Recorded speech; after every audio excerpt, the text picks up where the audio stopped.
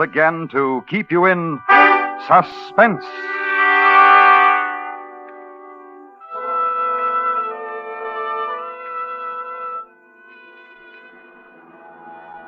It was no different than any other night. It was hot. The same warm wind blew up from the south end of the island. Along the west beach, a line of dirty white foam spread out where the breakers came up on the sand. The moon had already gone down. Across the lagoon, there was nothing. No lights, no sounds. It was the same as the day before. The same smell hanging over the water and the land. The smell of a world gone dead. They came and woke us up a few minutes before 3 a.m. The three of us got dressed and they gave us breakfast. We checked our equipment, then we took our positions with the other men. We wore protective helmets with specially treated linings. Over the eyes, a pair of heavy-duty goggles. Jackets, trousers, gloves, all specially treated for protection. Our boots were spread with linings of lead. We waited. The dawn came up fast. I think it was about 5:30. We kept watching the horizon over the east, a faint outline of an island. The warnings began to come in over the earphones. Bomber Boy 1, 2 minutes before actual time. Mark, 2 minutes before actual time. Adjust all goggles. Stand by. The month was May. It was beautiful. I took one more look before I strapped on the goggles. The blue water of the Pacific. The green islands near and in the distance. The islands of Eniwetok. The month was May. A piece of the earth was getting ready to die. Bomber Boy 1, 1 minute before actual time. Mark, 1 minute before actual time. Stand by. A single bird passed overhead, pointing for the horizon. There was the faint barking of a dog. Then it was quiet. Bomber Boy 1, 30 seconds before actual time. Mark, 30 seconds before actual time. We waited for the split second. We waited for the sound of it. Bomber Boy 1, 15 seconds before actual time. Stand by. 10 seconds.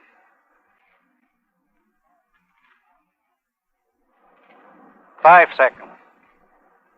4, 3, 2, 1.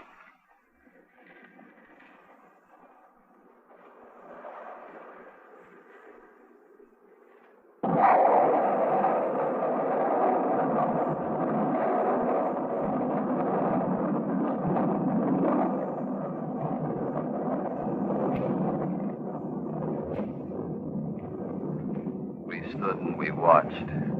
The huge body of the ocean heaved and shuddered. The island shook.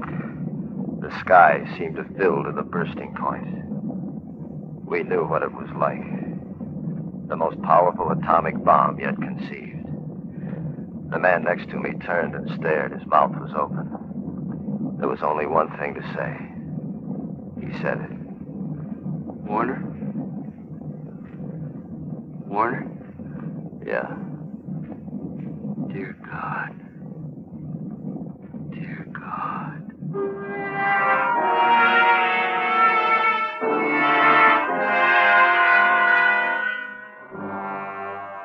That was the first one, but there were others. Our job was to photograph the results, everything. The tests ran into weeks, months. The islands of Eniwetok became a chain of black ruins, each of them festering with deadly radiation. After each explosion, we landed on the islands in the target area to photograph the remains. We got a first-hand look. It stayed with us. On the last day, I had two men working the cameras with me, Joe Harrison, Bert Pacelli, both good men. I couldn't blame either one of them. It just happened. Don't take any chances, Warner. Be careful. Yes, sir. Goodbye, sir. See you at Pearl. Joe, Bert, all right? Yeah, okay. All right, let her go. What's with the old man? Nothing, Joe. Told me to remind you to be careful. Don't take any chances. Not as long as I'm in this neighborhood. Atom bombs. Who needs them? Quit moaning. You got 'em. You check our Geiger counters this morning, Bert? Yeah, good shape. Brought the extra camera, too, just in case. Hey, have a look. What? Ship pulling out over there. Kind of lonesome, huh? We'll be gone in the morning. Hey, Warner, Yeah? what are they going to do? Going to leave anybody around at all after we take off? Yeah, I suppose so, the Marine Guard. Why? Oh, nothing. Just wondering. Even the water looks bad. Enough hot stuff in it to bring it to a boil. What do you think, Warner? You figure the natives will ever be able to come back? I suppose so. 10, 20 years, maybe. What would they live on? I mean, the islands we covered already. Couldn't even find one green plant left. Everything burned to the roots. How would they live? Take it to the chaplain, Bert. I only work here. Dead land, dead water, nothing. Give it time. Probably wear off. That's the point. What? What happens if it doesn't?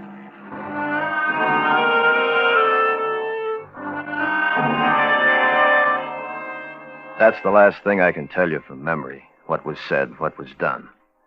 The rest of it's just as I put it down in the log. The last trip. Island 27. It's a few minutes past 1200. We've just landed at Transfer Point C. Most of the men have left here already. Skeleton crew standing by.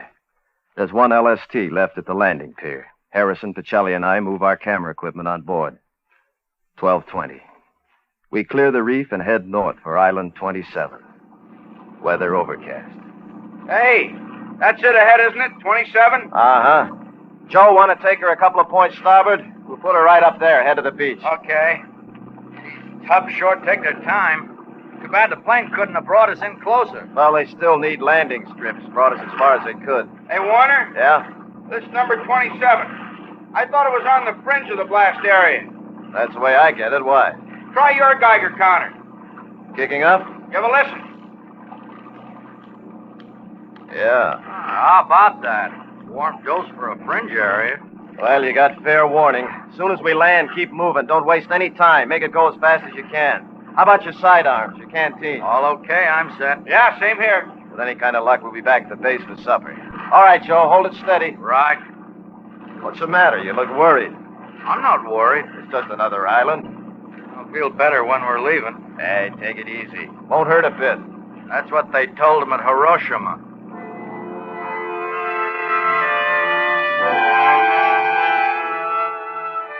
$13:35. We've landed on Island 27. It's about a mile wide, 2.5, 3 miles long. It's like a dozen other islands we've covered in the test area. The same smell of death and dying. As usual, our lives depend on our Geiger counters. They measure the radioactivity bombarding us as we move through the contaminated area. When the clicking sound is slow, the location's fairly safe. When it speeds up, it means the radiation's getting intense. As soon as we landed on the beach, my counters started turning over. We keep moving. The beach is littered with the remains of birds and fish, the life scorched out of them. The sand is burned jet black. There's no breeze. The sky is still overcast. We stop moving only once to lay out a plan of operation. What do you think? How do you want to cover it? Joe, you take the upper end of the island, huh? Cover everything down to that first inlet there. See what I mean? Yeah, okay. And Bert, you cover from the inlet down to here, okay? Right. I'll work everything from here down to the lower end. Now keep moving, but don't rush it. And try and keep in sight as much as possible. If anything happens, if you need help, fire your sidearms. 2 shots, got it? Sure, right. Okay, let's move.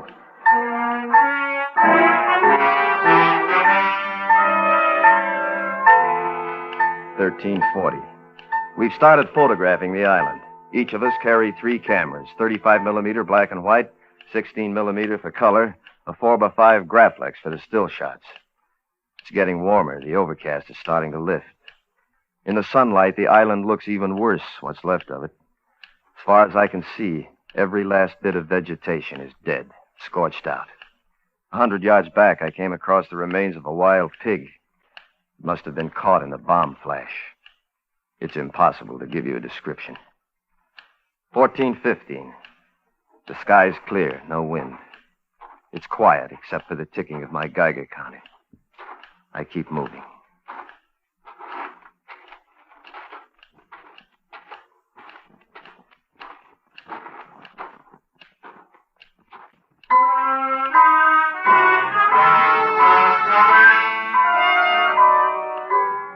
$15:05. There's not a breath of wind. It's hot. I have to keep moving. There's plenty to photograph, good specimens. I've just taken some color film of a piece of coral. Looked like portions of it were melted by the heat of the blast. 15:20. I heard the prearranged signal, and I hustled down to the beach. Harrison and Pacelli were coming toward me, waving their arms. Yeah? What's the matter? Gotta talk to you.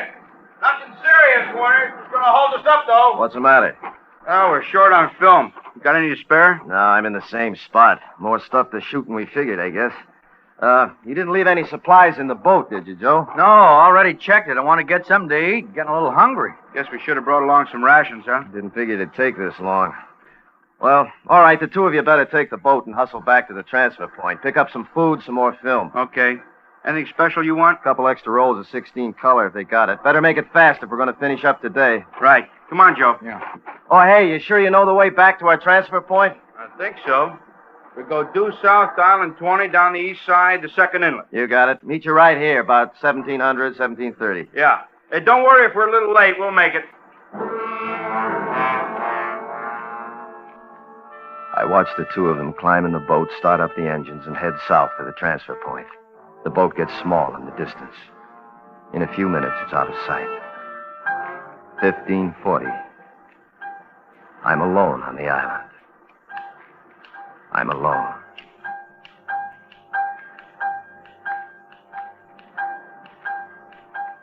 $15:45. I found out a couple of minutes ago that there's something else alive on this island besides me. I spotted it moving in a charred tangle of brush about 50 yards inland from the beach. I took a look. It was a small bird, dark colored. Apparently, he'd been exposed in one of the test blasts. One whole side of him was a bright red burn. He had one leg and one wing. He floundered helpless on the ground. The one wing kept flapping. The first impulse was to pick him up. I reached over and held my Geiger counter directly above him.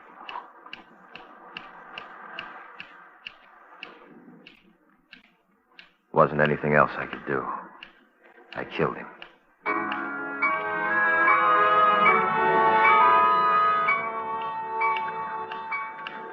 $16:30. I've just shot the last of the film, and I'm back at our rendezvous point on the beach. Harrison and Pacelli haven't shown yet. I keep watching the horizon to the south. No sign of him yet. 1700. 1730. Still no sign.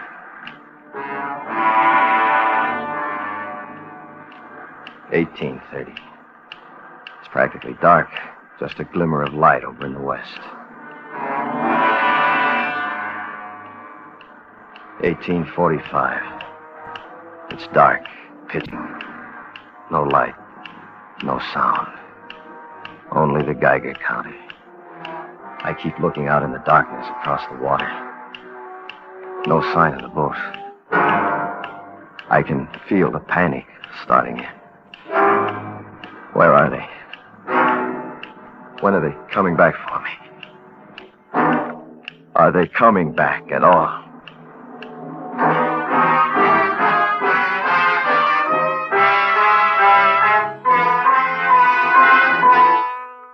Autolite is bringing you Mr. Richard Woodmark in How Long is the Night? Tonight's presentation in radio's outstanding theater of thrills, Suspense.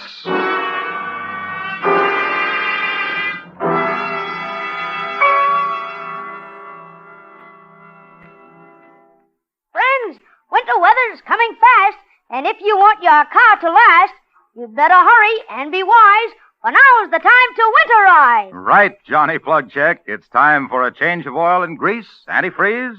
And check those important spark plugs, too. Because they're the heart of your car's ignition system. And when they're right, your chances of starting, even in the coldest weather, are better than ever. If replacements are needed, your Autolite spark plug dealer will recommend Autolite resistor or standard type spark plugs. Both are ignition engineered, and both are original equipment on many makes of our finest cars.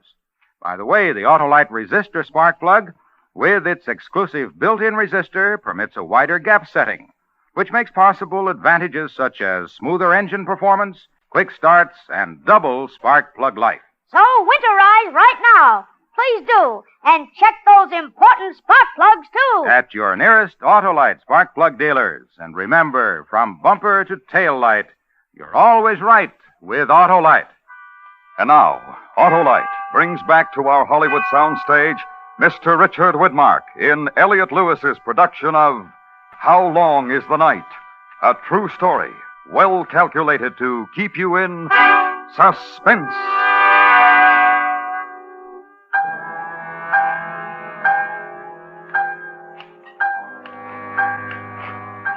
It's been over 5 hours, maybe more. I don't know. My watch stopped half an hour ago with the radiation, I think. I haven't drunk any of the water from my canteen yet. I decided to go slow with it. I haven't got any idea how long I'll be here. I keep walking.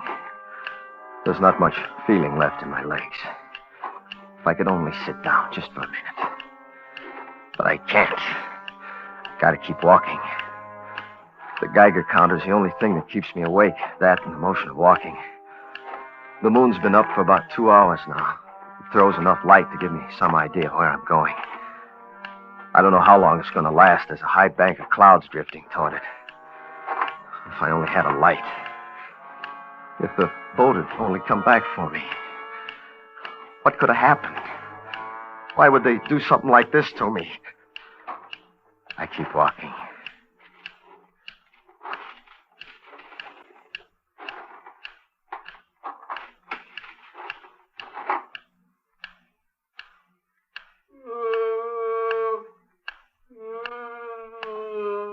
Oh, Lord. Hey! Hey, get out of here! Hey! Well, I can't be that panicky. It's impossible. There's nothing alive. We've been over the whole island. It's burned out. It's dead. I heard it. I know I did. It couldn't have been the wind. There isn't even a breeze. Still there. It's hiding in the brush. Something alive. An animal? A man? Hey, what is it? What is it?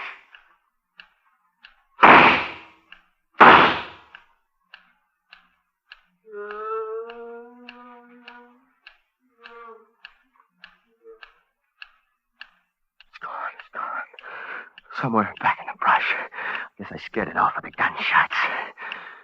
I start walking again, and the trembling in my legs works off. But my mouth and my throat, they're dry. I debate a few minutes before I reach for my canteen.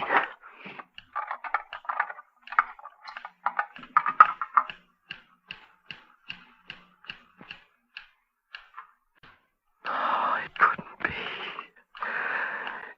It couldn't. It's wrong.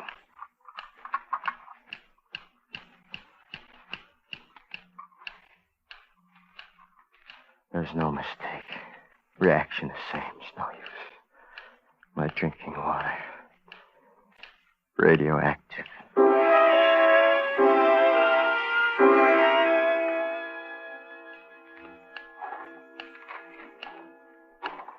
Still no idea what time it is. 2, 3 in the morning. I don't know. Hunger pains are getting to my stomach. I got a bad headache. Worst thing is my mouth and my throat. I'm so thirsty. The muscles in my legs are getting numb. If I could only sit down just for a minute. No, I gotta keep walking. Gotta stay awake. Keep walking.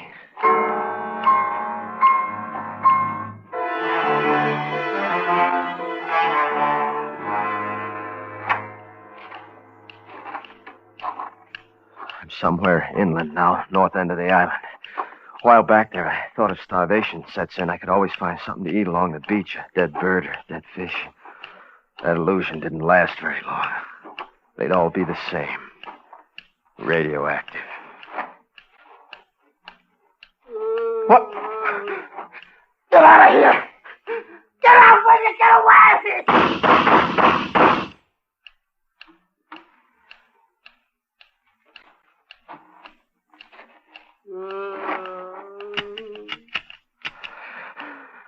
Empty. I grabbed the gun flat in my hand. The sound came closer. I brought the gun back and I threw it with all my might. And I missed. I turned. I ran.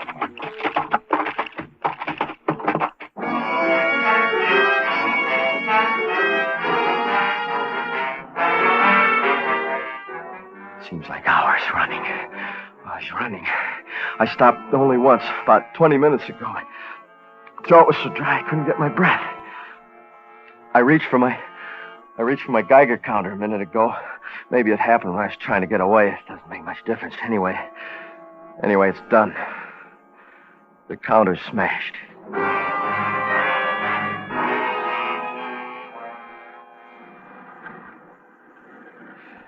I'm here, finally. I'm at the beach.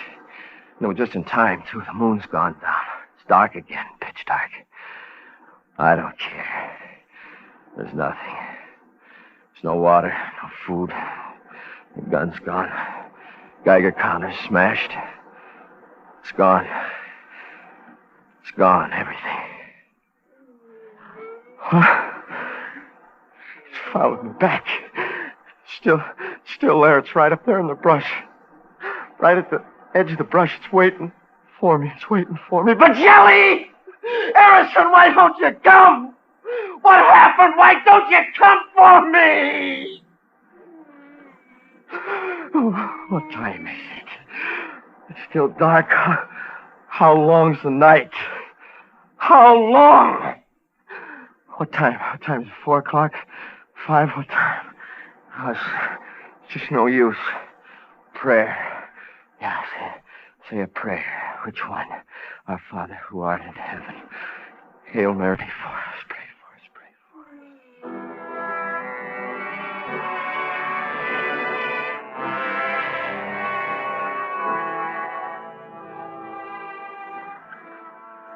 I don't know how long it's been. I'm not sure. Edge of the sky looks gray, maybe getting light. I've gone down to the very rim of the beach. I'm facing inland, my back to the water. I haven't heard the sound lately. Last half hour, anyway. And I don't care. Look. Over there. Over in the east. It's gray. The whole sky. It's getting light. It's getting light.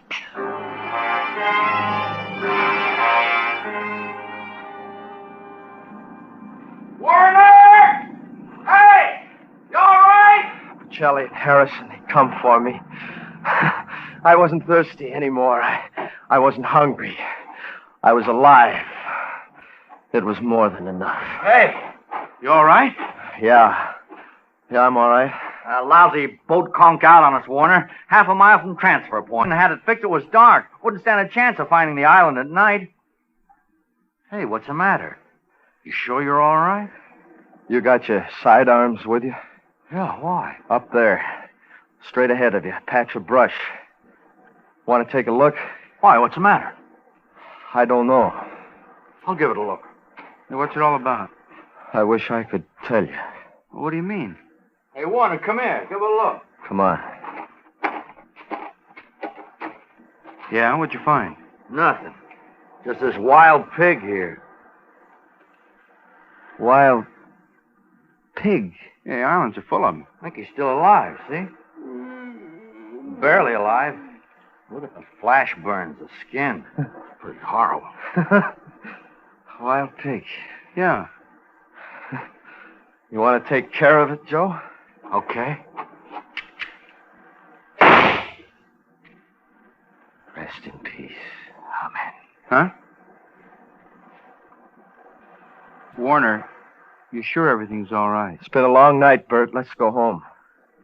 Anything we can do for you now? Anything you want? Yeah. I want to sit down.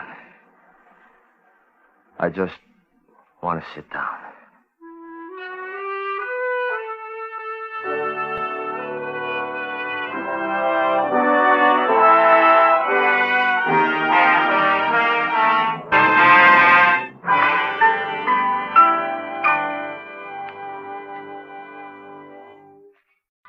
And now, Autolite presents The Death of Barbara Allen, starring Miss Ann Baxter, hoping once again to keep you in suspense.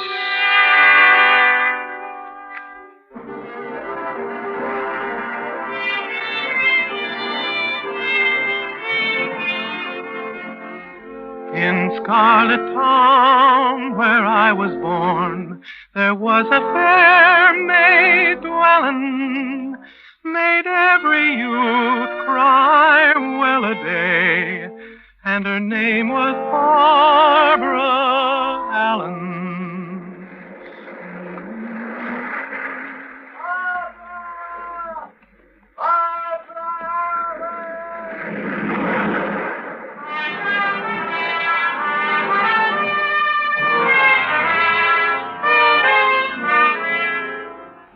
His voice was on the wind, calling to me, and the surface to the west of me and to the east, and the sounds of the night sea were all around, and on the finger of strand I waited for him, for my love as he rode to me, and a star swung across the moon, and the wind rose from the night as he rode to me, as he came to me.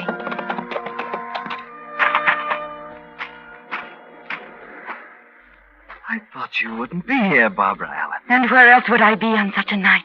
Home, perhaps, where it's warm. How? And the young men of Scarlet Town to knock on your door. Not here, where the sea rises and the moon is cold. Where I meet my love. But there's a storm coming. Let it. The storm and the tides will drown this strand. And we would drown. Yes. We would drown, Will. And you would live no longer than I, and I no longer than you. Our love would die at once on a storm. Why do you talk of death? Oh, I talk of love. And I do. And there's no death in it. No, Will. Only this. Oh, Will. Fair Barbara Allen. Wild Barbara Allen. Ride with me. Yes.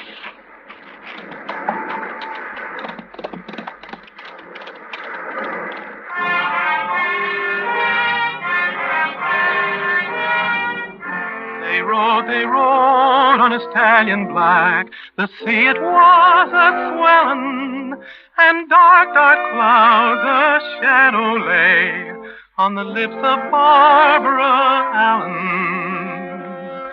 Then Willie held her oh so close, and he kissed the lips a-tremblin', then kissed again in fond adieu, and took her to her dwelling.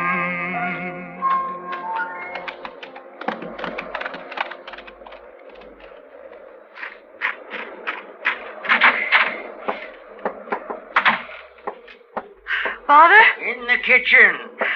Sean's here. He's been waiting. Hello, Barbara Allen. I'll get you some tea. No. The pillow in back of me slid down, Barbara Allen. Fix it. Where you been? On the strand. With Will. With Will. Sean's been waiting. You knew he was going to be here. I've been sitting with your father, waiting, doing the things you should be doing. While you meet Will on the strand. Ah, he can do for himself. Drink your tea, Father. I like whiskey in it. Here. Drink, old man. I like whiskey in it because whiskey keeps the warm down. And it's a cold house. It's a season of storm, and I have a daughter who's never home. Ah, Father. The warmth of my daughter is for a sailor named Will. Father. And my house is cold. You'll need a pillow for his chair, Barbara Allen. He can do for himself. He can do whatever he needs for himself. He sits there and rocks and remembers the time when he had a wife to do for him. Do everything but walk for him. My house is cold. Oh, listen to him. Barbara Allen, Yes, Sean. Will is a sailor Yes. with a small boat Yes. and a narrow life. You couldn't know. I know. And one day he'll say goodbye to you and sail his small boat. That will be the day when the sea will throw him back to you, wrapped in kelp and drowned. And what of you, Sean? Shopkeeper Sean, seller of pots and fish hooks and whiskey, Sean. Should I love you, Sean? Yes? Cold. And what will you make of me? One like him who sits in a rocker and remembers. You love Will. How many others love Willie the sailor? And how many does he love? No one. There's a girl. You've seen her, Barbara Allen. She's new to Scarlet Town. Her name is Murieta, and she drinks wine with Will. They whisper and laugh together. Get out of here, They Sean. say when Will leaves you, he goes to her. You lie. And if I'm not lying, if he hurts you, Barbara Allen, I'll kill him. Get out of here, Sean. I would. I'd kill him.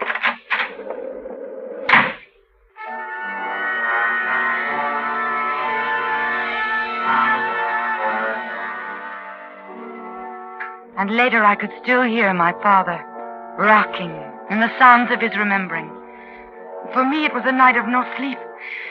I lay there in my bed, and outside was fitful squalls of rain. Began and stopped and began again. Outside was surf that eddied in the rocks and mist and choke and tangle of kelp flung against the strand. And Will's face and his words and the words of Sean and the sudden blaze of light across my bed. The night careened against the sea. And then the night was still. Then it was morning. I got up and dressed, walked through the room where my father was, still sleeping in his chair. The beach had been pitted by the rain when I walked it. The dune grass was green and shining. The wind held, stung the sand against my legs. And down the curve of the beach and near the end of it, Will's boat. The sail on it to be mended. For me to mend. For Will. Hello. What are you doing on Will's boat? It's where I belong now. On Will's boat. To mend his nets and the sail. Will sent you here? He left me here. I know who you are. You're Moria. You wear a silk dress in the morning to mend a net. Here, this is a net. Mend it. Let me watch what you'll do with it. He will teach me when he returns. When did you see Will? I saw him. When? When I was with him. When he told me to stay here, and today we would go sailing together. Sailing? Where? Why? To some place. This coast is new to me. Will wants me to know it. What other places has he shown you? Scarlet Town and what's around it. You've ridden with him? On his black horse. Ridden the Strand? At night? Yes. And the ruined church at the end of it? Yes. All of these things. Where is Will?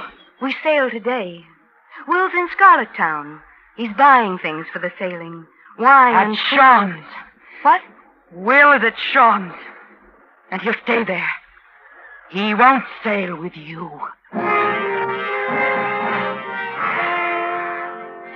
Across the dunes, oh, she did run, the wind with her sighing. And as she ran, the more she grieved, until she burst out crying. When she came down to Scarlet Town, the street with crowd was filling. When they saw her, they stepped aside, made way for Barbara Allen. He's in there, Barbara Allen, in Sean's place. Why is there a crowd, Mr. Eamon? In Sean's place. Will's in there. What happened? I was in there. Will was buying things of Sean. Will was laughing. He broke open a bottle of wine. He made a toast. A toast? To whom? To the ladies all around. To Moria? To her. And what happened? There was talk. Then Will had a knife in his hand, and Sean did too. There was a fight. Will's in there, Barbara Allen. He's lying on the floor. He called your name.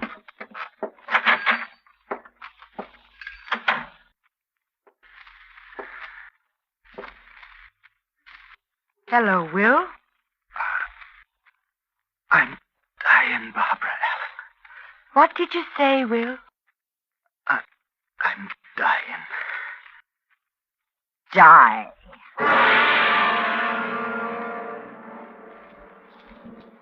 Autolite is bringing you Miss Ann Baxter in The Death of Barbara Allen. Tonight's presentation in radio's outstanding theater of thrills, Suspense.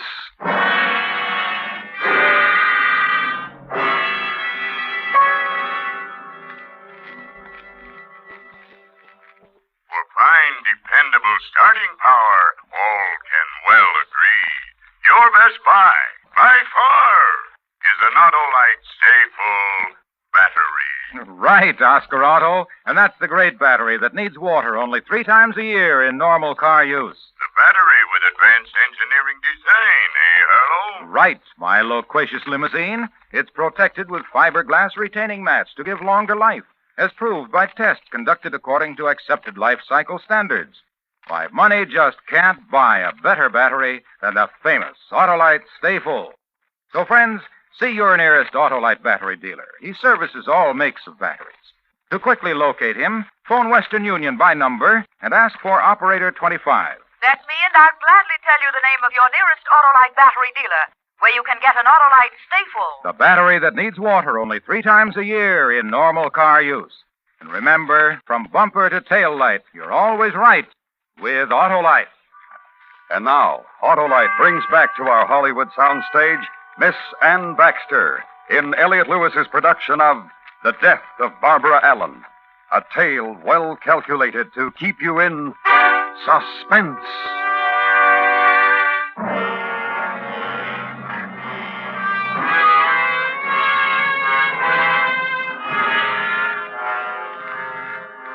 In Scarlet Town, where I was born, twilight was a-fallen. On William Green, cold death it lay, no grief from Barbara Allen. They carried Will to the edge of the Strand, the people's Scarlet Town, and I was not there. They opened the earth of the old churchyard, and they scattered the earth over the body of Will, and I was not there. I walked the sands of Scarlet Shore, and I cursed the grave that held him. Is that you, Barbara Allen? What do you want, old woman? Is that you, Barbara Allen? I'm old and I can't see so good, especially with the mist so heavy and drifting like they do. What do you want? Oh, give me some of the driftwood you're gathering. I'm an old woman, and when I bend for the wood, the sea snatches it from my hand. Take what I have, there's more. Let me walk with you and fill my apron for me. All right. Your Will is dead. He's dead. They're burying him. The whole town is there. You're not there, Barbara Allen. And you're not there, old woman. I buried 3 sons on that strand in the churchyard at the end of it. Never do I want to be on that strip of land again. Nor I. But you will. And I. Your death place is there, and mine, and all of us in Scarlet Town. The earth covers us in summer, and the sea in winter and storm. Oh, give me that piece of wood from my apron. Take it. You met Will there on the strand, didn't you, Barbara Allen? It's a place of love and death. That Will was handsome. Listen to me, old woman. Walk with me and beg my driftwood, and I'll give it to you. But don't talk to me of Will. And why not? He died for the love of you. For the love of me, and one called Moya, and the rest of the ladies all around. For the love of you. I was there in Sean's place, touching the bolts of dress goods, and close. I heard what happened, all of it. For the love of me. Sean spoke your name lightly in a teasing way, and he leaned over with a smile and whispered a question in Will's ear. Then in Will's hand was a knife, because of what Sean had asked. You lie, old woman. It's how Will died. For the love of you, I swear it on the graves of my 3 sons who lie dead. For the love of me.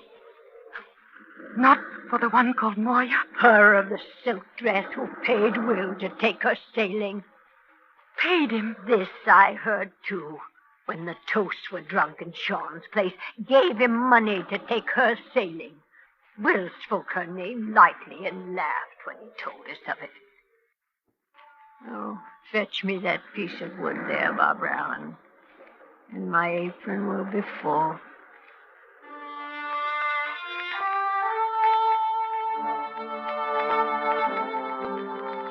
And then she left me, the old woman did. And for an hour, I walked the beach gathering driftwood for my house. And all the while, the bell of the ruined church tolled for Will. For the death of Will. For my true love. For Will. Night came swiftly with the rain. And the moon slid behind something black in the sky. And it stayed there. The sea was vast. It rolled in and broke, and the end of it was chill against my feet. Far away the file of mourners' lights as they walked homeward. And I went home, too, and made a fire. Waited till the sound of my father's returning. The funeral was over. The dead had been buried. My father asked for his tea with whiskey in it. I gave it to him. I left. I went to a place. Sean's place.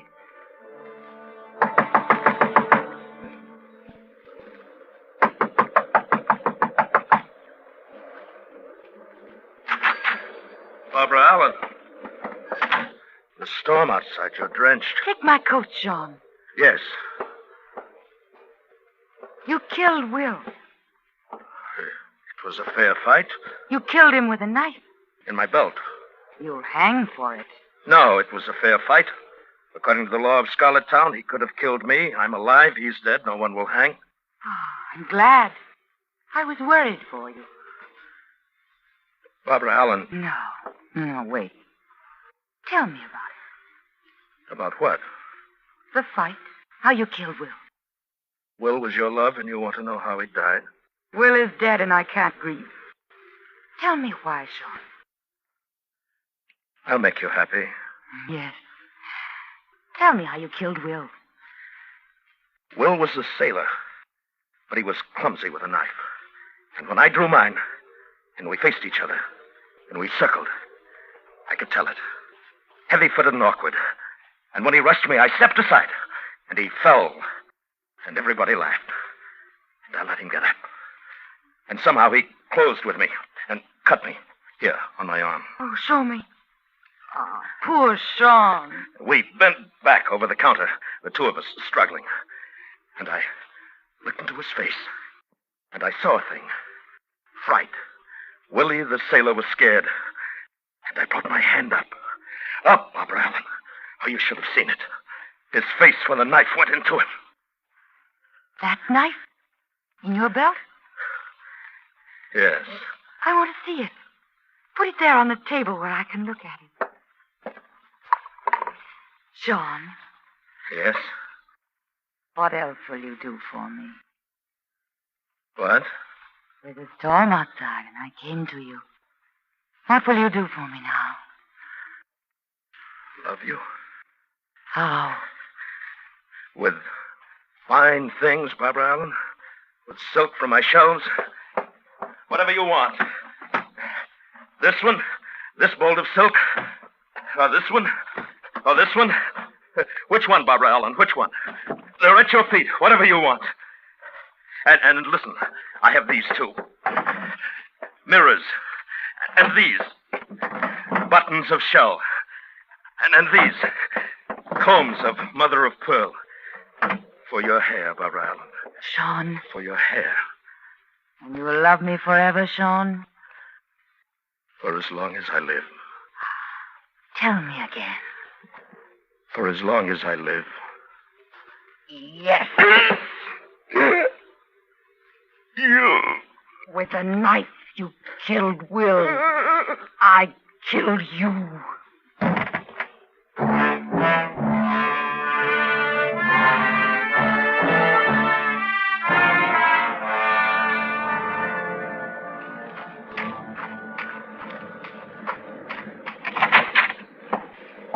Father.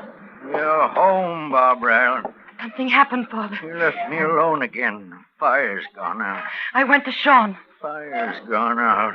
And I killed him. The sea spills over the churchyard, and the dead will drown. The dead in the old graves. The dead in the new graves. Will. That's why I killed Sean, Father.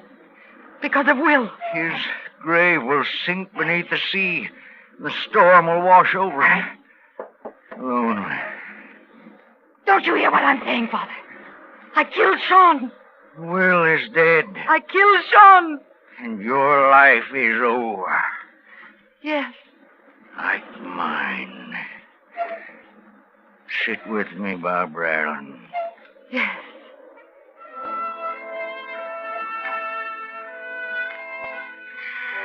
And I sat with him at his feet while he rocked.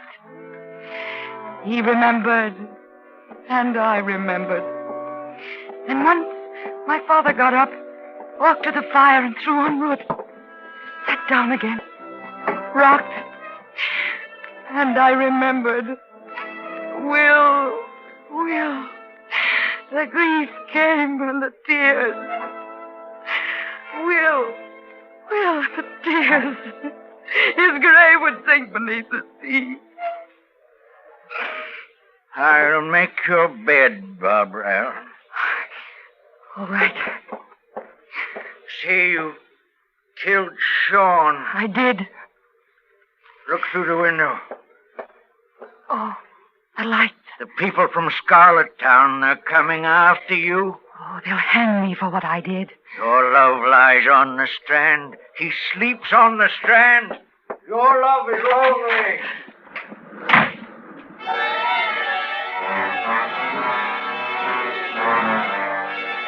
I ran to where my love was, where Will was. Down to the beach, onto the strand, and they followed me. The lights of the people from Scarlet Town, and their voices on the howling wind.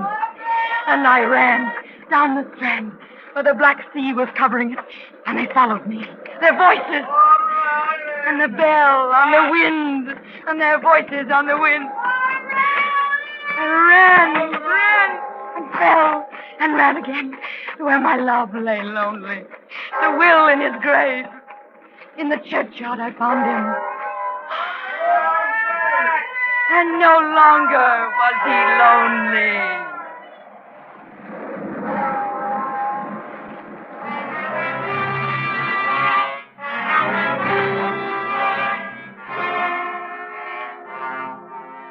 Sweet William lay in the old churchyard, his love so fair beside him. Out of William's heart grew a red, red rose. Out of Barbara's grew a briar. They grew and grew to the old church tower, and they could not grow higher. And at the end tied a lover's knot, and the rose wrapped round the briar.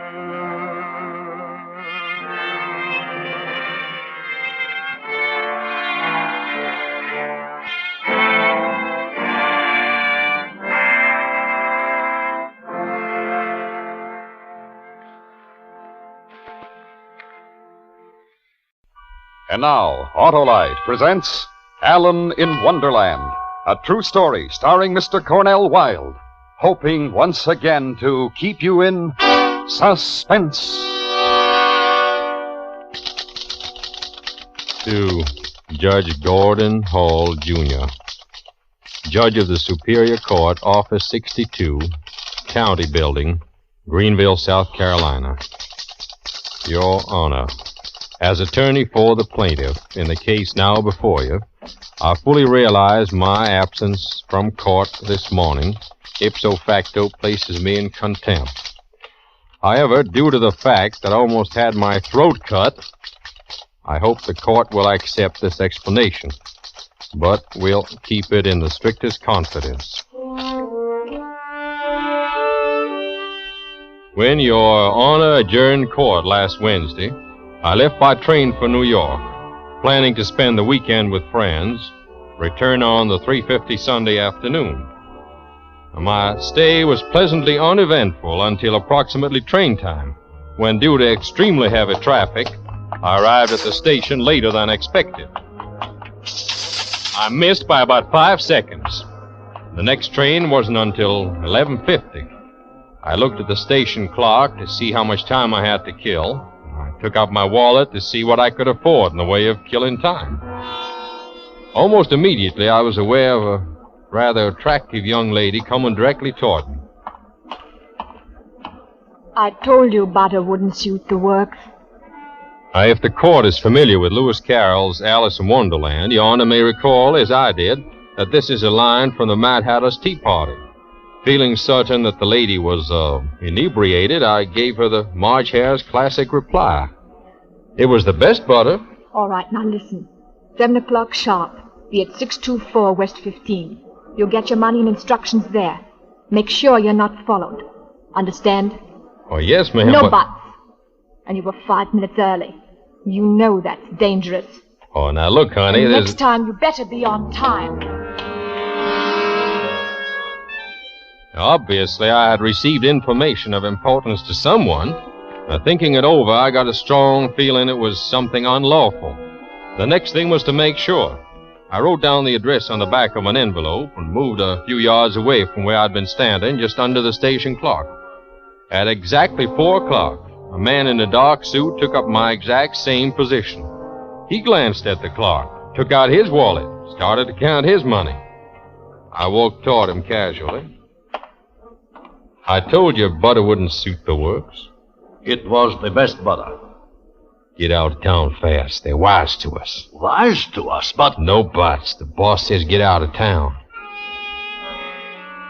Apparently, my choice of words was effective because the man immediately followed my instructions with amazing speed and professional finesse. If I had any doubts the crime was in the making, they were now completely erased. Consequently, I reported my evidence to the police.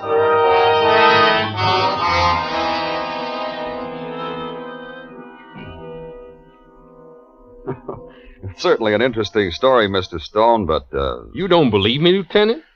I didn't say that. But that's what you mean, isn't it? What I mean is there's no law against quoting Alice in Wonderland in Pennsylvania Station or anywhere else for that matter. You're a lawyer, you ought to know that. All right, sure, but they were using it as a code. Isn't that plain? Well, you'd like to know why. Well, it's not just a question of curiosity, Lieutenant. Look, Mr. Stone, New York is a city of over 8.5 million. A certain percentage are screwballs. No, this wasn't a screwball. These people were deadly serious. They're up to something, Lieutenant, I assure you. I've got to have something to go on, Mr. Stone. Even if we could find these people, what do I charge them with? I've got to have something concrete. Well, now, the address on 15th Street. Can't you investigate it? Okay. All right, wait a minute. Healy? Yeah, Lieutenant. You want me? Yeah, Healy. This is Mr. Stone. I want you to drive him to an address on 15th Street. He'll explain all about it on the way.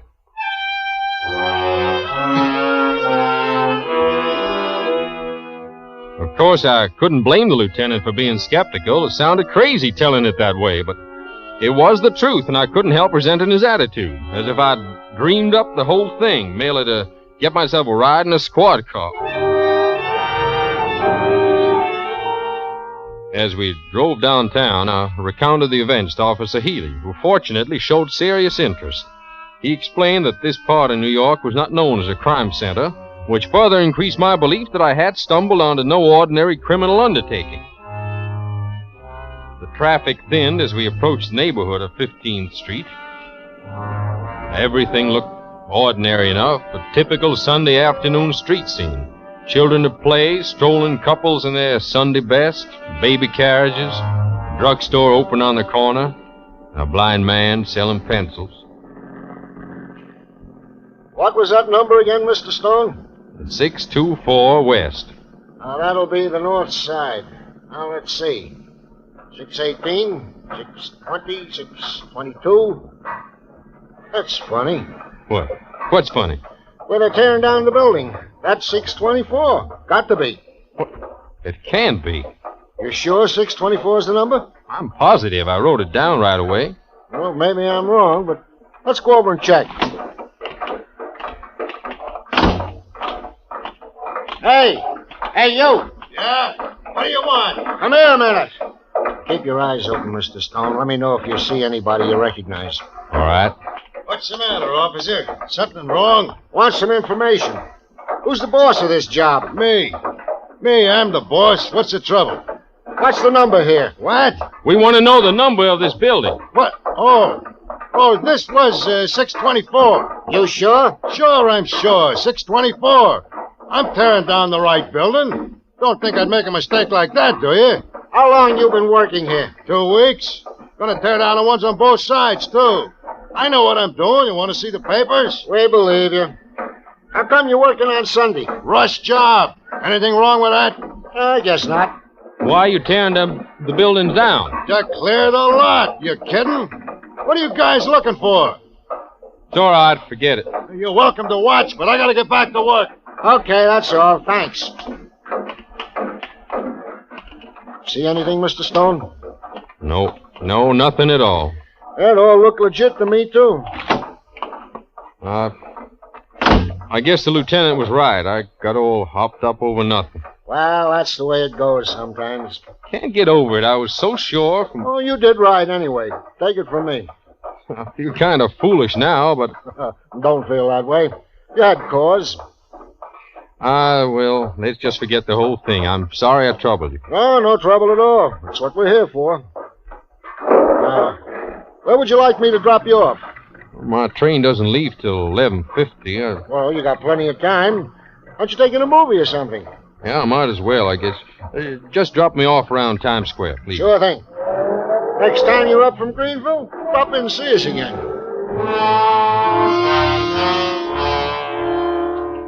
Officer Healy dropped me at one of the Broadway theaters. I bought a ticket and went in. There had to be something to it. Somewhere along the line, I'd made a mistake. I took out the envelope on which I had written the address. By the light of the screen, I reread it again. No, the mistake wasn't there. Then my mind went back over the Mad Hatter's Tea Party. No, there was nothing there either. Then it suddenly hit me. The girl had said to be at 624 West 15th Street at 7 o'clock. Nothing about being inside. That was it. It had to be. I glanced at my watch. It was just 6:41 when I left the theater. Taxi! Hey, taxi!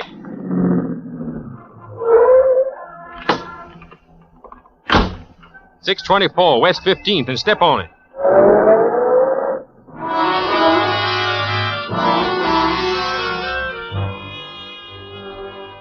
It was exactly 3 minutes to 7 when I reached the corner of West 15th.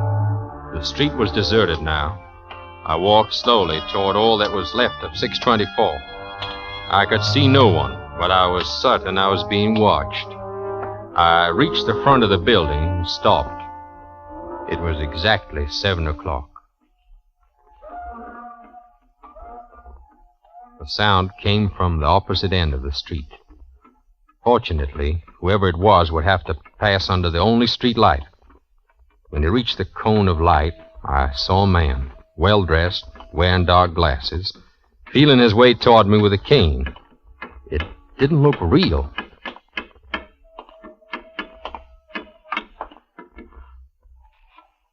Seven maids? 7 mops? Good. Follow me. And I remembered the rest of it from Alice in Wonderland. If 7 maids with 7 mops swept for half a year, you suppose the walrus said that they could get it clear? I doubt it, said the carpenter, and shed a bitter tear.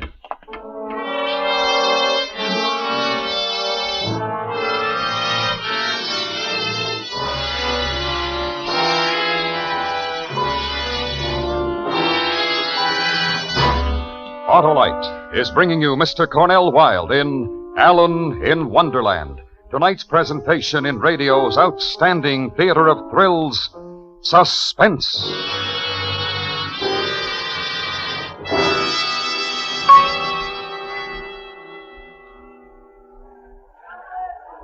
Well, Harlow, we won. And Hap, you always win with an Autolite electrical system.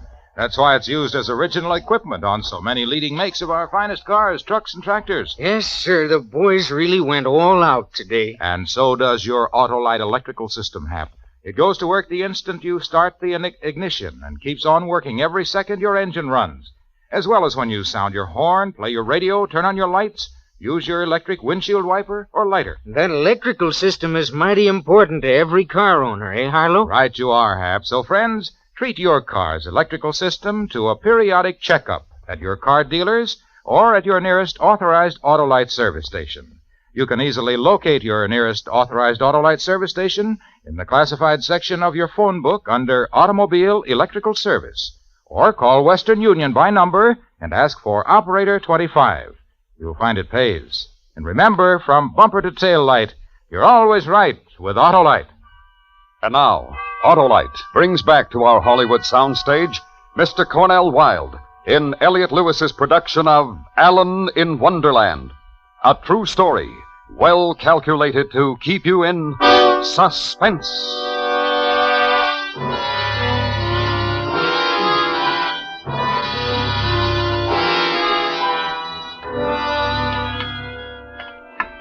The blind man led me east along 15th Street.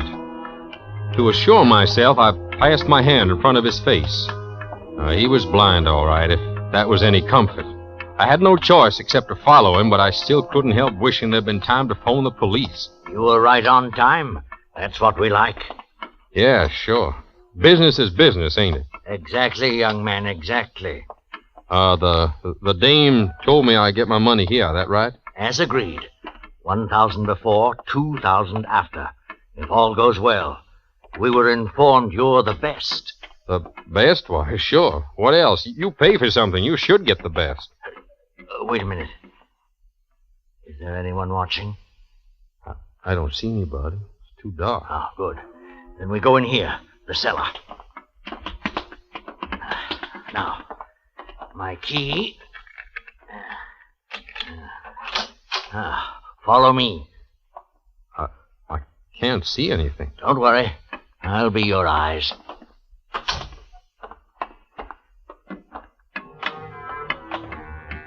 I held on to the blind man's arm as he led the way down a narrow corridor. It was black as pitch. As he walked, my nostrils filled with countless smells, all musty and old. The corridor made a turn, and up ahead a faint light appeared. As we approached, I could see the outline of a door. We stopped in front of it, and the blind man knocked.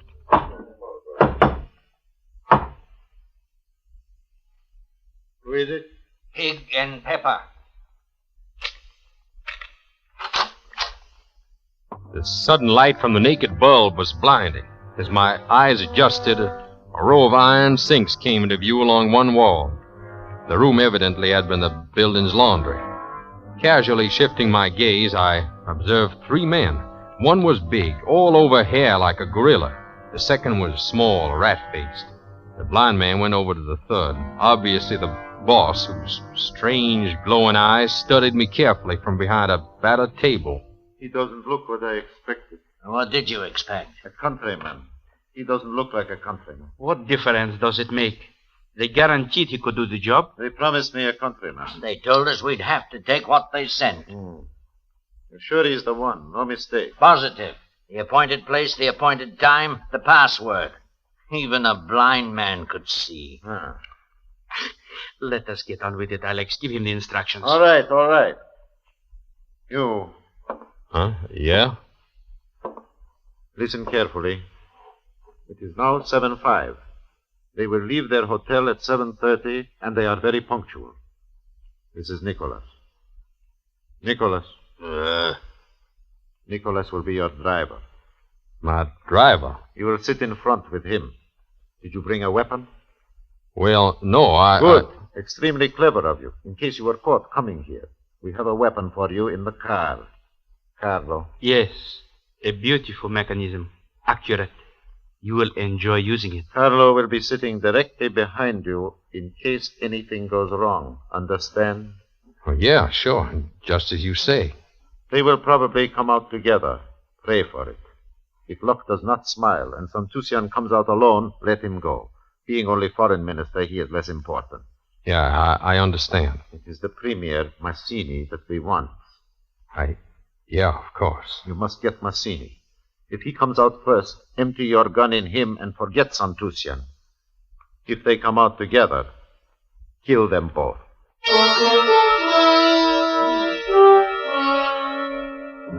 Kill.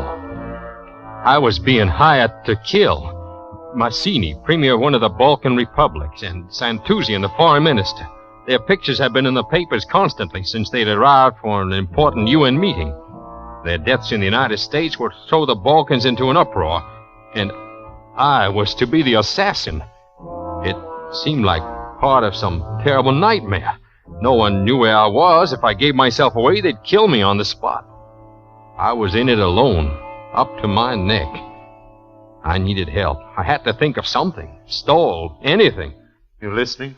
Yeah, sure I'm listening. Your car will develop engine trouble directly in front of the Park Avenue entrance. This will give you a clear line of fire. We were given to understand you never miss. No, that's right. I never miss. Nicholas will be outside the car pretending to examine the engine. You will be alone in the front seat. The moment will be yours. Then there's nothing to worry about, is there? Just one thing more. If you fail us, lose your nerve, or decide to change your mind once the plan is in motion, Carlo has orders to kill you instantly. I will be right behind you. Well, okay, sure. You guys got a right to protect your investment. All right. It is now 7:10. We will leave in 5 minutes. Nicholas, we finish card game, huh? Yeah.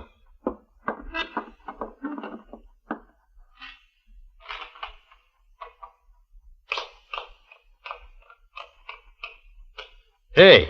Huh? What? What is it? My money. Yeah, what about my dough? I have it right here. 1,000. Oh, yeah, thanks. Play, Nicholas.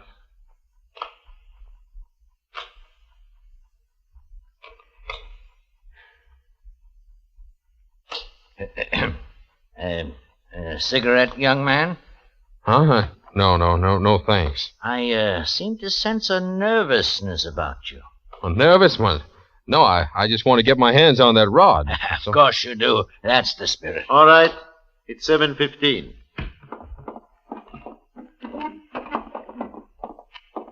Wait a minute. What? The rest of the money. What about the other $2,000? Carlo has it with him. You will get it the moment you complete the job. All set? Now, wait. Now, let's see if Carlo's got it. I have it. It is getting late. We have to... I want to see it. I have it. Come on. Show it to him. But, Alex... Show it. There. Satisfied? Yeah, I'm satisfied. All set? Now go. And may luck be with you. Good hunting, young man. Good hunting.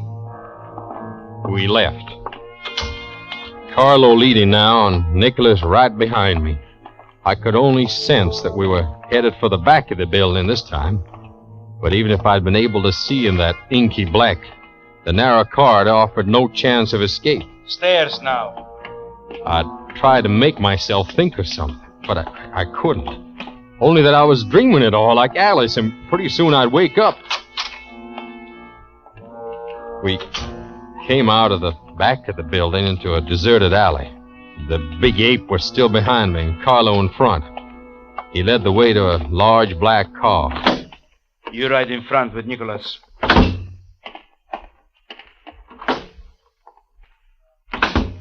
It is now 7:19. All right, Nicholas. Hey, Carlo. Huh? The gun. Let's have it. You will have it in plenty of time. I feel funny without one. If anything goes wrong before... Nothing will go wrong. Nicholas is an excellent driver, and the plan is perfect. Perfect. A gun. He's too quick for Mazzini. If it had been left to me, it would have been a knife. Pay attention to the traffic, Nicholas. We turned uptown, and the traffic began to get heavier. I looked at my watch. It was 7:23. I thought about jumping Nicholas, wrecking the car. But not with Carlo in the back seat. I could feel his little rat's eyes burning into the back of my neck. Any sudden move, he'd be right on top of me. My only chance was a policeman, a squad car, someone I could signal. 7:25. One more block. You better give me that gun. In time. We are here, Nicholas. Perfect. 7:27. Get out and look at the engine, Nicholas.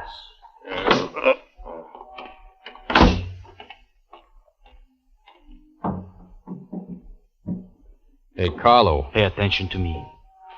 Look across at the entrance to the hotel.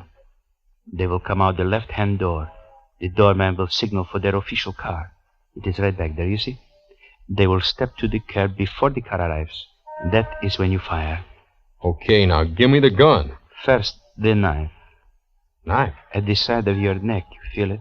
Hey. Insurance for a good job. Sharp as a razor, my friend. Here is the gun. Hair trigger. Careful, you know. Hey, that knife, you don't want me to miss, do you? You will not miss. It is your business not to miss. Now keep your eye on the door. I could feel the point of that knife just barely scratch the back of my neck. I looked across at the hotel. It was 7:29. Everything was normal. People passed. The doorman nodded and smiled. But no one looked our way. I felt the gun go slippery as my hand began to sweat. They wouldn't come out. They just couldn't. They'd go out another door. The meeting was canceled. They'd see us. Knew I had a gun. Nothing to worry about. They weren't coming out. 7:30. There they come. Both of them. Move the knife, will you? They are walking to the curb. Take aim. Move the knife. Take aim. I am. Now. Shoot. Shoot straight. Shoot. Pull the trigger. Shoot.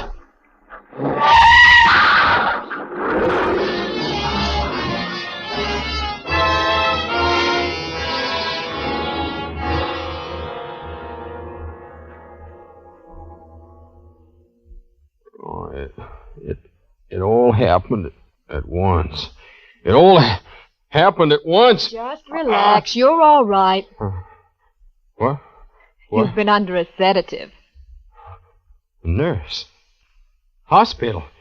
My throat. Oh, you're going to be all right. The doctor even said you could have visitors. You can come in now. No, you mustn't let them in. Well, Mr. Stone, how are you feeling? Huh? I feel fine, Lieutenant. My head's buzzing a little. It should. You got a pretty nasty bump. Doctor says you get over it. You're a lucky guy. What happened? What hit me? I did. When I saw you aim the gun, I didn't know what you'd do. There wasn't time, so I just ran the squad car into the one you were in, trying to spoil your aim. You were around all the time? Mm-hmm. The big one's dead. They don't hold out much chance for the other one either. What did I did kill them. Oh, no. No, I mean the guys you were with. Oh. We had a tail on you every minute after you left the precinct. We went to the movies, 6 of us. And the blind man, Lieutenant, what about him? I picked him and that other character up right after you walked out. Got the girl, too. Yeah, well, that's fine. Just one more thing. None of this is going to be made public. It might create some sort of incident. I'm sorry, but that goes for you, too. Oh, of course, I understand. Sorry. Time's up. Oh, so long, Mr. Stone. Long. If I need a good lawyer, I'll look you up.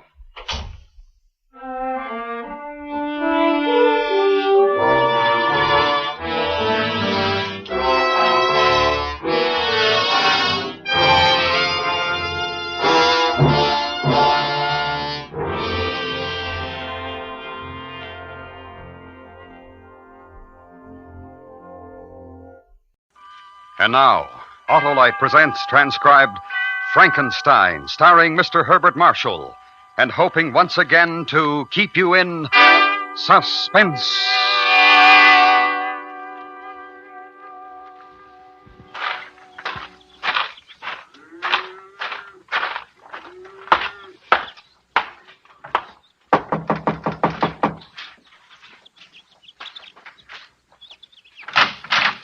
Oh, Hello, Victor. Hello, Mary. The Reverend in?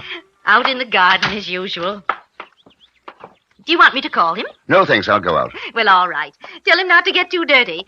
We're supposed to play croquet with the McDonalds at 5. I'll tell him. When's Elizabeth coming home? Tomorrow or Tuesday, I think. You'll both have to come over for dinner. Love to Mary. See you later.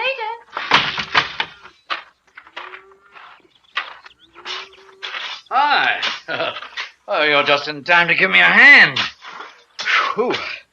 Oh, these Indian summers, hot, too sticky. James, I got to talk to you. Well, of course. What, anything wrong? You know, you haven't looked too good for the past month or so. Something on your mind? Yes. Oh, well, then. Let's go in the house. I'll get you a beer. We can talk. No, not in the house.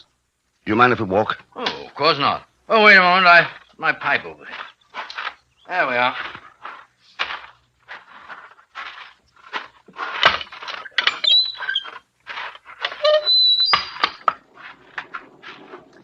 Might get some rain. Hope so. I won't have to play croquet. Asinine game. James? Oh, look now, we're friends. You know you can speak to me. What's the matter? One of your patients die? You made a mistake, perhaps? No, nothing like that. Perhaps it's worse. I'm not sure. Has it anything to do with Elizabeth going away? In a way, yes. Oh. My favorite place. You know, Victor, I think of most of my sermons standing here looking across the valley. Lovely, isn't it? Got a match? Oh, thanks. Listen, I've been doing an experiment. It's very complicated. And I've almost finished. Well, that's wonderful. I think I'm a little afraid of it. I don't know. I've tried to think it out myself. I can't find the answer. Go on. You believe in God, don't you? Oh, I mean, because I don't go to church, you don't think that I don't believe, do you? I don't think that at all. You're a good man. I want you to promise me something. You've got to promise that you'll never breathe a word of what I'm about to tell you. You have my word. You swear? I don't usually break my word. Oh, I'm sorry. Look, I've made something. It's tremendous. It's impossible. But I think I've done it. And it goes against everything you believe, James. What? What have you done? I've made a thing. I don't understand. I put it together. Heart, brain, nerves, muscle, everything. I've done it. Now do you understand? A complete body. And you're upset because of that? You think that you've done something wrong? But... You're a surgeon. What you've done will help to save a life. If you've learned more about the human body, this experiment can't be wrong. It can only do good. Oh, I shouldn't worry. Last night, I made it move. I'm not certain, but I think I can give it life. Absolute life. Now do you see why I'm afraid? I've created a man.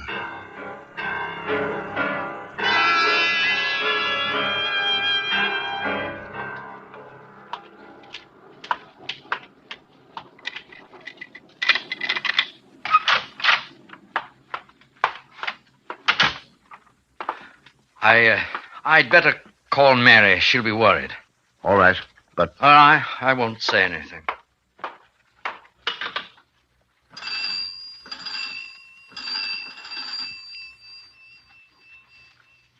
Hello. Mary? No, I'm with Victor. Listen, dear, I'm afraid we'll have to put off the McDonald's. Yes, I know. Well, Mary, I have something very important to discuss with Victor. It can't wait. Yes, dear. No, don't wait supper. I'll have something over here. Yes, I will. Goodbye. You don't have to see this thing if you don't want to, James. What is it? In my lab. I had an addition built on. I'm the only one who has a key. I don't say I believe what you've told me, but how do you know you can make it live? I mean, is it anything more than galvanic action? You'll see.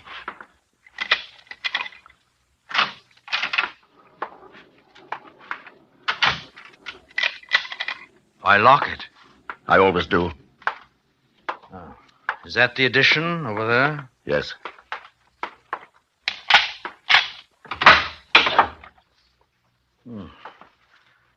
Dark. There aren't any windows. It's better that way.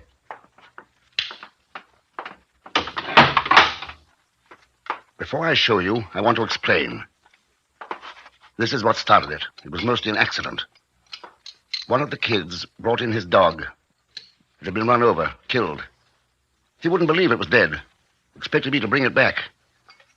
I gave it a shot in the heart. And then another with this stuff. A compound I've fooled with for a long time. Yes? The dog came back to life. Just for a moment. How do you know the dog was dead? Oh, it was. It had been for 2 hours. All that happened 3 years ago.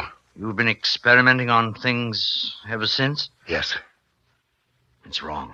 I don't know. No, it's wrong. You don't have to stay, James. What are you going to do? Try to bring it to life? I've got to. I've got to try. Then why did you come to me? I wanted to tell you. I had to tell someone. You're my friend. I'm a minister. I preach and believe in the word of God. Do you want to see it? No. No, I don't, but I must.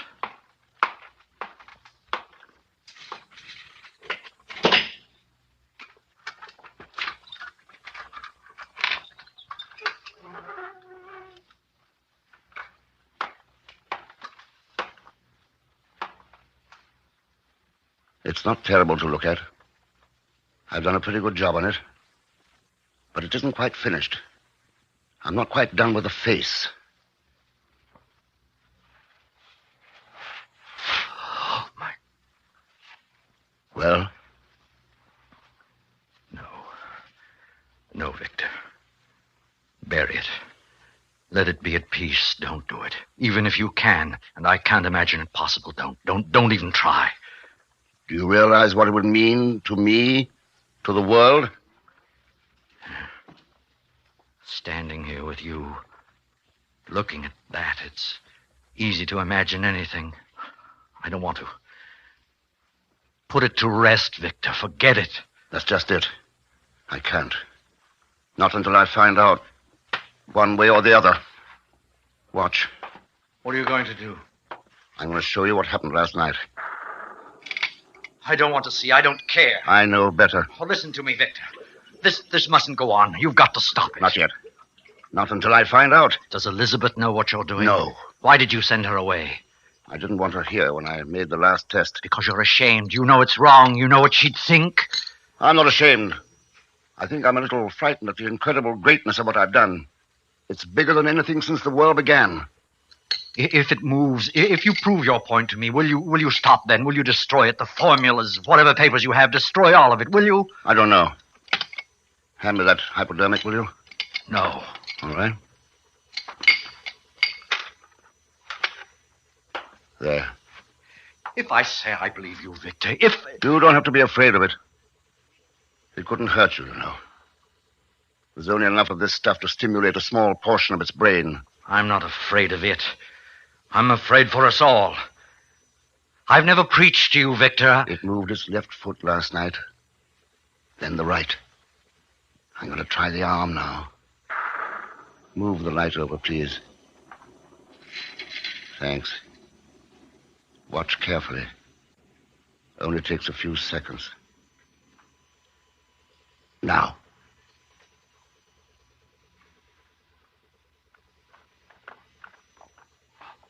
Look. Its hand. I know. That's the way it was yesterday. Movement only lasts for a moment, though.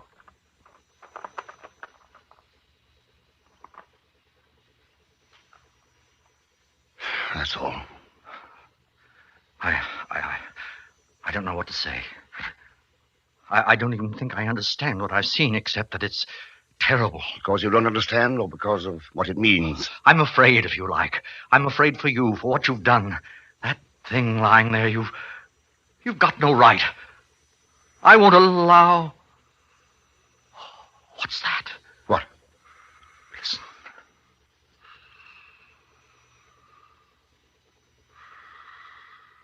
Stethoscope.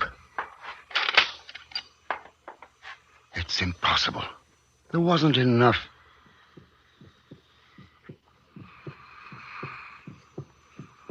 It's breathing, Victor. What have thing's alive.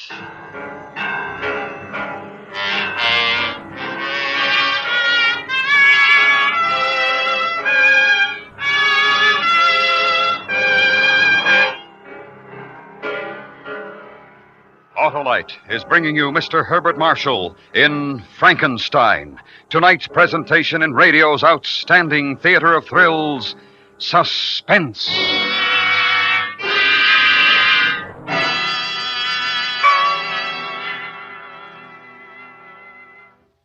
Harlow, who's this Johnny Plugcheck who's always electioneering about spark plugs? Why, Senator, Johnny is a helpful hinter fighting Old Man Winter. He's the blithe reminder to wise motorists that now's the time to visit your Autolite spark plug dealer to get ready for the cold driving days ahead. Change the oil and grease, put in antifreeze, inspect the battery cable. And check those important spark plugs, too. Because when your spark plugs are right, your chances of starting, even in coldest weather, are better than ever. And if my Autolite spark plug dealer finds my spark plugs need replacing, Harlow? Why, if they're worn out, he'll recommend a set of the world-famous ignition-engineered Autolite spark plugs, Senator, like the amazing Autolite resistor spark plug. It's one of the greatest advancements in spark plugs for automotive use in the past 20 years. When you have a set installed in your car, you'll get double spark plug life, smoother engine performance, and quick starts, as compared to spark plugs without a built-in resistor. So, friends, visit your Autolite spark plug dealer soon. And remember, from bumper to tail light, you're always right with Autolite. And now, Autolite brings back to our Hollywood soundstage Mr. Herbert Marshall in Elliot Lewis's production of Frankenstein, a tale well calculated to keep you in suspense.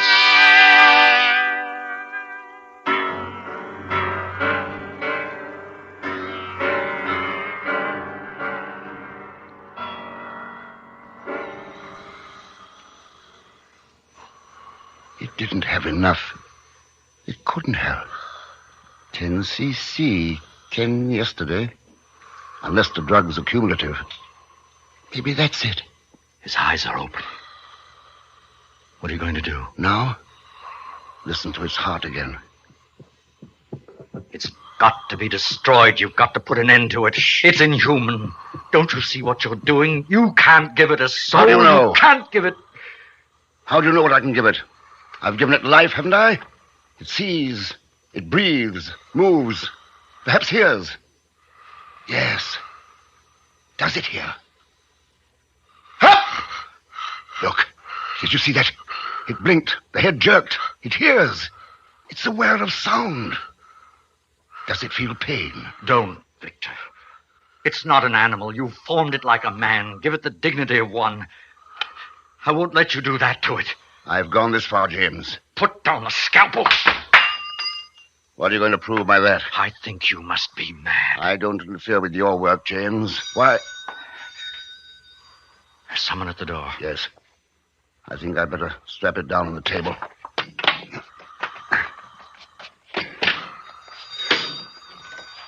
You won't forget your promise, will you? I'm sorry I gave my word. I'm sorry you ever told me about this. I feel I'm as guilty as you are now.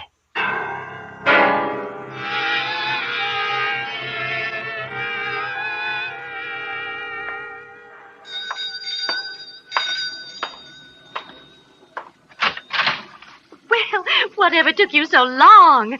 Hello, James. Hello, Elizabeth. Darling, I tried to call from the station, but the line's out of order. Oh, I'm sorry, dear. Did you have a nice time? Lovely. Everybody sends their love. That's good. What have you two been up to? How's Mary, James? Oh, very well, thank you. What a fine pair of sober-sides you are. What did you do, darling? Break one of my good dishes? I knew I shouldn't have left you alone. Well, what are we standing in the hall for? Let's go in Elizabeth, I must be going. Mary will be wondering, particularly if the phone's out of order. It's raining very hard. Oh, no, I'll be all right. You'll take an umbrella. There's one in the kitchen. Are you going to tell her? No. You won't unstrap it from the table, will you? Not yet. All right, I'll try to come back later. I want to think. About what? You've changed since you came to see me this afternoon. You really don't care what I think now, do you? I suppose not. Thanks anyway, James. Are you going to let it live? That's funny from you. Have I the right to kill it? You've already done something you had no right to do. Something that you don't even understand. The creation of man isn't your job, it isn't mine. Oh, I know your bright scientific mind's laughing Here's at me. the umbrella, James. But I wish you'd wait until the storm blows over. No, I really must get back. Thank you, Elizabeth. I'll return it tomorrow. Goodbye. Well, what's the matter with him? Have you been arguing religion again, Victor? No, dear. Look, I'm doing a little work in the lab. It's rather important. Do you mind? What is going on, Victor? There's something. No, dear, nothing at all. There isn't. I know there is. What's the matter? Nothing, dear, really. I've got to get back to work now.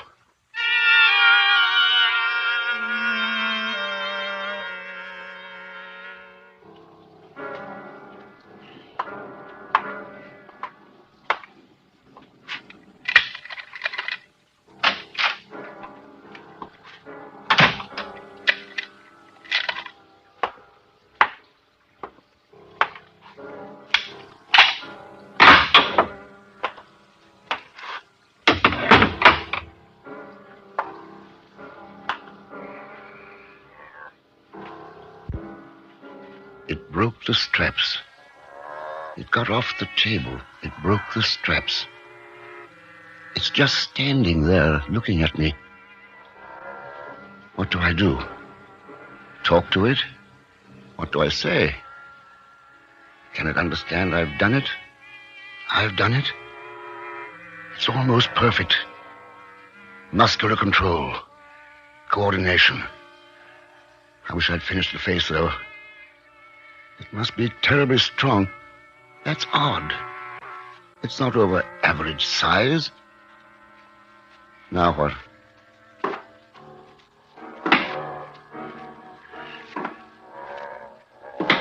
Can you understand what I say? Do you feel any pain? Are you hungry? I'm a man like you. You are a man. Do you understand?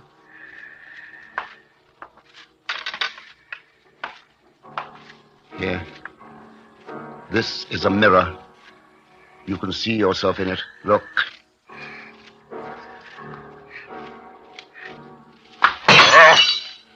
It's all right. It's all right. It's angry. But it doesn't show anger in its face. There's emotion, though. It sees ugliness and is afraid. I'll have to get it back on the table, put it to sleep. That's the best way. Then use a stronger strap or chain. The eyes, just staring. They seem watery. What a marvel it is, though. I want you to come over here and sit down. Do you hear me? Come here and sit down. Come here. No, don't touch that. No, stop it. Stop it. Put it down.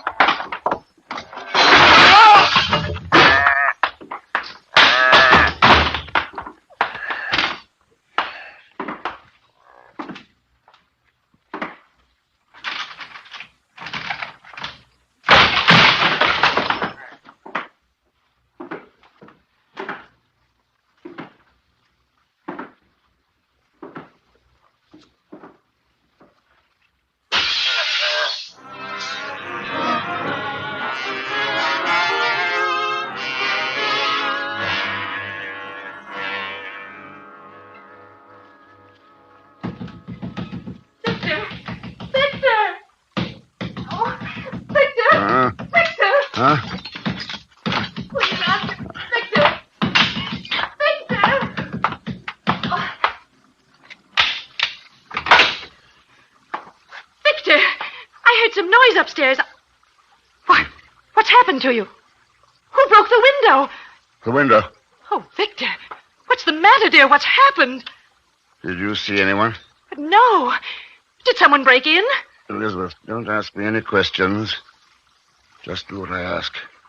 Get your coat on. But why? I'm taking you over to the Gibsons. I want you to stay there. Oh, why? Why? What is it? Oh, Victor, please. I can't tell you about it now. You may have to stay there all night. Hurry, please.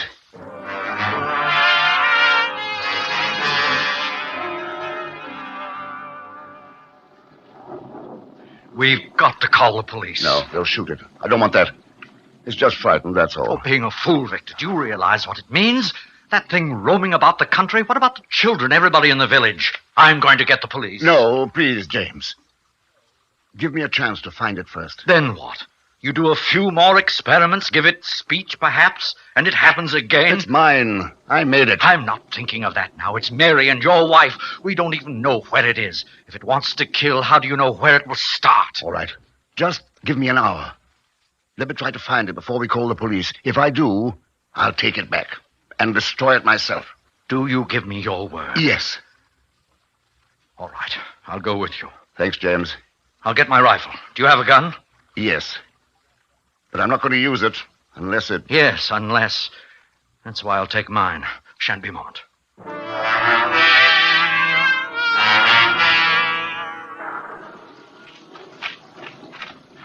It's getting dark. Where do you think it might have gone? It's hard to tell. It's afraid of thunder. It might be hiding in the barn. The old Hamilton place? Yeah. How are you going to capture it? Have you thought of that? I brought along a hypodermic. You're not afraid anymore, are you? No. That's strange, because I am. Not of what it might do to me, but because of the fact that I've seen it. I know it exists. There's the barn. If it's in there, there's no way out the back way. It was boarded up, wasn't it? Yes. I'll go in. Wait out here, will you? No, I'm coming with you. No. If it's in there, if it tries to escape, shoot it as it comes out. But don't take the chance. It won't let you get near. I'm going to try. Thanks, James.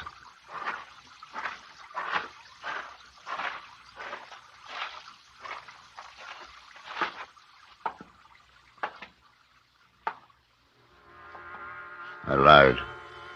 I'm afraid. And if it's in here, hiding, waiting for me, I'm afraid. I should have destroyed it. James was right. Well, what's the matter with this flashlight? Wet. Ah, that's better. What's that? In the corner.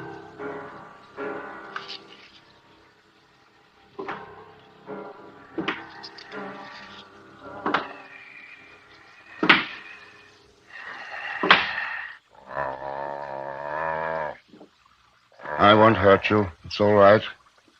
I understand. I won't hurt you. Don't be frightened. It's going to be all right. You'll hardly feel this. It won't hurt.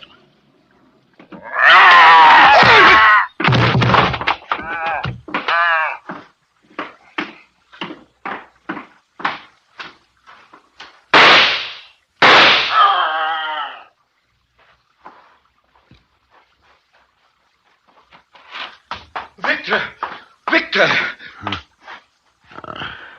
Did you shoot it? I'm not sure. I might have hit it. I don't know. It's gone? Yes, are you? Victor. Victor. Oh, Victor.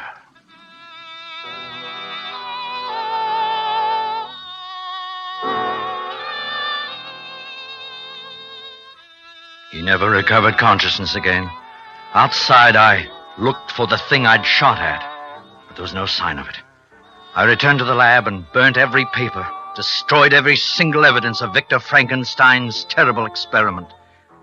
But the result of that experiment has never been found, nor have I been able yet to convince the authorities that such a thing ever existed.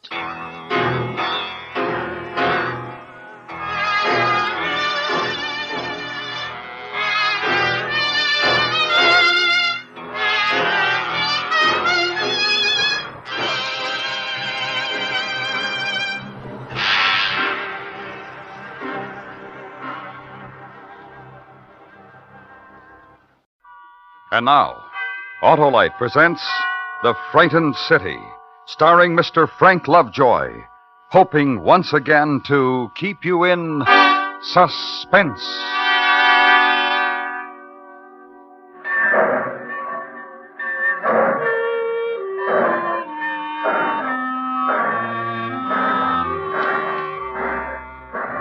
The train pulled out of Easton at 1:20 in the afternoon. It had pulled in 3 minutes earlier. It was a simple thing I had to do then. Watch it cross the bridge over the Wabash, watch it grow smaller, and when it was out of sight, I was finally home. And home was pick up the barracks bag and walk up the small hill from the depot, down into Main Street on an autumn afternoon.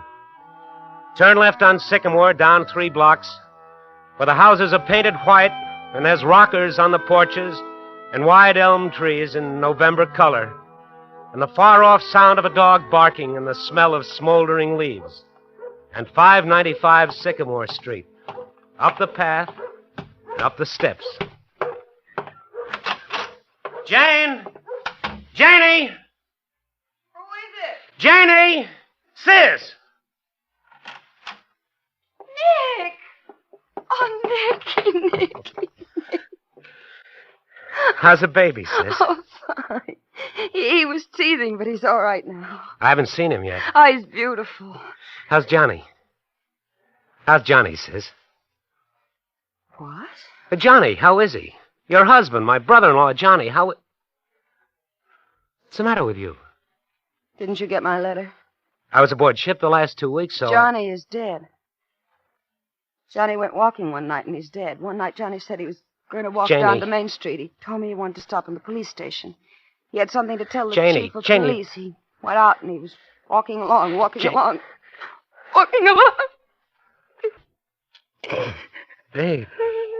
Baby. The car drove by, and someone shot a gun at Johnny. And Johnny's dead. Who? Who shot Johnny, sis? Janie, I'm talking to you. Who shot Johnny? Janie. Come with me, Nick.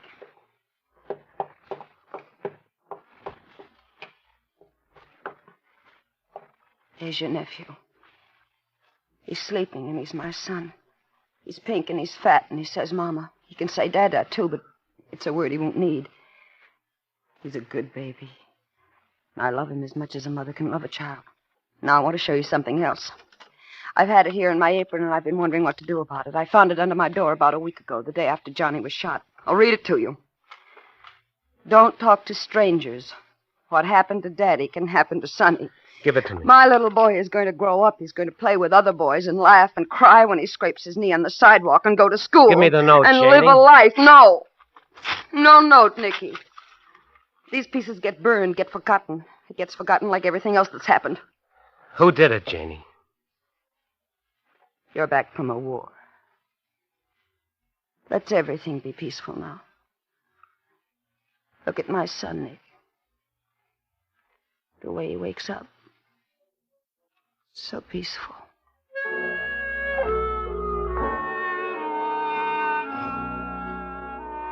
Then the infinite gentleness as she lifted the child, held him close and kissed him. And the room was stillness and anguish and the bitter fear and the emptiness. And this was homecoming.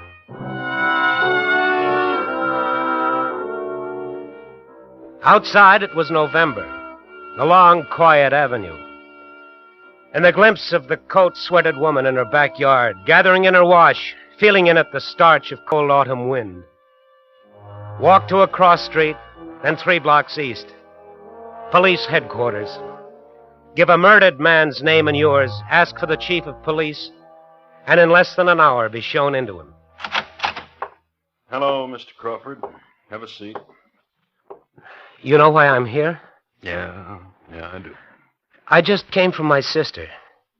She's scared. She gets threatening notes and burns them up. Why? I don't know. Who killed her husband? I don't know. Now, look, you, this happened to my sister, and now it's happening to me. A week ago, a man walked down the street. He was on his way to see you, and he got murdered. Easy, kid, easy.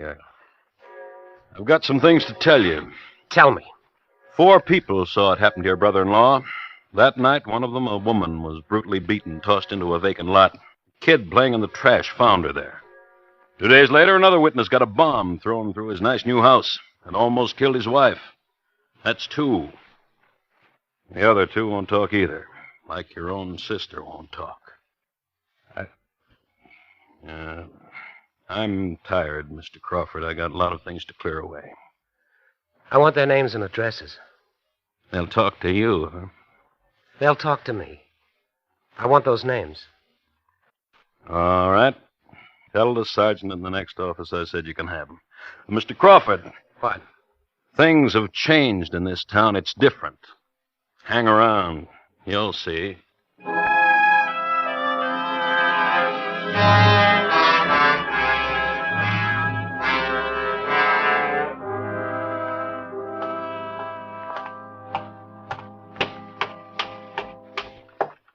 Hello. Evening. Mr. Osborne? Mr. Osborne. Something I can do for you? They told me down at your place of business you'd be home. It's about Jimmy Stewart. Mind if I sit down? Not at all.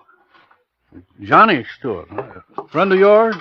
He was married to my sister. Your sis? Oh, then you must be Nick. Heard a lot about you from Johnny. How you were soldiering. Welcome home, Nick. Johnny worked for you, didn't he? Good accountant, nice guy, Johnny. One of the best. You were with him the night he was killed. That's right, I was with him. Well, you want to tell me about it? Johnny was walking by my store just as I was closing up. I told him to wait a minute. I'd walk with him. We walked. We talked. Got to a corner. I told Johnny to wait for me while I went into the drugstore to buy some cigarettes. Just as I came out, a car turned the corner. Shot him down, drove away. That's how it was. What kind of car? I wouldn't know. What, sedan, convertible, old, new? A week ago they put me through this. I didn't know then, I don't know now. Well, he worked for you. He was your friend. You knew all about him and me and his wife. Nick, I like it here on my porch swing. It reminds me I'm alive. Don't spoil it for me, Nick.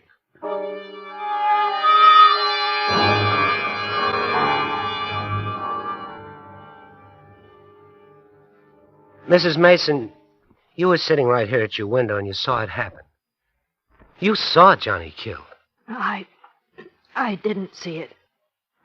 Well, what kind of a car? Just tell me that. Nothing. Well, the men who beat you up, did you identify them? There were weeds, dirty old tin cans. Please. And they threw me down and kicked me in my throat. Go away. What are you doing in my house?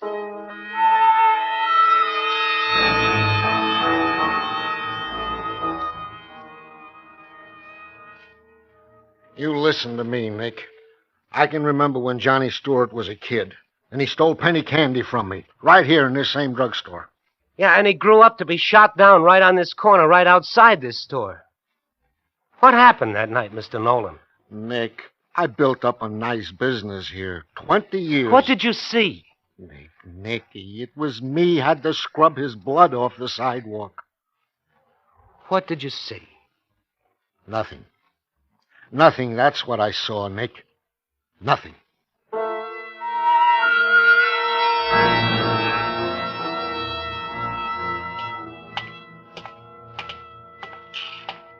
Hi. Hello there. Breaking leaves, you can work up a sweat, even in November. Yeah, big tree, a lot of leaves, Indian summer evening. You sweat. Yeah, I know.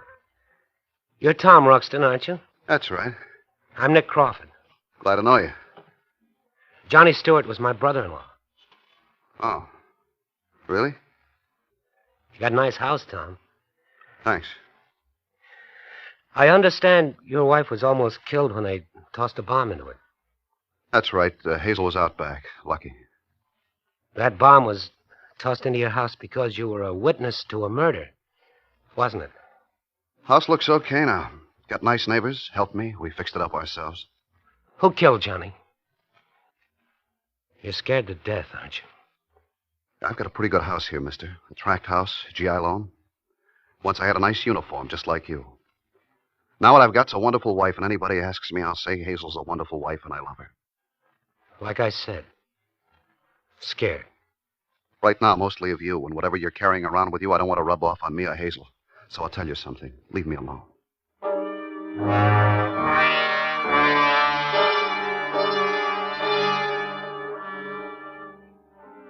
When I went outside, it was evening in Easton. The air was chill, and the dew was turning to light frost on the lawns. I walked for a while, and I noticed a thing. The people on the streets. Their stares, their looks over the shoulder at me, the whispers and the turning aside to let me pass.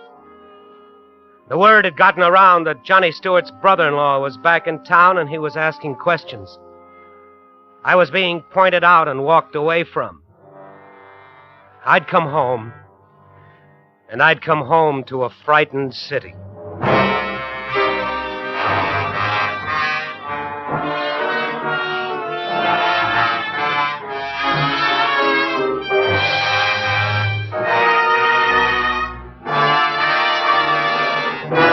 Autolite is bringing you Mr. Frank Lovejoy in The Frightened City. Tonight's presentation in radio's outstanding theater of thrills, Suspense.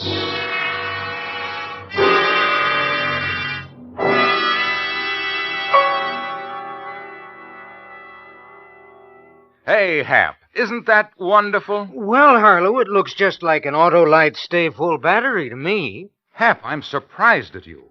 Don't you realize that this is the battery that needs water only 3 times a year in normal car use? Don't you know that the Autolite Stay Full is protected by fiberglass retaining mats around every positive plate to reduce shedding and flaking? Aren't you aware of its longer life, as proved by tests conducted according to accepted life cycle standards? Why, sure, Harlow. Well, then, Hap, only... you'll agree when I say money can't buy a better battery. So, friends, visit your nearest Autolite battery dealer. He services all makes of batteries, and he's got an Autolite Stay Full for your car in case a replacement is needed. To quickly locate your nearest Autolite battery dealer, call Western Union by number and ask for Operator 25. I'll tell you where you can get an Autolite Stay Full. the battery that needs water only 3 times a year in normal car use. And remember, from bumper to tail light, you're always right with Autolite. And now, Autolite brings back to our Hollywood soundstage Mr. Frank Lovejoy in Elliot Lewis's production of The Frightened City, a dramatic report well calculated to keep you in suspense.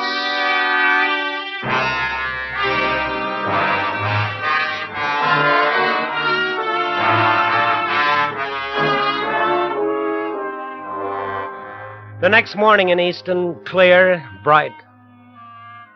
Look out the window of an upstairs room where you've slept in an almost forgotten bed. And the glint of sunlight is autumn leaves wet with melting frost. And 3 houses down, the man in the bathrobe darting out of his front door to where the morning paper had been tossed into an evergreen bush. Watch him stalk it, retrieve it, scurry back. Trace a design on a pane of steamed window. And it's almost the way you remembered it. Almost. Nicky, you up? Yeah, come on in. Hi. Hi. You sleep good? Yeah. I heard the kid bawling a little while ago. Woke me up. Oh, he was hungry. He's all right now. Nicky. What? Got home real late last night. I waited up a long time, then I got tired and went to sleep. My brother's first night home in 3 years. You'd think you could have managed to get home early enough for us to talk. Well, what do we talk about, Jane? You? What's happened to you in 3 years? But Johnny. Dead Johnny. Murdered Johnny. Your husband, the man you had the kid with. We don't talk about that, huh, sister? Shut up. Janie. I told you, shut up! You're going to yell me into keeping quiet, Janie. I told you. I don't want my baby killed. Johnny was enough. You hate me for wanting to know why Johnny's dead? You hate me for that, Janie? My baby gets hurt. I'll hate you to your grave. You've got lots of new things in the house, Jane. You know, new furniture, new carpets. Looks nice. Looks expensive. You coming down for breakfast? How much did Johnny make working as an accountant for Osmond? 50? 60 a week? How much? Nick, leave me alone. New sofa, big green leather chair, new carpet. That costs a lot of money. How did you get them, Jane? Installment plan? Somebody give you a birthday present? How'd you do it, Jane? You got a home hobby? You take telephone subscriptions for a ladies' magazine? Or did Johnny do it? Is that it? How? He steal, he rob, he kill? Nicky. Tell me. Ask Osborne. Osborne? Ask him what? How we suddenly became rich, how Johnny left a bank account with $30,000 in it. What are you talking about? You said you walked the town last night. Didn't you see what's happened to it? See what? People walking into back rooms, shops with no customers open late, men paying newsboys with bills and not taking change, or newspapers. People walking into back rooms, card rooms, dice tables, numbers. And Johnny was part of it? Johnny worked for Osborne. And Johnny got sick of it and was on his way to tell the cop? Oh, Nicky. Oh, Janie, what's the matter? If you tell anybody what I said, I'll swear you're lying. My baby, Nick, my son. I just died. That's what you did to me. You just died.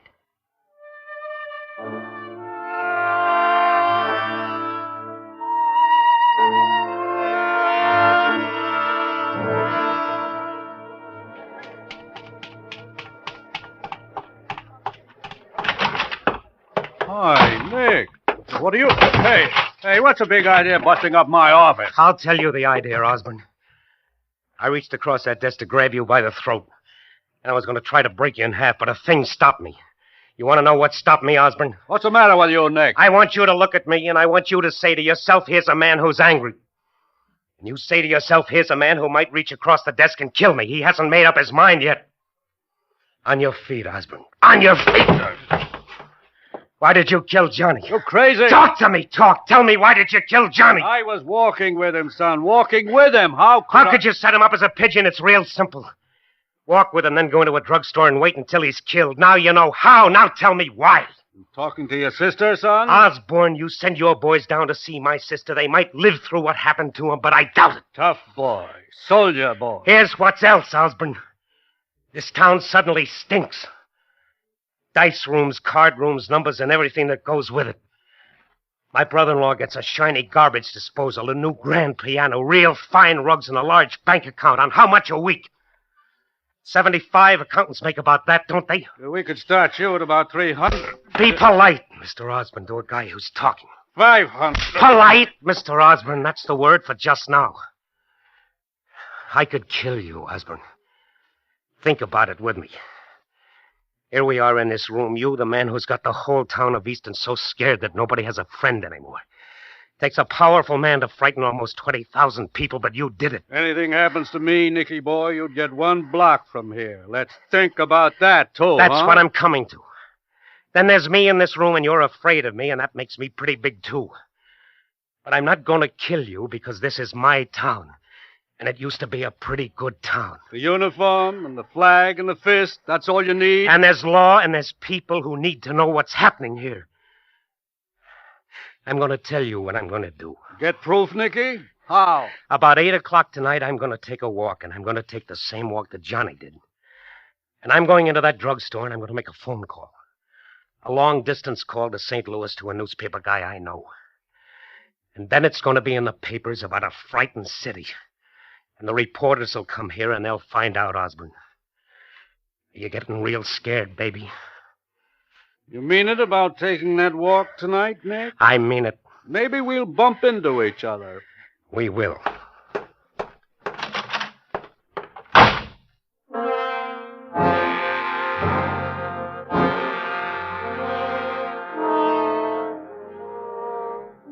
And on the way home, stop at Lane's sporting goods store.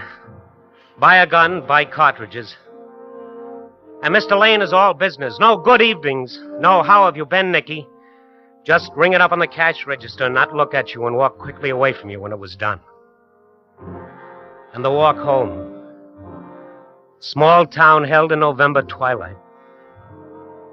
Inside the house, try the new piano.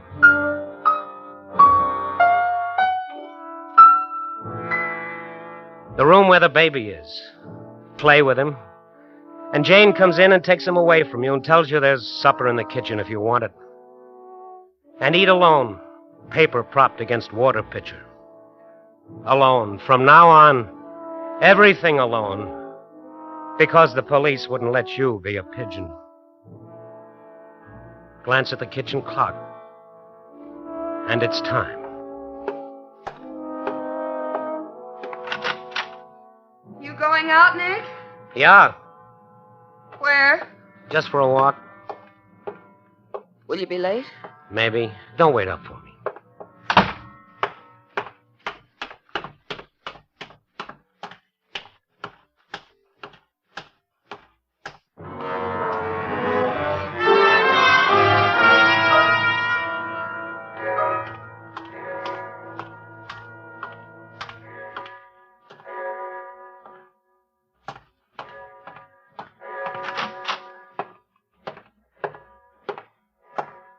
Something for you, Nick? Some change. I want to use your phone. Sure, Nick.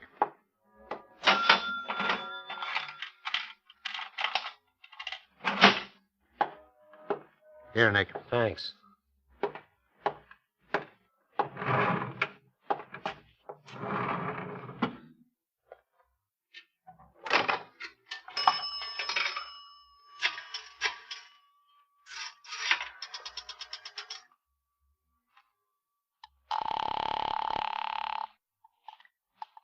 Long distance.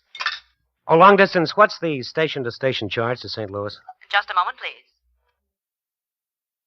That will be $1.20, including the tax. What number do you wish, please?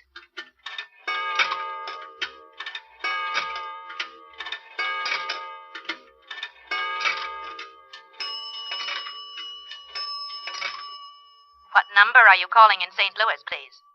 Pick a number. I'm sorry, sir, but you must... Don't be sorry. Get anybody you want to talk to in St. Louis. Have a talk on me.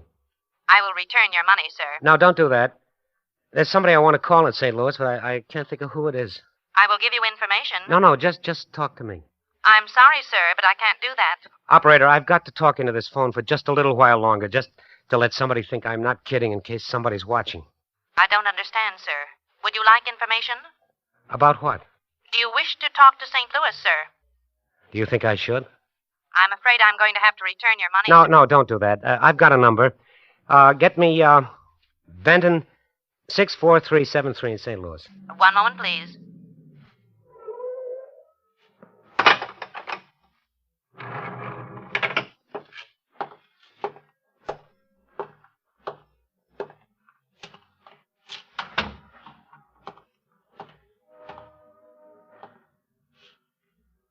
Nick! Osborne.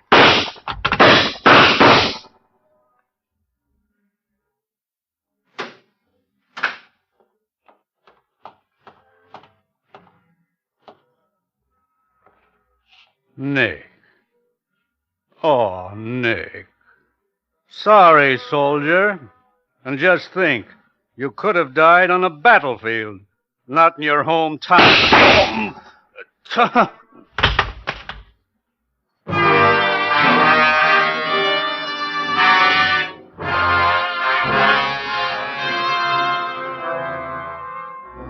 Osborne didn't die. He lived quite a long time, 5 months. Hospital, trial, confession, sentence. And in 5 months, it was spring in Easton. It was a good spring.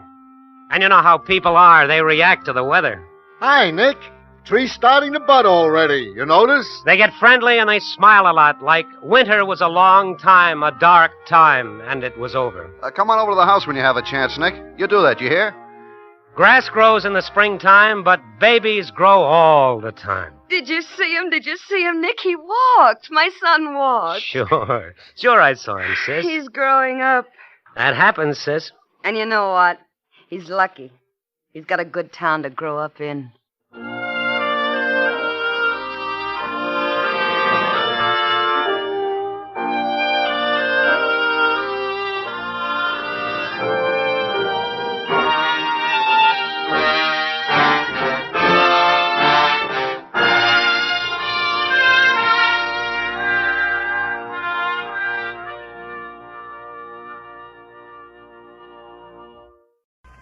And now, Autolite presents transcribed Death and Miss Turner, starring Miss Agnes Moorehead, hoping once again to keep you in suspense.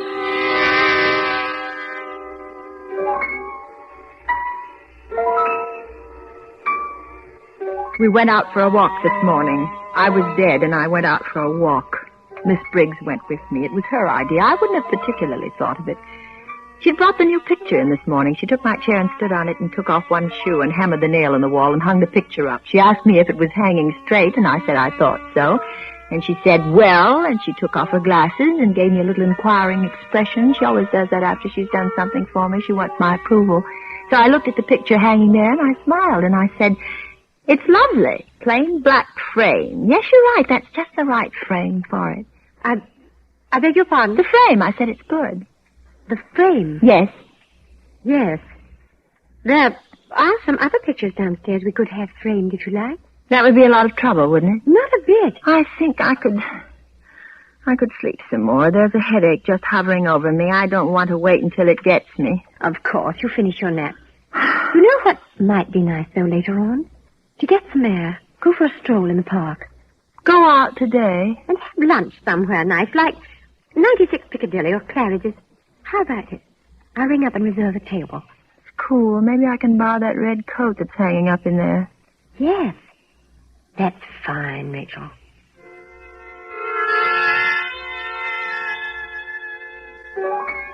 I was dead. Long, long dead. And I went out for a walk. My name is Rachel. Yes, there can't be any doubt about that now.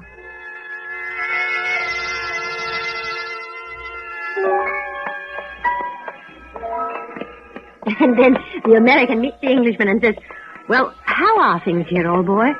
And the Englishman says, better than next year. Well, no sense pulling a long face. Like my dad always says, if I could get a steak, I couldn't afford it anyway, so... Are you getting tired, dear? You've seen enough of London for today? Oh, no. I'm enjoying this so very much, as long as we don't walk too fast. We're not, are we? Oh, no, it's lovely. How long have you been in London, Rachel? You know I can't tell you that, Miss Briggs. Yes, of course. You're just hoping that I just might let something sort of slip accidentally, aren't you, Miss Briggs? Yes, I guess so. It'd be nice, wouldn't it? No, it wouldn't. Don't count on it, Miss Briggs. It's not going to happen. I can't risk it. Look, there's the frame shop where I got our new picture done this morning. The black frame you like so much. He's framing some more for us. Let's just go in and see how he's coming along. Is this a new shop? Yes, I think so. Hello there, anybody in? Who's that? Oh, Miss Briggs, isn't it? How are we today? Fine, thank you, Mr. Putney. My friend here and I thought we'd just look in and see how our little job of work is going. I see. Yes, that was the 4 oils by, who was it? Turner, that's it, Turner. Let's see. No, I'm afraid we haven't got them yet. There they are, hanging up there on the line. They're awfully good, aren't they, Miss Briggs? Who did you say... I've been here before. Beg your pardon? It was the same. Oh, I'm afraid not. You see... What do you mean? I tell you... Well, I've only just opened my shop 4 days ago. Well, I'm not talking about your shop necessarily, Mr. Putney, but these. Oh, these paintings. I don't know. Miss Briggs brought them in by Turner. Turner? That's preposterous. J.M. Turner? Why, these have nothing to do with him. In the first place, he was watercolor. In the second place, landscape. And in the third... Not J.M. Turner. Another Turner. They're signed. R. Turner. Oh. Interesting painter, this one, don't you think? Not exactly macabre, but something shivery about it. All 4 of them seem to have I guess you'd call it an ominous overtone. Really? I don't feel that particularly. Well, wouldn't you call it a little nightmare when a painter goes to this much trouble, all this detail, painting a man, his hands, his suit, the handkerchief in his pocket, the carnation in his buttonhole, and then leaves out his face? In all 4 paintings, no face. I see a face. Yes, of course. Well, not complete, not the filled-in features, but the qualities of this man's face are there for me, even though they're not there for you. I should know this man if I met him. We must be going. He's dead, I think.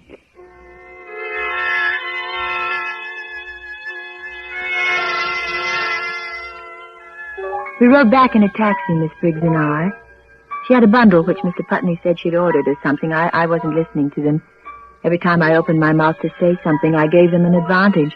Every time I went out for a walk with one of them, like today, I showed things in my expression that told them what they wanted to know. I'd fallen into the trap when Miss Briggs had suggested that walk this morning. I'd been weak. I should never have gone. I want to be dead, and I won't be brought back from it. Well, had a nap, Rachel? Yes.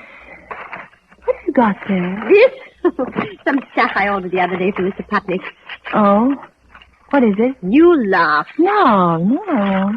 Well, I know it's foolish, but as my dad says, faint heart never drew a royal flush. I must say I don't know what that means quite. I'm not a card player. Anyway, it's something I've always wanted to have a private dabble at. They say it relaxes the nerves. And who knows? I'm younger than Grandma Moses. Paints. You bought a box of paints. And brushes. This one, if you please, cost 2 guineas. It's for the fine detail work, he says. Sable. Huh? It's a sable brush. And these things, you mix your colors on them. Colors. And then there's whatever this is, fixative. And, well, anyway, I've gone and got a perfect smasher of a real professional kit. Now, someone will teach me to draw a straight line. You didn't buy this box of paints for yourself, did you, Miss Briggs? Well, whatever. You bought them for me. That was it, wasn't it? I was a painter. That's what you're waiting for me to find out. R. Turner, the painter who does portraits of a man without a face. It's Rachel Turner. Is that it? I don't remember it, but is that it? Am I Rachel Turner? Wait here. I'm going to get Dr. Grice.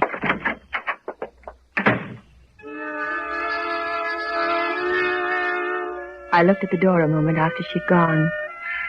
Then a square of white became the only thing in the room. I'd picked up a canvas board. I drew a chair forward and propped the canvas against it. I was doing my best not to think, not to govern my actions, simply to allow whatever might happen. My hand was tearing away the cellophane wrapper from the charcoal. I leaned over the square of white prop there on the chair, and like plunging a dagger into a white body, I invaded the whiteness of the canvas with a bold and perfectly symmetrical oval in black, done with one stroke. Charcoal fell from my hand. Now the oils were spreading onto the palette. Sable brush stabbing into the colors, blending them, testing the mixture. Perfect flesh tone. Why? For what sake? There's a roaring in my ears like the sound of a train rushing through the night.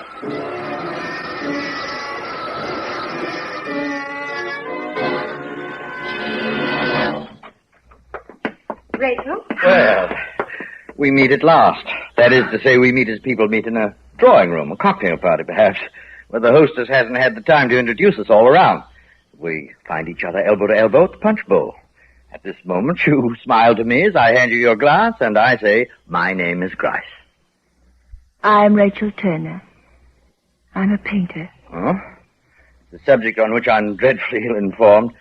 I'm a psychologist myself. Sir Bartley Grice, of Her Majesty's College of Medicine. Heavens. Not only a painter, but a positive encyclopedist. How could you know that? Have we met before? We've not met at all this way. We don't meet, you and I, Sir Bartley, until some months in this year, 1952, when you're my doctor. And I'm a patient who has lost her memory. How much do you know now, Miss Turner? You're going to be sorry. More than that, you'll be the object all the murderous hatred my tortured soul is capable of if you persist in bringing me back. I shall risk that. Many people hate me. I save many others from being hated. You painted this just now in those 15 minutes while Miss Briggs and I were talking? Yes. Marvelous. It's amazing to me. It's wonderful. This Man's face. Why him? I mean, for what reason this particular countenance? Is he real from life? What's his name, then? Who is he?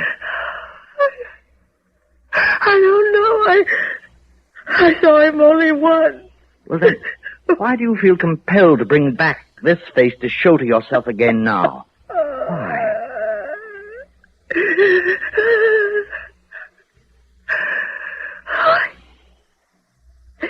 It's the face of the man I murdered.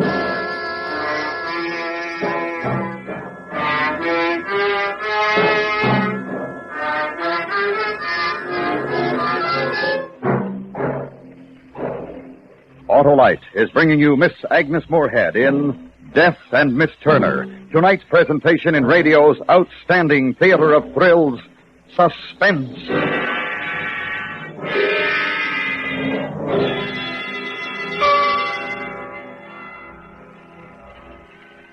Hey, Harlow, does my car have an Autolite electrical system? It sure does, Sheriff, for yours is one of the many leading makes of our finest cars, trucks, and tractors equipped with an Autolite electrical system. And Autolite is the world's largest independent manufacturer of automotive electrical equipment. What kind of chores does this system do, Harlow? Well, Sheriff, it goes to work at the flick of the ignition switch and performs every second your engine runs. It works, too, every time you turn on your radio, sound your horn, use your electric windshield wiper, or heater.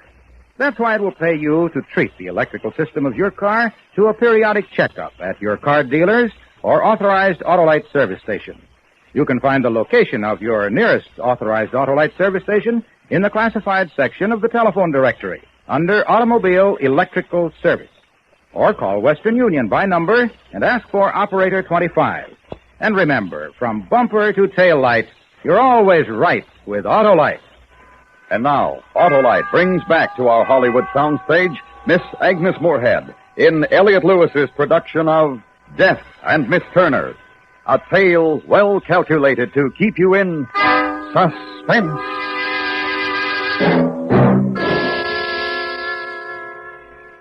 You murdered this man whose face you have painted here? Yes. Yes, How did you murder him? I don't know. You have no recall of having actually done it. You're unable to tell yourself where it happened or when? No. No, I'm sure that I killed him. Yes. Miss Turner, we're going to give you something to make you sleep. Now, if you'll just roll up your sleeve, Miss Briggs, please. Sleep? Hold still, yes. Yes, for a period of time now. We shall need to help you sleep. I hope it'll be a brief one. You've wanted to sleep a great deal of recent months, haven't you? That was because you were afraid of reality, of your thoughts while awake.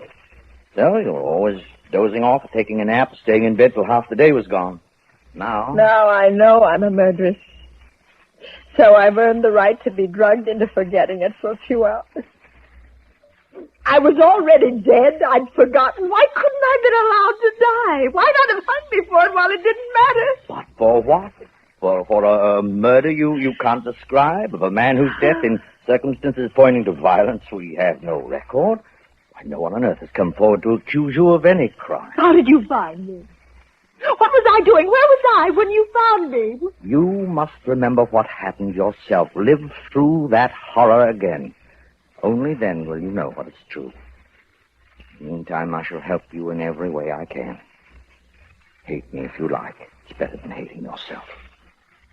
Good night, Miss Turner.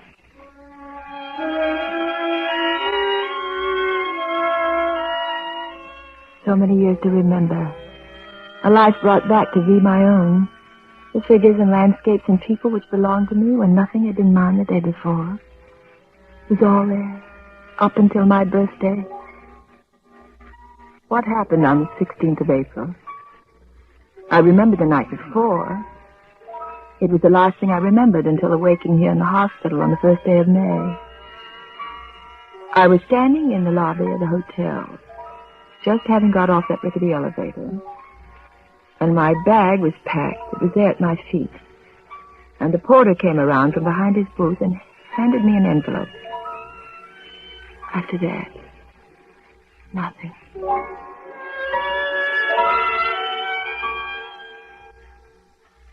Black. White. Piano. Tune. Train. Teach. Barrister. Lawyer. Pallet. Paint. Porter. Ticket. Train. Snow White. I beg your pardon? Snow White. She has that long train that the dwarfs carry. Oh, yes, quite right. Blood. Red. Train. Of thought. Miss Turner, have you noticed anything about your response to this word? Which word? The word train. Oh. I've put it to you 3 times, and each time you, for some reason, avoided connoting what one should expect to be the most commonplace definition. You haven't answered with smoke or wheels or Waterloo Station or underground. Have you any idea why you should be unwilling to recognize the word train as a high-speed conveyance traveling on wheels on rails? I don't have any idea. Book. Dealer. Yorkshire. Terrier. Train. Wreck. Thank you, Miss Turner. I think that will do us for the day.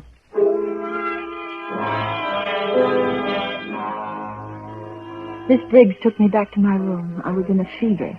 I could hardly walk straight. She kept dabbing at my forehead with her handkerchief, but it didn't do any good. I could see her lips moving, probably asking me if I was all right and could she help me, but I couldn't hear her. There was another horrifying, terrible sound filling my ears. I held my hands over them, trying to shut it out, but it only grew louder.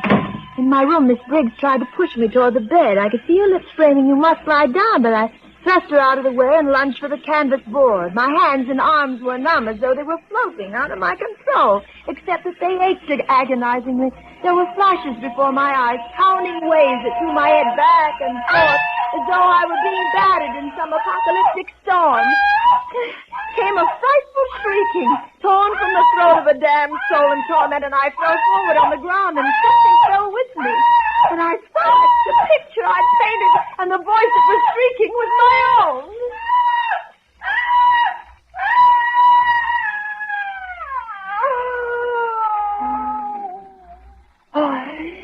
I can't. Lie down. Yes, lie down. This is it, is it, nurse? Oh, yes. It's awful. All right, roll up that sleeve. Now, Rachel. Painted that picture there. Delirious like a mad woman. Yes, quiet. Now, Miss Turner. You hurt me this time. It's stinging. Yes, the mixture's a little bit different this time, Miss Turner. But it will stop hurting in just a moment. Oh. There. All ready. Oh, yes. Oh, yes. It's warm. Peaceful. This picture you've just done. Is it good? I think it's extraordinarily good. Are you sleeping? Sleeping, but awake. Asleep, but not asleep. Can you describe this picture to me as though I hadn't seen it? A man sitting in a railway compartment looking out of the window of a train. Opposite him with her back to us is a woman. It's as though we were the woman whose attention is on this man. As though we were this woman? Yes. Don't you mean that you are this woman, Miss Turner? Yes, I am. What day is it now? My birthday. April 16th. Last April. Yes, that's the day. I'm aboard the Flying Scotsman Express. I'm on my way to Edinburgh to paint the moors. I'm in the first class compartment. Alone, I'm relaxed and happy. I feel the urge to paint something. Right here as the train goes speeding along. And what do you paint? A man. That is the embodiment of a man. His posture, his clothes. But for some reason, I can't paint his face. I know his face, but I find it impossible to transfer it to the canvas. I make 4 separate versions of him, but each time my brush remains poised in midair, refusing to invade the oval of white where the face should be.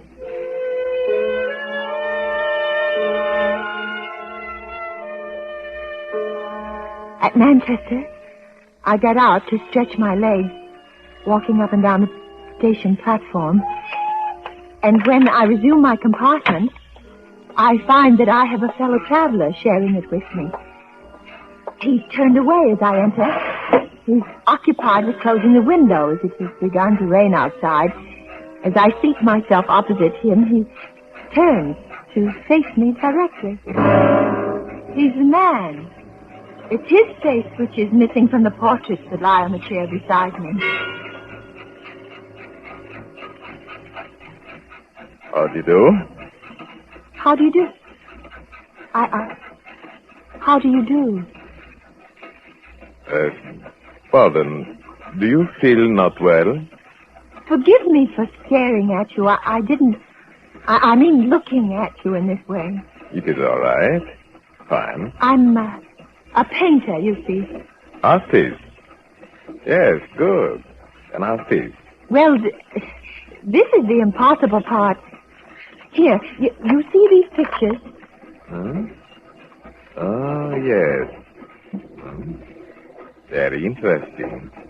I mean, not to know who it is, his face. Oh, but I do know. I didn't feel I could do the face before, but now I can. Oh, sure. Why? Because it's your face. My face? What for, my face? Yes. Yes, I know it's queer, but it... I mean, you are going to put my face in there? Yes. Well, all right. It's all right. Go ahead. You mean it? Now? Sure. What do I do? I mean, I am all right to sit here like this? Yes. Just that way, please. If you tilt your head just a little more. This is all right? Yes. You're in the shadow, though.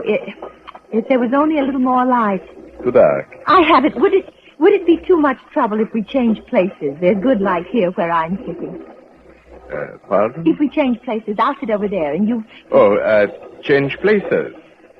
Sure. I sit down where he has been, and he places himself exactly where I've been sitting a moment before. For a moment, he looks at me, smiling. And then, it happened. There was a grinding, flashing cut. Smoke and steam obscured his face, still smiling in surprise.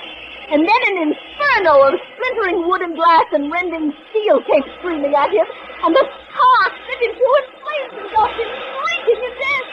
I killed him. He changed places with me. It was I who was meant to die in the first place. I killed him. I killed him. He took my death.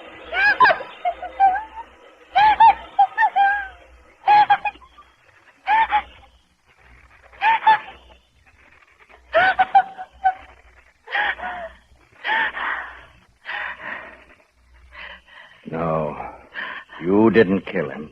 You know that now. You remember. You've come back from the edge of reason.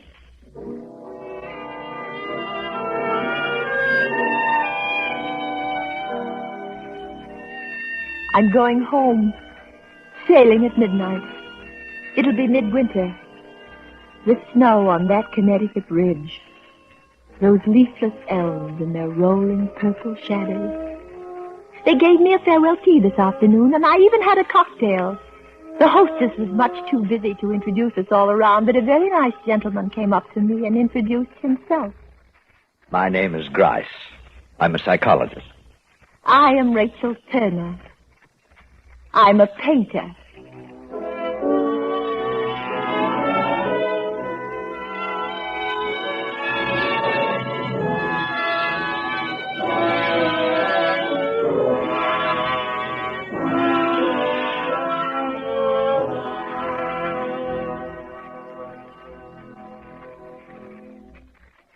And now, Autolite presents Man Alive, starring Mr. Paul Douglas, hoping once again to keep you in suspense. You may have seen the name, Man Jackson. I run a column of saucy chat and unimpeachable rumors in the San Francisco Express under the heading, What Else? Man Overboard. It's got little paragraphs, you know, man among men, that's the sports section, and man's best friend, so forth. Well, beginning today, I've got a new department called Man Alive, just because I'm so lucky I am. Last night, I let my secretary off at 5:30 so she could go and do some Christmas shopping, although I've told her repeatedly that all I want this year is money. Well, the fog was rolling in off the bay, and it was bitter cold as I came out in the street, so it seemed like the night for a spaghetti dinner and some pleasant Italian hospitality. Down at Mama Caruso's restaurant on the Embarcadero opposite the ferry building.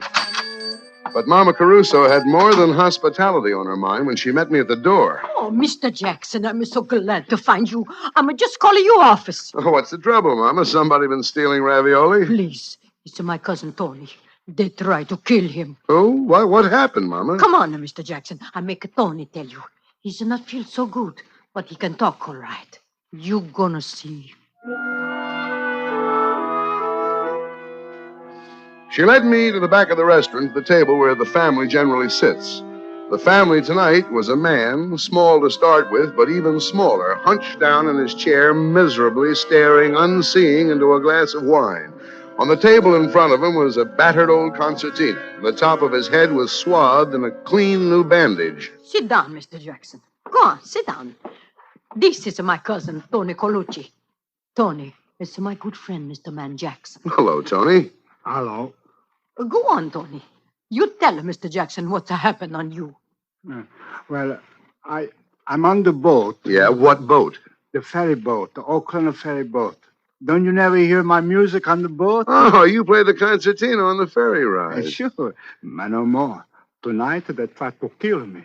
Well, you play pretty well, don't you, Tony? I play perfect. What's the matter? Some people don't like it, I guess. Tonight, on the 6 o'clock boat, oh, boy. Tonight on the 6 o'clock boat, what? Well, I play inside the first by the sandwich place, and everybody say, oh, boy, Tony, you good. You play good. Play some more. 10 cents here, 5 cents, 2 quarters even. And then I go upstairs. Oh, boy. Oh, boy. And? Then I go out on the deck. It's a very misty and foggy. It's black. I can't see nothing. I'm very happy. I feel like I play some more. So I walk way back and open down the deck and I make music.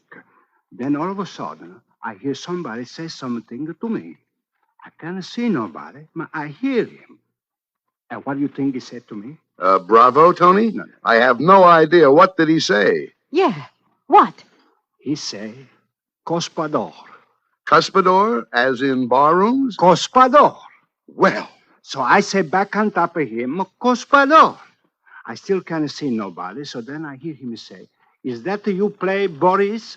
So I get mad. I said, no, I don't play Boris. I play Pagliacci, Butterfly, Flatosca, Trovatore, but I don't play Boris. That's a foreign stuff. Yeah, I see. Then I'm sorry I said that, because this fellow, he sounds like he's a foreigner. So I'm just going to say, look, mister, and oh, boy. Yeah, what, Tony, what? Patzoing! I get a hit on the head. Ting-a-tong-a-ting. I fall down. I'm bleeding. I drop my concertina. My head got a big hole on the top. I let out a big yell, then I black out. Oh, boy. People are coming running around, and a good luck, there's a doctor on board. They carry me down the stairs, and they fix me up. Otherwise, I'm going to die for sure. Yeah, and you never saw the guy? Okay. No, I never saw. Well, what did it feel like? I mean, what did he hit you with? Well, it feels just like a baseball bat. But the doctor, he said that... Oh, look, he said the doctor now. He just come in. Hey, doctor! The doctor looked in our direction when Tony called and strode over to the table. A big 6'3" blonde guy in the Joel McRae, Gary Cooper tradition. You had to like him right away. No bedside manner to this doctor, although he could have had as much of it as he liked, but he was all business and no kidding. But I told you to go to bed and stay there. Well, Doc, I just told you may have a concussion. I'll be back in an hour, and then we'll take some x-rays. My name is Man Jackson, Doctor. I'm a friend of the family. Ames. Dr. Oscar Ames. How are you? Dr. Ames, mister, can I get you something to eat? No, thanks. Smells wonderful, but I haven't time. I'll have a cup of coffee, maybe. Sure. Mr. Jackson? Yes, please, Mama. Doctor, you want to make Tony go to bed? Go on now, Tony. You lie down. Oh, but I'll be back and we'll check you over. Get some rest in the meantime. But all right, my Dr. Hims, I don't know. X-rays and the whole thing. I don't know how I'm going to pay you. Never mind that. That's why we charge our Nob Hill patients a little extra. So we're able to do something like this once in a while. This will be on me, Tony. Oh, you're good kind of man, Doctor. I don't know what to No, say. no, you go on and lie down, Tony. You're embarrassing the doc. Okay. It's a screwy thing, this one, isn't it, Doctor? Sure is. Here's your coffee, gentlemen. Oh, thanks. Thank you, Mama. Yeah, it sure is. Homicidal maniac, it looks like, Mr. Jackson. Man Jackson, are you the columnist, man overboard? Yeah, that's right. Well, I read you all the time. Amusing, intelligent, and you've got a heart. Isn't that a little unusual for a columnist? Well, Say, what is all this tonight down here? Newspapermen, police? Police? How do you mean police? Well, I think they were police. 5 or 6 plainclothes guys. They were waiting here on the side when the ferry pulled into the slip. They're still there holding the boat. I just left them. Well, what were they doing? Oh, they're talking to all the passengers as they come off. Asked us for identification. They took one passenger away with them. Oh? Red-haired girl, carrying a package, a paper parcel. What did they think about Tony's little experience, getting knocked on the head? Oh, they were mighty interested, naturally. Especially when I told them how I thought the wound had been inflicted. Which was? Gun butt. Gun butt, eh? Well. I'd say so. Hey, I gotta go. Take that dreary ride again. What, the ferry? Yeah, I've got a patient over in Oakland. Had to come back over here to pick up some serum. Well, nice to see you, Jackson. Tell what's his name, Tony. Well, wait a minute, Doc. I've got nothing to do. I'll ride over with you.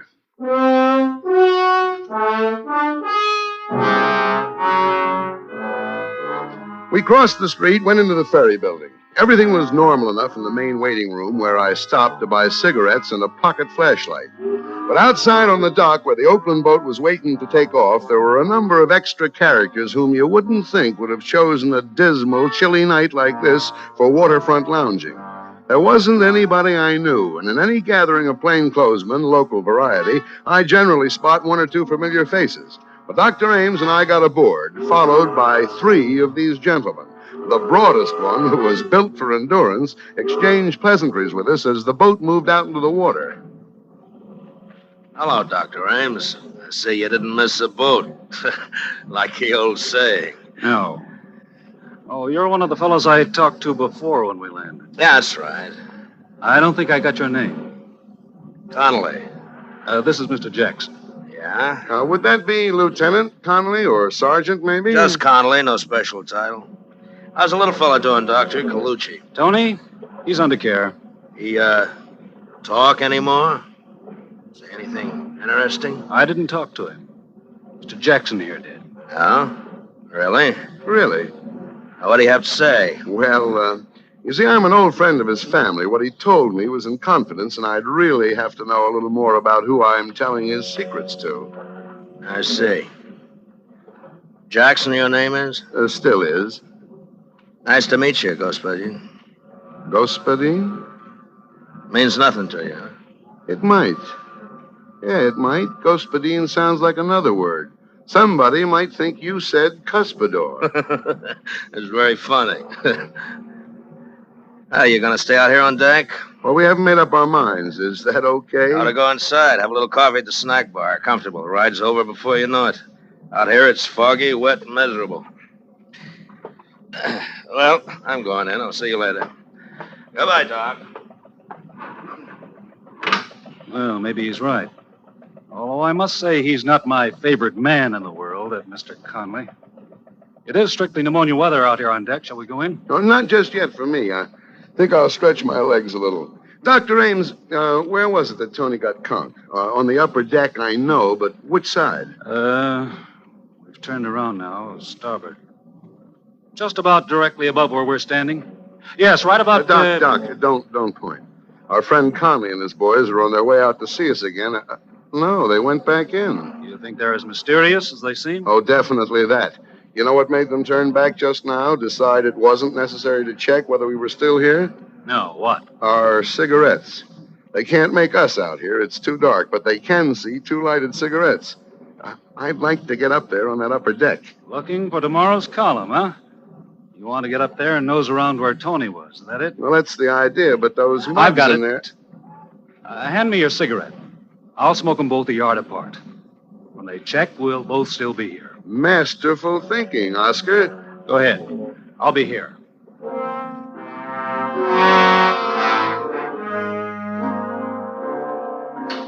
So I trod the slippery stairs to the upper deck. The fog was as wet as rain. I couldn't see any more than inches ahead of me with my flashlight. I stopped about amidships and looked down over the rail. Dr. Oscar Ames and his 2 cigarettes, tiny red dots of light, were almost directly beneath me. I turned back from the rail, and my foot squashed into something that sounded like an eggshell. I bent and picked it up. It was a mother-of-pearl ornament like the ones Tony's concertina were covered with. A sudden noise over my head made me shoot my light up. A piece of canvas had suddenly ripped loose from the top of a lifeboat. Well, I got up there somehow and looked. The canvas had been ripped open with a knife, a hole large enough for a man's body to get through. And that's what was in there. A man's body. He'd been stabbed in the neck. This was the man who had slugged Tony, or so it seemed, because the gun was still clenched in his right hand, the barrel reversed. Well, my flash caught a speck of something white in one of his shoes. It was a bit of paper with 2 typewritten lines on it. I let myself down to the deck and prepared to read the note, and that's when my flashlight went dead. I groped about until I found a faint, ghostly glimmer of light overhead, out over the edge of the ship on the outside rail. I climbed over, steadied myself, and lit a couple of matches. It said International Postcard Shop, Geary Street, SF, greeting card for Boris. I put the bit of paper in my pocket and turned to climb back over the rail, and then something came at me from the back. It caught me full in the center of the forehead, and I fell crashing over the side.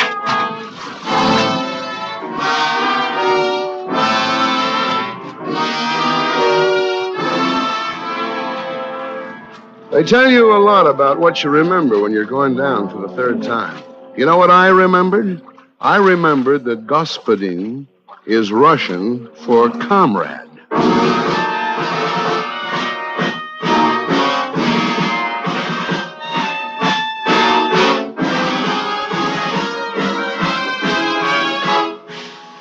Autolite is bringing you Mr. Paul Douglas in Man Alive. Tonight's presentation in radio's outstanding theater of thrills, Suspense.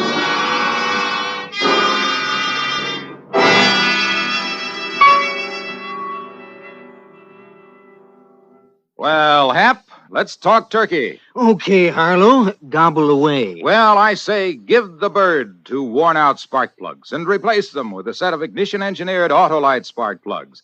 Like the amazing Autolite resistor spark plug, for example. You can really crow about that, Harlow. Yes, sir, Hap, because the Autolite resistor spark plug is the greatest advancement in spark plugs for automotive use in the past 20 years.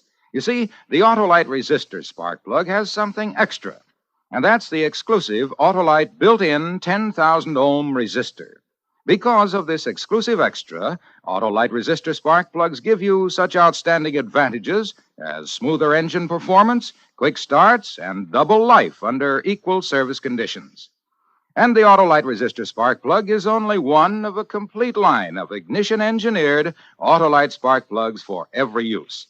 So see your Autolite spark plug dealer soon. And remember, from bumper to tail light, you're always right with Autolite. And now, Autolite brings back to our Hollywood soundstage Mr. Paul Douglas in Elliot Lewis's production of Man Alive, a dramatic report well calculated to keep you in suspense.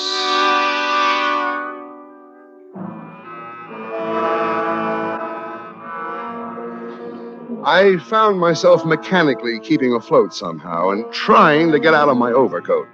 From out of the misty blanket, from every direction, in a dozen different keys, from near and far, foghorns sounded. I floated on my back trying to figure where I was. I was somewhere in San Francisco Bay, and that was all I knew. The water was chilling me, and I turned over and began swimming, just hard enough to keep the blood circulating. The lights of a boat came into sight suddenly, and I threw back my head and yelled, but the horn crying its warning drowned me out, and the boat went on, and the fog closed in behind it. And then I found myself full of a strange, wonderful weariness. The water wasn't cold anymore. I was warm, with a comfortable, soothing numbness. My head stopped throbbing. There was no feeling at all in it now. There was nothing anywhere. And then some lights came into my eyes, and I wanted to stay in the dark, and I turned my face down into the embrace of the water.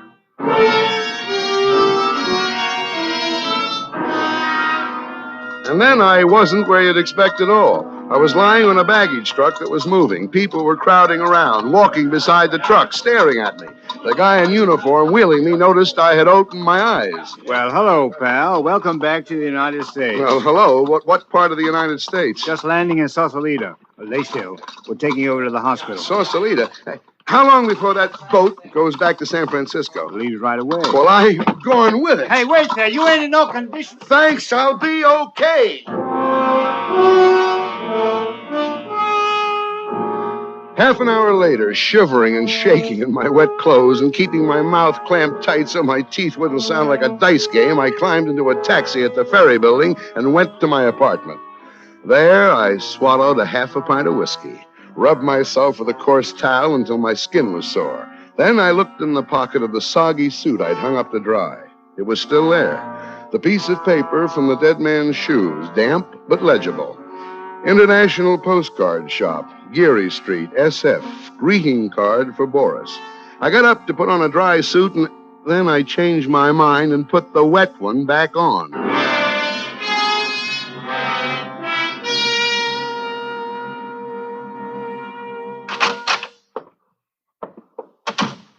Good evening. Good evening. Are you the proprietor here? That's right, sir. 6 years at the same location. Oh, my goodness, is it raining out?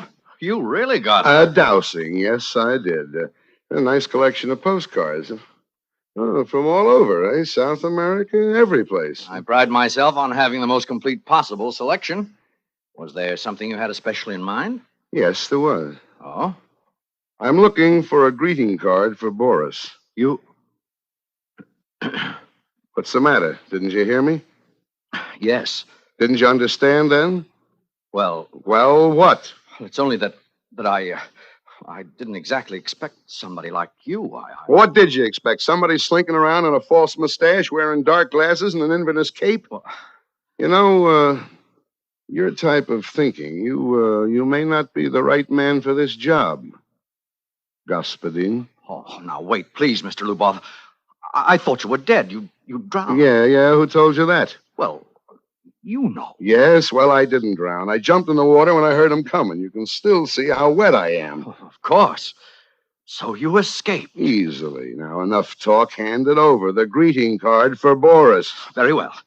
Let's see. That's San Francisco, of course. He turned and reached his hand down under the counter and came up with a box marked special. From this, he extracted something and handed it to me. I took it with a knowing expression on my face, but I didn't know from nothing as to what it meant. All it was an ordinary postcard, that's all. A picture postcard showing the Golden Gate Bridge. Underneath it, the caption, Wonder Cities of the World, number 2512356679, San Francisco. Nothing else. I'm afraid my mouth was open. Well, what's the matter? Matter? Don't you know how to read the name? It's so difficult, of course. Idiots. Certainly I know how. I was just admiring the work, that's all. Oh, it is excellent, isn't it? You better go now. You've been in here an awfully long time. We don't want... No, of course we don't. I'll go, Господин. Господин. I'm sorry to have been overly cautious. There is no such thing as over-caution. Oh, thank you. You were so, well, you seem like an American. So do you. I strode out into the street, clutching my postcard, but I shoved it inside my sleeve a moment later because who I saw standing under the misty glimmer of a streetlight waiting for me was my heavy-set, mysterious friend from the ferry boat, Conley. I turned my head around and glanced down the other end of the block behind me. The other two guys were there, sure enough. They advanced slowly toward me with their hands raised, palms out, as if they were showing me they weren't carrying guns. I waited. Then all of a sudden, Conley rushed me. I caught him on the chin, and he went down, clattering into an ash can. The other two boys grabbed me and held my arms behind me. Conley got up, rubbing his face. I waited to get murdered. But no. All right, Joe Louis. Bring him along.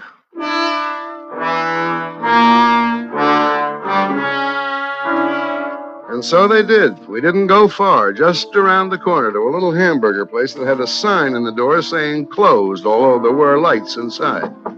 Conley knocked on the door, and a fellow with an apron came and opened it and locked it after us. Conley gave him a nod, and we sat down at the table while he brought us coffee.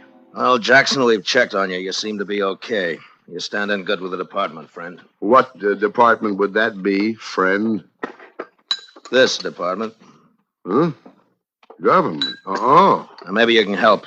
Anyhow, we don't want you going around making a noise and messing it up for us, so here it is. I'm all ears. Ever hear of a man called Boris Kargamensky? No. Well, not many people have, even in Russia. Boris Kargamensky is the top Soviet agent in America. He's the head man. He organizes and runs everything for him here. I see. Now, he came to this country 7 years ago and vanished. We've been trying to find him ever since. False passport, of course. That didn't help. There's nothing anywhere on Kargamensky. No pictures, even in Russia. No fingerprints, nothing. Every lead we had, dead end. And then last week... Well, go ahead, drink your coffee. No, it's all right. I'm too interested. Last week, we heard that another agent, an important little guy named Lubov, was on his way to San Francisco and that he would definitely have to contact the big gun, something to do with the Chinese war business that only Kargamensky's big enough to handle. Well, our man tailed Lubov all the way out here and then lost him at the Oakland ferry. That didn't bother us very much. He called us and we were waiting on this end. But in pulls the ferry and no Lubov. Lubov was the dead man in the lifeboat. That's right. Must have been up there waiting to be contacted. And he heard Tony and his concertina, thought that this might be it. Then when he realized he'd made a mistake and uncovered himself, he conked Tony on the head. Right. And his Soviet contact got scared and stabbed Lubov. So now we're back where we started. Every passenger on the ferry was okay. And what's that you're looking at? A picture postcard. I found a message on Lubov about the International Postcard Shop and a greeting for... Hey! A greeting for Boris Kargamensky. Here, let me see that. I bulldozed the guy into the shop into letting me have it. It looks like nothing, just a picture, but he said I could read the name. Golden Gate. Now, give me. These numbers. Wonder Cities of the World, number 251235679. Wait a minute. What? Well, print out the guy's name, Boris. B-O-R-I-S. Leave a space. Yeah. K-A-R-G-A-M-E-N-S-K. Now put numbers there. Wait a minute now. The top number's 9. All right. Now put 1, 2, 3, 4, 5 over Boris. Yeah. Then start again. 1, 2, 3 up to 9 over Kargamensky. 9. Yeah. All right. Now let's see the postcard. 251235679. Okay. What's 2? 2 is O. 5? S. O-S. Now Kargamensky. 1. K. 2. 3. A. R. O-S-K-A-R. Oscar. Well, I guess we know the rest of it. 5, 6, 7, 9. A-M-E-S. Ames, correct? Correct. Oscar Ames. Dr. Oscar Ames. What? I was just thinking. He was worried about me catching pneumonia.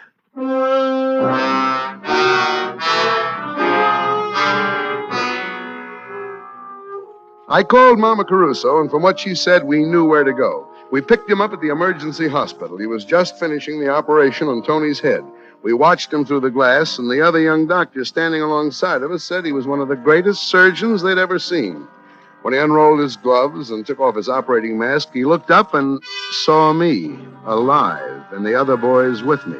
His scalp tightened for just a second, and then he smiled. It was when he reached into his bag that we rushed him before he could get the little red bottle to his lips. Well, that's about it. I made the morning edition okay. On page 18, under my usual slug, Man Overboard by Man Jackson, they did a cute thing. Under Man Overboard, it said, he really is. See page 1. And on page 1, with a byline, was the story, just as above. Complete with a photograph of Dr. Oscar Ames. A clean-cut, smiling, confident, typically American fellow. The caption said, Portrait of a Spy.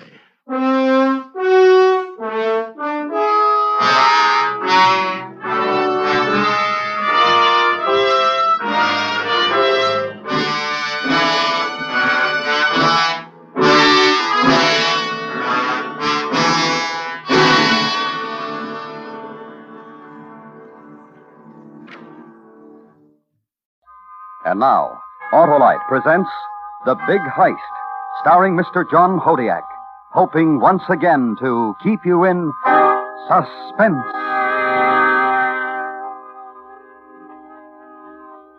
Yeah, sure. I work with John Barry on the Colfax National trick. He's the best in these bank bits, you know. Of course, everybody knows that. He had it cased right up to where he could tell you what the guy in small loans had for breakfast that morning. If it was a John Barry job, you can figure it was first class. Good. Right. Know what I mean? Yeah, believe I will. Thanks. Much obliged. You see, I'd been hanging around that pool room for a week or so, knocking off this one and that one, picking up enough to get by on. It was, let me see, 4 days ago. Thursday. This bald-headed gent had been sitting there a half hour or better watching me practice. I'd seen him around before. I knew he'd get up and talk to me pretty soon.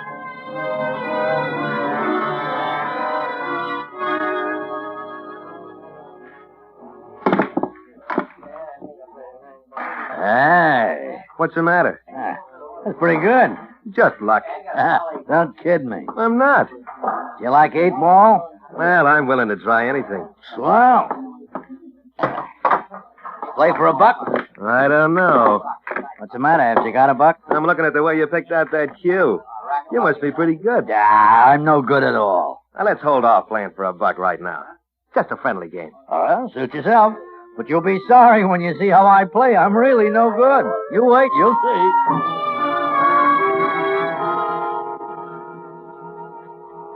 He was a lollipop. If he'd thrown away the cue and used a baseball bat, he'd done better. Every shot, I thought he was going to tear the felt right off the table. But I let him win the first 4 games, and I could tell he felt pretty good about it. I miscued and passed up shots that a 10-year-old kid could have figured. I only had $5 to my name, but I knew I was going to have at least 25 of his before I finished with him.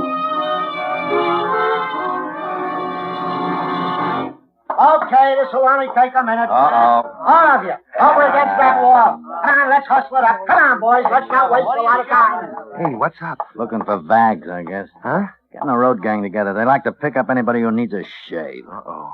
Come on now, you two. Get over here. Right against the wall, boys. That's it. Let's knock off the chatter, huh? Just keep it quiet. I want identification on all of you.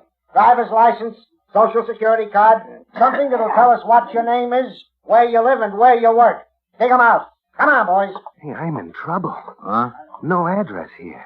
Boy, you are in trouble. Shut up down there. How many times have I got to This say? your address, Barney? 212-16th? Yes, sir. What kind of work do you do? I'm a bricklayer. Where do you work? Masterson Construction Company. Why aren't you working today? I'm sick. Okay. Let's see it. No, not the wallet, just the card. Carl Weisenbach? Yeah. Work, Carl? No, just sort of passing through town. You can see I live in Philly. I can see. How do you live, Carl? I save my money. This one. Okay, come on. Hey. You know what it's all about. Let's have it, buddy. James Scott? That's right, Sergeant. What's this Salt Lake City? Well, that's where I lived. He's with me now. We live together at 516 Mariondale, number 14. What's your name? Martin Collins. What kind of work do you do? I'm an electrician. Yeah. What do you do? I help him. I'm learning the trade. Here? In this place? Oh, guys got to relax, Sergeant. We just finished a big wiring job for an outdoor billboard outfit. Why? 17 days hanging by our toes on those things. You try it sometime. And this is our first day off since the beginning of last month. Right? You betcha. That's the truth, Sergeant. Okay, here. You. Where do you work? Man, I own this place. That's where I work. Thanks, Cullen. Don't Where's mention your it, license? Scotty.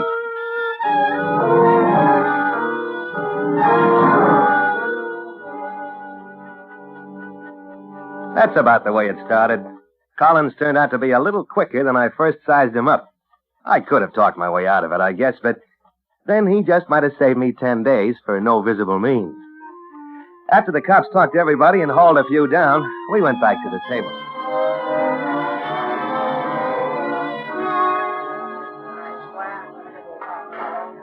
Well, that's that. Hey, aren't you going to let me get even? You'd never get even with me, boy. What? Had me picked, didn't you, Scott? Just like that bus driver you had right here on the same table 3 days ago. What? Oh, you were going to let me win the first 4. Then you were going to turn into a regular woolly hoppy and really let me have it. It had gone up from $1 to 5, then 10. Isn't that the way you're going to work it now, huh? Well, I'd just like to try for my $3 again. Come on, boy. Who you kidding? Own up now. Okay. I had you picked. I could still give you a game, though. I tell you, I invented the game. You'd be wasting your time. You have been wasting your time. Have I? 5, 10, $15 a day around here. Not bad, I'd say. How could you go for $10,000 in one day, huh? Sounds good. But you'll have to lend me some overalls, because I know I'm going to have to work real hard for that kind of money. We need a third guy. For what? You want to meet somebody? Sure. Why not? Hang up your cue, boy.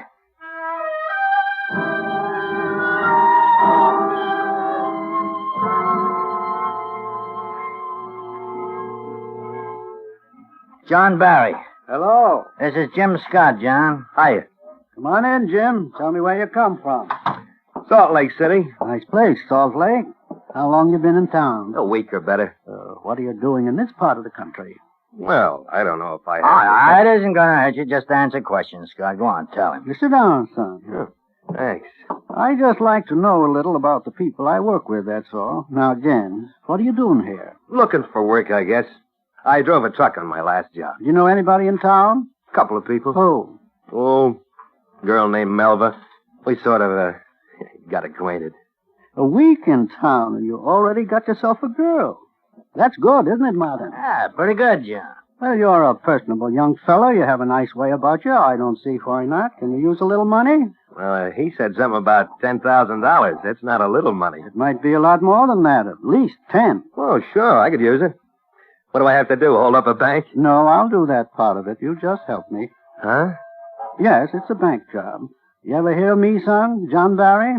No. Well, I'm the best in the business, and I always pick good men to work with me. Now, you look like the kind of boy who knows how to use his head. I'd like to have you in on it. You'll probably go far in this world. Not sticking up a bank, I won't. I'll go to jail. That's what'll happen. I thought you looked him over, Martin. I did, John. It's a surprise to me. Would you rather hang around those pool rooms the rest of your life? Oh, I've never done anything like a bank. What have you done, son? 30 days. 90 days once, and I didn't like it. Oh, I see. And I don't blame you. But no policeman's going to bother you on this. You aren't going to wind up in any jail. Nobody's going to jail. You do your part of it exactly the way I show you, and you come out clean, safe, nice and rich. Now, how does that sound? Oh, it sounds pretty good. How about that girl, Melva? Yeah, that's her name. She pretty? Sure. Well, she likes you, I'll bet. Huh, Martin? Sure. Now, you and I both know that one thing ladies understand is money. The more you have, the more they understand. It's the way they're built. Isn't that the way it is, Martin? Sure is, John. And you know that, too, son. Now, the money you get from this would help you a lot. Or maybe you wouldn't want to spend it on her. But then at your age, a good fling is something to remember all your life. A new car, nice place to live, things like that make this old world not such a bad place to live in. Maybe you'd even like to go into business. Well, I thought about that, too. Sure you have. When the whole thing's over, you'll never see Martin here again. You'll never see me again. But you'll have a big package of money to remember us by, to do with what you like. And I can tell by looking at you right now that you have some pretty good ideas on how to handle money now. Isn't that right? Well, What would I have to do? Just pay attention to what you're told, Scott. Martin's right. Years from now, somebody might ask you, or you just might want to tell them. You can say you were with John Barry on the bank job. You can say you started when it was low needle and you rode it all the way. Of course, if you don't want to work with me, you can walk right out that door and forget we ever talked about this. But when you read in the papers about how it went off and how much was taken, you'll feel pretty silly passing it up. Now, if you can use the money and follow instructions, Mutt and I would like to have you in on it. Wouldn't we? Ah, we sure would. Well, when are you going to do it? Tomorrow afternoon. Do you want to help us tip over this bank, or don't you? What do you say? 10,000? Probably a lot more. Are you in, son? I'm in.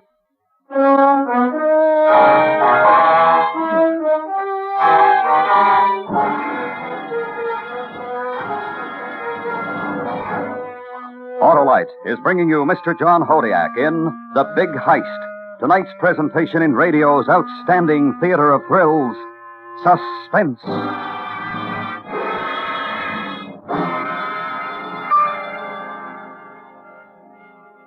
You know, Harlow, I really go for that Autolite Stay Full battery. Well, millions of motorists do, Sheriff. They all agree that for power, dependability, and convenience, you just can't beat the battery that needs water only 3 times a year in normal car use. And don't forget, it has a life longer than a Texas Panhandle. That's because every positive plate in the Autolite Stay Full is protected by fiberglass retaining mats to reduce shedding and flaking for longer life, as proved by tests conducted according to accepted life cycle standards. Yes, sir. That Autolite Stay Full is top for my money. And your Autolite battery dealer is tops when it comes to servicing all makes of batteries. And he has an Autolite Stay Full for your car if a replacement is needed. To quickly locate him, call Western Union by number and ask for Operator 25. I'll tell you the name of your nearest Autolite battery dealer where you can get an Autolite Stay Full. the battery that needs water only 3 times a year in normal car use. And remember, from bumper to tail light, you're always right with Autolite. And now, Autolite brings back to our Hollywood soundstage Mr. John Hodiak in Elliot Lewis's production of The Big Heist, a dramatic report well calculated to keep you in suspense. This bird who built the Colfax National had a pretty nifty idea. He set it back off the street so you can just shove your car right up in front of the place like it was a drive-in. No parking problem. There's plenty of room all the time to get in or out. And I guess that's the main reason John Barry fixed it.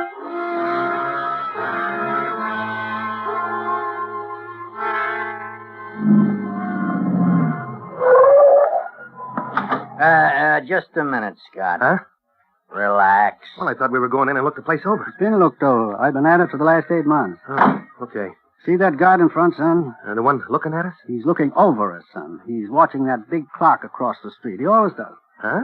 For some reason, 2 minutes mean a lot in that man's life. The clock across the street runs 2 minutes fast. There are clocks on all 4 walls of the bank that are right on the nose, but when it gets near quitting time, he goes by that clock in front of the jewelry store. Now, in about 30 seconds, he'll rope off the front doors of the bank, and no more customers will be allowed in today. You'll have to keep him busy out there tomorrow. You're worried about one guard out front? Well, what about all those tellers and clerks inside? Must be 25 of them. There's 33 people inside that bank. Well, who's going to keep them busy while I'm keeping him busy? Suppose one of them wants to turn in an alarm. You're asking too many questions, Scott. Why don't you just listen? That's all right, Martin. I don't want to worry about anything. Son, there are only 4 tellers inside that bank who'll know it's being robbed. We'll be 10 blocks away before the rest of them find out. Yeah, but I can see 5 cages in there. That's right. We only have to worry about the first 4. The 5th one won't be working tomorrow. He's a war veteran with a hero complex. The only one in the whole bunch who'll try for the alarm. But we're lucky. The poor man has a spinal injury. Every Friday afternoon, he leaves at 2 o'clock to go over to the Veterans Hospital on Bainbridge Boulevard for outpatient treatment. They just closed his cage. He hurt bad? Anything in the spine's bad. Yeah. What'd they tell you? The guards are open off the doors. 2 minutes to 3 by the bank clocks. 3 o'clock by that one over there. You and I'll park the car here tomorrow at 5 minutes to 3. I'll already be inside the bank waiting for John. Martin goes in at 2:45. I meet him inside at 2 minutes to 3. Martin covers me while I work the cages. At 3, by that clock across the street, you'll go up to that guard and keep him busy. I don't want him to turn around or worry about anything that's going on inside. You understand, son? Yeah, sure. You'll have to keep him busy for at least 3 minutes. How? You talk pretty good, Scotty. That's why we picked you. Martin's right, son. You just go up to him and say anything you like, just so you keep him busy. This time tomorrow, you'll be a pretty well-set young fella. Doesn't that make you feel good, son?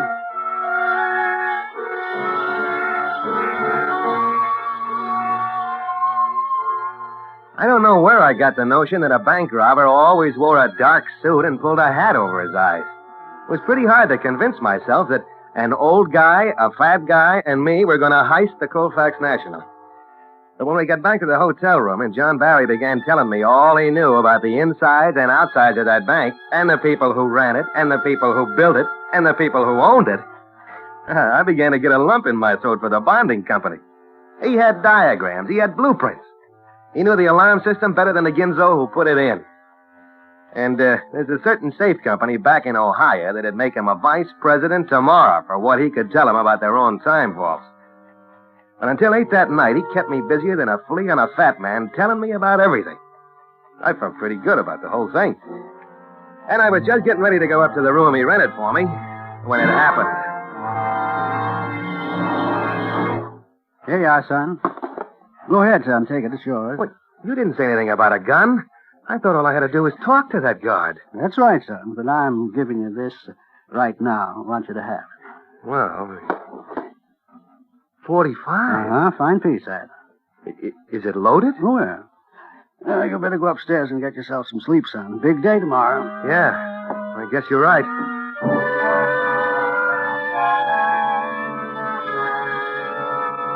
Now, I'll tell you this right now. That gun was something I hadn't counted on. John told me I wouldn't have to use it. Just the same, it worried me. You know, I just wasn't used to it. I went up to my room and tried to call Melva, but she was out. I lay down a while, and I couldn't sleep somehow. So I just went for a walk, thinking about everything. And I had the gun with me, right in my pocket. It was almost midnight when I got back.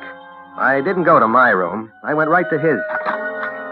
He was lying on top of his bed in the dark, but his eyes were wide open and he had all his clothes on. An old guy, smoking his cigar, listening to the radio in his window.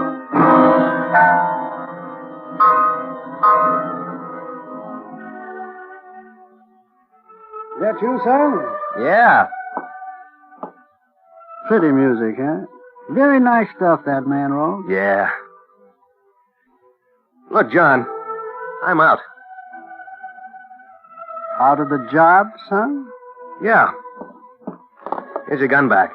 I don't want it.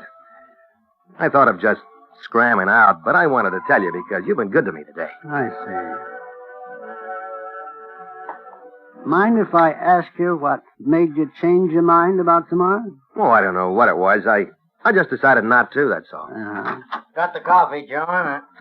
Thought you're in bed, Scott. Martin, Scott says he isn't going with us tomorrow. What? That's right. And there's no sense in you getting steamed up about it. I'm just not going to do it. That's the whole thing in a shell hole. Now, look, Scott, we got to have you on this job. It's too late to get anybody else. John spent 8 months laying it out. It's fixed for tomorrow afternoon. No, Martin, just a minute. Scott's a pretty good boy. We both know that. If he has a reason to back out and quit, it must be a pretty good reason. Isn't that right, son? Yeah. You see, Martin, he started over. Oh, but, John, if it doesn't come off the way we planned it... Wait a minute, Martin. Son. What? I'd like to ask you again. Why? I just don't want it. Is it the gun, son? Is that it? I don't want to shoot nobody. Oh, well, no. Martin, have we ever shot anybody? No. You see, son, no sense in worrying about that. Now, Martin carried a gun for what, 11 years, Martin? Yeah, at least that. Never fired it. Martin, show him your gun. Sure. See, practically rusted, isn't it? Now, I've carried one for 22 years, never had occasion to use it at all. When I gave you that gun tonight, son, I just thought I was going to make you feel good, honestly. Well, you didn't make me feel good. I see that now. But believe me, I just gave it to you as a sort of insurance. You don't even have to carry it if you don't want to, but look here, you take it back. Go ahead, keep it tonight. If you don't want to take it tomorrow, that's all right. Now, how's that? Well, You go upstairs and get a good night's rest, sir. You don't have anything to worry about. Tomorrow we'll all have a big breakfast and forget this ever happened.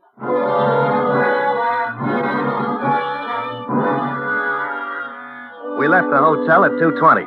and we dropped Martin Collins 6 blocks from the Colfax National. He was to take a streetcar up there. After that, John Barry and I drove around to kill 12 minutes. At 2:45, we headed for the bank ourselves, and we pulled up in the lot at exactly 7 minutes to 3. You'd have thought I'd been through a dozen of them the way I felt. And then, just like that, it started. You all right? Maybe I can't keep him busy for 3 minutes. What then? No, take it easy. Of course you can keep him busy. Talk to him. You know how to do that. But what if I can't? Now, look, that guard's name's Edwin Jameson. He makes $68 a week standing there looking at that clock across the street and telling people why they can't come in once he's put the rope up. That's the big moment in his life. It's the only thing he's got to live for. Play on that, son. Yeah, but suppose... Here, you forgot this. Hey, no. I left that back in my room. Yeah, I know, and so I brought it in case you might need it. Slip it inside your coat. Well... Atta boy. All right, on time. Go after him as soon as he puts up the ropes. I don't want this thing. Son, that man's got to be busy. If you can't keep him busy talking, you shove that thing right under his nose. It'll look terrible to him, even bigger than it is. Remember, he doesn't want to get all shot up. Good luck. Yeah.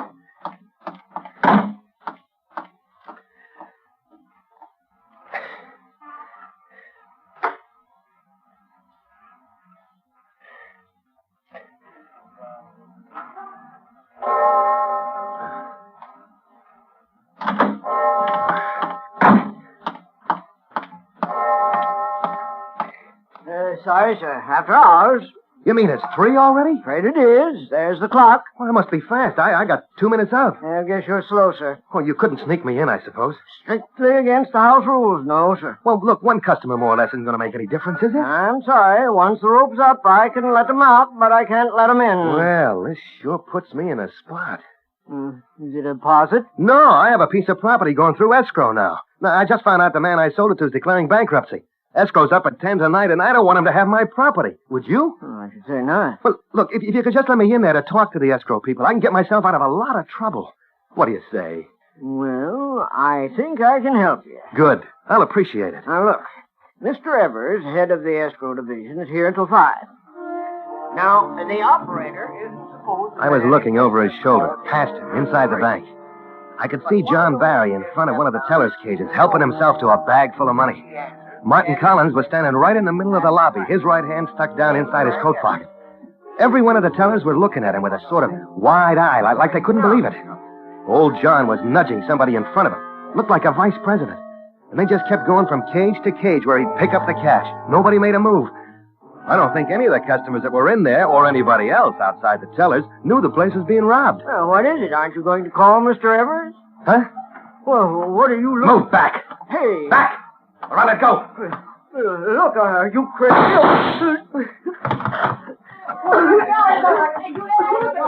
What happened, Scotty? Why'd you shoot him? It just went off. It just went off. Get out of here, boys. I didn't mean to shoot him. I didn't want to shoot him. You guys know that, don't you? All right, shut up, Scotty. I didn't want to. Honest, I didn't want to. I didn't want to do any of this. You guys made me do it. You taught me to do it. That's what you did. And I'm going to tell them, too. I'm going to tell them everything you made me do, and then they won't do anything to me. Never mind, Martin. Over there. He's got a gun on us. Hey, they're coming. That's right. You can tell them anything you want. All right, all of you. Come out of that car one at a time with your hands up. Well, suppose I should never have given him the gun, Martin. I suppose so, John. Come out or we'll open fire. Come on, son. Let's see what these police officers want to talk about.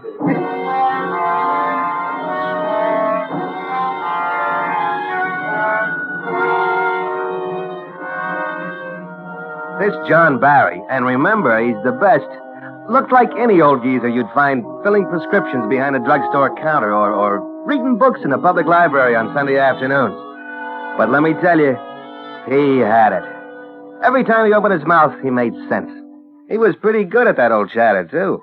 In fact, I'd say he was just about that much better than me.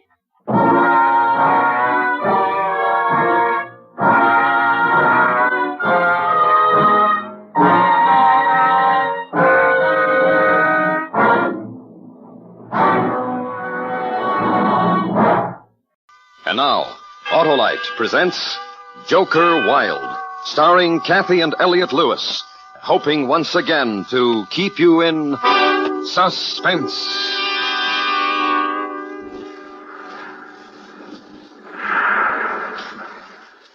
Well, if you think I'm pretty, Mr. Malloy, I suppose it's your right to think so. Oh, you are, Rosalie. You're Very well. Let us concede the point. But let us also understand the circumstances under which you've made that statement. Now, here we are. Rosalie. Here we are, Mr. Malloy, with the great, vast Pacific Ocean, a carpet, so to speak, under our feet. And the moon above, and Rosalie. You must hear me out, Mr. Malloy. You know, my friends all tell me I have the uncanny knack to size up any situation, romantic or otherwise. Now, this situation, for example... Let's not knock the situation, Rosalie. I planned it very carefully. This takes planning? Waving to a lonesome girl from a long car? Bringing her to a place like this where she can look strange and mysterious on a cliff high above the ocean? And what planning does it take to slip your arm about her, as you've already done on numerous occasions this evening? Isn't that what you expected when you got in the car? At first, I confess I was very flattered, Mr. Malloy, being who you are. Having seen your movies, having heard you weekly on the radio, a famous comic personality like you, what girl wouldn't be flattered riding with Harry Malloy? Come here, Rosalie. Why should I do that? I want to talk to you. I want to tell you something. Very well. Now, what is it? I'm a comedian. You haven't been very funny this evening. I know. You see, this is an important evening for me. It's not a time to be funny. You might not believe this, but I've been looking for a girl like you. Some line. For a girl exactly like you. For the last several nights, I've been riding around the city just looking. I saw you, and I watched you for a long time. Watched me? I was driving along, and I saw you come out of that restaurant. I parked. I saw you walk towards the corner. I followed you. Let me tell you this, Mr. Malloy. If I hadn't just missed my bus, you never would have gotten me in your car. Don't you like me, Rosalie? Personally, you're a big disappointment. When I get home tonight, I'll tell my mother and father I met Harry Malloy, and he's not funny. He's not at all like... No. No, you won't tell him that. What? Nothing. It's very chilly, Mr. Malloy, and I've seen enough of the vast Pacific from a cliff. You may take me home now. Now, wait. You may take me home now, please. Listen, Rosalie. You say you saw me in pictures. Yeah, every one. Which ones you like best? Are you taking a poll, Mr. Malloy? Just tell me, which ones you like best? Very well.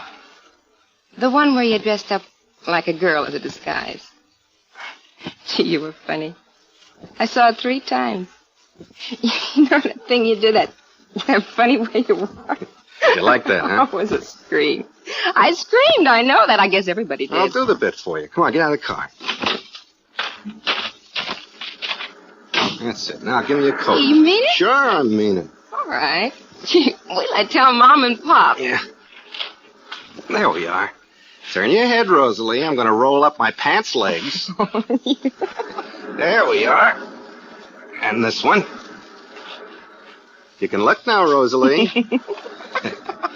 Can you whistle? Sure. Whistle. Yeah, I know just the tune.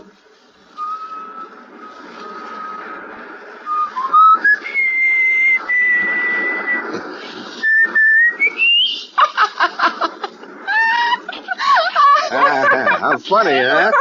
I'm a funny man. Oh, scream! Yeah.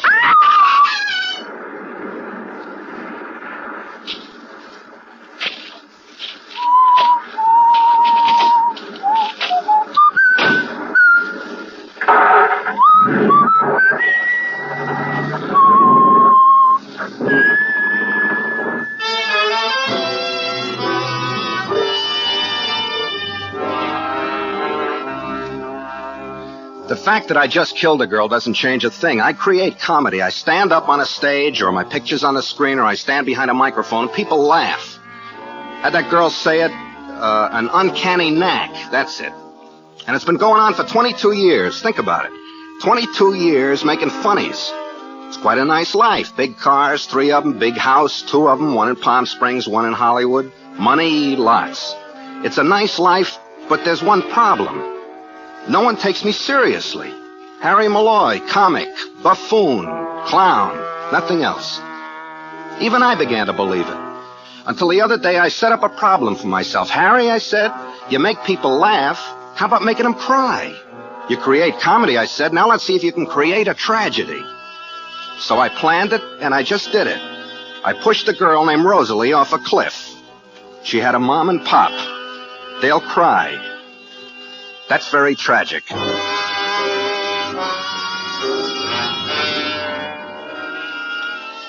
You know, the next couple of days I felt great. You know the feeling. You set your mind to do something, and you do it. And you tell people about it. But how are you going to tell anybody you just pushed the girl off a cliff? Then something else happened. It was the third day after I did it. Not a word in the papers about Rosalie. Her body hadn't been found. So for a man like me, a performer for 22 years, you can understand the crack I was in. Not only couldn't I tell anyone what I did, no one even knew it was done. So that evening I didn't feel so good. I had to talk to someone. I always talk to Liz.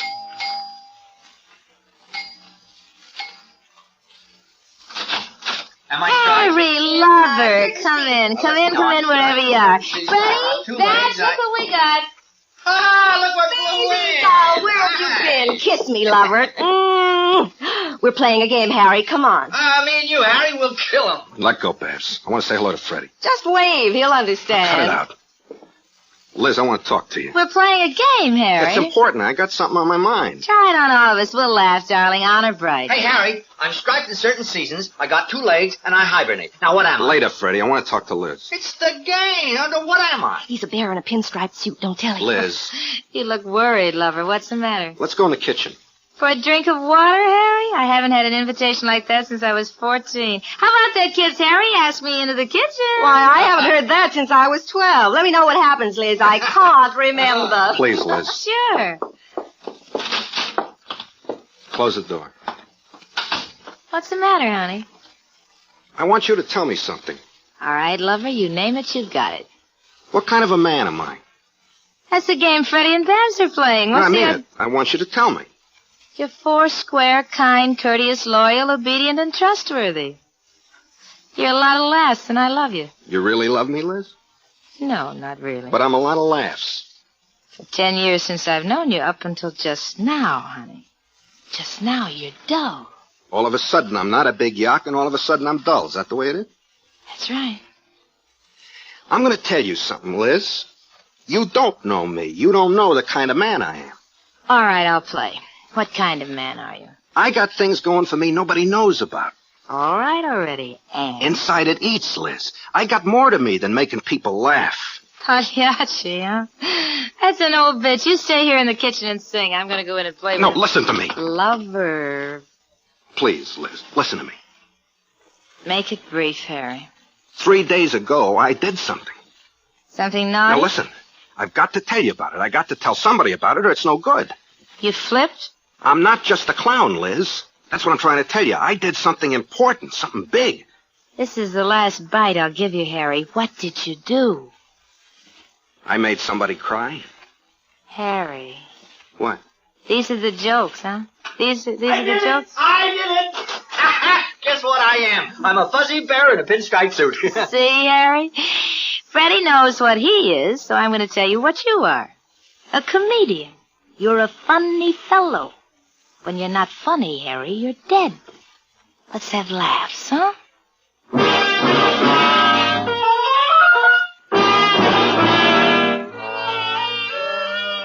That was Sunday evening. Monday morning, a very large thing happened in my life. It was served to me for breakfast with my eggs. The morning newspaper had it headlined, Girl washed up on beach at Malibu. Girl identified as Rosalie Barton, missing from home for 4 nights. Identification by her mother and father. Street address given. The part that would never get in the papers, of course, was why it happened, which was me, Harry Malloy, creator of tragedy. I had to go see for myself.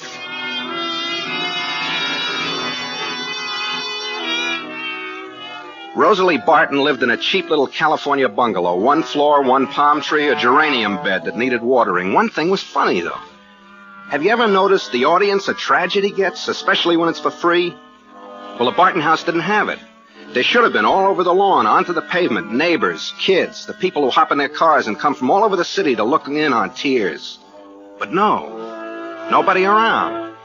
I parked my car a couple of blocks away and walked to the house, up the path, onto the porch, near the window. I looked under the drawn window blind to see what I was looking for. Hysterical parents, bewildered, grief-stricken. But I only saw a room, no people. And I saw this. Near the window, a high boy. And on it, a picture of the dead girl. Looking at me and smiling at me. I looked, too. I couldn't see anything. Huh? They're still at the funeral parlor, her mother and father. They must be very upset, huh? No, they're taking her real good. I live right next door, and I came over to see them last night, and they're taking it real wonderful. Didn't even cry. Oh. Hey. Yeah? Aren't you Harry Malloy? Yeah. What do you mean the parents didn't cry? Well, aren't you? Well, sure you are. Didn't they love their own daughter? Why didn't they cry? Well, if they did, nobody saw 'em.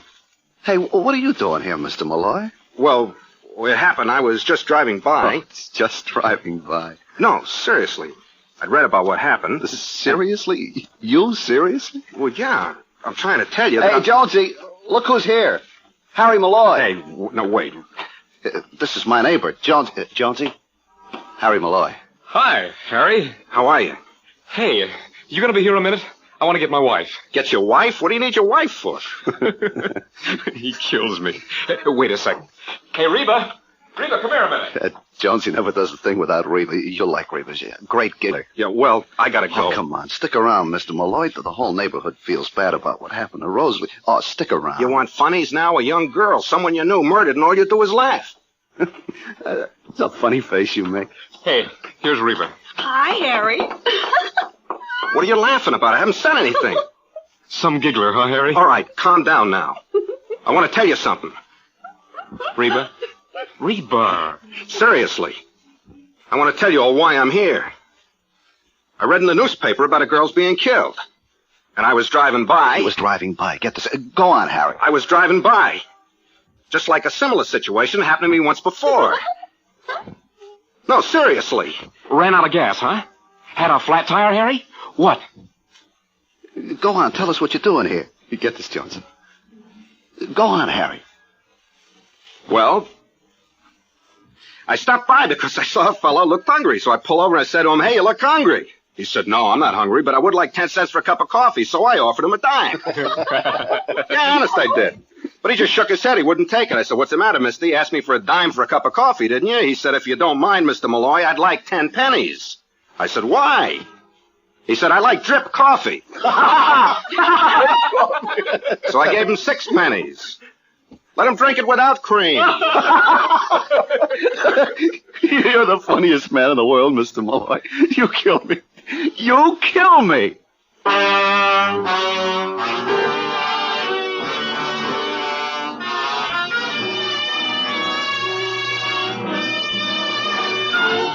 Autolite is bringing you Kathy and Elliot Lewis in Joker Wild.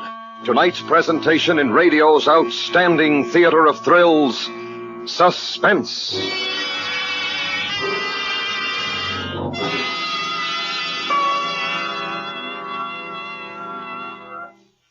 Hey, Oscar, sound your horn. Play your radio.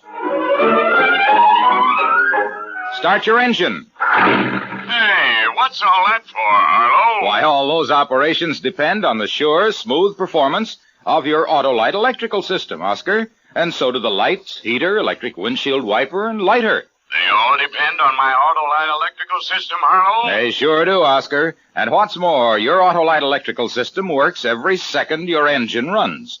That's why Autolite electrical systems, designed to give the smoothest performance money can buy, are used as original equipment on many leading makes of our finest cars, trucks, and tractors. They're the best, Harlow. Right you are, Oscar. And friends, treat the electrical system of your car to a periodic checkup at your car dealers or authorized Autolite service station.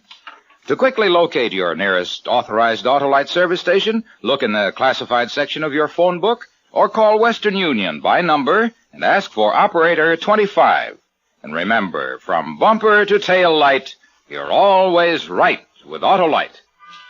And now, Autolite brings back to our Hollywood soundstage Kathy and Elliot Lewis in Elliot Lewis's production of Joker Wild, a tale well calculated to keep you in suspense.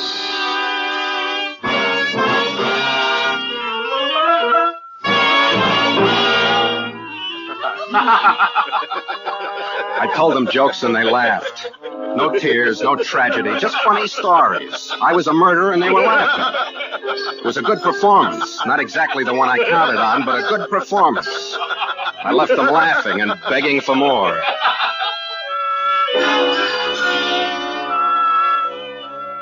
But still there was the need. The need to tell somebody, make somebody believe me. I'd done the biggest thing in my life. And a good performer deserves appreciation, an audience. The size of the house didn't matter. Go back to Liz. Try again.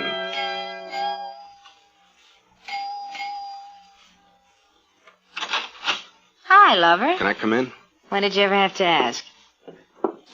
Had lunch? No. Come on, I'll pour you some. All right. Harry? What? What was wrong with you last night? I tried to tell you, you wouldn't listen. Love. Was I mean? Yes. Yes, you were. That's my Harry. Drink your drink. Yeah. Just us, Harry, nothing at all. Huh? What is it, Harry? You have this morning's paper, Liz? This morning's paper. Here, read this. About the drowned girl? I read it this morning over coffee. What about it? What kind of a man do you think could have done this? Done what? Murdered her. Pushed her into the ocean. Give me the paper. Where does it say she was murdered? Here. Was pushed. Or fell. You want a new kick, Harry? What's the matter with you? Liz, do me a favor, will you? Sure. Do it my way, will you? Let's just play she was pushed into the ocean. What kind of a man do you think could have done anything like that? A nut. Uh-uh. Look, I don't get this. What's it to me about this girl? What's it to you? I'll tell you what kind of a man did it. A man of cold intelligence. A crazy man. A creative man. One who wanted to express himself in a profound... Profound. Oh, brother, a nut. You listen to me. I'll tell you what kind of man murdered that girl. I know. Now, you just listen. It was getting funny, lover. I just answered the phone. I'll be right back. Hello? Hi. That's nothing. Nothing at all. Harry's here. Oh, huh? How was it? Yeah, I thought so. I have to see it myself. What? What? I can't hear you, darling. Hold on a minute. Harry, do your London bridges later, huh? Yeah. Where were we? Oh, yeah. Yeah? Just like that, huh? That's life. Sure, darling, of course. What? Oh. What? I guess so. I guess it could be arranged. Of course I can keep my mouth shut. You know. Wait a minute. Will you, Harry? Harry, I'm trying to talk. Harry! Harry, squint out. Call you back. Try it with your head, Harry. You need a cold shower or whatever boys do when they act like this. What's the matter, lover? All right, all right. All right, what? I'm getting out of here. You won't listen to me. I'll find somebody who'll listen. Tell me, baby. I'll listen to you. It's about that girl. What girl, baby? The girl named Rosalie, the one in the paper. The murdered girl. Oh, baby. Answer me one thing. All right. Do you think I could have killed her? You? Well, answer me. You? Answer me. Shut up. Shut up. Liz. Oh, you. Liz, please. You. Oh. You haven't answered me, Liz. Oh. I'll tell you, lover, if you want to know. You're the 7 wonders of the world. Life hits you in the face, you run to the joke file. A gag for each and every situation. That's all I am, huh? I'm not finished. Go on. Face it, lover, nobody takes you seriously. That's why everybody likes you, because you're no problem. What this business with banging the piano is, that's the joke file. I haven't been in with you before. Just one thing. Uh-huh. Just don't get wearisome around me, Harry. You won't be welcome around here. And that's it? Yep. All right. Wait here, Ma.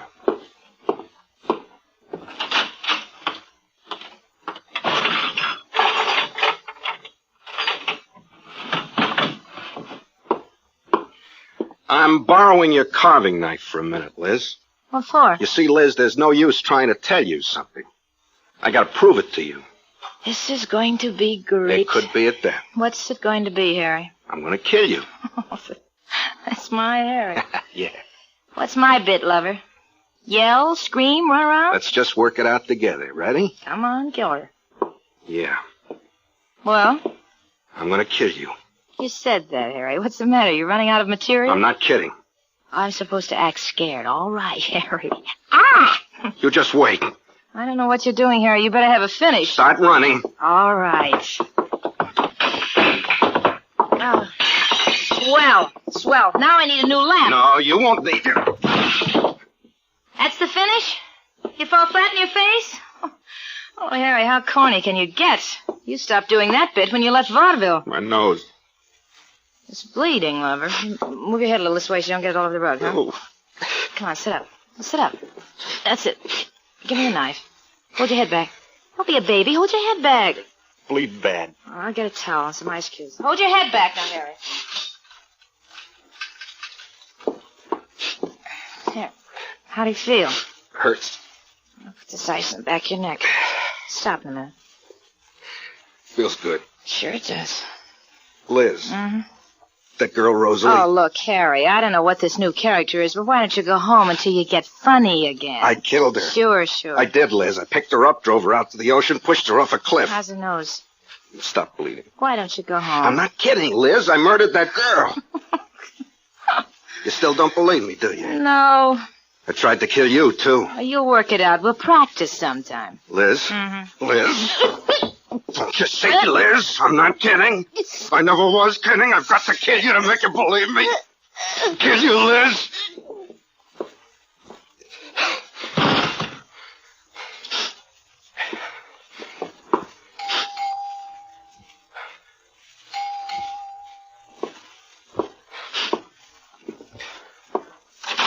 Was a minor, 49er, and her name was Clementine. Hiya, Harry. How's the old kid?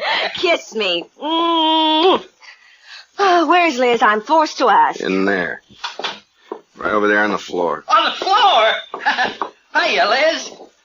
Hey, what's this, a new game, Harry? She's dead. Oh, we're supposed to ask questions. You answer yes or no. We're supposed to tell you who did it, huh? Such an old game. What's it? I did it. I strangled her. Hey, kid, you're taking all the fun out of it. Freddie. Huh? Look. Look at what? Her throat. I strangled her. Oh. I don't believe it, Harry. Oh, not you. Liz wouldn't believe I could do a thing like this either. Look what happened to her. I can't believe it. I can't believe it. You will. Stick around for police, Freddie.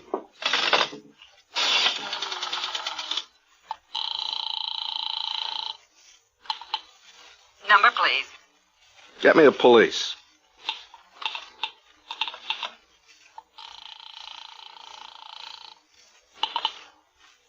Precinct, Sergeant Thor speaking. This is Harry Malloy, Sergeant. I just... Harry Malloy? The comic? That's right. I'm at 5... Harry. Hi, Harry. What's on your mind? I just murdered a woman. What? I just strangled a woman. Several days ago, I threw a girl off the cliff. And tonight's your night for strangling her. Have a nice party, Harry. Now, listen, I'm not kidding. I killed a girl. I killed 2 girls. Sure. I'm a murderer. Don't you believe me? I'm a murderer.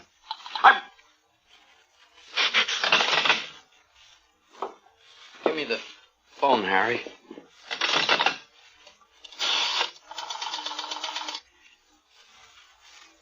Give me the police, operator. Police? I want to report a murder. 595 East Channel Drive. My name? Fred Goodwin. Thank you very much. I'll be right over, Harry.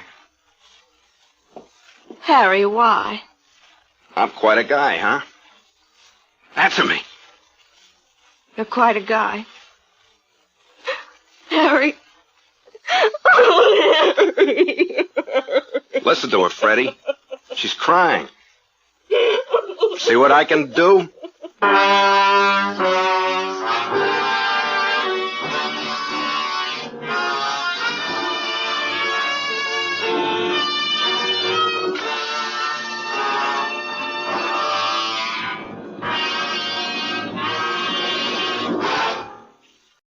Now, Autolite presents The Man with Two Faces, the documented story of an actual crime, starring Lloyd Nolan, hoping once again to keep you in suspense.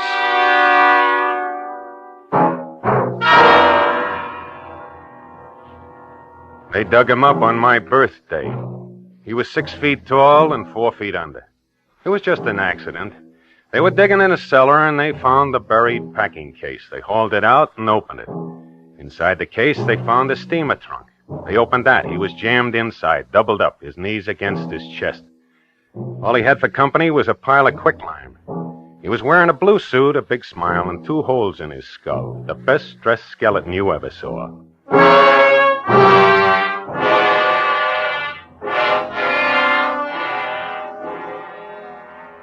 My name, Palachek, Gus R. Detective Lieutenant, badge number 1416. I've been a cop for the city of Cleveland for 19 years. The last 14 of them, I've worked out a homicide. I'm not a chowderhead and I'm not a Sherlock Holmes. I'm strictly average. I try to make it with what I've got. If that doesn't do, they call for a smarter man. They should have had one around the day they dug up the skeleton.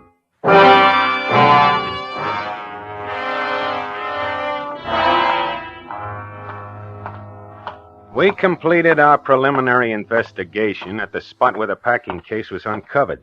There wasn't much. I drove back downtown to check with the medical examiner.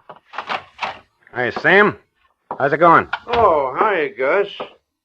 Happy birthday. Yeah, sure is. You about done with him? Just finished. Don't envy you. Find anything at all? No question it's a homicide. Where'd they dig him up, anyway? Basement of an empty building out on Euclid Avenue. Hey, by the way, how long would you say he's been dead? About 3 years. And they had to dig him up on my birthday. There's a few things here that might help you. What's that? Possible description of the victim. It's only partial. I figured it out from the skeleton, size of the bones, general structure. Uh-huh. What else? This piece of bridge work here. Put in a little leg work. You might find the dentist who made it. You go through the clothing? Here's the label that was sewed inside the coat. Custom tailors since 1885, 10th near Parkway. That's it. Dead at least 3 years. That's the way I figured, 3 years. Looks like a long hike for you, Gus. Let's hope it's not for nothing.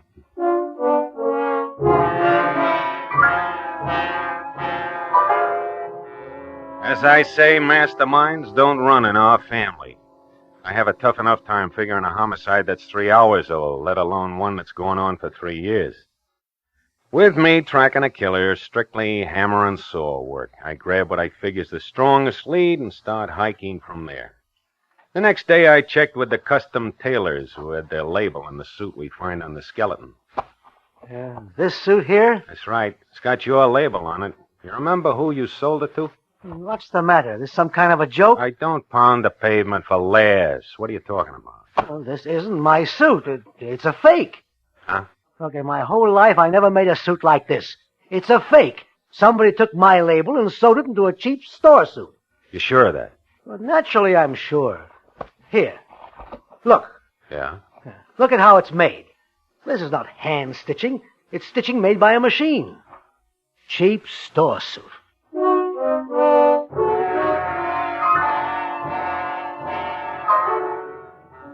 The label on the suit was an obvious plant, something the killer figured throw us off the track. This being true, then why did he leave behind something as telltale as a piece of bridge work in the mouth of his victim? I had another talk with the medical examiner. We double-checked the victim's remains. I don't see what we're going to prove from this piece of bridge work. Say, what's the average number of teeth a man has? See? Full-grown male, 32. Uh-huh. And how many did you count in the victim's mouth? 31. Only had one extraction, a molar, I could tell that. Oh, I see what you mean. Only one tooth pulled. Yet he had a bridge loose in his mouth with 4 molars in it. That's 35 in my book. Yeah, 3 more than any normal man could possibly have. Yeah. Well, why would the killer plant a piece of bridge work? What for? When I find him, I'll ask him.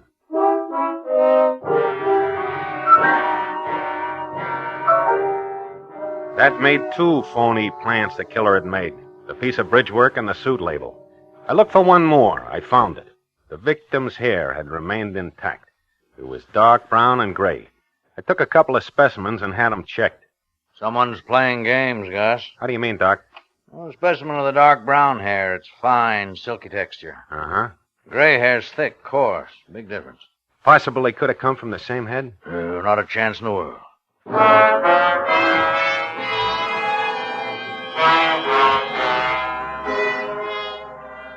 3 phony plants. The bridge work, the label, and the hair. I began to wonder about the packing case and the steamer trunk the skeleton had been found in. The trunk was a cheap, mass-produced item. 3 years' worth of mildew wrecked any chance of picking some kind of a lead from it. The packing case which contained the trunk was a little different. There was block lettering on one side of it. It spelled out the name of George Gallagher. Below that, it read Harrisburg Avenue, but where the street number would have been, the surface of the packing case had been scraped away. I started to work on the packing case angle. I had the manager of one of the factories in town that makes them look at the case. It wasn't standard size. It was a custom-made job, built to hold the murder trunk and nothing else. That's when the legwork began. Weeks of it, months. February, March, April, May. I covered every factory that made packing cases for 100 miles around. It got me nothing. I kept at it. June 5th. I checked a small box factory about 15 miles south of town. The manager's name was Higgins. Let's see now. I thought I recalled it. Oh, yeah, here it is. The same dimensions I gave you, Mr. Higgins? Exactly. An odd-sized case. That's why I remembered it. Yeah, this is it, all right. Did you take the order for it? No, Carl did. Carl Pearson. He was the other clerk. How do you mean he was? Well, Carl is dead. Poor fellow. Sick for a long time. He passed away 3-4 months ago. Well, do you have the name of the man who ordered the case, Mr. Higgins? Yeah, right here. It was George Gallagher. Yeah, Gallagher. And you people delivered the packing case? Uh-huh, that's right. Where? Harrisburg Avenue, number 6913.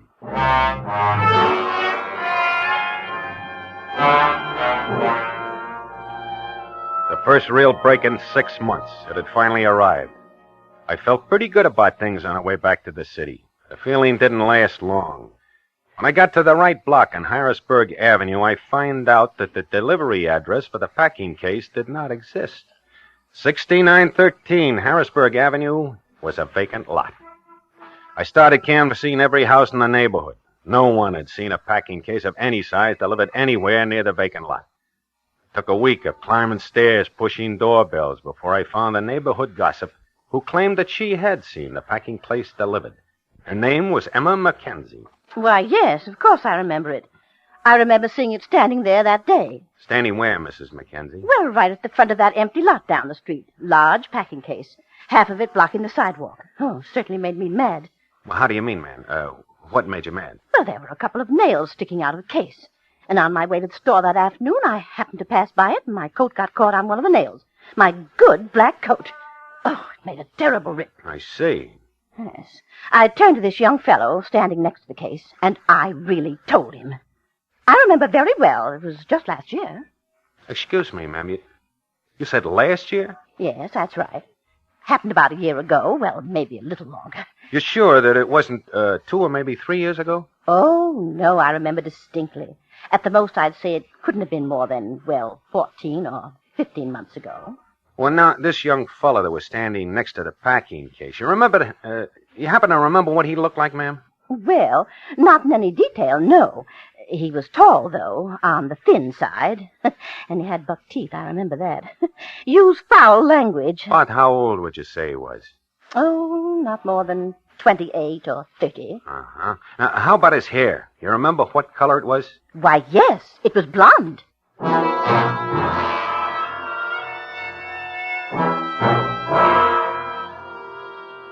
When I finished talking to Mrs. Mackenzie, I didn't know where I stood.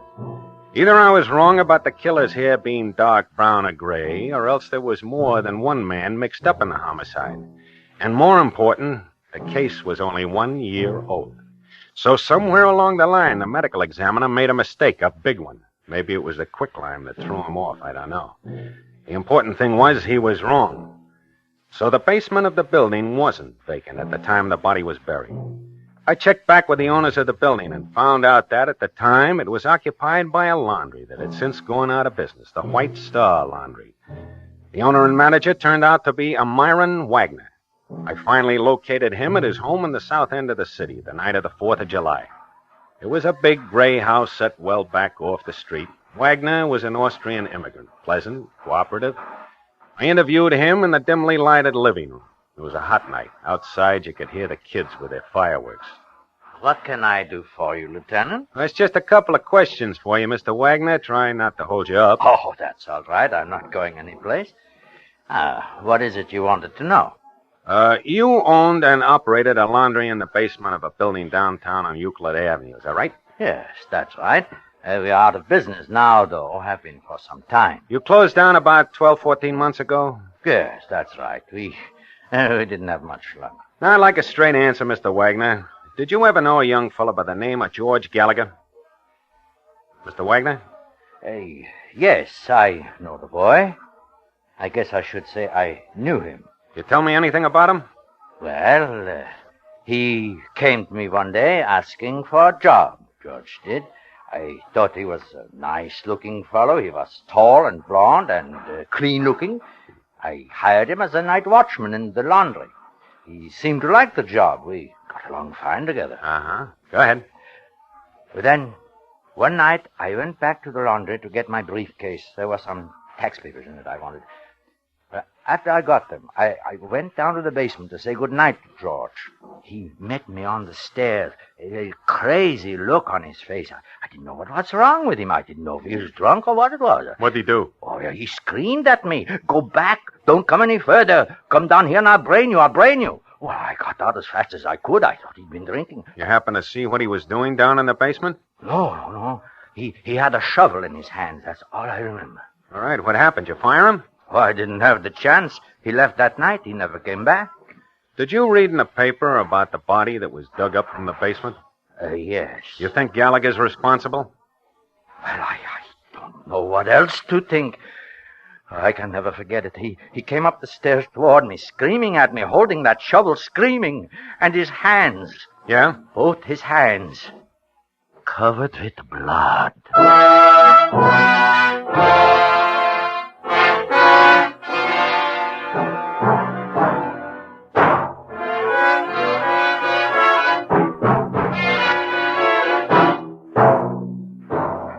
Autolite is bringing you Mr. Lloyd Nolan in The Man with Two Faces. Tonight's presentation in radio's outstanding theater of thrills, Suspense.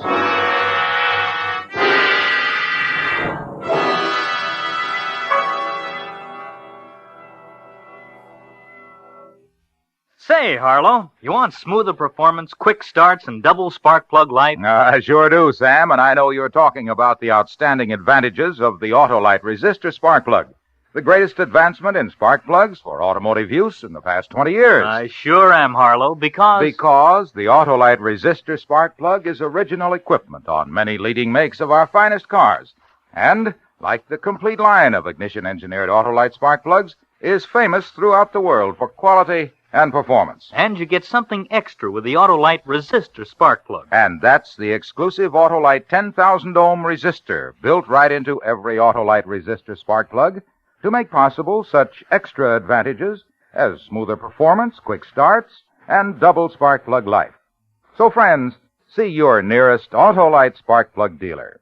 Have him check your spark plugs, and if replacements are needed, he'll install ignition-engineered Autolite spark plugs, either standard or resistor type.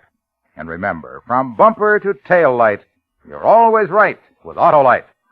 And now, Autolite brings back to our Hollywood soundstage Mr. Lloyd Nolan in Elliot Lewis's production of The Man with Two Faces, a true report well calculated to keep you in suspense.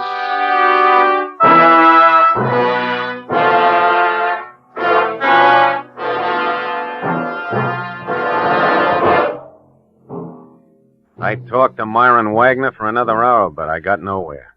He was sure of the time and date he'd seen George Gallagher in the basement of the laundry, and he was sure he'd seen blood all over Gallagher's hands.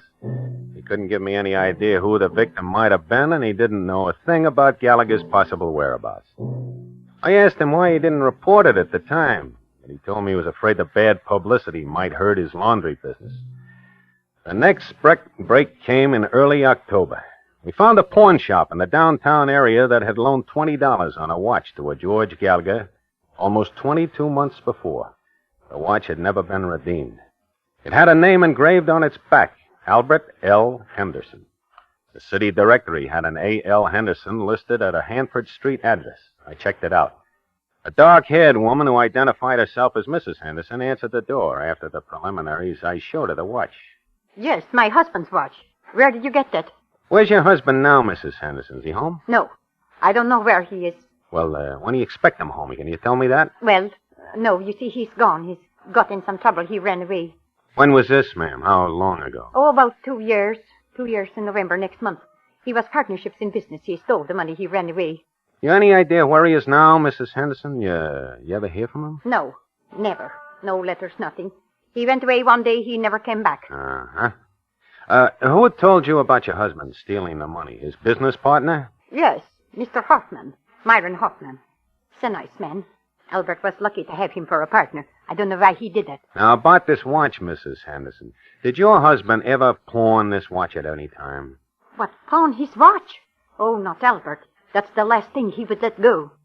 One thing I can't understand. Why didn't you ever make an attempt to find your husband? File a missing persons report? Why should I want to find him? Thief. No good. Let him stay missing. I don't want to find him. This business partner of your husband's, ma'am, this Mr. Hoffman, where can I get in touch with him? Do you know? No, I guess I don't. He went away, I guess, I think a year ago, maybe longer. You got any idea where he might have gone? Well, I don't know. He seemed to talk a lot about New York City. I never asked him, but I thought that's where he came from. They were always talking about New York City, him and John. Who's John? That's Mr. Hoffman's nephew, John Mueller. He worked for my husband and Mr. Hoffman in the business. Oh, I see. Well, I'd like to locate them if I could, ma'am. Can you describe Hoffman and his nephew for me, please?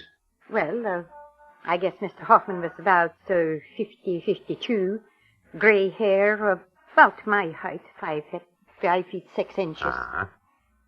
His nephew John was tall, little thin maybe. He had blonde hair. He's a young fellow, about 30 years, I think. Are you sure of that description, are you? Oh, yes, they came here to the house for dinner a few times, both John and Mr. Hoffman. I knew them. Would you give me a description of your husband? Albert? Well, he was a big man, as tall as the nephew John. Dark hair, gray eyes, 43 years old. He was a heavy man, 180 pounds, I think.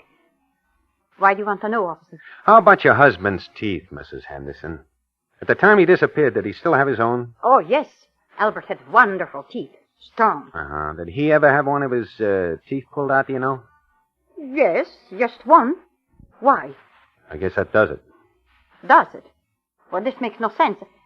I don't think I like this. No, ma'am. I don't think Albert liked that either.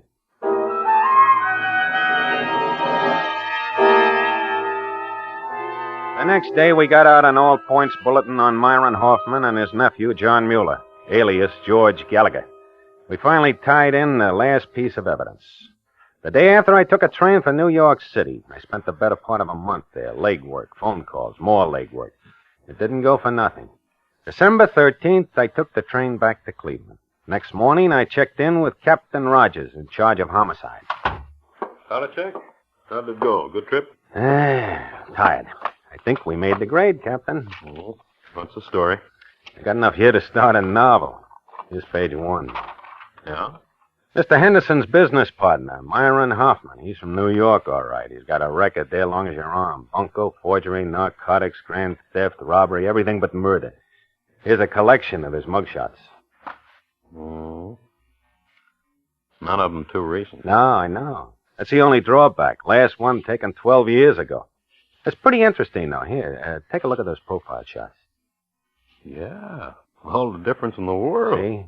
Left side of his face. How about that, huh? Looks pious enough to pass for a saint. Huh. Queer one. Put it next to his right profile shot of him.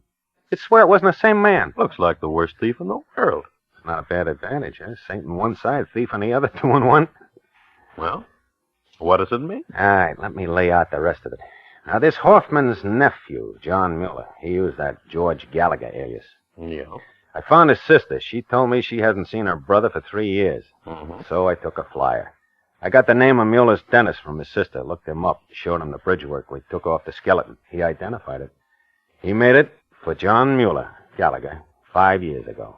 All right. Oh, where does that leave us? I'm still guessing. Now, nobody gives up their bridge work, not without a struggle, anyway. I think we got another body to look for. Yeah, fair guess. Hoffman and his nephew killed Henderson. Then Hoffman killed the nephew, took his bridge work, planted it on Henderson's body, and buried it. Anything to throw us off the track. That's my guess. The owner of the laundry, Myron Wagner, that story of his about the blonde kid, the shovel, blood on his hand, kind of makes a liar out of him, doesn't it? No big change. What do you mean? He was a liar long before we met him.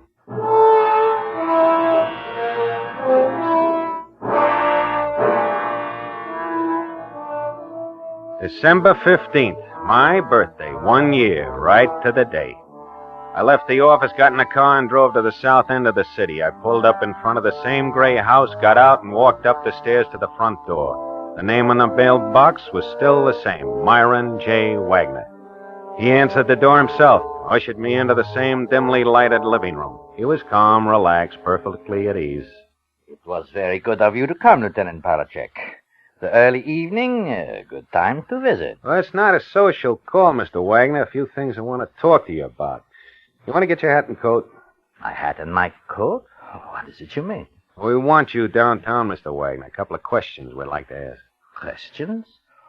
About the Gallagher boy, you mean? I told you everything the last time you were here, Lieutenant Palachek. Now, look, Mr. Wagner, this happens to be my birthday. I got a family. I want to get home early tonight. I'll put it straight to you. Put it straight? Yeah, I'll draw you a road map. Now, for a whole year, I've been pounding my feet east, west, and south in the city and out of it. I'm not a smart cop, mister, but I can still put 1 and 1 together. It adds up to you, Wagner. Now, how about the hat and coat? It adds up to me, Lieutenant Palachek. I don't think I understand. Number 1, your name's Myron Hoffman, not Myron Wagner. We've got your mug shots, your prints, and exemplars of your handwriting from New York to prove it. Number 2, you killed Albert Henderson and buried him in the basement of that building where you had your laundry. And besides that, it's odds on you killed your nephew, too. You assume this, or you have proof? Which one? 90% proof. Your hair, Wagner, I'll bet on it. Same kind that was planted on Henderson's body. Same color, same texture. There's a bum bet, mister, right from the start. Why'd you try? You want me to get my coat? Yeah, I'll go with you. Hey, I'm just curious, Wagner. You want to turn on the overhead lights? Hey, yes. All right. My face. Is that it? Lord. Good Lord. There are 2 sides to a face, Lieutenant. Look at both of them. You will find one of them is good. We better get your coat. Just one thing. My friend Henderson, my nephew John. Yeah? As you say, just as you say, a bum bet. I even try. Hey, Wagner. What's the matter? Wagner!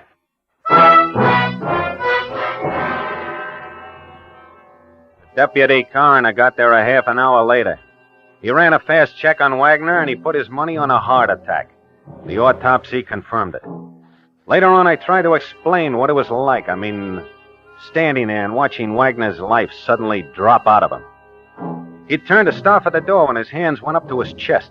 I reached for him, but not in time. He straightened out on the floor. That's when I noticed his face.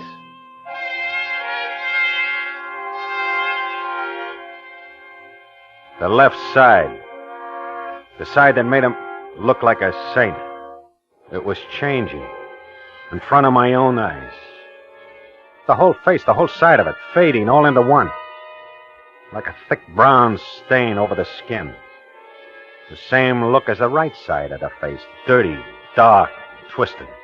It was all there. It was frozen into his eyes and his mouth. All the evil in the world in one face. I saw it happen. I saw it with my own eyes.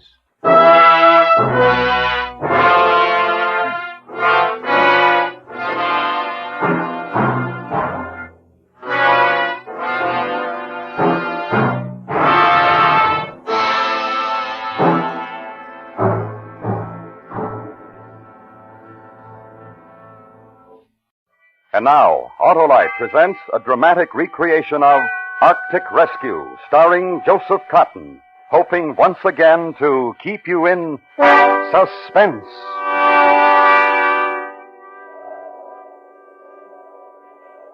Picture this if you can. Christmas night. Miles and miles of endless, empty, broken white ice. An ice floe drifting somewhere in the vicinity of the 73rd parallel north of the Arctic Circle. Nothing but ice. That is, nearly nothing. If you look carefully through the winter night, you'll see two tiny, dark blemishes, the figures of two men. One twisted in an unconscious heap is our skipper, Jonathan Blake. The other figure, Gerald Stewart, first mate, me. It makes a good, sorry picture. Civilized men in a primitive wilderness of ice waiting helplessly for death. Aye, a sorry picture.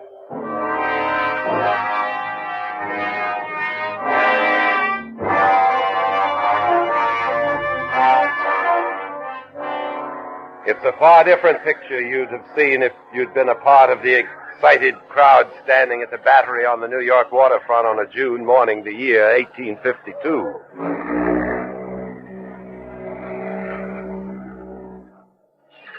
The moment of departure? Aye, Lady Franklin, we must take the high tide. May God in his great mercy protect you and your men from the perils which await you. The men are prepared for hardships, Lady Franklin. We shall succeed where the others have failed in ending the mystery of the Erebus and Terror. Aye, and back to Aberdeen in time for a Christmas feast. And we'll prepare a Christmas celebration your men will never forget, Captain. We're leaving for England next week. I shall pray for you, Mr. Stewart. For all of you. Thank you, Miss Craycroft. I'll stand many a watch out at sea thinking of last night, the ball, dancing, and you. That is, all of us will, I mean. What my first mate is trying to tell your niece, Lady Franklin, is how grateful the officers and crew are for the farewell ball you held in their honor last night. I'm the grateful one, Captain Blake. Please bring them all home safely. Oh, come now, Lady Franklin, no need for worry. The Jessica's a sturdy ship and the men are in good health and lofty spirits. We'll be back by Christmas, you'll see. Tide will change. We must be on our way. Then goodbye and good luck, Captain. Goodbye, Lady Franklin. Miss Craycroft. Goodbye, Captain Blake. Goodbye, Mr. Stewart. Godspeed. Thank you. We shall see you in Aberdeen Christmas week. Let's get aboard, Mr. Stewart. Yes, sir. Bye, Lady Franklin. Starkey? Yes, sir. Drop the gangway. Yes, sir. All hands at their mooring stations, Mr. Stewart. Yes, sir. Then pass the orders to cast off. Aye, sir. All hands, prepare to cast off. All hands, prepare to cast off. Let go 1 and 2. Let go 1 and 2. Let go 3 and 4. Let go 3 and 4. Ship's underway, sir. Aye. Well, Mr. Stewart, fill your eyes with the sight of New York. The last of it you'll be seeing for some time to come. Aye, good long time. I am, sir. As the Jessica moved slowly to the outer harbor, I watched a tiny, delicate white dot in the crowd at the wharf. She stood there beside Lady Franklin, waiting. And I watched until the morning fog erased the sight of the New York waterfront.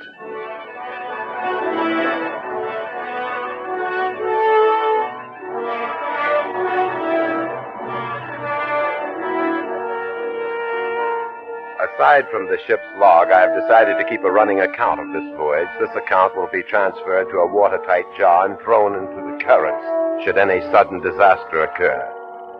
The first 3 weeks of navigating north were Merely a matter of settling down to ship's routine. On June 30th, after officers' mess, we sighted Point Farewell on the Greenland coast. The time had come for the captain to read a letter of instructions given to him by Lady Franklin. Captain Blake, I'm sure you will do all that any man can in discovering the fate of my husband, Sir John Franklin, and his 2 ships, the Erebus and Terror. But my only fear is that you might sacrifice your lives in the unknown regions of the Arctic. Therefore, let me state that above all else, the preservation of the lives of you and your heroic companions is more important to me than the purpose of your journey. May God in his great mercy preserve you all from harm amidst the perils which await, and restore you to us safely and in health, as well as honor.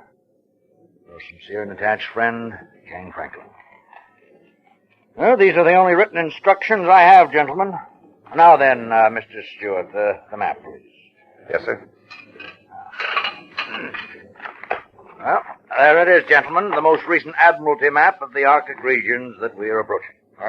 It's almost completely blank. Aye, Mr. Halliday, thousands of miles of uncharted wilderness. And somewhere in that frozen tundra, Sir John Franklin and his men vanished. Aye. Our search will begin tomorrow when we drop anchor in Godhab. We'll pick up our ice pilot, Mr. Patrick Hansen, some additional supplies, and then make for the Arctic Circle. Arctic Circle? Sounds like the edge of the world, eh, Stewart? A little frightening, too. You frightened? Mr. Halliday, if I were you, I'd respect Mr. Stewart's fear for what lies before us. Captain, I was just thinking. If Franklin was looking for the Northwest Passage, he'd probably make an approach through, here. Through Lancaster Sound. Ah. Then he must have passed Ponds Bay, here. And according to our information, they're Eskimos at Ponds Bay. They might have seen his ship enter Lancaster Sound. If they did, then we'll have something to go by. I hope Mr. Hansen understands the Eskimo dialects. They can tell us much. I don't see how we can cover all this territory and get back by Christmas, Captain. We have no choice, Mr. Stewart. If we get caught beyond the Arctic Circle after the summer months, we may never get back. Never? Aye. In the winter, the seas are covered with great ice floes. Once a ship is frozen in those latitudes, it'll stay there until the summer thaw. You can't imagine the horrors we'd endure in an Arctic winter, Mr. Halliday. I suppose not. Franklin and his men were probably frozen in for the winter. And they were never heard from again. Exactly. Well, that'll give you a brief idea of what we're in for, gentlemen. We'll know more after Mr. Hansen comes aboard. Any questions? I have nothing but questions, Captain. I wish I had the answers, Stewart.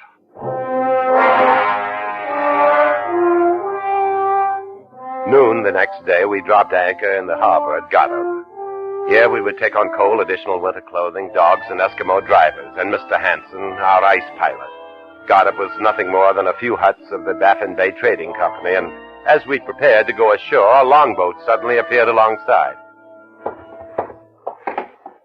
Captain Blake? Aye? I'm Patrick Hansen, your ice pilot, sir. We were about to send a boat ashore for you, Mr. Hansen. No time for that, Captain. But we planned on picking up supplies and dogs. I brought them. They're in the boat. Well, what's the rush, Mr. Hansen? Oh, this is Gerald Stewart, my first mate. You never been in the Arctic before, Mr. Stewart? No. Take my word for it. You better get up there while they got the summer weather, you bet. All right, so we run into a little summer ice. The Jessica's prepared for that? Yeah, she looks like good, strong ship. Hey. You've never seen iron ship up here before. And steam engine, too. That's not all the Jessica has. There's additional iron plates across her hull, as well as added bracing foreship, and the forward 10 feet of the bow is solid iron and razor sharp at the edge. What do you think that'll do to your ice, Mr. Hansen? You wait and you see what the ice can do to a ship. Even an iron ship, Mr. Stewart. Mr. Hansen, you received my letters. Yeah. And you made inquiries about the Erebus and Terror? Yeah, they was here. They couldn't get dogs, so they headed for Ponds Bay. Across Baffin Bay? That's right.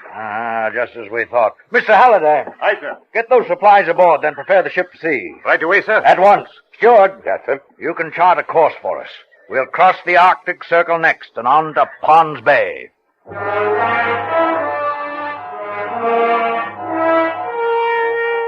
We set a north by northwest course, leaving the last outpost of civilization behind us, and crossed the great Baffin Bay.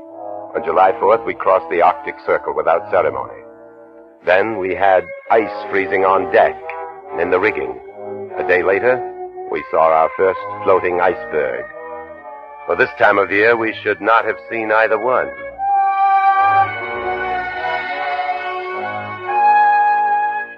From Goddard to Ponds Bay, 6.5 days, perfect calm. Upon landing, we found a small contingent of Eskimos, but nothing else. They seemed hostile and would give us no information.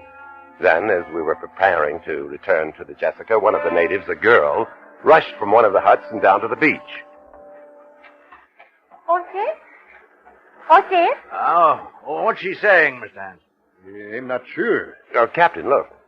She has something in her hand. She wants us to look at it. It's a small brass button. From a naval uniform. Aye. See if she'll trade it for some sewing needles. Ose? Galaga? Well, what does she mean by that? Ose? Joseph. She's trying to say man's name. Ose? Galaga? Joseph Gallagher? Steward, is that name on Sir John's crew list? I'm looking, sir. Yes, sir. Yes, sir. It's here. Quartermaster Joseph Gallagher. They've been here. Aye. Well, better get back to the ship, man. Looks like a gale brewing. Ose? Oh, let her keep the button, Steward. Give her the needles, too. Yes, sir. Ose?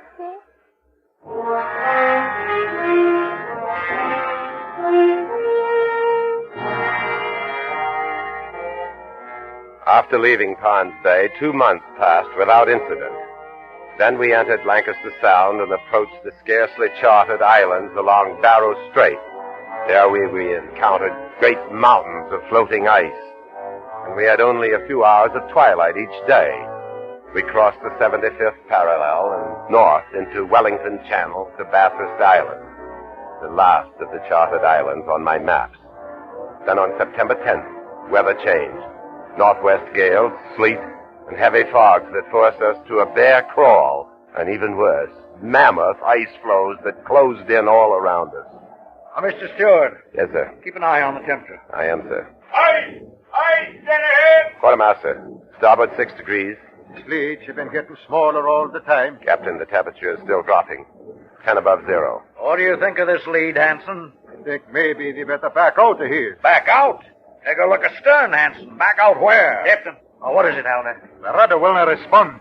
6 below, sir. Ice! Dead ahead! The lead is getting smaller, Captain. Aye. Well, the Arctic seems to be closing down on us on all counts.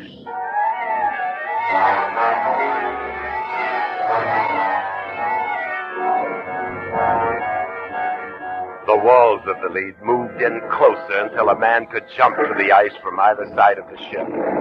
And then the Jessica was cutting through the ice, making her own lead, but slowly we lost speed.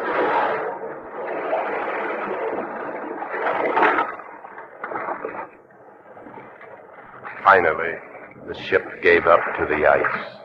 He's frozen in now. Aye. Stop engines, Mr. Stewart. Yes, sir.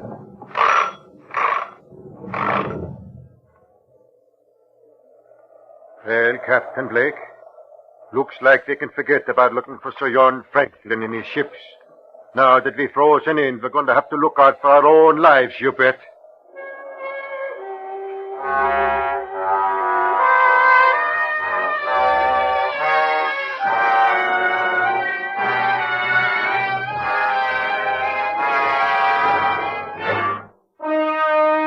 Autolite is bringing you Mr. Joseph Cotton in Arctic Rescue, tonight's presentation in radio's outstanding theater of thrills, Suspense.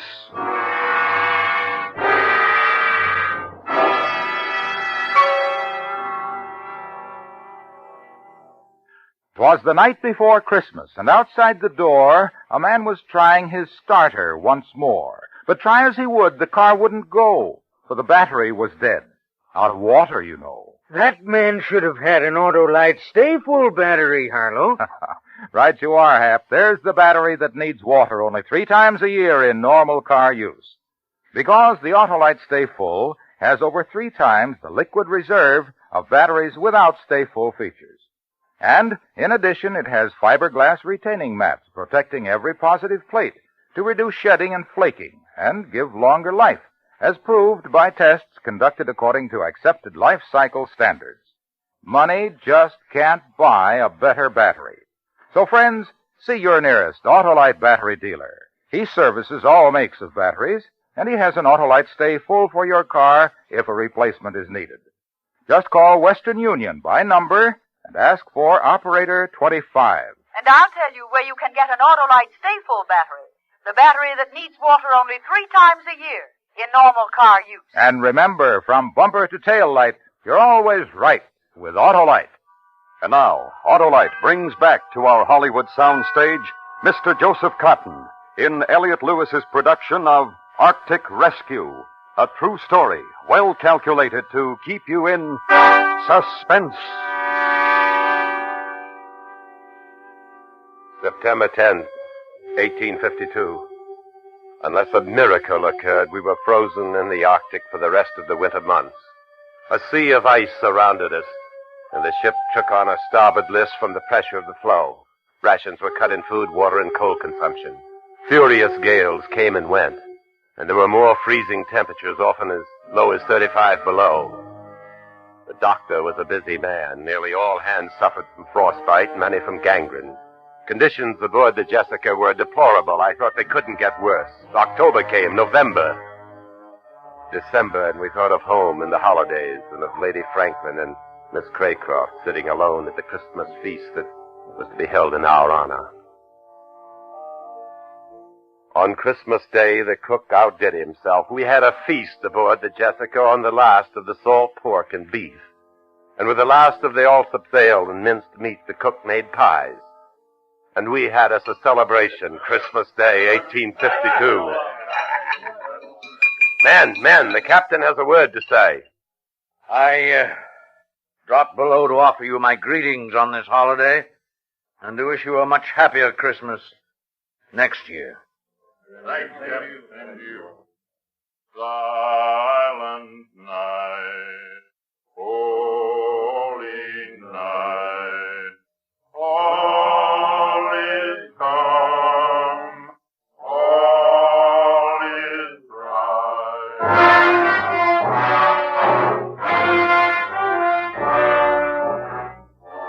Christmas Eve, 1853, 1 year later. We're still frozen in. Summer came and passed without an appreciable rise in temperature, and the ice failed to break up. Men living on pemmican, occasionally bear meat and seal blubber. No more lime juice, this means scurvy. The year also saw the loss of 11 men, the doctor and the ice pilot Hansen among them. 2 in a chase through the polar bear, 3 from scurvy, and the rest from gangrene. Most of the men have frostbite.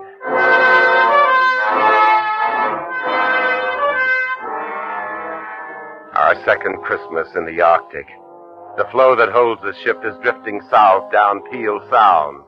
We saw the shores of King William's Island. The captain sent Halliday and 3 men on sledge to look for food depots or rock cairn, anything. They returned today. Where'd you find it, Halliday? In a cairn. We also found empty pemmican cans and bits of ship's timber. Sure. Listen to this. It was written by Franklin himself.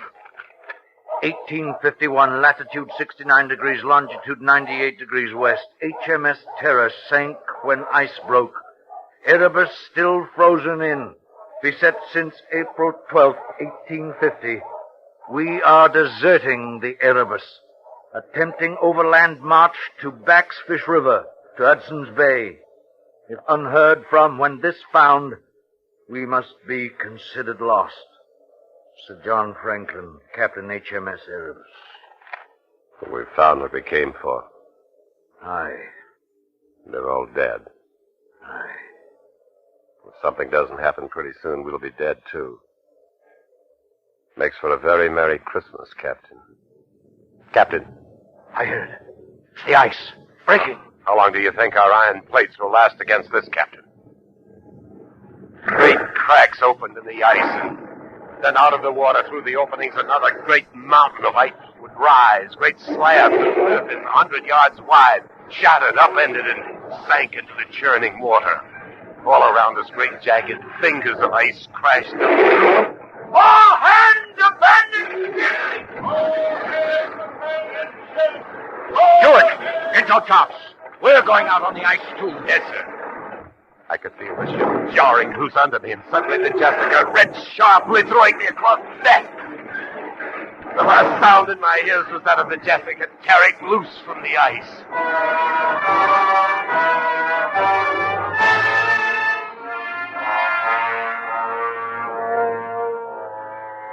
Slowly, I became aware of pain in my leg, then of movement. I opened my eyes. The captain was helping me to walk. I looked into the winter darkness for the familiar sight of the Jessica. I saw nothing. Nothing but ice. Skipper. Huh? No feeling better, lad? What about the ship? Gone down. And the rest of the men? I don't know. Gone. The floe separated. Most of them were on the other side. Where? Where are we walking to? I don't know. I don't know. We walked on and on, climbing jagged hummocks of ice and falling through thin spots. Legs got wet, froze. We beat the ice off, and we kept walking in circles through the Arctic night. Endless circles. We'll rest a bit. Yes, rest. Sleep a bit in the ice. Warm, comforting ice. No, don't sleep. My eyes grew heavy. I craved sleep. But the sleep was to die. I was ready. In the sky over the horizon, a star. The night was overcast. There were no other stars, just one. Bright in the distance. I could see it. I stood. It was still there. A bright star over the horizon. Captain! Up! On your feet, Captain! We're going to keep walking. Walking? Where? There. That way toward that star. We walked on, slowly. I carried the skipper, unconscious now. What could it be? There are no lights in the Arctic, no stars through the overcast. But we kept moving, and the star came closer.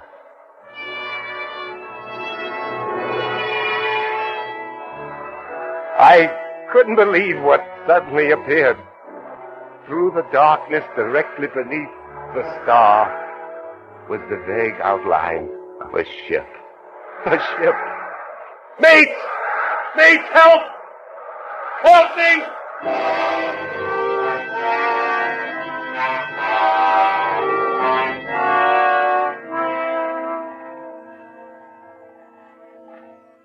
He's coming out of it. Stewart. Stewart. The ship. I saw Starkey. Halliday. In the flesh. I saw a ship. I know. You're on it. See? But where did it come from? Not the Jessica? I know. That's the Erebus, one of Franklin's ships. The one they deserted. Erebus? Where did it come from? Well, there we were. All of us, except you and the captain lying on that flue. After the Jessica went down, ready to die just as we thought you had. And then just as graceful as you please, we see a ship drifting slowly out of the fog through the broken ice. Right to us. But the captain, I left him out on the He's ice. all right. We brought him aboard, and pretty soon we'll be on our way home. Home? Aye. The ice is open. We can get out. The Erebus will take us back. Now, how's that for a Christmas surprise? I followed a star. What? He's sleeping. What was that he said? He followed the star? Aye. They must have seen that lantern we hung from the mainmast and mistook it for a star. Oh. Saved his life. Damn the captain. Being that it's still Christmas, I guess you could call it a miracle, eh, Starkey? I guess you could at that, sir.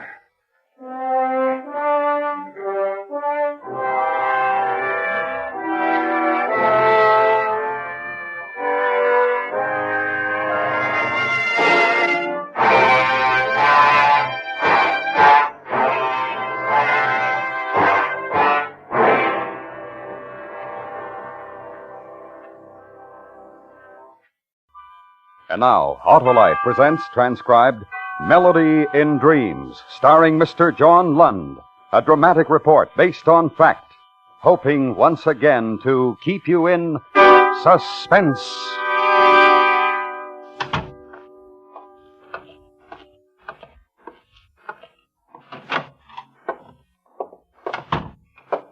Hi, Lieutenant. Where's Shank? He's in the other office on the telephone. Thanks.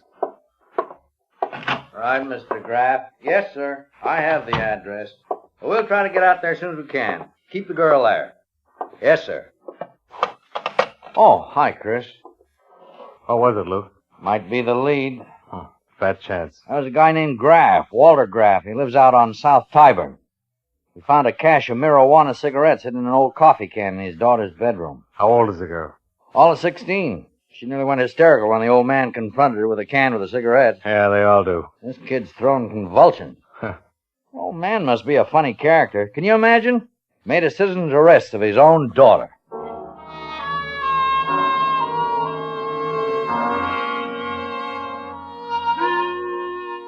For almost 6 months, the Narcotics Division had been trying to find the leak.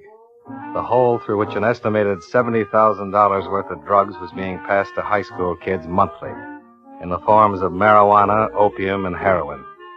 Regular stakeouts, raids, and arrests had been made. The number of teenage addicts arrested was a staggering, frightening total. Arrests made yielded the addicts, but they didn't yield the source of supply. In the meantime, public sentiment and high official pressure, abetted by the newspaper headlines, was growing, while police department investigation was groping. Each and every possible lead obtained had to be followed up. In the case of Walter Graff, who'd made a citizen's arrest of his 16-year-old daughter after discovering marijuana cigarettes hidden in a coffee can in her bedroom, another lead was about to be followed up. This is the address, Chris. Yeah. Nice old house. Ring the bell. Sure. Well, they don't build them like this anymore. Maybe they don't take the time. Agnes goes for this kind of architect. Yes? Police. Mr. Graff? Oh, yes. Come in. I'm Mr. Graff. Thanks. Here, let's go into the living room. Please be seated. You'll have to excuse the appearance of the house, gentlemen. Ever since Mrs. Graff passed away, I haven't taken much interest in such things as cleanliness. I know it's wrong. We understand. I presume you're here in response to my telephone call? Yes, sir. I'm Lieutenant Royals. This is Detective Sergeant Shank, Narcotics Detail. Yes. I'm quite upset, as you can see. The shock. You're only one parent among many, Mr. Graff. Oh, I know. I read the newspapers, too. They're full of it. Every day you read about the horrible... When did you discover the coffee can with the cigarettes, Mr. Graff? This morning. Early this morning. You see, I didn't go to work today. I wasn't feeling very good, so I stayed home. It's the first time I've ever been absent. Why did you wait until this evening to report the discovery? Why did I wait until this evening? Yeah. Well, because I couldn't believe it. I simply couldn't believe it. Don't you understand? Joan is my child. How is a father supposed to believe such a terrible thing of his child? We understand. I had to give Joni a chance to deny it, Lieutenant. I had to give her a chance to yell to her papa that she knew nothing about the coffee can and its sinful contents. Did she deny knowing about the can? Deny it? She didn't even try to defend herself. She admitted the guilt. But what hurt most of all was her arrogance. What are you going to do about it, she said to me. did the only thing I thought was right to do. I called the police. I'm sorry, Mr. Graff. Oh, don't be sorry, Lieutenant Royals. It's a very funny story, and the neighbors will thoroughly enjoy it. Ring around the rosy, old man Graff arrested his daughter. She's a dope fiend, pocket full of posies. What made you suspect the cigarettes contained marijuana, Mr. Graff? Suspect? How do I know? Well, lots of things. Joan's moods, strange moods. Moods which I can't describe to you because I don't know how. Her friends. Friends? One in particular. Mickey Malone. No good, Lieutenant. I see. Now, where is the can with the cigarettes, Mr. Graff? One moment.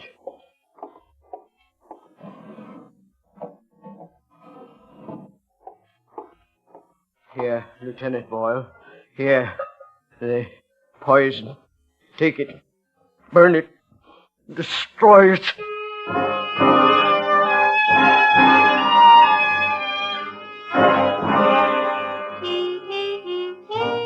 The time was 7:30 when Joan Graff was booked in at police headquarters on a charge of illegal possession of narcotics. The file sheet also listed the name of the arresting citizen, Walter Graff, the girl's own father.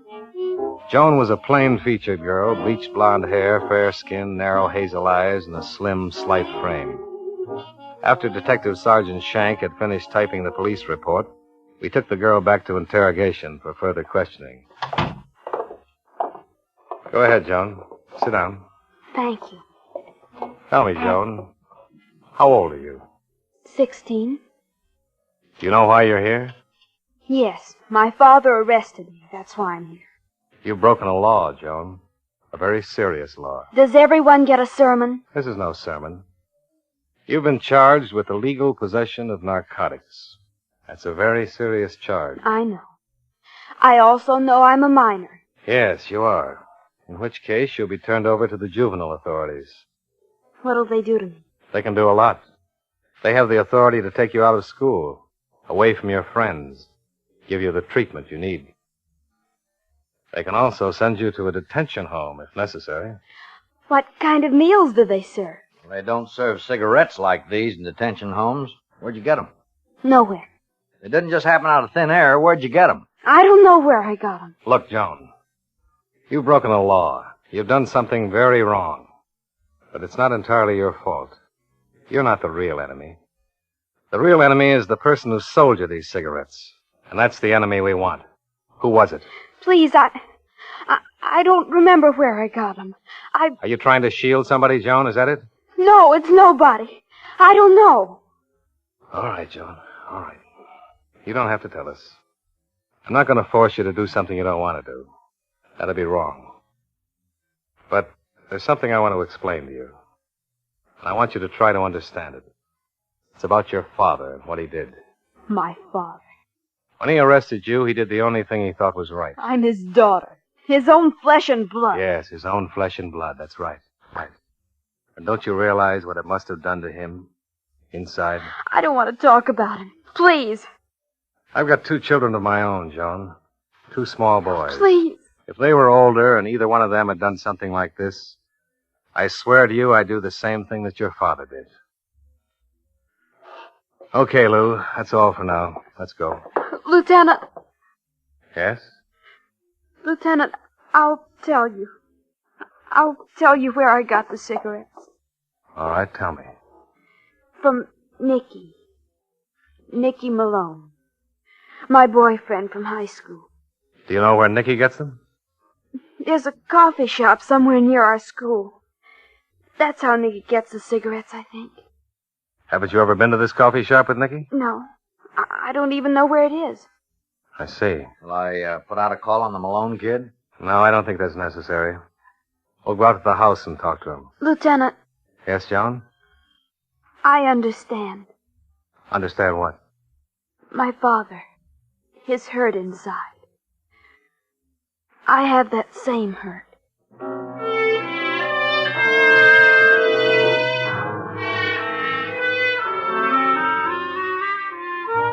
Joan Graff volunteered the address of her high school boyfriend, Nicky Malone. To Detective Sergeant Shank made arrangements for the girl to be turned over to the juvenile authorities pending further investigation, and then we went out to question Nicky Malone. The address the girl had given us turned out to be located in a rundown section of the city. 763 was a white single-frame house badly in need of repairs.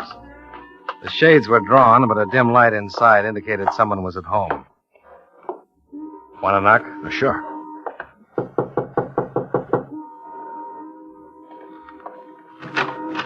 Yes? Does Nicky Malone live here? Who wants to know? Police officers. I'm Lieutenant Royals, Sergeant Shank. Oh? What's the boy done? We'd like to ask him some questions. He at home? Yes. He's getting ready to go out. Come in, officers. What is it you wanted Nicholas for? We'd like to talk to him. Sure. How about a drink? No, thanks. You? No. Mind? You any relation to the boy? Relation? Sure. I'm his Uncle Fred. Nicky. Nicky! Yeah? What do you want? What's the matter? He's a policeman, Nicky. They want to talk to you. Right? That's right. Policeman? What do you want to talk to me about? It's about your sideline at high school. Beats me. What kind of a sideline you guys talking about? Narcotics? You guys must be crazy. You know what we're talking about. I do. Nicholas, maybe Listen to these guys, Unc. Shake him down, Lou. Hey, what is this? Routine, Nicky. Come on, empty your pockets. What? I said empty your pockets. Oh, for the Come on. Oh. There. That's what I got in my pockets. A jackknife, a handkerchief, some change, and a billfold. Go on, bite the quarter. Maybe you'll get a kick. You're pretty funny, son. Where's your room? You saw me come out the door. Want to take a look, Lou? Yeah. Don't you think you'd better tell me what this is all about, Lieutenant? I am the boy's guardian. We suspect your nephew of passing out marijuana cigarettes to students at his high school. Marijuana cigarettes? There must be some mistake, Lieutenant, not Nicholas. Of course not me. That isn't what your girlfriend Joan told us. I get it now. That kid gets caught with the weed and she tries to pass the buck to me. Why, if I ever get my hands on her... All right, Nicholas, that's enough. Anything, Lou? Clean as a whistle. Okay, Nicky, where is it? Where's what? The cigarettes. Look, I told you once, I'll tell you again. I don't know what you're talking about. I don't have no marijuana cigarettes. You found me clean, didn't you? Make me some trouble. That isn't what your girlfriend Joan Graff told us. I don't care what she told you. You got no evidence to arrest me. All right, Nicky. That's all for now. Come on, Lou.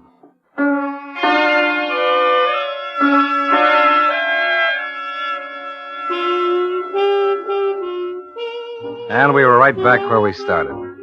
Up against another frightened high school student who refused to divulge the source of his supply of narcotics. We didn't have any physical evidence on Nicky Malone, but we did believe that the young girl had been telling the truth, and therefore decided to place him under surveillance. He was our closest link to the source of the narcotic supply. For 4 days, we followed his every move. At 8:30 every morning, he left the house, walked 6 blocks to his high school, left school at 3:20 and walked 2 blocks to a coffee shop where he had a chocolate milkshake, and then returned home. He didn't leave the house at any time during the evenings. On the 5th day, the boy went to the coffee shop, had his regular milkshake, and then played the jukebox. Once again, when he left the coffee shop, we followed him. He's heading in the opposite direction, Chris. Yeah, this may be it, Lou. He may be going to pick up some stuff. He's turning the corner onto Madison. Here we go, Lou. Hold your breath. Yeah.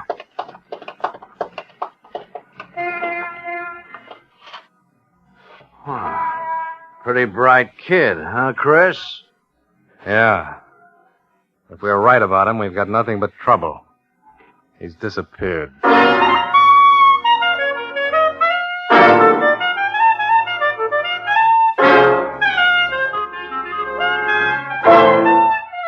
Autolite is bringing you Mr. John Lund in Melody in Dreams. Tonight's presentation in radio's outstanding theater of thrills, Suspense.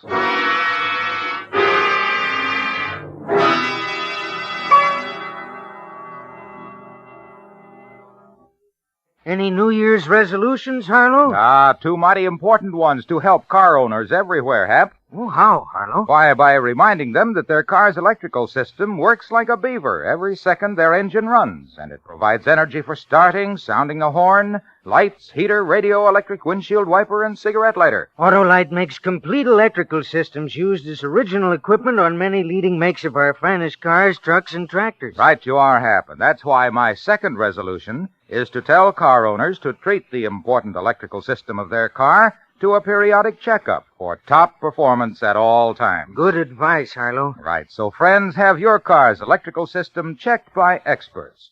Your nearest authorized Autolite service station has specialized equipment to service all makes of cars.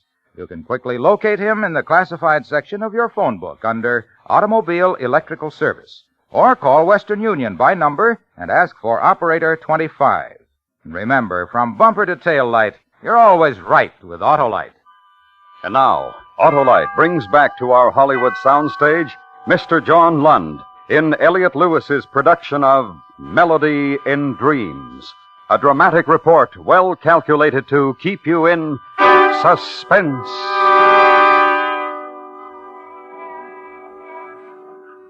Right out from under our noses. How's it possible? Like I said, Chris, bright boy. Must have known he was being followed. Oh, of course he did. Lots of nerve. The law on his tail, and he still does business. Yeah. Well, he's got to go home sometime. That's right, Lou.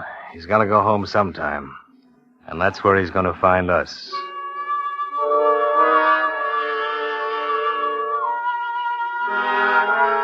We got back in the police car and drove over to the Malone house, parked across the street and waited. It was beginning to get dark. The shades were still drawn. I wondered if anybody ever bothered to raise them.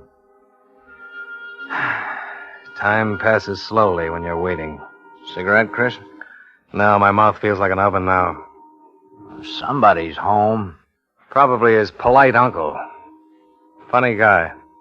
Wonder what he does for a living. Oh, I saw a lot of music sheets laying around. Probably in the business. Hey. What? Thought I saw something moving in the driveway. Shadow. Might be the kid. Let's go.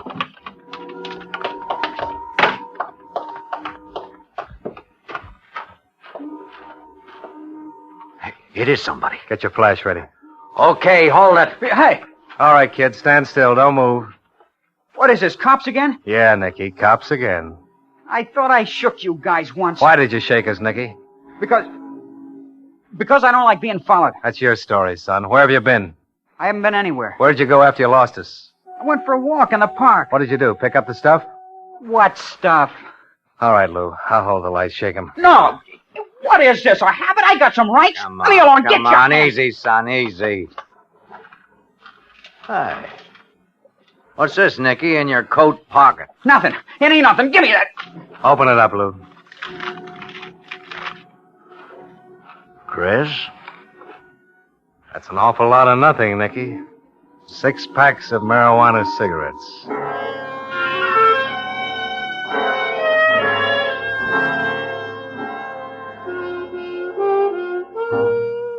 We booked the boy down at police headquarters on a charge of illegal possession of narcotics. And then we interrogated him. Although he realized the seriousness of the charges, he still refused to tell us where he'd obtained the cigarettes.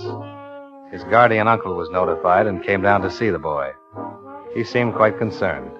We listened in on their conversation. The uncle pleaded with the boy to tell us all he knew about the narcotics. But Uncle's pleas went unheard.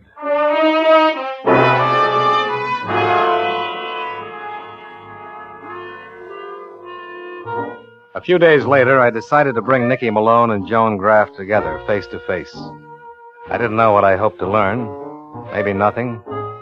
Maybe something in a moment of temper. On the morning of December 21st, the young boy and girl were brought to my office. Sit right over there, Nicky. Thanks. Well? Wouldn't you like to say hello to Joan? Hello, Nicky. Know any more good stories, policeman?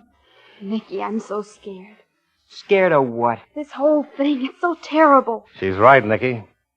Something like this can ruin your whole life. Don't you realize that? Oh, stop with a sermon, will you? Your uncle seems like a pretty nice guy, Nicky.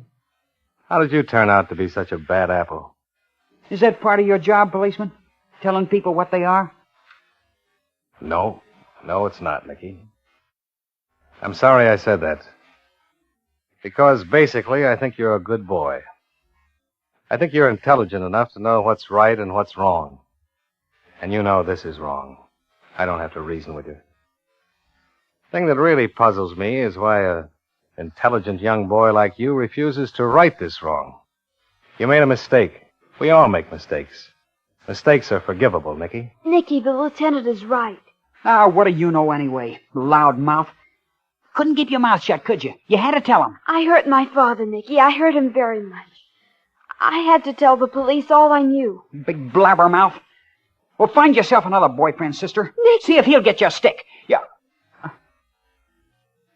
Another stick, Nicky? I mean... Yeah, I know what you mean. Another stick of this. Oh, why can't you leave me alone?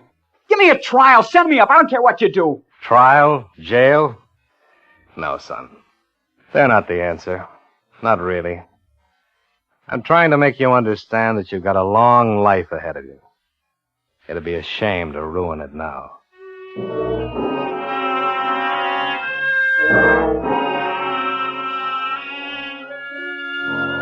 Our last chance, then. Stake out the coffee shop. For 4 days, Detective Shank and myself kept it under surveillance. The evening of December 29th, I walked into the coffee shop to relieve Detective Shank. It was 10 minutes to 7. Lou? Hi, Chris. Don't look so sour. Go home and get some sleep. You gonna sit it out?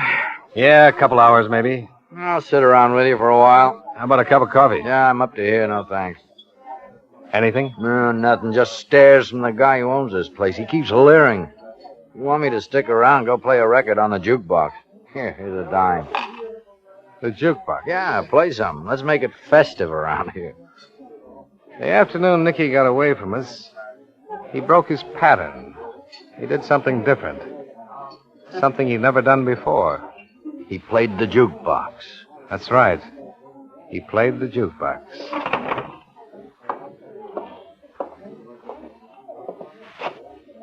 Billy May, wish you were here. Broken. Oh.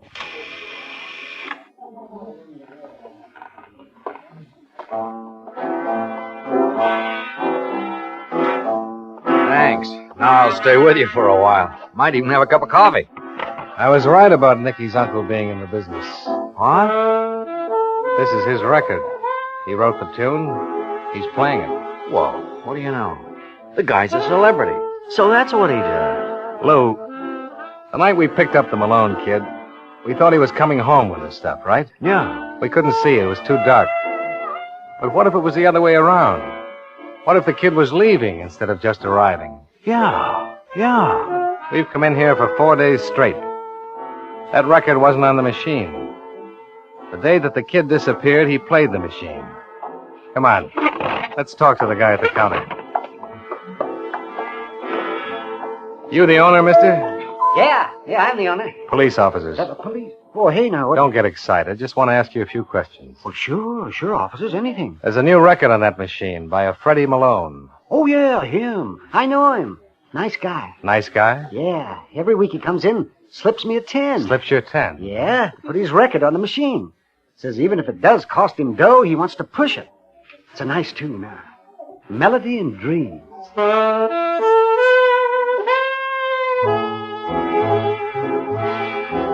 Back at headquarters, we learned the whereabouts of Uncle Freddie Malone. He was playing piano in a small nightclub on Halstead. The place was crowded with people when we got there. In a corner off to the right was a platform. And on the platform at the piano sat Freddie Malone. Think there'll be any trouble, Chris? I doubt it, Lou. He's not the type. Hello, Mr. Malone.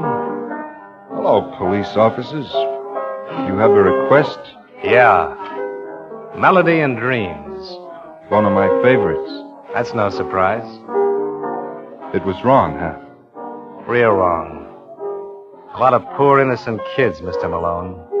Real wrong. poor innocent kids. We still don't know how the record figured in. That was how Nicky notified the other kids he was ready to pass the stuff. And the night we caught him? He was leaving the house. He was on his way out to make delivery. Poor kid. Try to protect me. Yeah. Someday I'll do something for him. Maybe.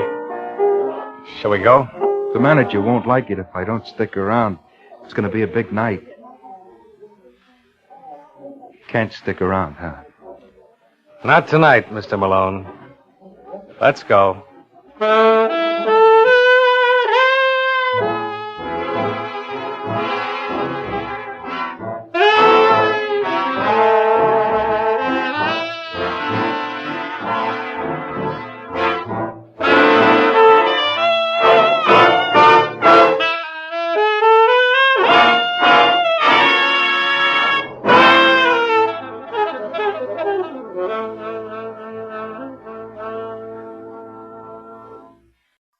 And now, Autolite presents Charles Dickens' The Mystery of Edwin Drood, starring Mr. Herbert Marshall, hoping once again to keep you in suspense.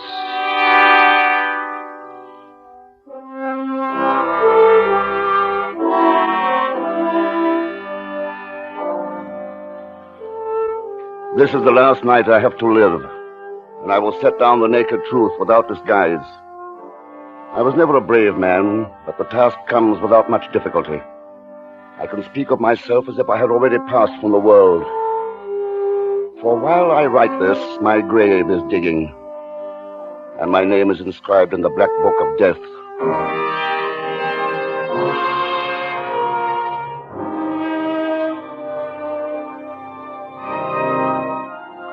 It was in the organ loft of the assembly hall at Cloisterham College where I first began to learn how a man's mind can become a thing of horrible wonder, a part, a writhing, tormented thing, beyond his poor power to control. I'd gone there, as I so often did, for the peace and quiet, for the song of birds, the scents from gardens and woods that joined with me, and my music. And it was there, suddenly, without warning, that my mind filled with those words long forgotten, only half learned at best, somewhere in the dim past. When the wicked man turneth away from his wickedness, he shall save his soul alive. The wicked man? What has that to do with me, with John Jasper, simple instructor in music? Jack? And why should I be filled with a strange sense of guilt? Are you in there, Jack? The wicked man. Me? The wicked man? Jack, are you in the organ loft? Jack? Who's that? It's I, Jack, your nephew, Edwin Drood. Edwin? I'm out here in the assembly hall. Edwin! Edwin, my boy. Jack, it's good to see you again. Let me see what the past 3 months have done for you. I can't say they've done you a bit of harm. No reason why they should. But tell me of yourself. You look a little tired. Tired? Oh, nonsense. Never felt better in my life. Not worried about something, are you? Some strain you're under, perhaps? In this sleepy old college town? Oh, but look here, come into my office. We're wasting all this time in talk. I've been saving a special welcome for you, my boy. Sit down and rest your weary bones while I make it ready. Oh, Jack. Jack, I'm truly home again. I can see that now. No wonder you love it here at Cloisterham. Is that what you think, Edwin? Well, who could think otherwise, looking at you? You're respected, your talent for teaching music admired and looked up to. You'd be duty-bound to love it. You're wrong, Edwin. I hate it. What? I hate it. Jack, I'd never dreamed. Well, no, let there be an end to such talk, Edwin. We've delayed our toast much too long as it is. To your future, Edwin. No, Jack, hold on. I'll not make that the first toast upon my return. Oh, why not? There's a much better one to drink to on this day of all days. To my future wife, Rosa. Of course, Edwin. To Rosa.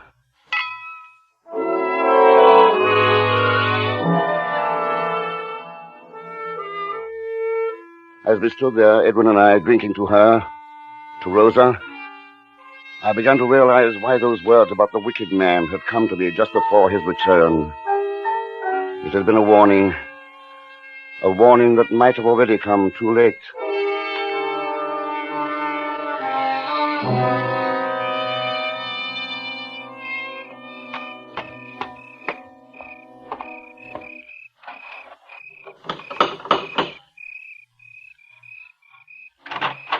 Good evening, won't you?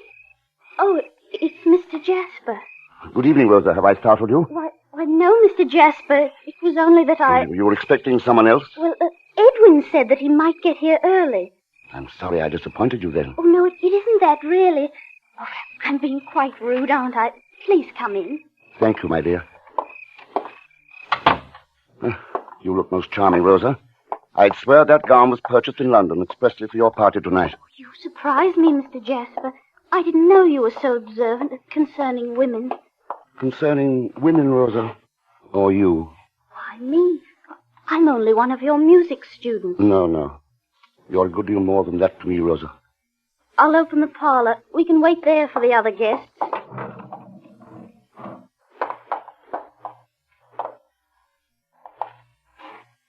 You said I was a good deal more to you than just a music student.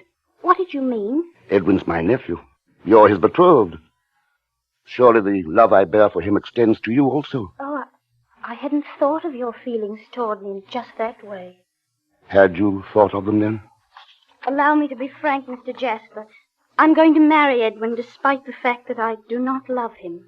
You do not? Oh, as a brother, perhaps as a very dear friend, but not as one should love a husband. Then why marry him, Rosa? Because I couldn't bear to see him hurt. Because I promised both my parents and his that we would marry. There's nothing that can change your mind? No, Mr. Jasper. Not even if you loved another? I do love another.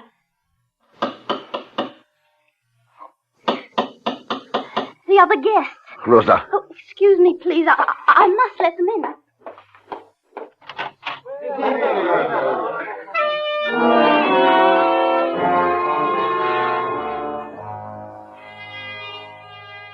I remember little concerning the party that followed, being too occupied with my own thoughts. But two incidents do stand out as foreshadowing events to come. The first, a conversation between Dean Crisparkle and his protege, Neville Landless, a strange and intense young man, but newly arrived from Ceylon.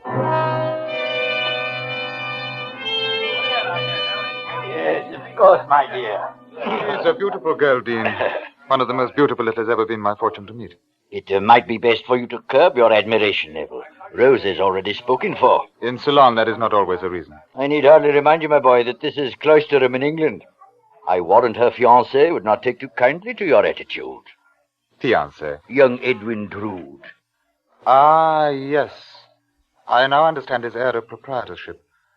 Obviously, he is not one who appreciates his good fortune. May I ask, Mr. Landis, the exact meaning of your remark concerning me and Rosa? Edwin, really, I didn't know don't mind, Mr. Drood. It seemed to me that you were taking the young lady in question rather for granted. I merely commented on it.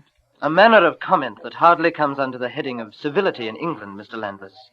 Though perhaps your somewhat heathen background may account for it. Oh, come now, gentlemen, this is hardly the Nor time. does it seem very civil for you to comment so upon a stranger here. One who has not had your so-called advantages in upbringing. Perhaps the best civility is to mind our own business. If you will set me that example, I promise to follow it. You take too much upon yourself, sir. In my part of the world, you would be called to account for it. By whom, for instance, Mr. Landis? By me, sir. At your earliest convenience. Oh, gentlemen, please. Edwin, let's have no more of this. High words between the two of you. I don't like it, my boy. Nor do I care for certain comments made in my presence here, Jack.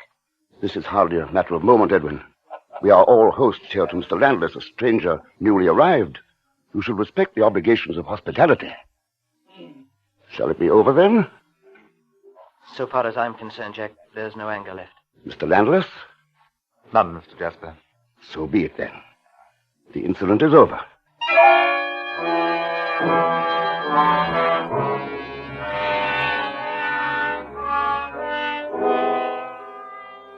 When it became time for Rosa to play, I took my place at the piano beside her in order to turn the pages of the music. I stood there watching, watching her hands caressing the keys like two white, tender doves, seeing her lips pursed tenderly in concentration, the curve of her soft cheek, her eyes intent upon her music, yet finding moments free to glance up into mine. A tide of emotion welled up within me as I watched. And then I saw it begin to overtake her, too. It was evident in the trembling of her hands, the color draining from her face, her quickening breath. Oh, no, I can't bear it. I can't bear it. Take me away, please. Take me away.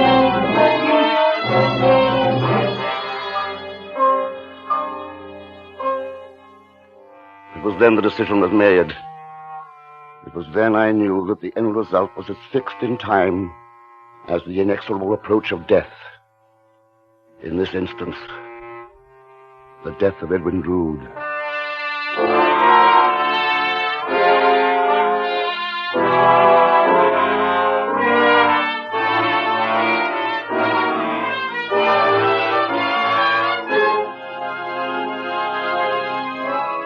Autolite is bringing you Mr. Herbert Marshall in Charles Dickens' The Mystery of Edwin Drood.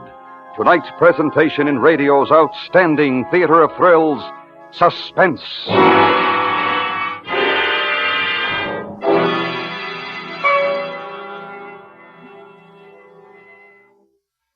You know, Harlow, this is the first time I've had Autolite resistor spark plugs under my hood. Well, then, Oscar Otto, you're in for the ride of a car's lifetime.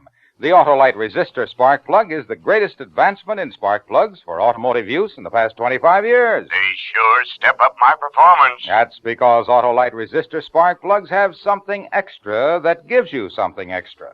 That extra is an exclusive Autolite built-in 10,000 ohm resistor that makes possible such extra advantages as smoother engine performance, quick starts, and double spark plug life. Extra special, eh, Harlow? Right you are, Oscar, and the Autolite resistor-type spark plug is only one of the complete line of Autolite spark plugs for every use. So, friends, see your nearest Autolite spark plug dealer. Have him check and replace worn-out spark plugs with ignition-engineered Autolite spark plugs, either standard or resistor type. And remember, from bumper to tail light, you're always right with Autolite. And now, Autolite brings back to our Hollywood soundstage Mr. Herbert Marshall in Elliot Lewis's production of The Mystery of Edwin Drood, a tale well calculated to keep you in suspense.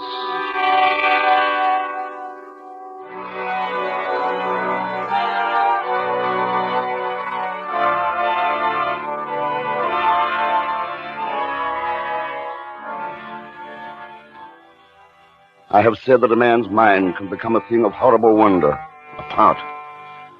So it must have been with mine that night.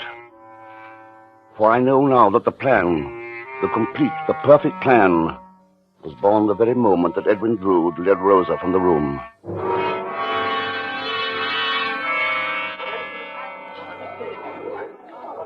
Oh, the poor girl.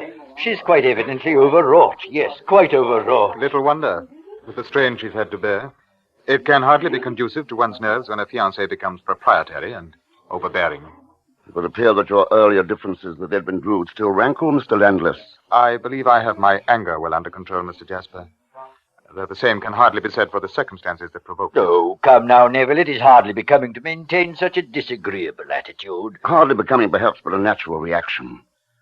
And one that can be as naturally overcome. And just how would you suggest this to be done, sir? Through friendly discussion over a friendly nightcap, Mr. Landless. Shall we say at my gatehouse? Within the hour? Will Drood be amenable? He's already accepted my invitation. Then I shall accept also. Thank you, Mr. Landless. You shall not regret it, I assure you.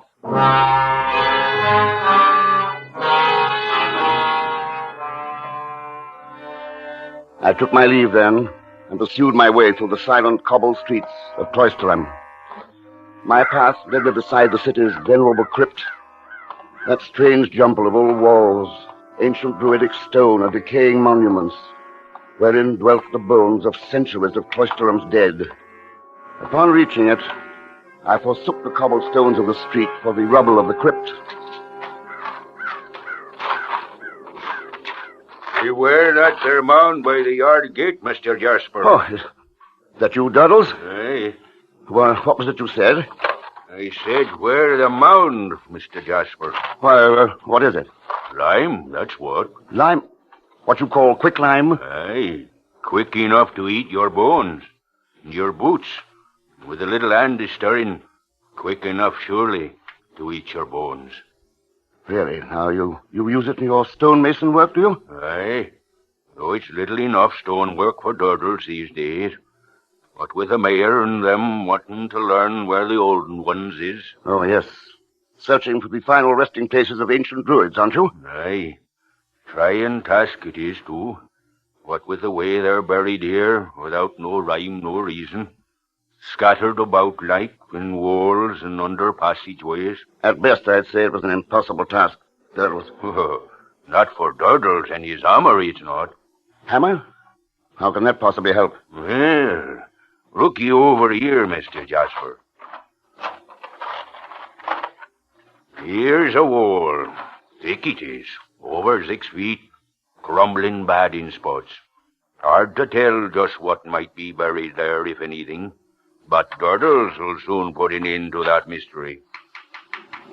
It taps, you see. Solid here, unholden. So I goes on tapping. Hollow here. Nothing. I tap some more. Here I find solid. Hollow again. There you have it, Mr. Jasper. Wall's hollow. Oh, filled with rubbish and whatnot, I wager, but hollow plain enough. Like most of the walls around here. Plenty of room in 'em for 100 more bodies it need be. Yes, I dare say. Well, thank you kindly for a most illuminating lecture. Well, now, you didn't say why you come visiting here in the first place, Mr. Jasper. I don't believe I know, Doddles. I don't believe I know.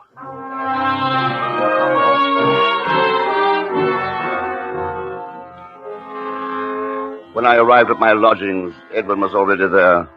And no sooner had we got the fire blazing and made ourselves comfortable than Neville Landless put in his appearance.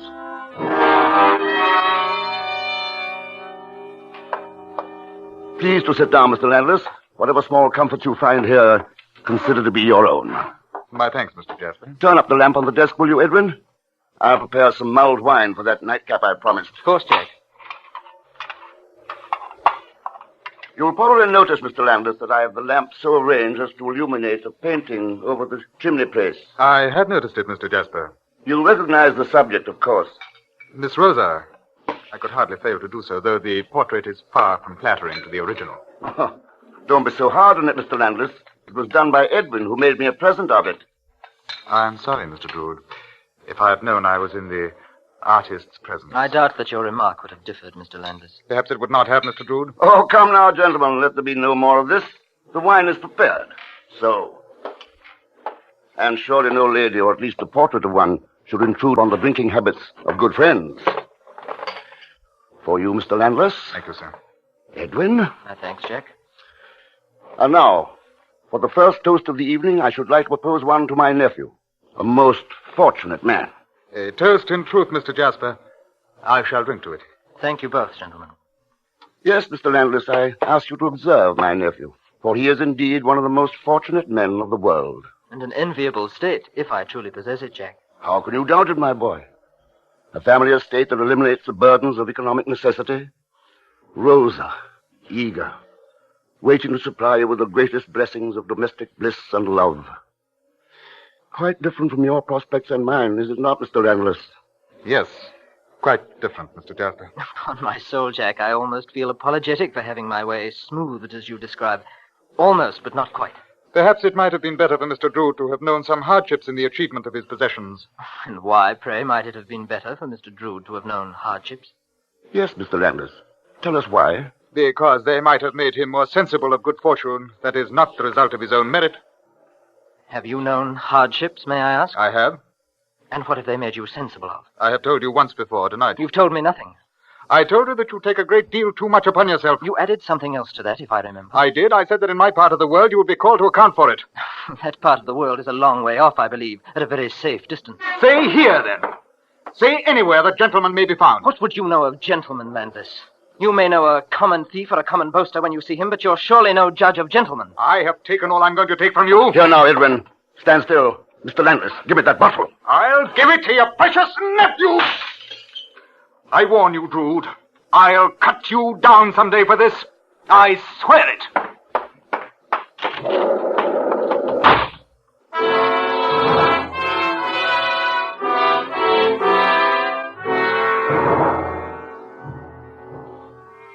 The scene had gone well, I thought. Very well. And after Landless's enraged departure, after I had calmed Edwin down and sent him home, I waited for what I knew would inevitably follow. It was close to midnight when it did.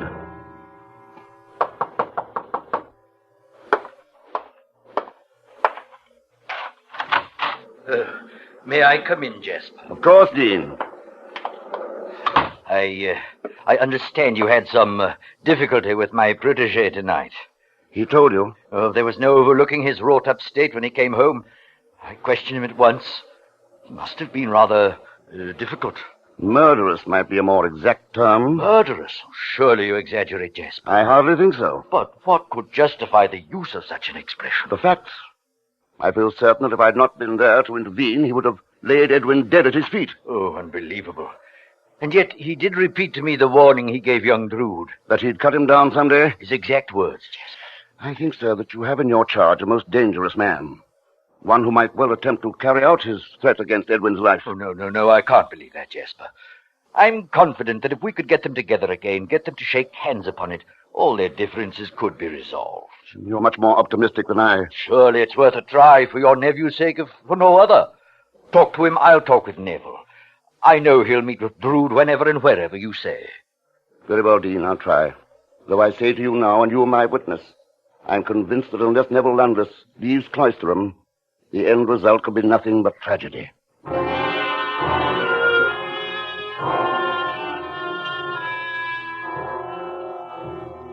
It was 2 days later that Dean Crisparkle brought me assurance of Neville's willingness to cooperate.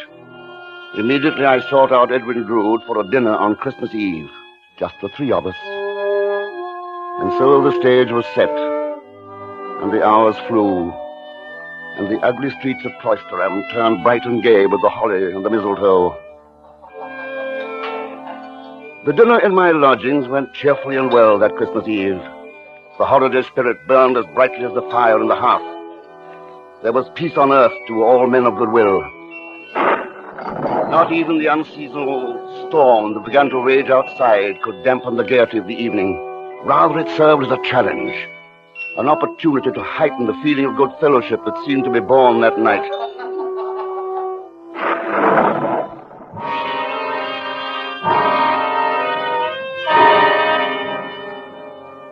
It was sometime around midnight when the two men, arm in arm, took their departure. You would suggest something like this, Jack. Fancy going to see the river at this hour on Christmas Eve. Only a madman would suggest such a thing. And only two young madmen such as you would take up such a suggestion, if indeed you are to take it up. Nothing could stop me from it now, Mr. Jasper. It's unbelievable that sluggish, muddy stream could ever become a raging torrent. Nevertheless, you'll find it is so, Mr. Landless. One of the few worthwhile sights to behold in Cloisterham. Our river, reborn at the height of a storm. I warn you to be careful, however. The footing will be treacherous. You're a wicked man, Jack. To inflame us over the idea, and then attempt to draw us back. Well, you'll not succeed in stopping us now, eh, Neville? No, Edwin. Nothing will stop us now. Then come along. We'll be on our merry way.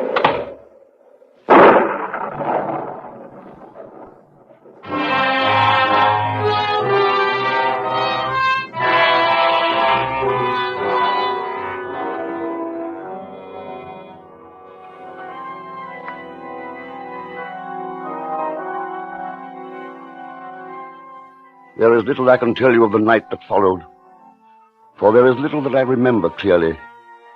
I know only that when dawn finally broke, I found myself in the organ loft, playing, my clothing wet through, and burning within my brain was a memory. A memory of a man walking alone through the wind and rain in the black of night, A man walking through the deserted streets of Cloisterham. The streets that suddenly, unknown to him, were no longer deserted.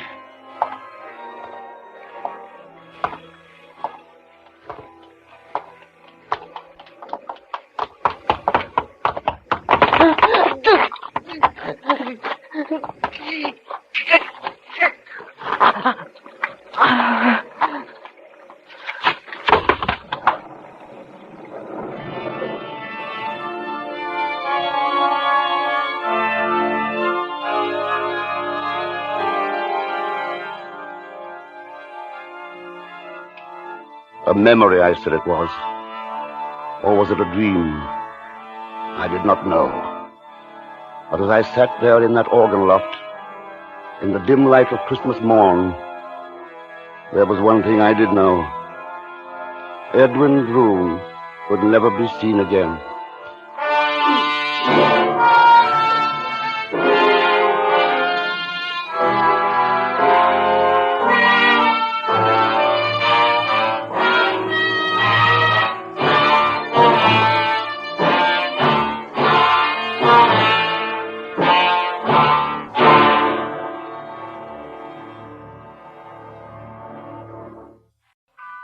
And now, Autolite presents Charles Dickens' The Mystery of Edwin Drood, starring Mr. Herbert Marshall, hoping once again to keep you in suspense.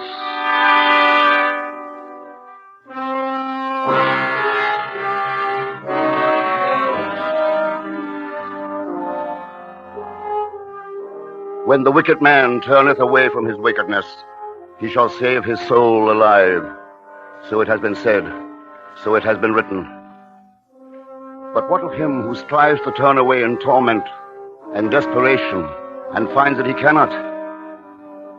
What is it that will happen to him? What is it that will happen to me?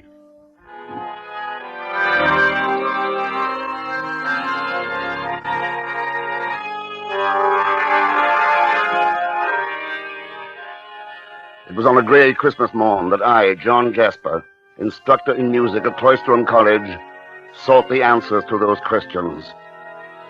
I sought them within myself, within my music, within the paling stars seen dimly through the organ loft windows. But no answers came, only a memory or a dream.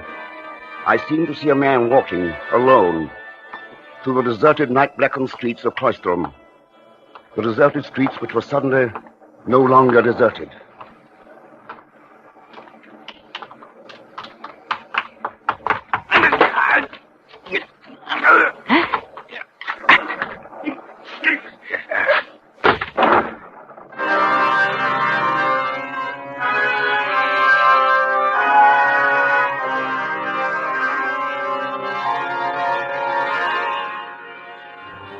Then the memory was gone.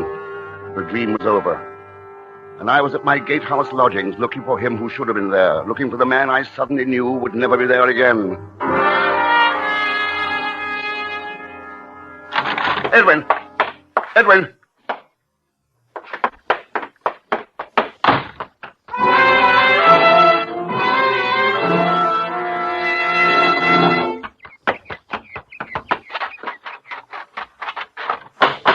Crisparkle! Dean Crisparkle, open up! It's John Jasper. Open up, I say. Jasper?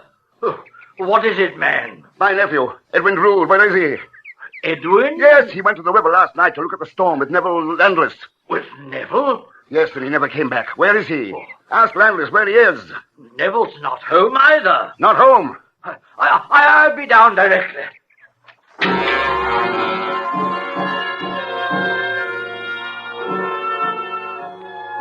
As he joined me, the dread realization of what might have transpired was clearly writ upon Dean Crisparkle's face. Hurriedly, he roused a number of cottage servants from their holiday beds, and a search was begun. A search for my missing nephew, Edwin Drood, and for the Dean's missing protege, Neville Landless.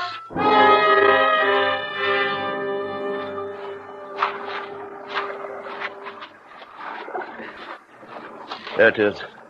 The river. The river they went to see at the height of the storm last night. You never saw them again, Jasper? No, neither one returned. Was there any quarrel between them? Any hint of the disagreements they'd had upon other occasions? None. The Christmas Eve dinner had gone exactly as I'd planned. They'd shaken hands. Apparently had resolved their differences, and when they left, they went arm in arm. Tell me, Jasper, whose idea was it to visit the river? Was it Neville's? I'll not cast doubt where it may be undeserved. It could have been anyone's suggestion. Mine, Edwin's. I don't like this, Jasper. There's a feeling about it all that strikes chill to my bones. Oh, hark, one of the searching parties. They found someone, Jasper. They found... Take your hands off me. What right have you Edwin Drood is still among the missing. Like this? Easy does it now, Take sir. them off! Easy, if you please, Mr. Landis. Take your hands off me. What right have you to seize my person like this? Will you take them off me? In a moment, sir, in a moment. There you be, Dean Crisparkle. We found your man, as you see. Yes, Joe, I see. You may release him. Aye, sir. But it's belligerent he is. I'd beware of him if I was you. Didn't want to return with us at all, he didn't. What is all this? What is the meaning? I was out for an early morning walk when these blackguards seized me bodily. They forced me to return here and said it was by your orders. As it was, Neville. But why, sir? Surely there's some explanation. Why? Where is my nephew, Landis? Your nephew? Yes, Edwin Drood. Where is he? Why ask me? Why should I know of Drood's whereabouts? Because you were the last person in his company, and he's not to be found. Speak, sir. Where is he? Stay, Jasper. Permit me to question him. Neville, you left Mr. Jasper's residence last night with Edwin Drood? Yes, sir. You went down to the river together? Yes, to see the reaction of the storm upon it. How long did you stay there? Well, 10 minutes, more or less. And then? What, Drood took leave of me. Did he say where he was going, then? Well, yes, to return to Mr. Jasper's. That was the last you saw of him? The very last. If something's happened to Drood, I most certainly had nothing to do with it. What are those stains upon your jacket, Mr. Landis? Stains? And that walking stick you're carrying, Joe. The same stains are upon it. Aye, so they are. Bloodstains they be, Mr. Jasper. And the stick, to whom does that belong? Why, to Mr. Landis, sir. We took it off him. Had to, the fuss and all he was putting up. Well, of course they're bloodstains. I fought with these men thinking they were footpads. If there's blood has been spilled, it must be theirs or mine. Neville, I think you'd best accompany us to the authorities.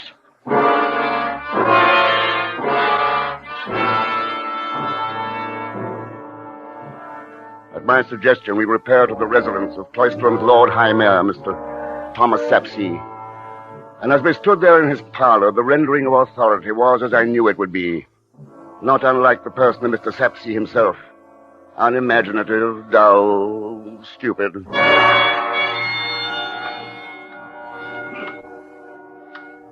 Well, gentlemen, this all seems quite clear to me, quite clear.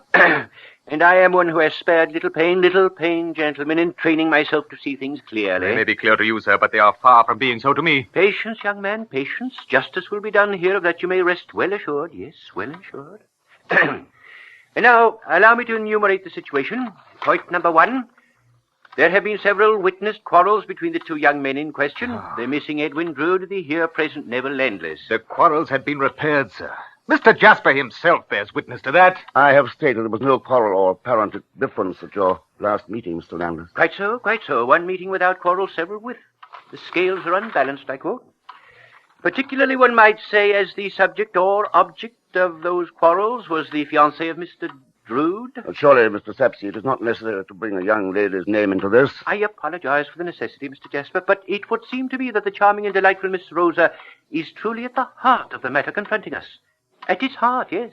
In one respect, I am forced to agree with you. There is no doubt that Landis was extremely envious of Edwin's good fortune in being betrothed of Rosa. Yes, as I say, the heart. Now, point number 2. The two gentlemen disappeared together into the night. Point number 3. Mr. Drood never appears again. Point 4. Mr. Landless is apprehended upon the heath, obviously fleeing Cloisterham, and is returned only by force. Point 5. Unexplained bloodstains are found upon his person and upon the stick he was carrying. I was not fleeing Cloisterham, and the bloodstains are not unexplained. Circumstances indicate otherwise, Mr. Landless. Yes, otherwise. And the taking of a fellow creature's life is to take something that don't belong to you, you know. taking of a fellow creature? What madness is this? Oh, Mr. Jasper, surely you don't believe that... My interest lies only in the return of my nephew. And if he is never to return, in seeing that justice is rightly done. Yes, precisely what I had in mind, Mr. Jasper. Precisely.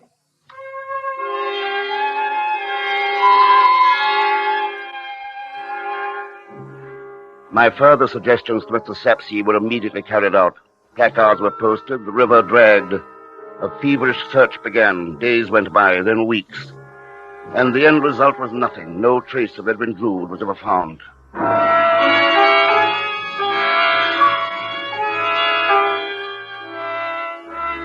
Finally, when all hope was abandoned, Mr. Sapsea delivered his final resolution. It would appear, gentlemen, that the mystery of Edwin Drood has not as yet been solved. No, not solved. However, certain horrible suspicions as yet remain. In the interests of all concerned, therefore, I make the following suggestion. It is that Mr. Neville Landless remove his presence from the city of Cloisterham, and unless there comes a time when certain horrible suspicions no longer exist, that he remain away from here forever.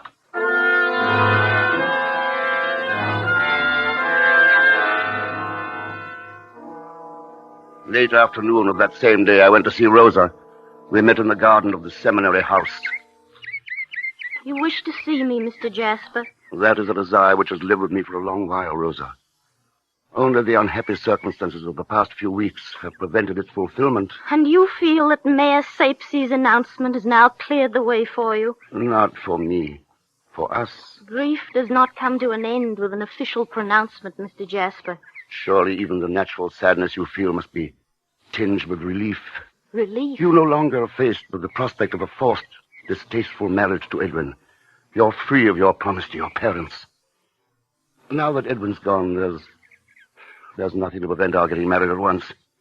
Our getting married? I'm sorry I put it so bluntly, my dear, but we waited so long, kept our love for each other buried so deeply. Surely you can't blame me for speaking so frankly now. No, and with Edwin gone, there's no need for me to be silent. You have my solemn word for it, Mr. Jasper, that there is not one drop of love in my heart for you, rather only loathing and hatred. Rosa! I've always despised you, though I tried to hide it for Edwin's sake. Despised you because you pursued me with your eyes, with your thoughts, whispering to me in your mind of your obscene love, even though I was engaged to Edwin. Edwin, the nephew you so falsely pretended, was the dearest thing on earth to you. Rosa, you're overwrought. The strain of these past weeks. You refuse to believe. I can't believe it, my dear. Love you, an old man. The man I loved, the man I still love, is Neville Landless. Landless? Yes, Neville, the man I was going to marry. What do you mean, Rosa? You were going to marry Edwin? No, Mr. Jasper. You told me you were. That was before Edwin and I released each other from our vows, Mr. Jasper. Released? Then Edwin didn't have to die. No, Mr. Jasper. Whether Edwin was alive or dead, I was free to marry the man of my choice.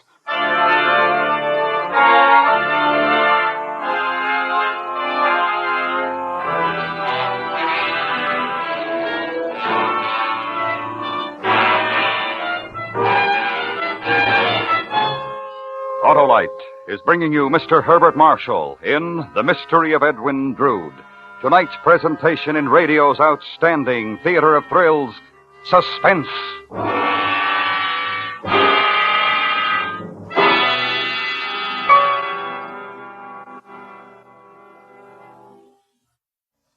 Hello, our committee is investigating. And what have you found, Senator? That the Autolite Stay Full battery needs water only 3 times a year in normal car use. Now, that's not all, Senator, because the Autolite Stay Full battery gives longer life, as proved by tests conducted according to accepted life cycle standards. Yes, Harlow, and you know what's responsible. Why, those fiberglass retaining mats that surround every positive plate to reduce shedding and flaking and hold the power-producing materials in place. And we've found the Autolite Stay Full battery is the favorite of millions of car owners from coast to coast. Thank you, Senator. Friends, see your Autolite battery dealer. He services all makes of batteries, and he has an Autolite Stay Full for your car if a replacement is needed. To quickly locate him, phone Western Union by number and ask for Operator 25. I'll tell you the name of your nearest Autolite battery dealer, where you can get an Autolite Stay Full, the battery that needs water only 3 times a year in normal car use. And remember, from bumper to tail light, you're always right with Autolite. And now, Autolite brings back to our Hollywood soundstage Mr. Herbert Marshall in Elliot Lewis's production of The Mystery of Edwin Drood, a tale well calculated to keep you in suspense.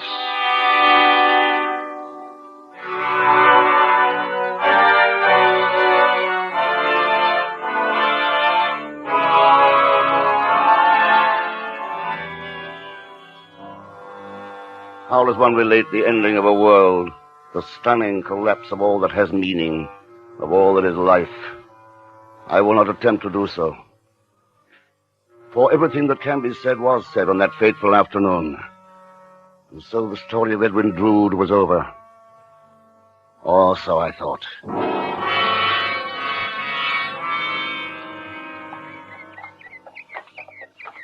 Good day to you, Mr. Jasper. Huh? Oh, it's you, Doddles. Aye, him what is known as old Doddles it be. Come to pay another visit to the resting place of the old ones, Mr. Jasper? I didn't know, Doddles. As a matter of fact, I hadn't even noticed that I was walking past the crypt. My mind was elsewhere, I imagine. I thought perhaps you might be coming round for another lesson in burying dead bodies, Mr. Jasper. What's meant by that about, Doddles? Well, now, I recalls one night old Doddles gave you a lesson about finding bodies of the old ones, tapped here and there with his hammer he did, pointing out the hollow walls. Remembers, don't you? Oh, yes, I believe I recall something like that. An evening without anything to do, idle curiosity. Aye, could have been, Mr. Jasper. Though it didn't seem as such on last Christmas Eve, it didn't. What about last Christmas Eve? Why, you was down here again, Mr. Jasper, tapping the walls with Doddle's hammer yourself, you was. You're mistaken. I was nowhere near the crypt on Christmas Eve. Perhaps. And I'll wager you had a bottle or two of holiday cheer beneath your belt at the time. Perhaps. Though I would have swore it were you.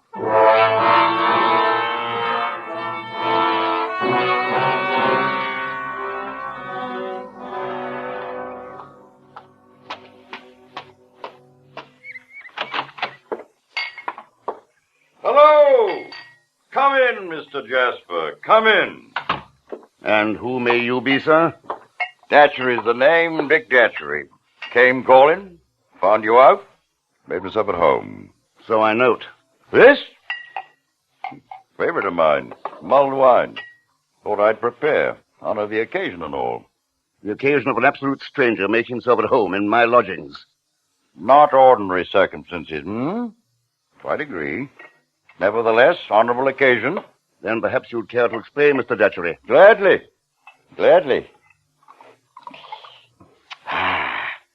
Perfect, sir. Won't you join me? I'm awaiting that explanation, sir. I bring you greetings, sir. Greetings from whom? Your dear boy, Mr. Jasper. Greetings from Edwin Drood. Greetings from Edwin? Aye, sent you the best. Apologizes for not writing. Trust you're not worried. Told you, didn't I? Honorable occasion. Indeed, this is an occasion, Mr. Datchery. I've been worried sick about the dear boy. You found him well? Blooming, best of health. Where is he? Where did you meet with him? London, some lodging house. Kept meeting on stairs, natural thing. Of course, quite natural.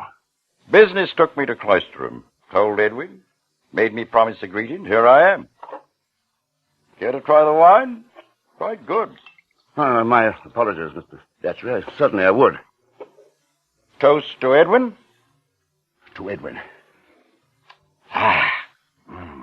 Perfect. Well, you're on my way now. Duty over. One moment, Mr. Datchery. I must write Edwin and tell him how happy you've made me. What's the dear boy's address? You haven't got it. He moved. Didn't say where. Then there's no more you can tell me about him, where he can be reached? Nothing. I see. Wondering if it's a tall tale, Mr. Jasper? No real greetings? No real Edwin? Surely that's a possibility, Mr. Datchery. Ordinarily, not now. Mementos.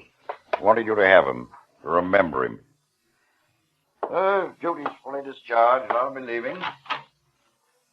Good day, Mr. Jasper. Excellent wine.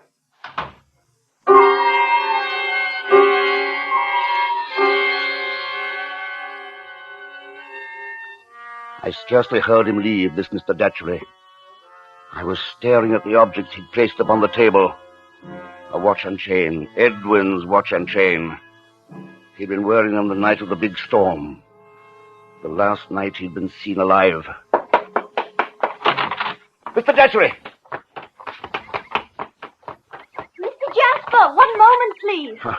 Good afternoon, Rosa. Oh, have you heard the news, Mr. Jasper? What news, Rosa? It concerns Edwin Drood. Edwin? Yes, he's alive, Mr. Jasper. Edwin's alive. Oh, did you hear me, Mr. Jasper? Did you hear what I said about Edwin? He's alive. That's a rather astounding statement, Rosa. I know. I could scarcely believe it myself, but here. This came to me in the post today from London. It's a letter from Edwin. Oh, isn't it wonderful, Mr. Jasper? We were all so certain that he was dead, that someone had killed him on the night of the storm. And there in your very hand is the proof that he's alive.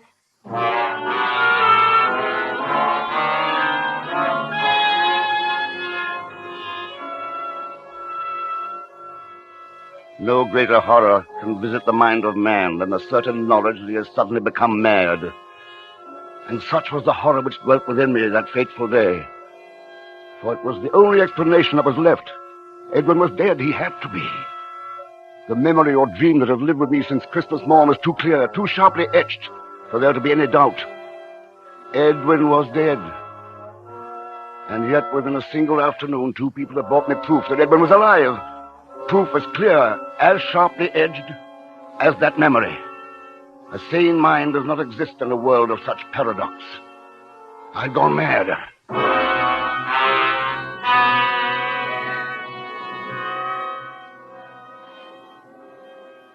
Time finds no haven within the dread confines of madness. Nor was that day an exception. Somehow, without my knowing of it, the day was gone.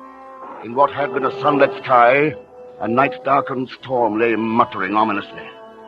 My mud-spattered gaiters, bone-weary legs spoke mutely of hours of aimless wandering, hours of doing fruitless battle with that thing of horrible wonder, a part, which was now my mind. And then I was where I'd been destined to be all along, the one place where the truth could be found, incontestable truth. I entered the venerable crypt of Cloisterham.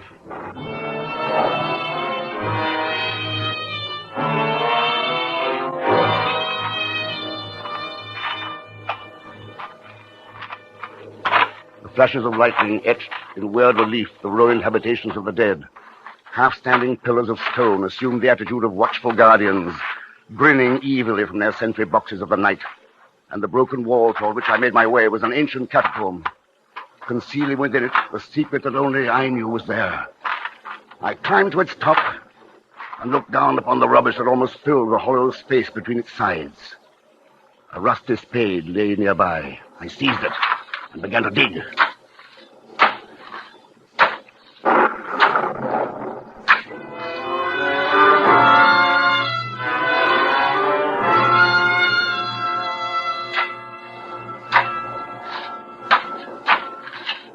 Again, time became meaningless. There was nothing but the feverish labor of uncovering the truth, of finding a rusted watch and chain that would not possibly lie bright and untarnished on my table, of uncovering a skeletonized human hand that was incapable of writing the letter I'd seen. And then the labor, too, became meaningless. There was no watch, no chain, no hand. There was nothing in there but rubble. Looking for something, Mr. Jasper? Landers. I asked you if you were looking for something, Mr. Jasper. What are you doing here? You were ordered to stay away from Cloisterham. I came back, Mr. Jasper. Why? What are you doing here? Same thing that you are, seeking the truth. The truth about what? The mystery of Edwin Drood. There is no mystery. Edwin Drood is alive. Is he? Ask Rosa. Ask Mr. Datchery. They'll tell you. They know he's alive. No, Mr. Jasper. You killed him last Christmas Eve. Edwin Drood is dead. He's not, I tell you. How could he be? If he were dead, why isn't he lying in this grave? The grave in which I... The grave in which you buried him? No. There was no grave, only a dream. It was all a dream. What was the dream, Mr. Jasper? Everything. Following him back to the river, my hands around his throat, hiding his body here in this wall. It was all a dream. Can't you understand? I've been driven out of my mind by a dream. I didn't do it. But you did, Mr. Jasper. You're a fool, analyst. Look for yourself. This grave I prepared for him is empty. He isn't there. No, but he was here until 2 weeks ago. 2 weeks ago? That was when a London detective and I found what was left of him. Actually? Yes.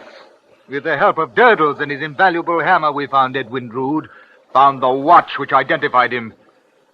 You told me just now how you killed him. The watch? And Rosa's letter? Written several years ago, reposted from London. Shall we go now, Mr. Jasper? Go? You took me before the authorities once. Now it's my time to take you. Prospect of the gallows make you happy, Jasper? In a way, Landis. At least I'll go to it, knowing that I wasn't mad.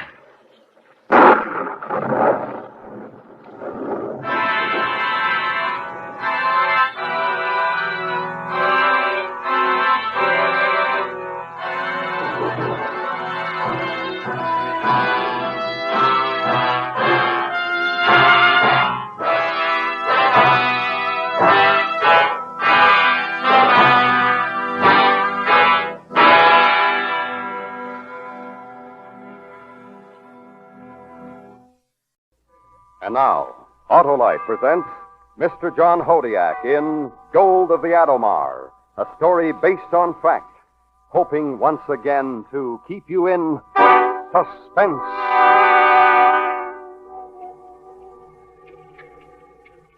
You don't hear the splash when you're lowered over the side on the diving stage.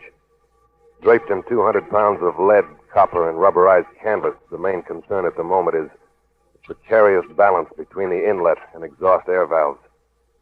Then you step off the diving stage, hang by your lifelines, and begin the long, slow drop to the frigid blackness of the bottom of the sea. As many times as I've done this, I've never felt free from the paralyzing fear of the deep.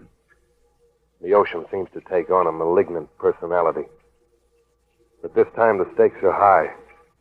I'm dropping down to a barnacled hulk that has in its strong room $3 million in gold. And as the light from the surface slowly fades, I relax and think. Think about the beginning of my lust for gold.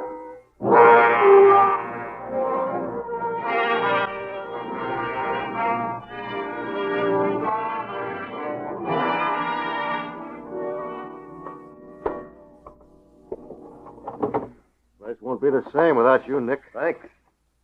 Still trying to figure out why. After 14 years, you suddenly decide to leave the Navy. Tired of living underwater. But what I've had a couple of offers from civilian salvage outfits. Doing what? Supervising, boys, supervising. Up top, where the sun shines. But you don't have to dive anymore if you don't want to. Be an instructor. Fred. What? Fred, it's a monetary world. If I have to live in it, I'm going to get some of it. So? So this. If I can get a civilian berth, it'll give me 3 times as much in the next 5 years as I can get here, then I'm going to do it. You'll be eligible for pension in 6 years. Couldn't care less. That's it. Yep. That's it. Where'll you be staying? New York for now. Write me as soon as you have an address. I will. Don't get too much of a suntan. Right now, I'd gladly take a blistering burn.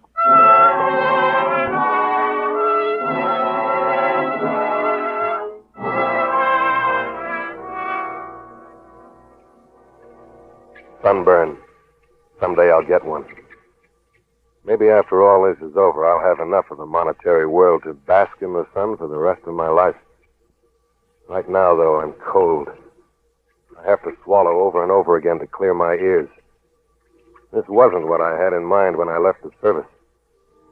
That is, I didn't have it in mind until Carl Foster talked to me.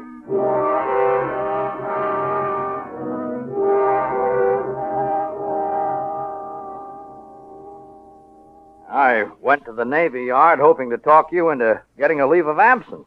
But now that you've left the service... How'd you find me here in New York? I spoke to Fred James, your ex-roommate. Oh. Why me? The country's full of competent divers. Perhaps. But I want one who's more than just competent.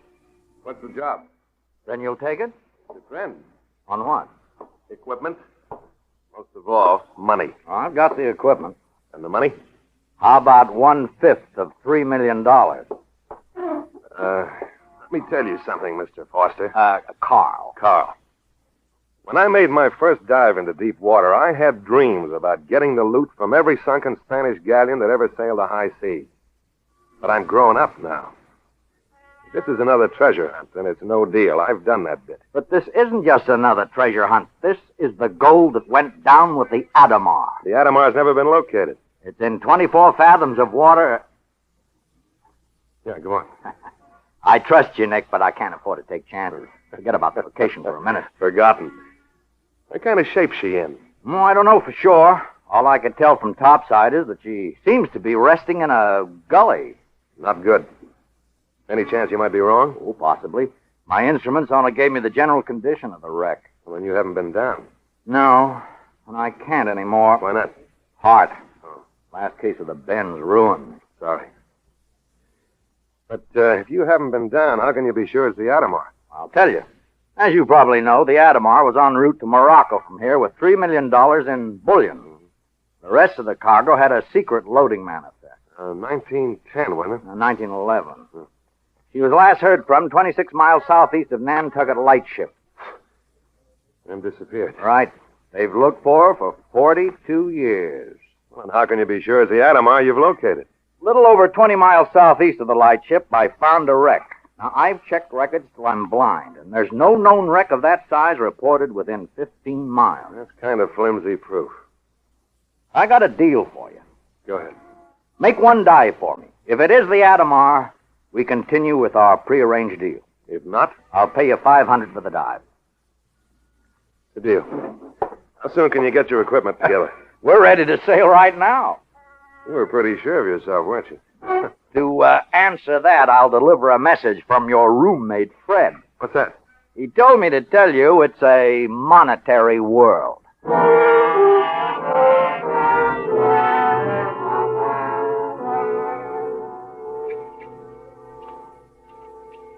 My world is now apart from the world of normal men. My world is composed of me in the depths of the Black Sea. There's no sound but the hiss of the exhaust valve as it sends a long ribbon of bubbles upward. Topside in the normal world, everything's ready. Nothing is left to chance. Everything must be right. The men, the time, the place, and the equipment.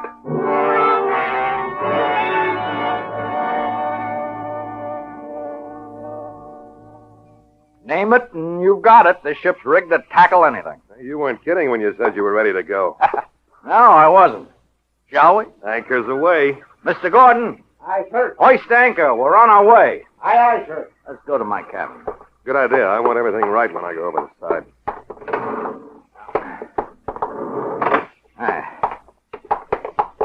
In here. Thanks. Your gear stowed away? All secured. Fine, fine. Now, here's the layout of the Adomar. Where's the strong room? It's right here. 3 decks down. I thought you'd feel that way. Well, it's not a problem, really. In a flexible rig at 24 fathoms, I can go right down the stairs from the superstructure to that room, then torch my way in. If the hull is upright. You think it isn't? I can't be sure. Instruments registered smooth surface fore and aft. I think she's on her side in the gully.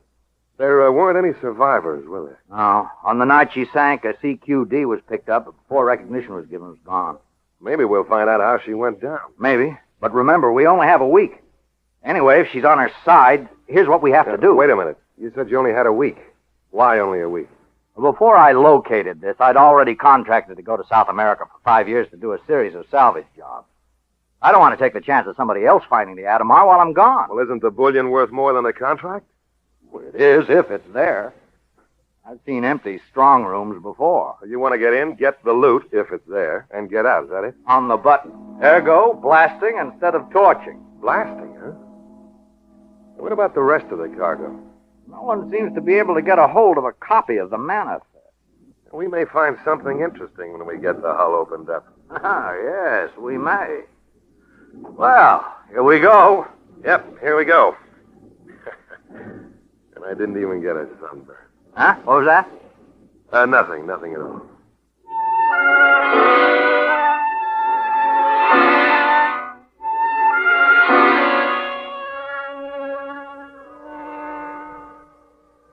I no longer look upward. The land of my world is about to come to me from beneath. I turn my lamp on again and flash it downward. And there, seeming to rise up from the dark of nothing, is a ship. And I'm no longer alone. Here is something from my other world. Here is something which was touched by men who felt the warmth of sunlight. Here at my feet could be the wreck of the Adomar. On the bottom, bullseye. I'm on the hull. How do you feel? Fine. Now, Nick, tell me everything you see and what you're doing. Right. I think I'm pretty close to amidships. You were right. She's on her side. Uh-huh.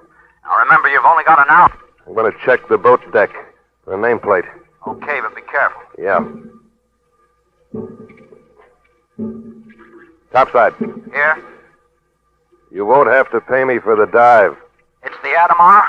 That's what it says here. Oh, start counting your money. I've spent it already. Hey, what's the layout, huh? From where I am, the beam of my lamp just barely reaches to the sides of the gully you mentioned. They're about 20 feet higher than the hull as it lies now. What kind of bottom do you have?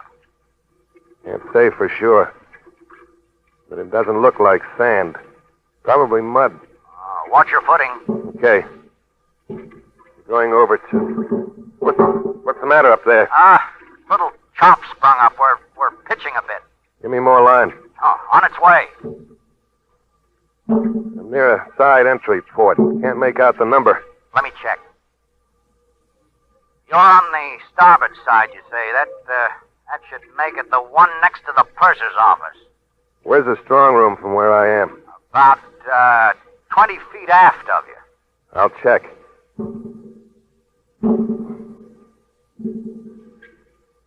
Carl? Yeah, go ahead, Nick. I know how the Adomar was sunk. What's that? There's a hole amidships big enough to drive a truck through. Well, can you make out any detail? The plates are bent inward. Looks like a mine or torpedo. Nothing we can do about that now.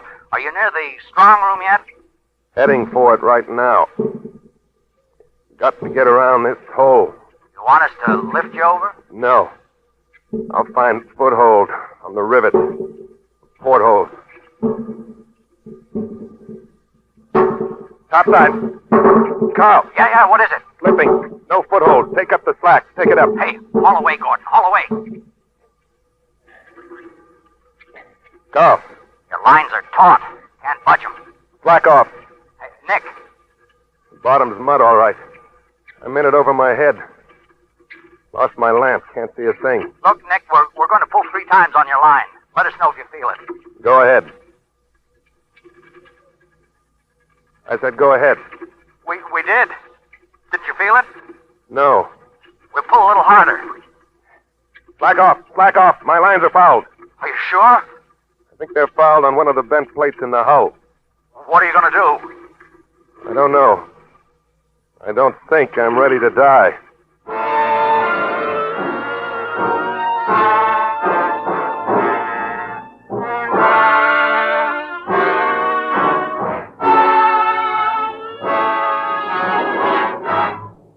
Autolite is bringing you Mr. John Hodiak with Joseph Kearns in Gold of the Adomar, tonight's presentation in radio's outstanding theater of thrills, Suspense.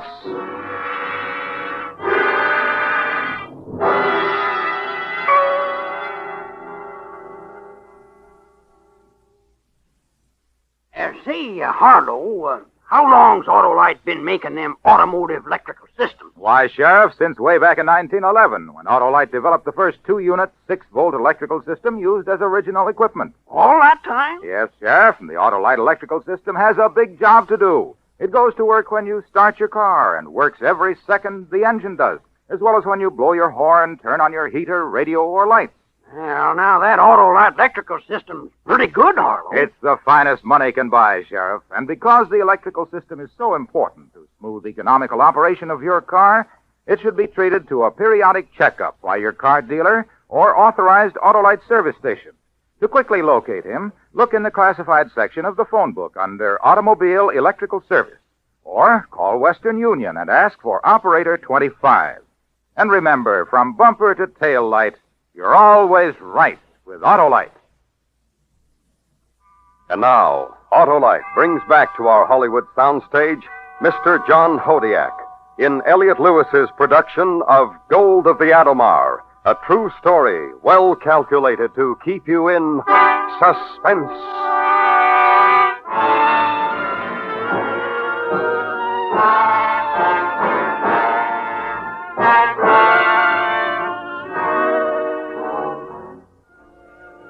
There isn't much use in struggling. The 200 pounds of my diving rig pull me deeper into mud which is already over my head. But the dark is the worst. It's the dark that terrifies me. Because it isn't water dark. It's mud dark. I can't find a foothold in this sea of gelatinous muck. Nothing. Nick. Suddenly, you hear me? I'm aware of Carl's voice intruding. Nick. A welcome intrusion because it's a voice from the world I so desperately wish I was in. Nick, can you hear me? Are you okay? Yeah, Carl. Up to now, I'm okay. We've taken up all the slack. Don't try any harder. If my line is fouled on a hull plate, it might tear my air hose. We know. Important thing is to get you out of the mud. Important to who? Me? Or the $3 million? No, easy, Nick. Sorry. Are your hands free? No. My left hand is pressed against my side. My right's across my chest. Can you move your legs? Not much. Even if I could, it wouldn't do any good. No solid footing here. Nick, Yeah. want me to come down and get you? Want to die? We gotta do something. I know. Topside. All right here, Nick. Gonna try something. My right hand's near enough to my inlet valve to turn it full on. No, you'll balloon. Right. Maybe I'll get enough buoyancy to drag myself out of this muck. If you pop through too fast, you'll surface. Or you'll be dead before we can get to you. I think I can get into the inlet valve fast enough to cut my air down. And let it bleed out slowly so I can stay down. Then I'll get my lines free and you can haul me up. Ready the decompression chamber just in case I miss. No. It's too risky. Don't do it. Got a better idea? No. Then we'll do it my way. I'm no hero. But it's the only way out of the mud. Ballooning my rig could kill me. If I don't shut off my air in time, I'll shoot up to the surface. Then if I miss braining myself on the hull of the salvage ship, I'll pop through the surface and be dead of the bends before Carl gets to me. But I have to risk it. I don't want to die in the dark of the mud. Slowly, I inch my hand up to my breastplate and twist the handle of the inlet valve. As my rig inflates, I feel the pressure of the mud ease off. A little more. A little more. Suddenly, I pull free and shoot up toward the surface. I claw for the air valve and turn it off, but still I rise. Desperately, I bang my exhaust valve wide open with my chin. Too late. I'm too buoyant. Suddenly, I'm brought up short. My fouled lifeline holds firm. As the excess air bleeds through the exhaust valve, I settle back to the Adomar. To another chance at $3 million. I adjust the balance of the valves and look for the spot where my line's fouled. I find it.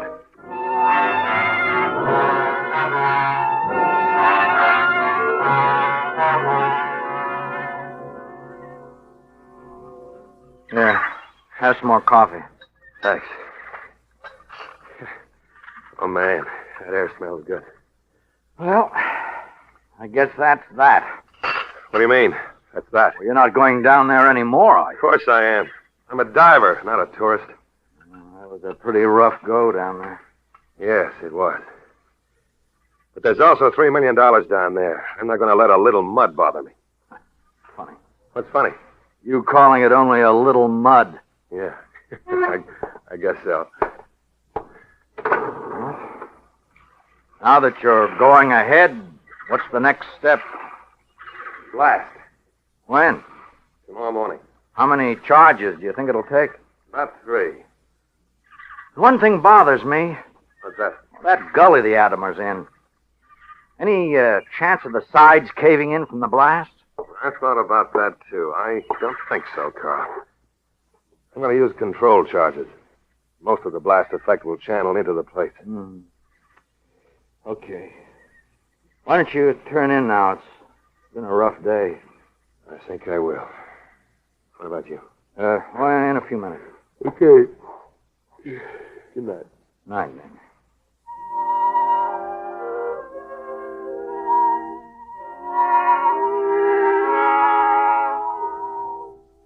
I had nightmares. Nightmares about mud. All night long I dreamed of sticky, gummy, slimy mud. Until it seemed that the whole world was one gigantic mud ball. Finally, I managed to get a few hours of restful sleep. Dreamless sleep. Welcome sleep. In the morning, I climbed into my rig and went out to set the first blast on the Adomar. The water was clear, and my lamp pierced through to the limit of its beam. I planted the charge against the entry port and went up to the salvage ship to help Carl with a detonation. We made the necessary arrangements and pulled the trigger. The next day was a repetition of the previous day. 6 hours after the second blast, I went down to check the results.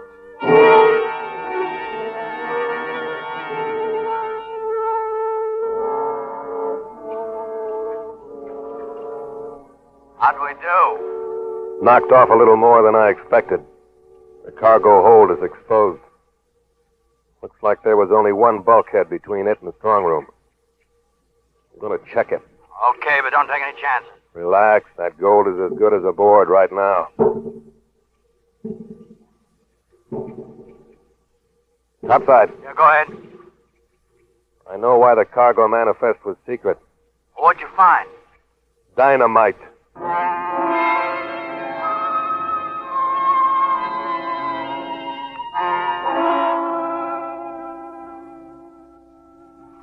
But why didn't the Adomar blow up when she was hit? The hole in her hull is aft the munitions hole.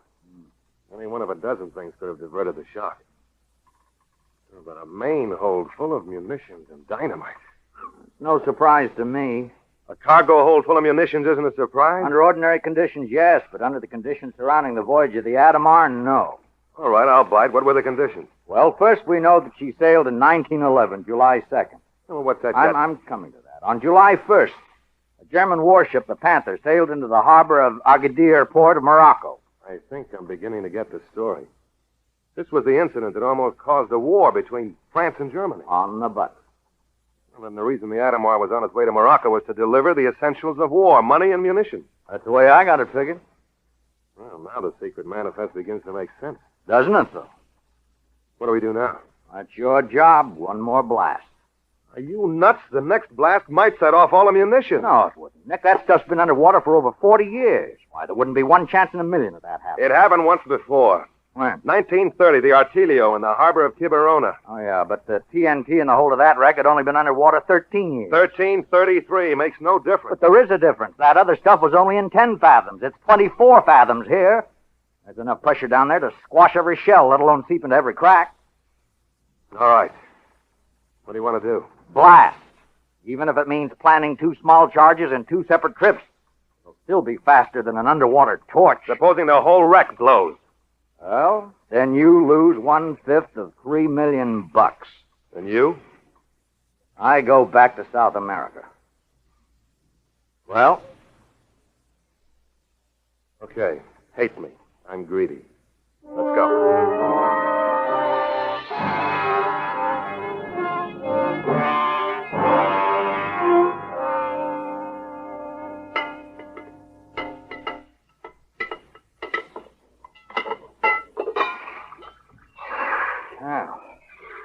You all set? All set. I set the explosive fore and aft. Good, good. One thing. Yeah, what? How much electrical cable you got? Oh, a couple of 1,000 feet. Why? Let's use it. We've got the buoy for a marker. Let's ease off as far as we can from the wreck, just in case the cargo goes. Nothing's going to happen. I said let's move off. This is my ship, and I give the orders. We stay. Aye, aye, sir. Gordon, make ready to blast. Ready. Let her go. Here she goes.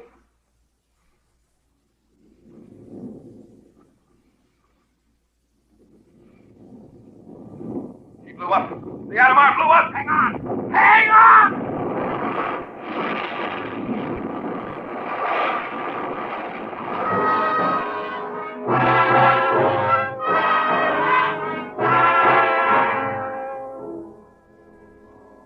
We didn't sink, but we might as well have. The salvage ship sprung every seam in her hull. Most of the gear was washed overboard as great gobs of mud spewed from the bottom rose into the air and splashed against us. Wasn't hard to imagine what happened on the bottom. The gully that cradled the Adomar collapsed. The sides rolled down on the wreck, burying it under 20 feet of silt. What happened to the $3 million is anybody's guess. Probably salted through all the muck 24 fathoms down. We managed to make it to dry dock for repairs. I never saw Carl again after that. Me? Well, if you want me, you'll have to write to Chief Petty Officer Larkin, attached to Undersea Training, New London, Connecticut. I'm eating 3 good meals a day, getting plenty of sunshine, and building up pension time. I think I'm content. As far as I'm concerned, you can have your monetary world.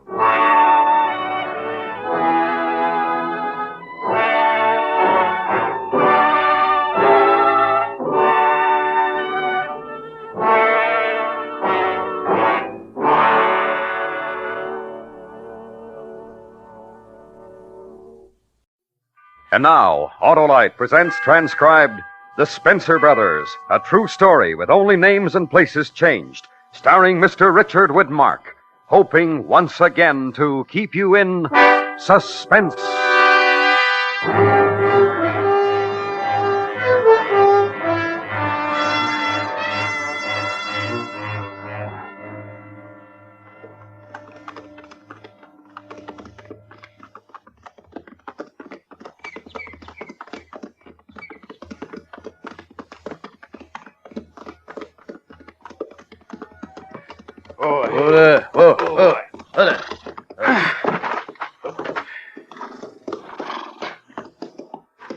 All right, Carl. All right. John, I'm ready.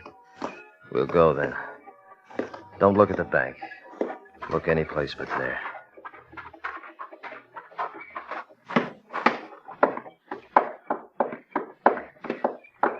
Jim, wait. What's the matter? It's a good thing I did look at the bank. See who just came out. That Simpson man from Cass County. Yeah. Well, luck gets no better, does it? Turn your backs on him. He may go the other way. He's not coming. He's not coming. He went into the livery next door. But did he see us? There's no way to know. We'll go in now.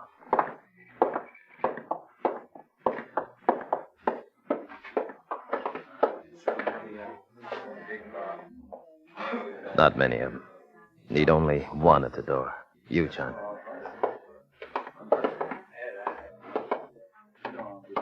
All right, Carl, draw. Listen, you people. If everyone will stand just as you are, there'll be no shooting. Hurry, Jim. Open the drawers. Yes, sir. All of them. Put the money in this satchel. Yes, sir. Hurry. Yes, sir. I am. I can't. Come on, give me the keys. Yes, sir. Take them. Sit down. Yes, sir. Don't move. Don't anybody move. Stand just as you are. Don't move, I said.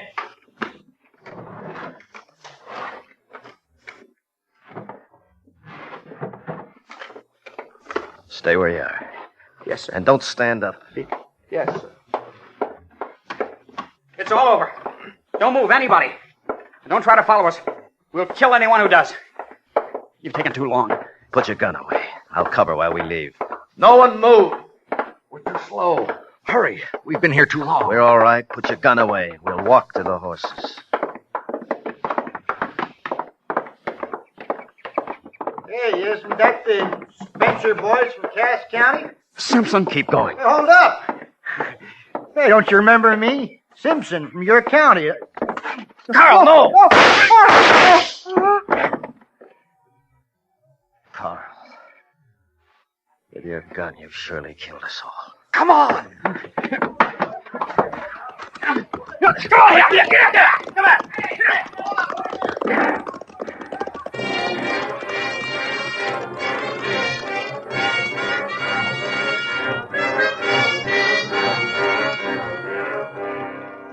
From this moment on, we're dead men.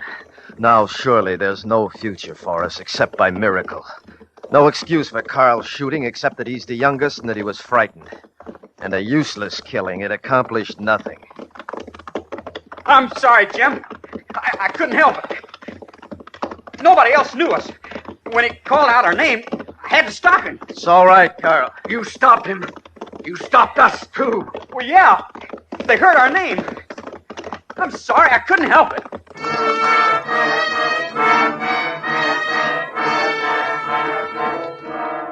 Once we were right. We were the wronged ones. But no more. No more the soldiers still with honor sharing the Confederate defeat. No more justifying our motives and actions. The crutch we used, our persecution by the few hundred of the victors, that's gone now. Nothing's left. Except that we're killers and must never stop running. And perhaps never stop killing.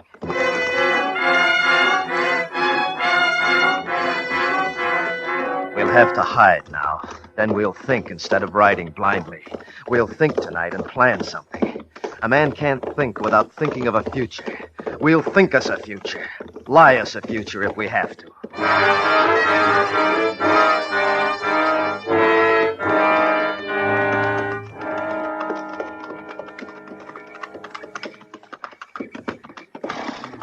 This is good. Oh, there. Loosen the cinches, but don't take the saddles off. No fire, no smoke. This will be a dark camp and a quiet one.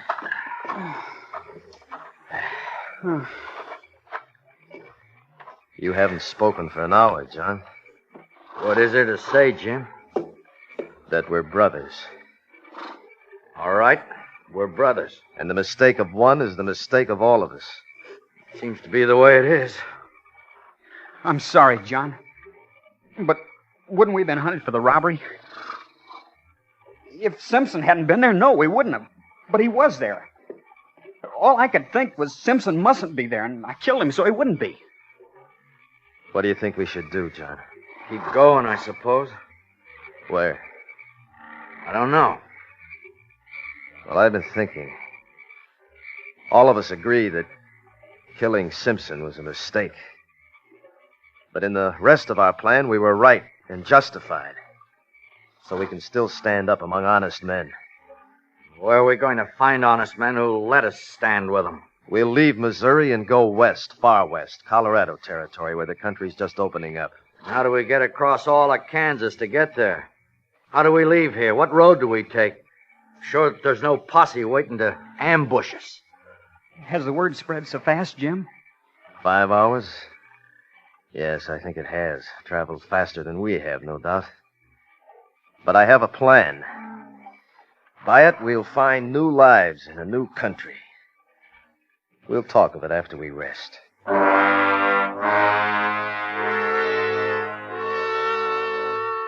But what is my plan? A half-day ride and a river crossed will put Missouri behind. But Kansas, almost 500 miles to cross straight away, coursed by roads and trails, with many people. My plan is to run, and I know it. Blindly, because there's no other way. Once across Kansas... Yes, there is hope if we're once across Kansas.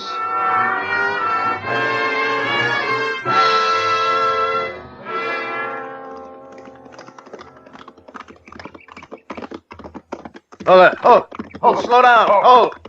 Oh. Men ahead. 4 of them, Jim. Well, what do we do? We do what's necessary, no more, no less. Do we fight? I'll thank you to keep your youth and your fright under control. We fight only if we're provoked. I'll talk, if you don't mind.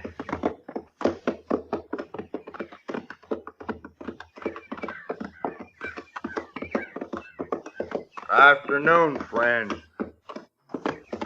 Good afternoon to you. Where you bound? We're bound for Salina. And I'd like to ask why you're interested. Where you from? We're riding from Dodson. Missouri? That's right. Heard there was a big bank robbery and killing there. So we heard. You seen 3 men along the way? Could be the Spencer brothers? We've seen nothing. But we've heard of them. What have you heard? That they're not really killers or outlaws. They killed all right, and they robbed. What else do you hear? That they had reason to do what they did. That they came back from the war to find their family dead and their home burned. I didn't hear that. Their father was a wealthy man, you know, and he left them money that they couldn't get because all the records were burned. Most of the money, $25,000, I hear, was in the bank at Dodson. And that's what they went after. What was rightfully theirs. You know a lot about them. Where'd you get your horse? I bought him. And that's my business.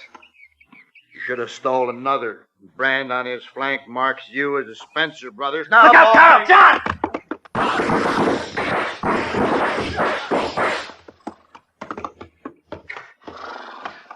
Carl? I'm all right, Jim. John? 2 cartridges gone is all, and you? I'm all right. We better ride out of here. Get out!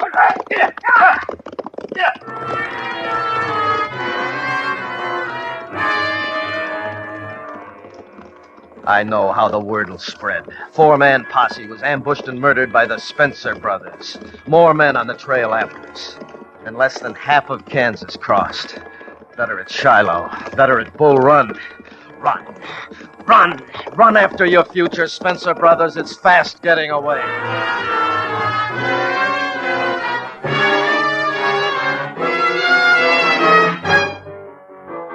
Autolite is bringing you Mr. Richard Widmark in The Spencer Brothers.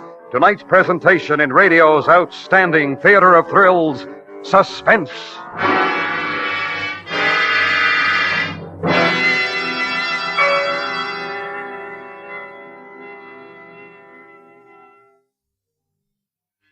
Okay, Harlow, recess is over. Then fire away, Hap. Just what is the Autolite resistor spark plug? Why, it's the greatest advance in spark plugs for automotive use in the past 25 years. Yes, but why, Professor? Because it has something extra. The built-in 10,000 ohm exclusive Autolite resistor, which makes possible such outstanding advantages as double spark plug life, smoother engine performance, and quick starts. And the Autolite resistor spark plug is only one of a complete line of world-famous ignition-engineered Autolite spark plugs for every use. And now, any advice before school lets out, Professor Wilcox? Yes. Friends, have your spark plugs checked by your nearest dealer who sells Autolite spark plugs. And if replacements are needed, get ignition-engineered Autolite spark plugs, either standard or resistor type. And remember, from bumper to tail light, you're always right with Autolite. And now, Autolite brings back to our Hollywood soundstage Mr. Richard Widmark in Elliot Lewis's production of The Spencer Brothers, a true story well calculated to keep you in suspense.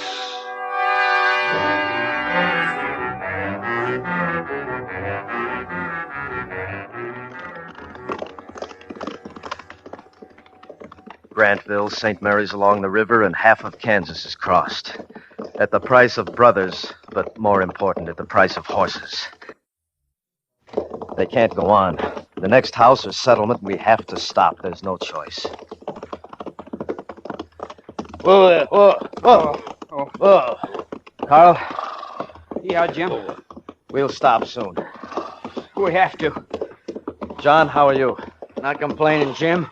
We've covered more of Kansas than most riders would in the past 2 days. And nights. We'll stop soon. We need fresh horses, even more than we need rest. Where are we going to find people to sell us fresh horses? We'll find horses.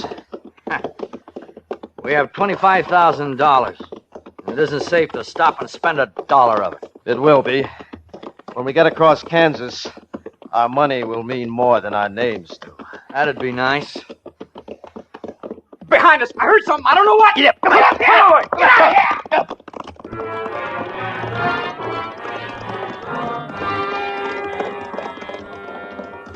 $25,000, and it isn't safe to spend $1 of it. When we get across Kansas, our money will mean more than our names do. But to get across Kansas, we have to have horses.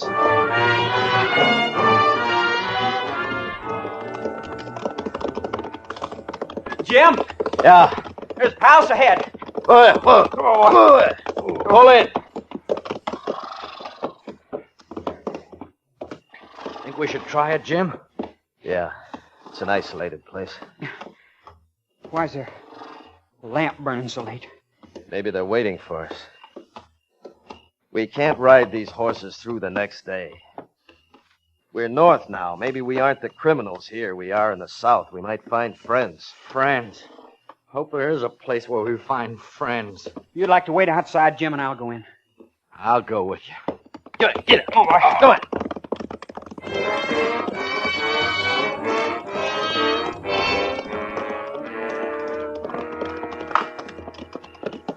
Oh.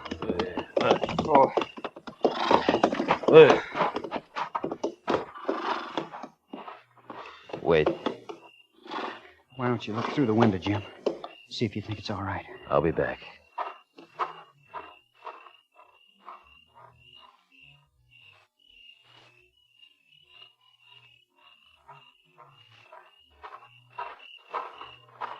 How does it seem? Peaceful enough. There's an old man there reading a newspaper. We'll go in.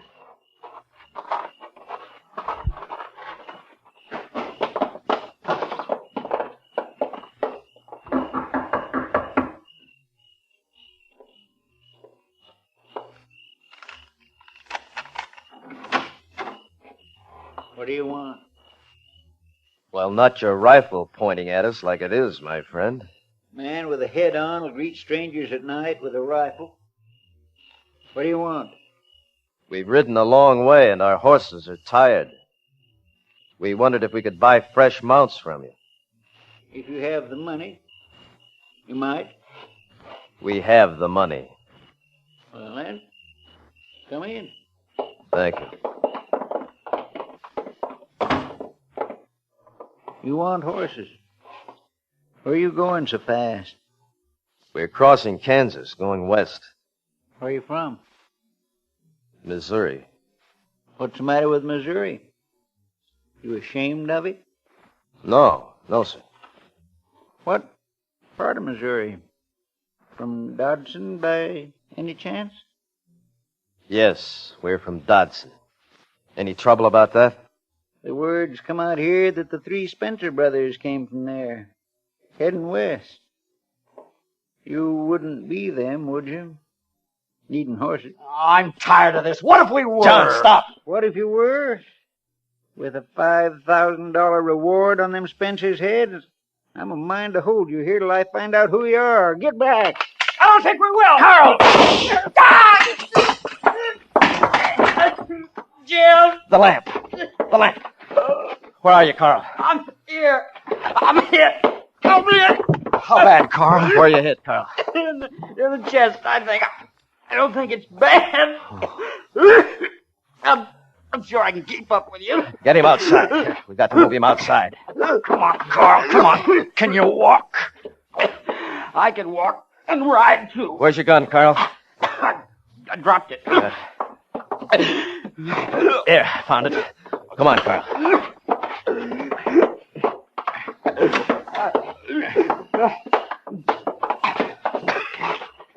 I better rest.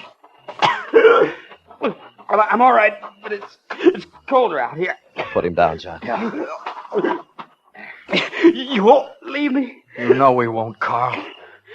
I'll keep up with it. when I rested a little while. When I rest. I'm sorry. It's all my fault. When I rest. Carl. He's gonna die, Jim.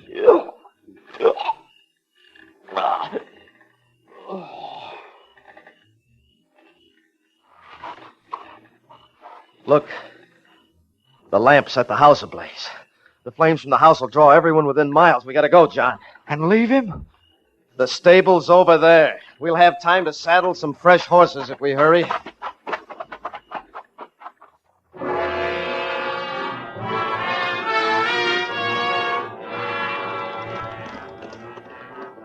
I know how the word'll spread.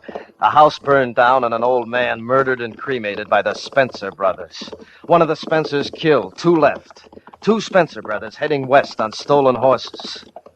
And who knows these horses? 100 men? The markings on the Pinto John rides, the head of my roan? Who knows the road we take? How many after us? With 6 dead men left behind. And $5,000 on our heads. No one ever told us Kansas was so wide to cross.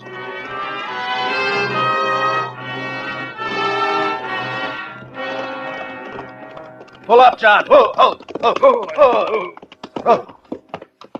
The trees up ahead. They must mean a river. On this road, a ferry. Can we afford a ferry, Jim? No. The trees look less thick to the south. We'll head off that way and look for a crossing. Come on, let's go. Come on. Hey.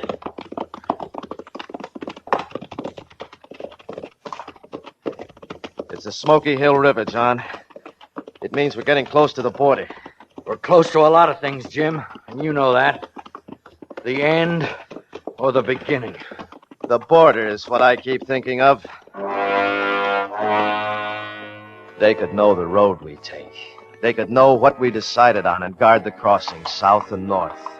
But we don't know. And we have to go. Have to cross the Smoky Hill. The border's beyond.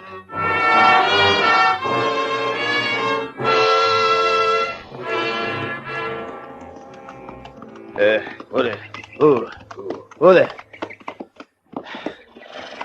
Good cover on the other side, John. Willow, thickets, and elm. The bottom here looks better than we've passed. We'll try, then. Keep an eye out. Get up. Come on, go. Get up.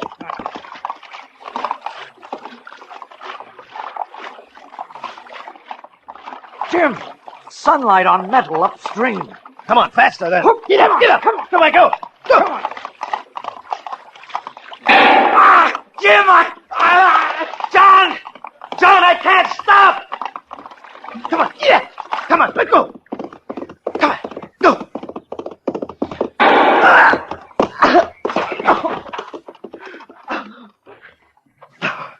We got him. I saw him fall. We got both the murdering wretches.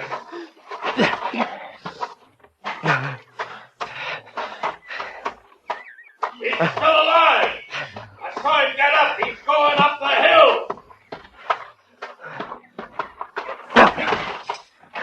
I have to go. I have to run. I have to get up.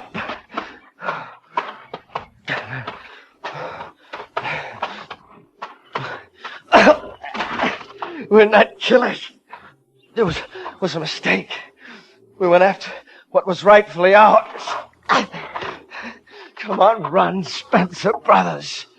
After your future. It's fast getting away.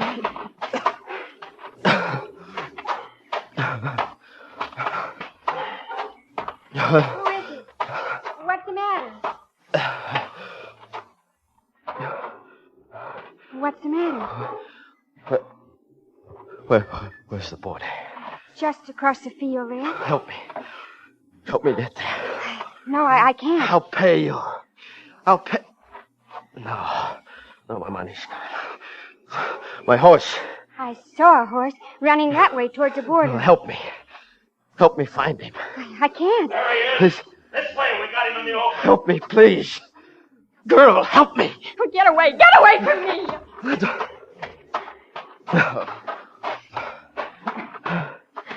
Open up, boys. Open up. We got it. Run. Run.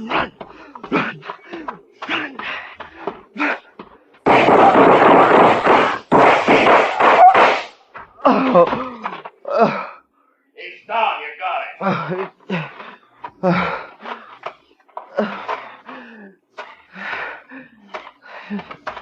Benson, you're closest. Get it.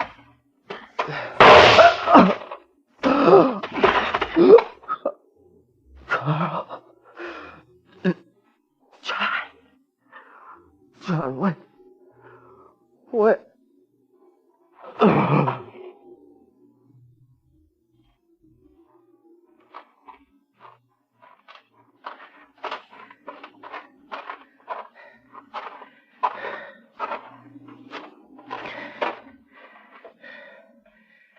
Dirty, rotten, murdering wretch. We showed him how Kansas takes care of the likes of him.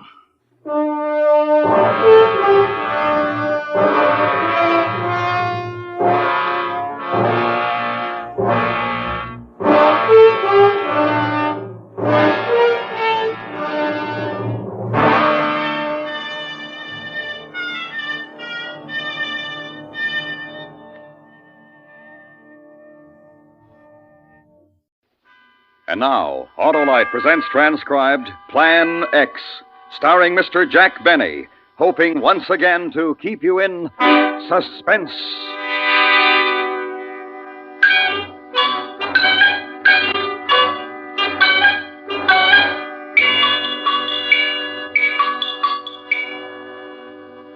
The card.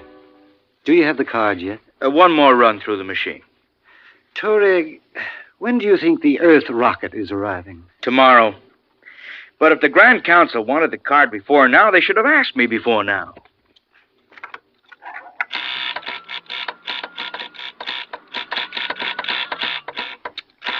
Is that it? Let me see it. Here. 13756. Zeno. Assembly line worker. Atomic escalator factory.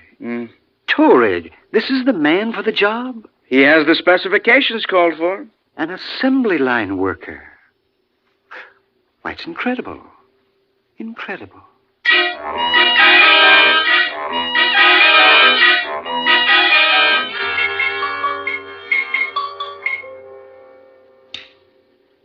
Yes? Yes? Right away.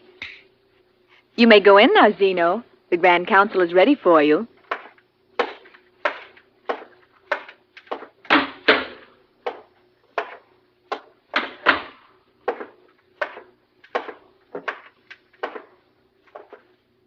One 13756 called Zeno.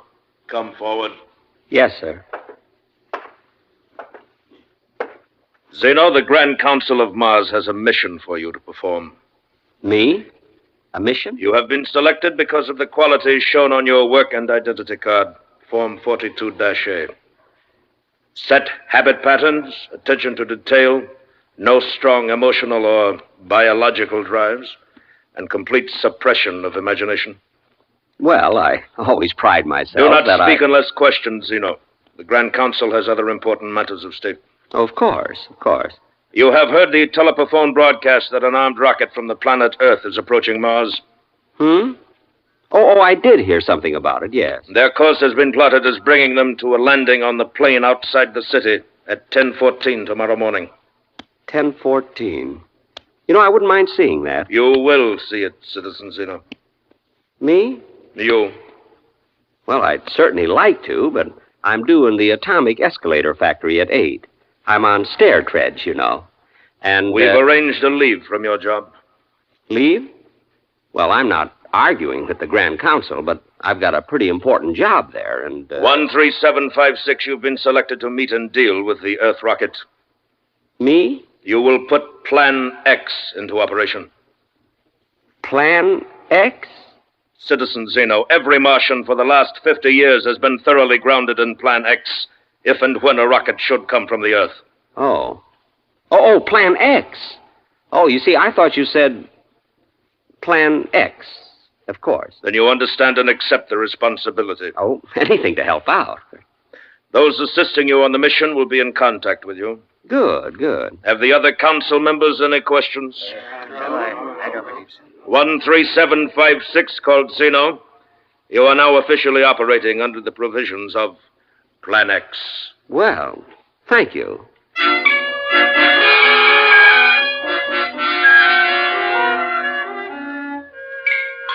I took the aerial transmission belt directly home. Let them get along without me at the escalator factory if they could. Besides, it was almost quitting time. I went to bed early that night. Tomorrow was going to be a big day. Plan X. Out of the whole population of Mars, I was picked to carry out Plan X. Oh, I'll admit I had my criticisms of the Grand Council in the past, but this restored my confidence in them. Yes, sir. They couldn't have picked a better Martian.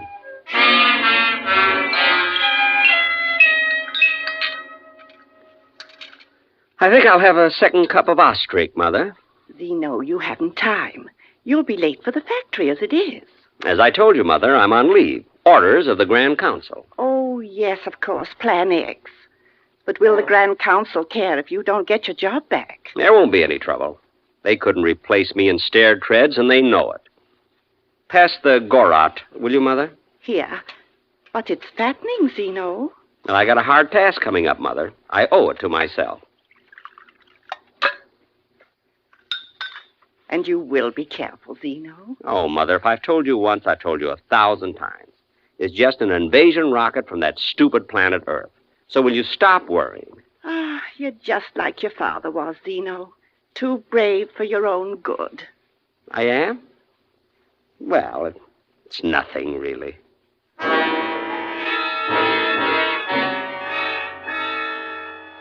I took my time going over to the field where the Earth rocket was to land. I got there at 10, with not another soul around. Another few minutes, and I had my pocket radar screen working. Yep, the rocket was coming in, right on time. Then I could hear it out in space, and soon after that I could see it, bearing our first visitors from Earth. Gee, I was thinking they must be a brave crew. I almost felt sorry for them.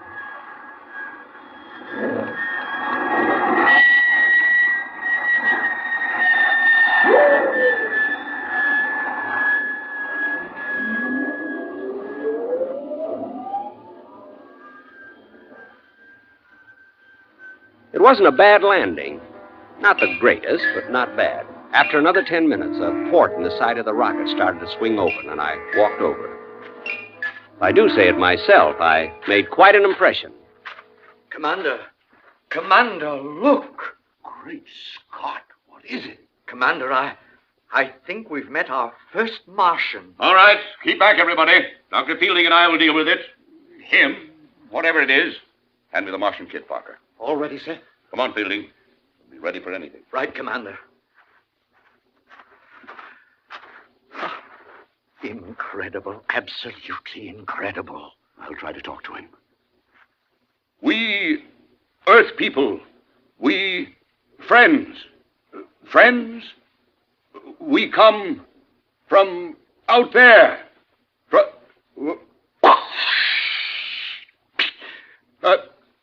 Blasted feeling, I feel like a fool. Let me try, Commander. We bring you presents. Here, we bring you beads, cloths of many colors. Take them. You wouldn't have something a little more conservative? Fielding, he speaks Esperanto. Incredible, incredible. Gentlemen, welcome to Mars. It's almost as if he was expecting us. Oh, yes, for some days now. Ever since you left Earth, as a matter of fact. You hear that, Fielding? Commander, we may very well be in the presence of a superior race. Well, thank you. You say you expected us? Everyone expected us? Oh, certainly. But you're here alone. Yes. Well, unfortunately, all other adult Martians are, shall we say, unavailable. For how long? Not wishing to pry, but how long are you staying? Well, They've taken to the hills, have they? No need to be afraid of us. No need at all. There's no one in your city over there? Mainly unavailable. But I'll be glad to show you around. Martian hospitality, you know. Amazing.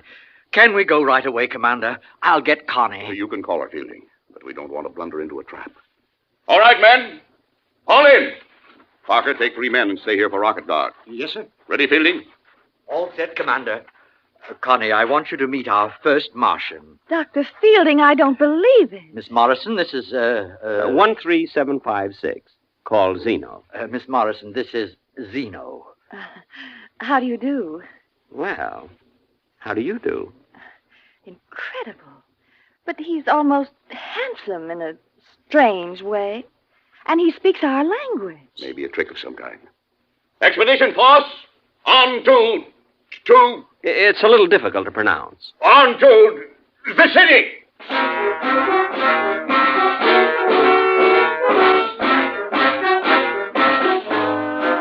We marched into the city, which, of course, appeared quite deserted. Plan X. I showed them a few of the sights, the canals, the Og factory, and the hall of the Grand Council. I was walking alongside of Connie, Miss Morrison, who was most unlike the women of Mars. I caught myself showing off, riding the aerial transmission belt with one hand. Finally, I took them all to the art museum. Oh, Commander, this place, this civilization, it's fantastic, fantastic. Look at this sculpture, Dr. Fielding. The line, the detail. I've never seen anything so beautiful. It's nothing, really. Zeno, you don't mean that you... Well, no. You see, I work at an atomic escalator factory. I'm in stair treads. Everybody, over here. Look at this. Oh, what is it? Isn't that what... Zeno, is this what I think it is? I'll have to read the nameplate. Oh, yes, a flying saucer. From 1952, your calendar.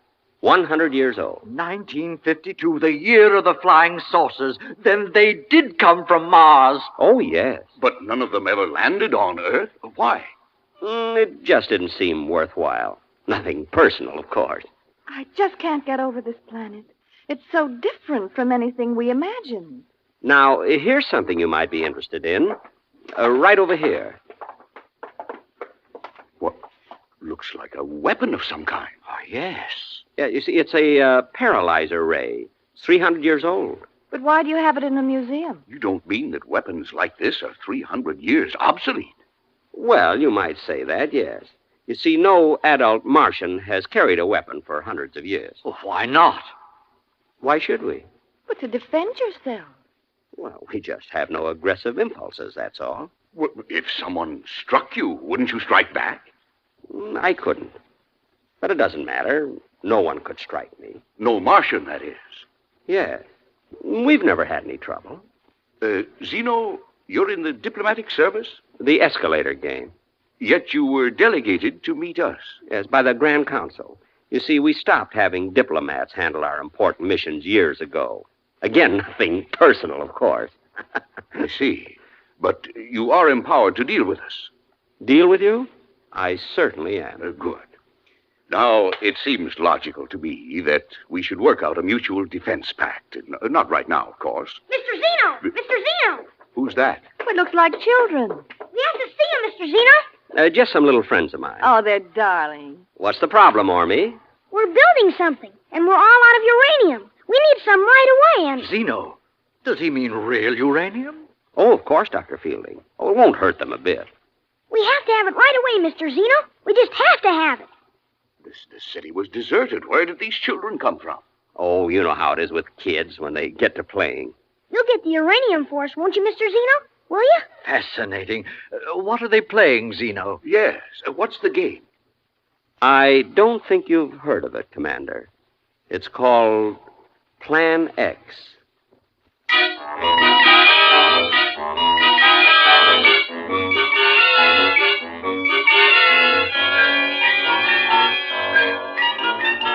Autolite is bringing you Mr. Jack Benny in Plan X, tonight's presentation in radio's outstanding theater of thrills, Suspense.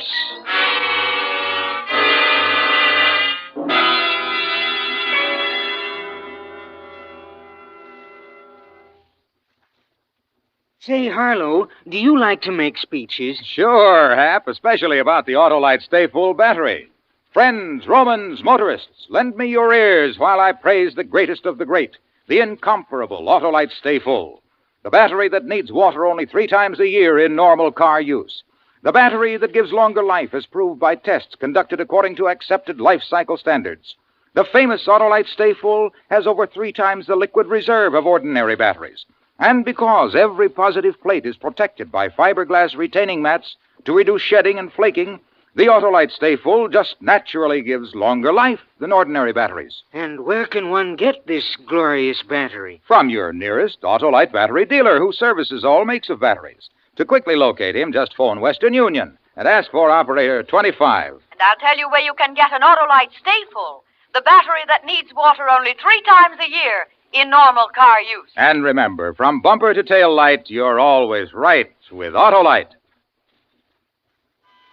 And now, Autolite brings back to our Hollywood soundstage Mr. Jack Benny in Elliot Lewis's production of Plan X, a tale well calculated to keep you in suspense.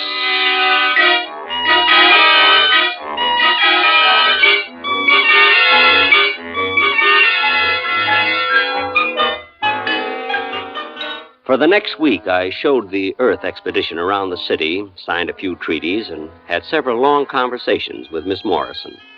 Well, not too long, but I felt we were building a solid friendship. It was too bad it was coming to an end.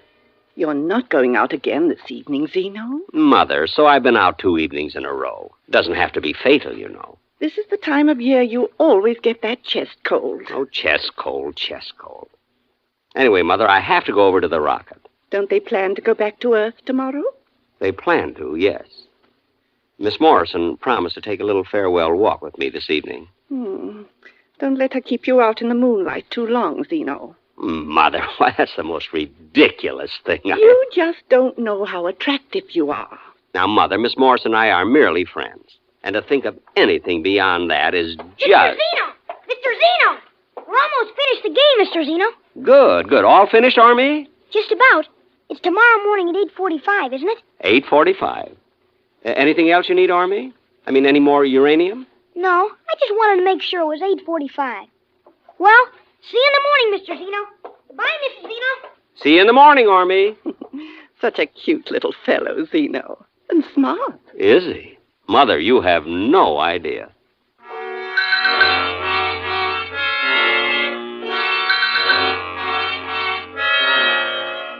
The Earth expedition was camped beside their rocket, getting ready for takeoff the next day.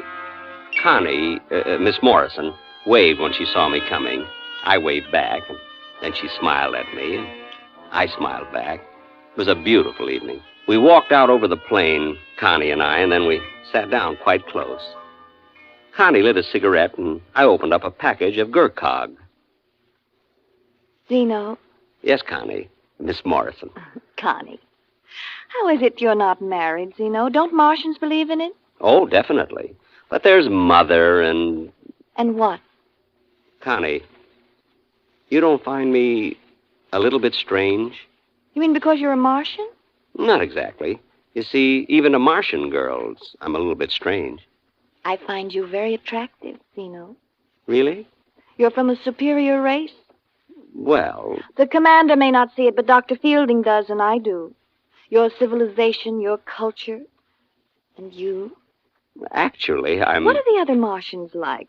You know, I seem to feel there are people all around, watching, waiting, and yet we've seen only you. And the children, of course. Yes, and the children. They've been playing around the rocket all day. Yes, yes. Zeno, what'll happen to this planet, this beautiful planet, when the next Earth rocket comes? And the next one? Connie. I'd almost like to stay here. Or I wish we'd never come. None of us. Connie, there's something I... What, Zeno? What is it? It's just that it's getting cold. Maybe we better go back.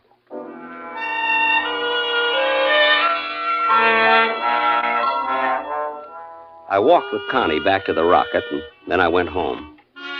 There was a message on the autophonopad. The Grand Council wanted to see me at once. You sent for me, gentlemen? 13756 called Zeno. You are nearing the completion of Plan X. I hope my work has been satisfactory. You were selected for certain qualifications, Zeno. Set habit patterns, attention to detail, no strong emotional drives. I remember, yes. You have assumed a responsibility based on those qualifications. I suppose you might put it that way. Are you still prepared to discharge that responsibility? Well, I think you might as well know that it's been my criticism in the past, as well as that of a lot of other taxpayers, that the Grand Council interferes entirely too much in the private lives of, well, what I mean to say... Are you prepared to discharge your responsibility? But about Connie, Miss Morrison, isn't there some way... You know that there is not. Well, I suppose not, no. Plan X will then be completed. I assure the Grand Council, at 8:45 tomorrow morning, Plan X will be completed.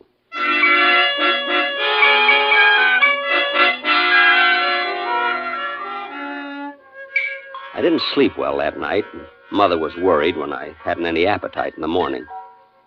She thought it was the start of one of my chest colds. Purposely, I didn't go out to the rocket until almost 8:40. They were blasting the motors, getting ready to take off. Zeno, I thought you weren't coming. I overslept, Connie. That is, I didn't really oversleep, but... The children have been here for an hour. We're just about finished playing, Mr. Zeno. Oh, good, Army. Did you win the game? Plan X? I think so. We'll know in a minute, Mr. Zeno. They're so intense. Are the children on Mars always that way, Zeno? Well, not always, no. Ah, come to see us off, did you, Zeno? Good boy. We counted on you. Well, thank you. Come over here, Fielding. Yes, Commander. Connie, Fielding, Zeno here has been so helpful to us that I've come to a decision. That's very nice of you, but I'm pretty well stocked up on beads right now. A different kind of a present. Zeno, I've decided to invite you to come with us to Earth. To Earth? How about it, Zeno? We're taking off in 16 minutes at 9 o'clock. How about it? Well, it's not that I don't appreciate your thinking of me, but Mother would worry and... You see, we need you, Zeno. That's not true. Well, I'm afraid it is. You see, I think Zeno is a much more important man than a worker in an elevator factory. Escalator. I'm in stair trams. And if we have Zeno along the next time we come back to Mars, we'd be much less likely to run into, well, an ambush. I'm afraid he's right, Connie. He's not right. How about it, Zeno? Thanks, but no. Commander, those kids, they've got some sort of a ray gun set up. Fielding. Is it real, Fielding? Why, it looks like it, Commander. Get Zeno over in front of us, quick. Now they can't shoot without hitting him. Get your gun out, Parker. You mean the kids, Commander? If we have to, yes. Tell them not to fire on us, Zeno. I'm sorry, Connie. Really sorry. Oh, it's all right, Zeno. Do what you have to do. Shall we shoot, Mr. Zeno? Have your gun ready, Parker. It wouldn't do any good, Commander. All right, Army. Plan X.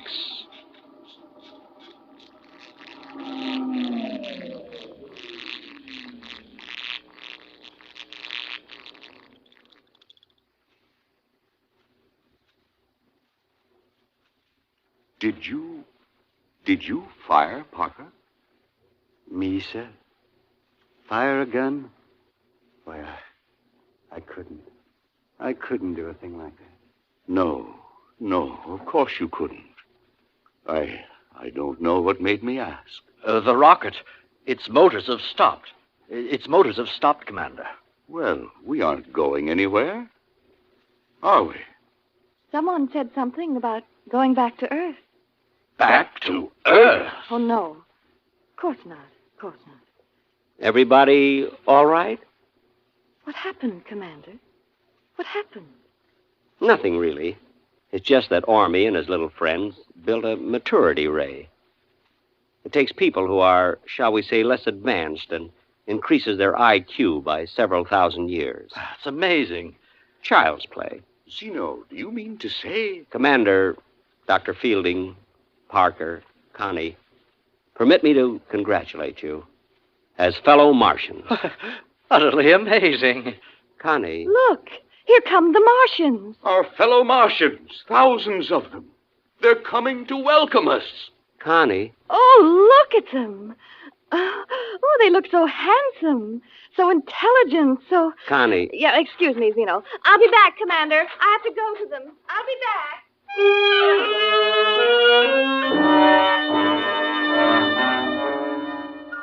Well, she did like me for a while. Before Plan X. But she did like me. Even just for a while. That's something, isn't it?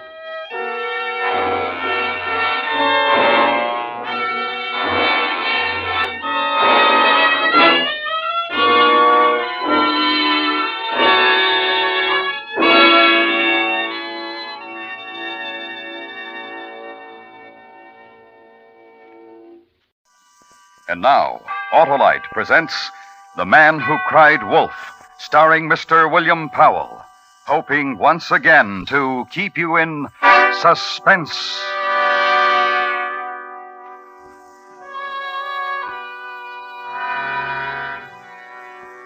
If you knew who I am, if one day you would pass me on the street and stop and point your finger at me and say, "This story happened to you," then I would be a dead man. And therefore I cannot tell you too much about myself, neither what I look like nor where I am. A few things you may know, which will alter nothing. I am Russian. I was once a member of the Communist Party.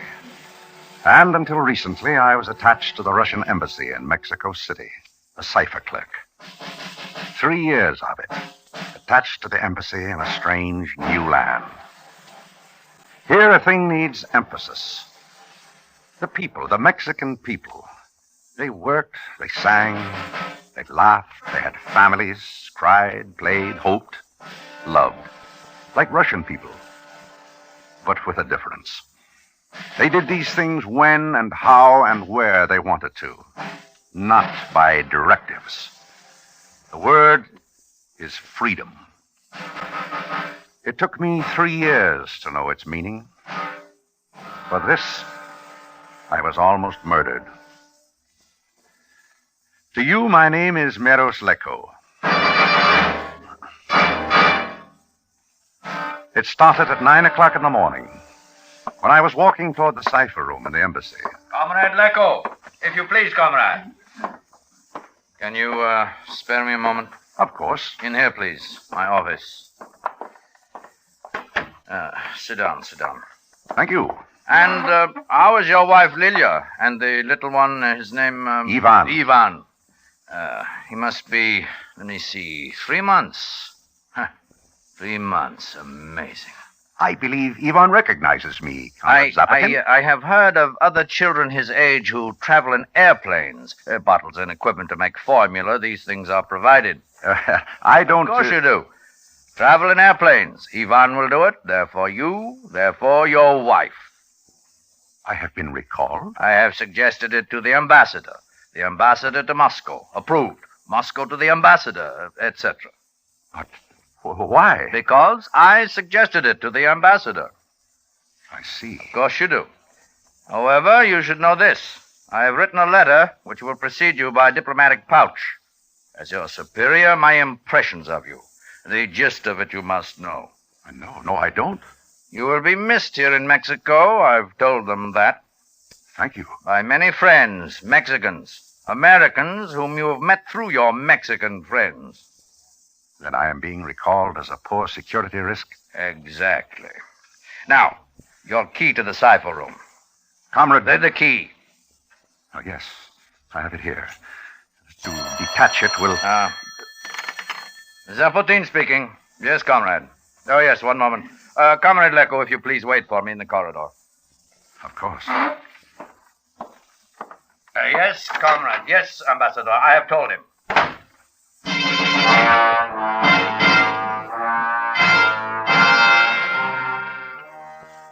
There is no melodrama attached to it. Merely a simple truth. To be sent back to Moscow is a bad security risk. Prison, work camp in Siberia, death. Therefore, do a thing. Pursue a plan. Ensure my living. Do not wait for Zapotin. back to the cipher room. Use the key. Steal certain papers, documents, for the occasion of remaining alive. This one. And this. Secret documents to buy my own security. Papers dog-eared for the purpose. Stay alive. And these. This. Comrade, let go. And put them into my coat pocket. Inside. Comrade! A moment, comrade. Open! I told you to wait. But I had duties here in the cipher room. You are relieved of them. I told you this. No. Merely that I'm returning to Moscow. Tomorrow. Yes. The key, comrade. Of course. Here. You will go immediately to your house. You will inform your wife. You will pack. You will get your child ready. And you will be delivered to Moscow. Under escort, comrade. Now, good day.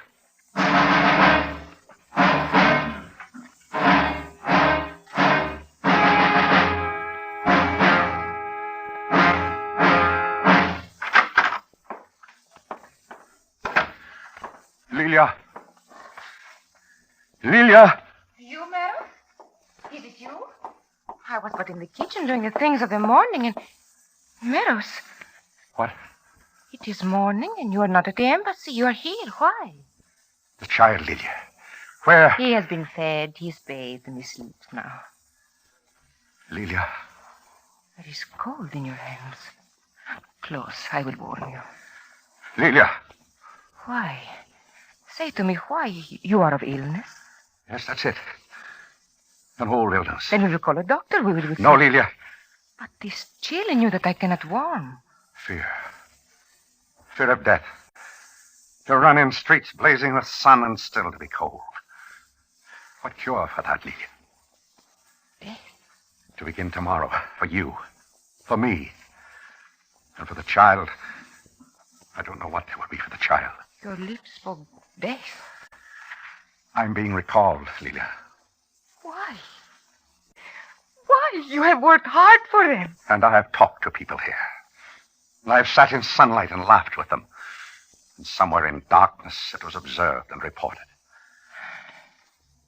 There is until tomorrow. And there is time for flight. I will make ready the child. No.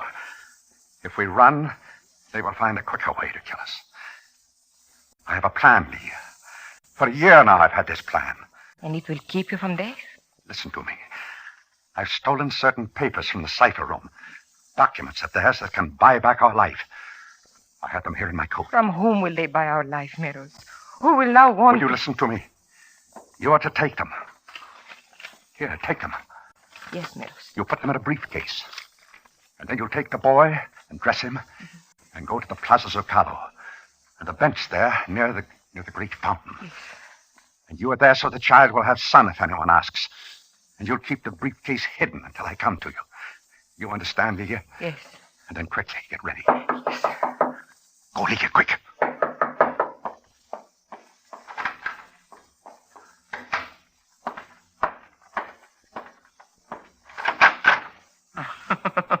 Oh, Senor Cardoza's. You give me surprise, Senor Leco. It was not you I expected to see this hour. But I'm glad to see you. Please come in. The day has of beauty, and in the streets there is fiesta. And I thought to me, the Senora Leco would care for fiesta, she and the pequeño. Ay, the Senora and the pequeño. Muy buenos días to you both. Senor Cardoza. You'd better take the child and go, Lilia. There's not much time. Yes, Meadows.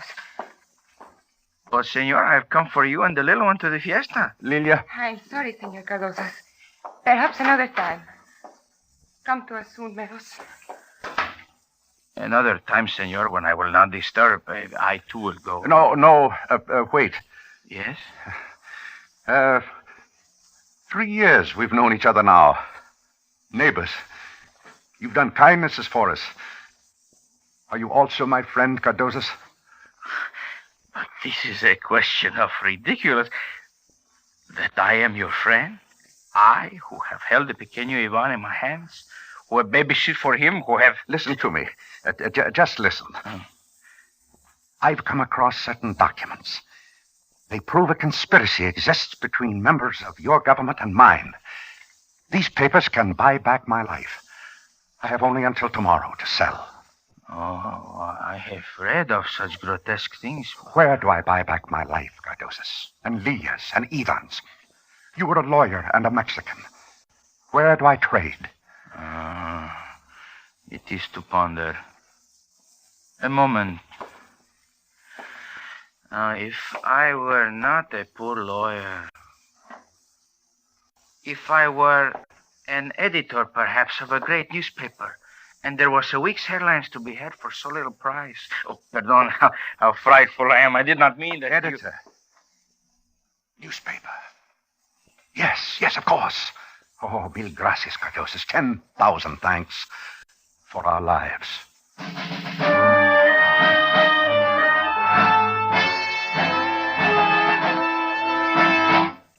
Yes? What do you wish of me? I am Meros Leko. Call the clerk of the Russian embassy. I remember you well, Senor Leko, from another time. I have a story for you with documents. Top secret. So?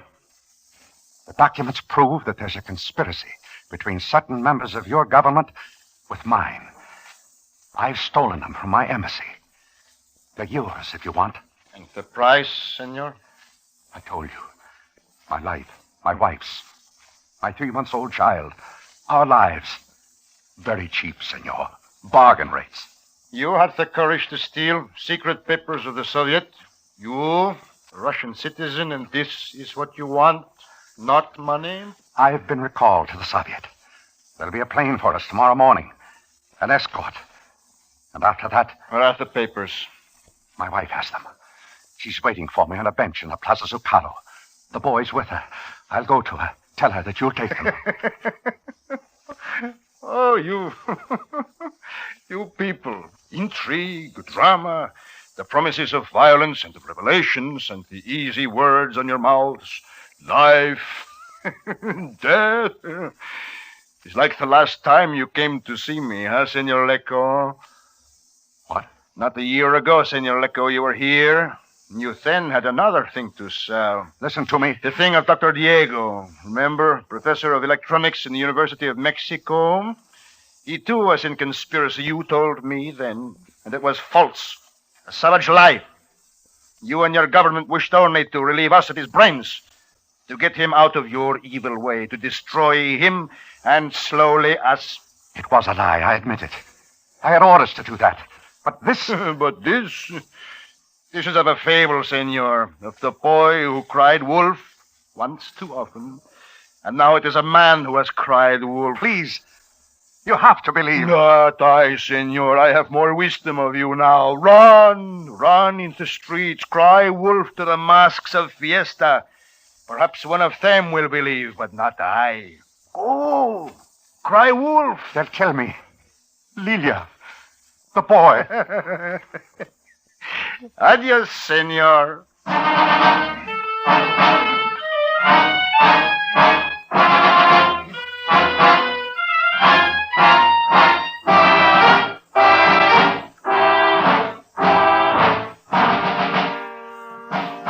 Autolite is bringing you Mr. William Powell in The Man Who Cried Wolf. Tonight's presentation in radio's outstanding theater of thrills, Suspense.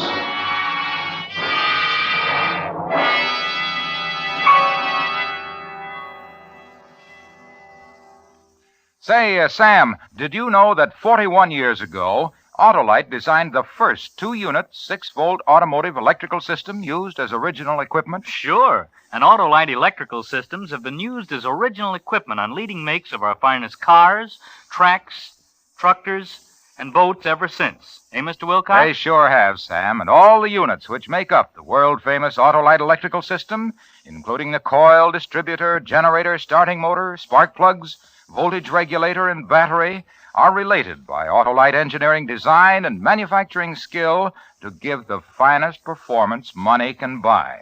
Every unit, as well as the component parts that go to make up every unit, are designed to fit and work as a family team. So be sure. Insist on Autolite original service parts for your Autolite-equipped car. Right, Sam, because then you're sure of getting the best.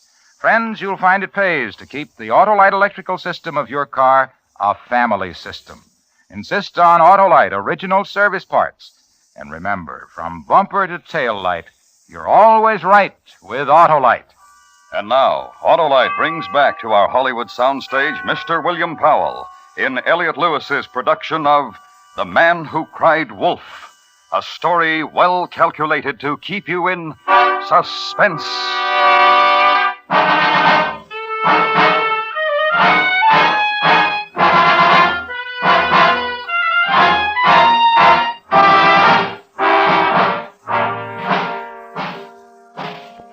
These are the things which happen to a man who might be killed. Walk a street. Glance backward. Stop. That man in back of you, why did he stop too? So turn a corner, and there's a place, a building, a place you've been looking for. The Department of Justice. And go into it. Find a man, a small man, a neat and dapper and meticulous and methodical and shattering man. Lecco. Meadows Lecco. The name I know. I am sure of it. Pardon me. Please, senor. See? I have documents. Forgive me. You have a story, but no documents. You say your wife has documents, but you do not. Pardon me. Lecco. Lecco, huh? Meadows Lecco. I see. Meadows Lecco. The Department of Justice has a dossier on you. I was sure of it. In March 1952, you reported that a certain Dr. Diego of the university, erroneously reported, I must say. It was a lie, then. I was under orders to report. And today, no lies, senor? What I have been telling you is the truth. My life is in danger. And you wish protection? Yes.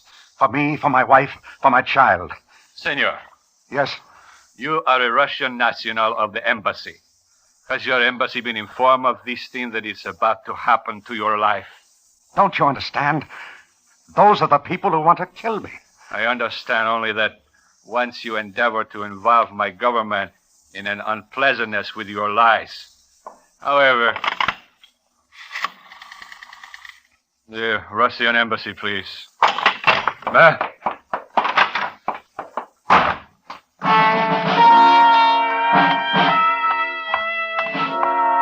Leave him.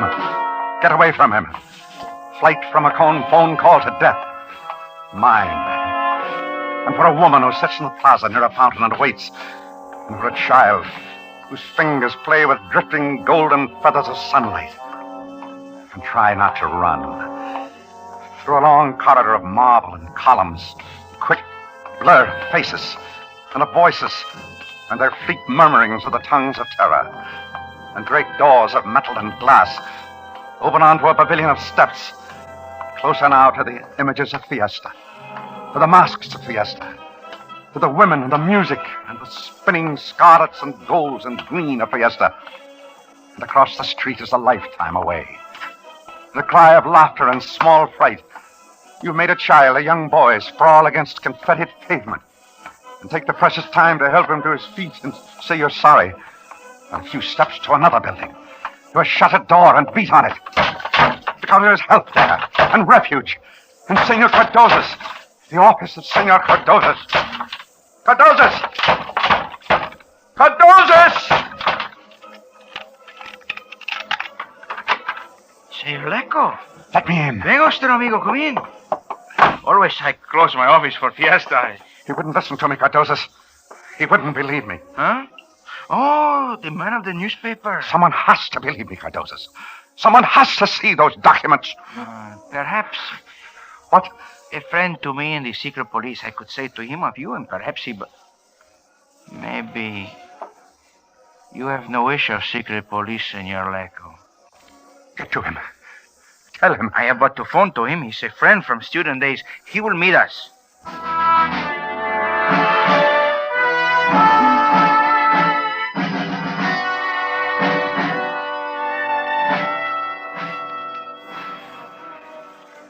To your health, Meros. Drink, amigo. Where is your friend? He will meet us here in good time. Drink. Meros. Yes? Are you not worried about your wife, about the pequeño? They will be all right. Yes, I'm sure of it. That man who came through the door. Pepe, aquí. Siéntate, Pepe. Amigo Pepe, amigo Meros. Buenos dias. How do you do? You are in trouble, senor? Yes. What trouble? Pepe, may I call you that? Si? I have stolen some documents from the Russian embassy. Where are they, senor? My wife has them. And where is your wife? She's waiting for me. When you hear my story, if you believe me... No one believes him, Pepe. The story, senor. Tomorrow, I'm to be sent back to Russia. I have stolen documents to prevent this. That is the part that is difficult for authorities to understand, Pepe. My friend Meros talks of documents and has no documents. Si, this I notice. To give them to my wife and separate from her is part of a plan. By this time, surely the theft of the documents has been discovered. By this time, the embassy looks for me. If they catch me, they cannot harm me. Si, the blackmail of the documents. Do you believe my story? Senor, I wish to tell you something. Do you believe me? To us of the police, the names of all members of your embassy is known. Yours. I will not conceal from you the fact that I know of the tricks you played with us last year. The matter of a professor at the university. It's the truth. What I tell you is the truth. Believe him, Pepe. Why should I believe you, senor? Because it is the truth. See, I saw his wife, Lilia, leave. I will take you to her. I do not wish to be made a fool of. I will give you the papers. Believe him, Pepe. I have a car outside. We will go to your wife.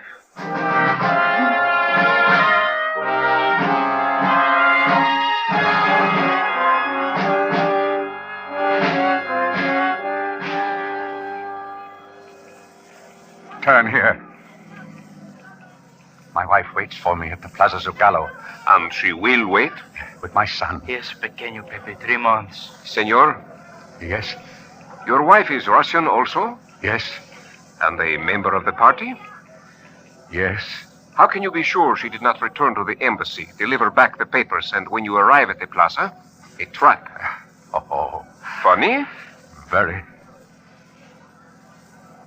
The plaza, senor. Where is your wife? Oh, slowly. Yes. Yes, there she is. At the fountain where I told her to be, with the child. See.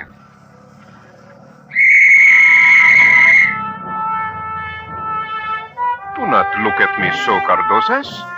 The police motions to stop the car, so I must stop. The procession. We can't get to the other side anyhow. We'll have to wait. Idiots.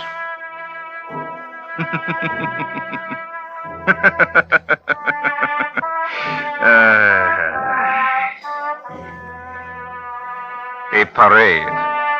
Such a solemn parade. How ridiculous. And they bow their heads. You're communists. Both of you. Spies. Tricked me. Hey, you won't get away. I'll show you. Hold him. These people. People, listen to me. You are fools. Listen. You are being exploited by your ignorance. Meros, they'll kill all of us. Meros. Exploited. Lied to. Look to us. We will give you the world. Our promises to keep you poor.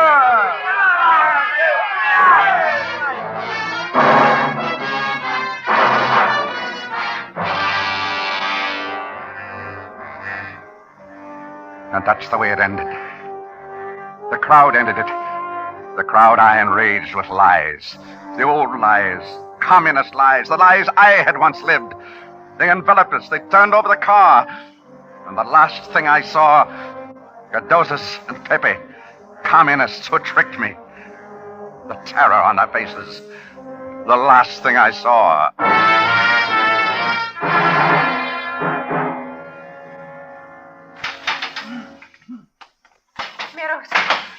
Meros. Oh, Lilia. Are you all right?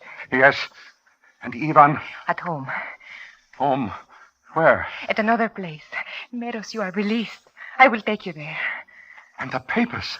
The documents? The police. They believe you? Yes. Oh, yes. We are free, Meadows. Not to return to Russia. A new homeland. That is freedom. And no fear. Freedom.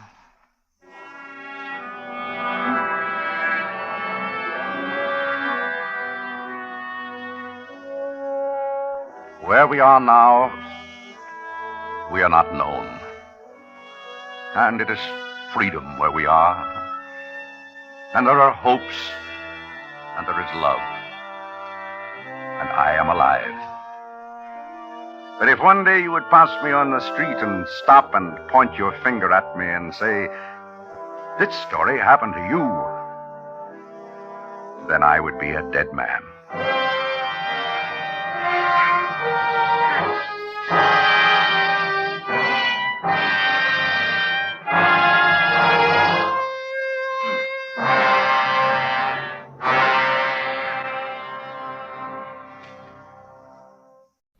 And now, Autolite presents transcribed The Love and Death of Joaquin Murieta, a true story starring Mr. Victor Mature, hoping once again to keep you in suspense.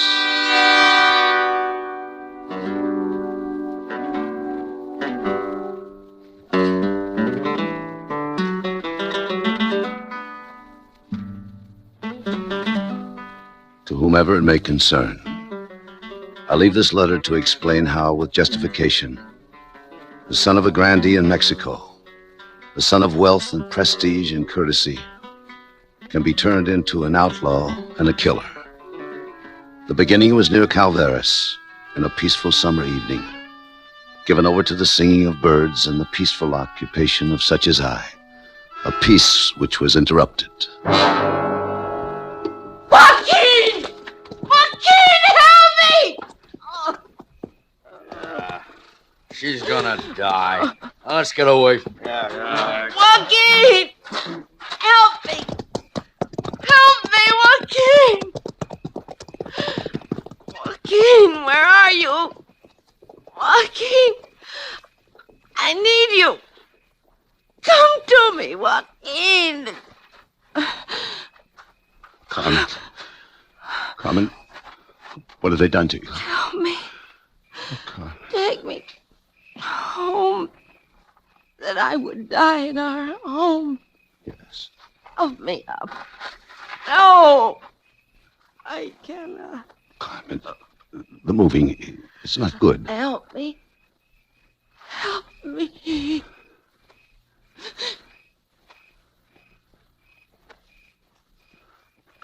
Carmen.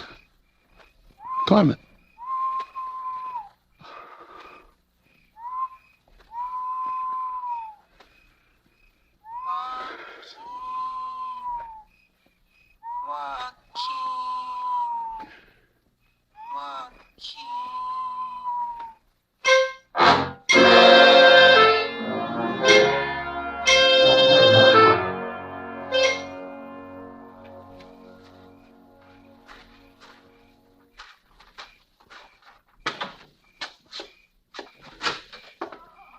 Joaquin, you were hurt, man. What fighting have you done? They've killed Carmen. What is this? She fought them, and they killed her. But why, man? For nothing. We were where we were. That is why. At our claim. I was working and they came. I recognized one. That O'Brien from down the stream. He said to me, "We want this claim. You have no right to it." And I said to him, "Clearly, I have right. All in California have rights. It's written down that way." But they left their horses, and O'Brien beat me for my words. Two of them holding me, and O'Brien with his fist and then his gun. In great braveness. When I went down, it took me much time to get up. So much I don't know. But I heard Carmen calling me. Then I came to her, and they had hurt her. And she died. What did you do with her, Joaquin? First, I cried with her until now my tears are gone. Then I swore to her that never would I rest until I avenged her. Avenge her? The life that will lead to? That is what you want, truly? Yes. More than anything. There is nothing else left.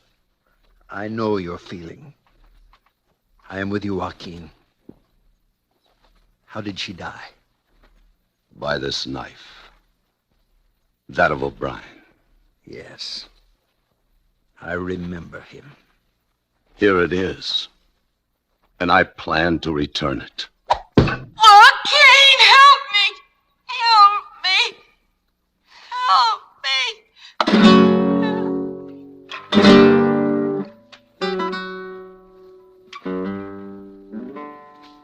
Not as part of the justification.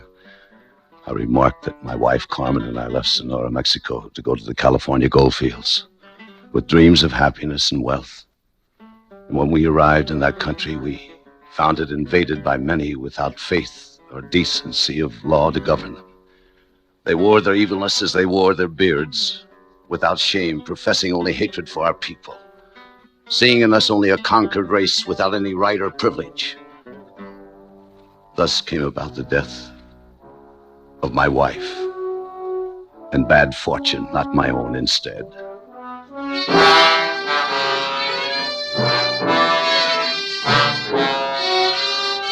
I believe her I died partly, the night she died fully. Part of my mind went with her, and that which I kept would allow nothing but hate and desire for revenge to come to it. Later that same night on the road to the place where I was sleeping, I saw a figure riding towards me. This was the first time I was sure that that part of my mind had gone with Carmen.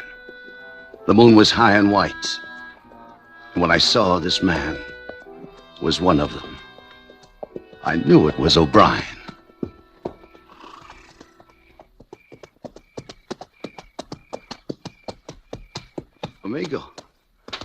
Amigo, I'm lost. Which is the way to Calveras? Oh, you're way off. What is this way off? You're going in the wrong direction. Calveras is that way. Which way? The shadows, amigo. It's hard to see which way you point. Well, I don't see why it should be. Right back there. What's the matter, amigo O'Brien? My name's not O'Brien. Let go of my bridle. What do you want? You don't need a knife to find the way. No, amigo. No! No! Leave me go! You stay, amigo O'Brien. Leave me go! I've done nothing to you! What you've done to me. What have you done? You've killed half of me. Now you will do something else for me.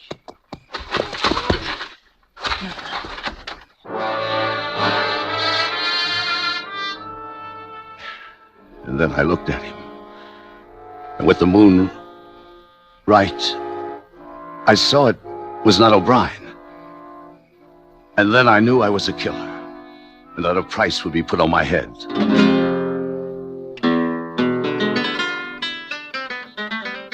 Those things were true. And I quickly drew around me those who had been hurt also, though none so deeply.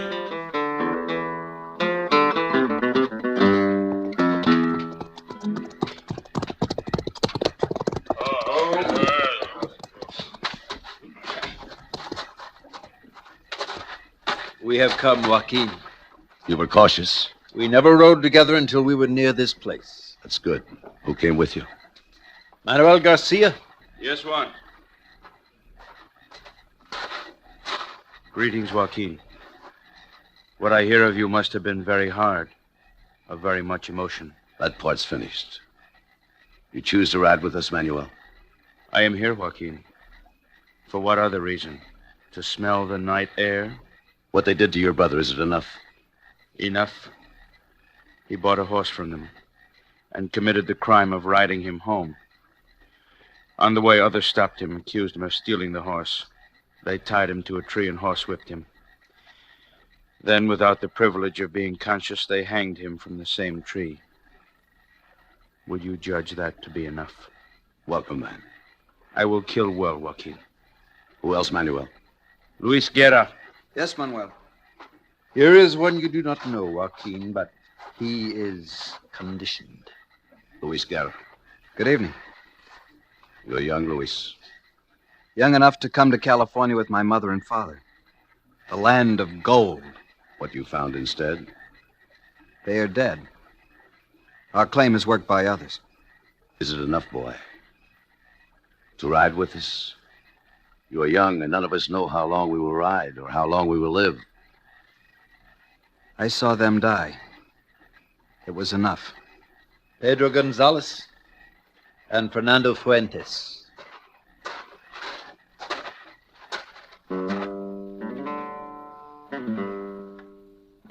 And there were more, lots more, all carrying hate in their hearts. We left that place all pledged to do the same thing. Revenge for the wrongs done to us.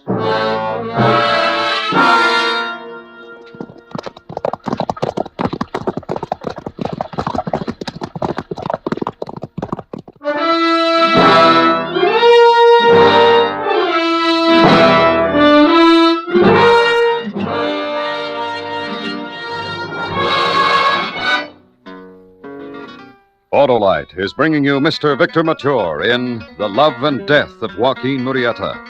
Tonight's presentation in radio's outstanding theater of thrills, Suspense.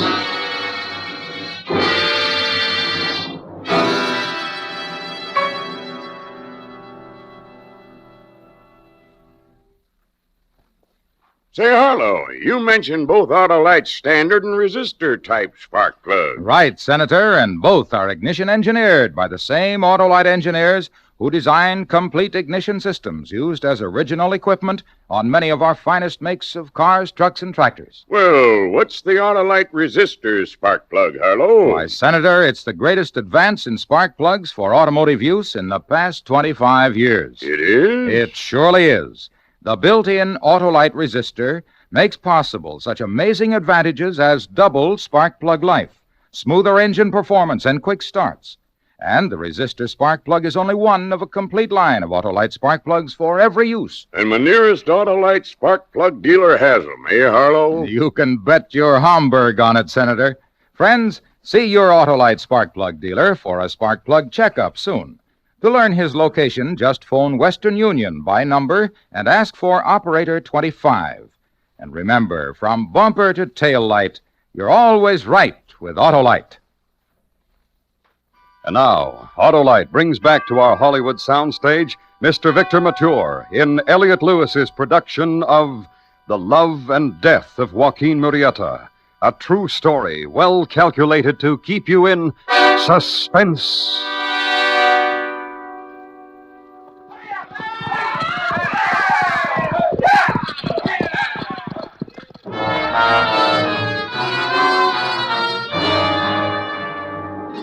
There was much killing near Calveras, and soon much looting.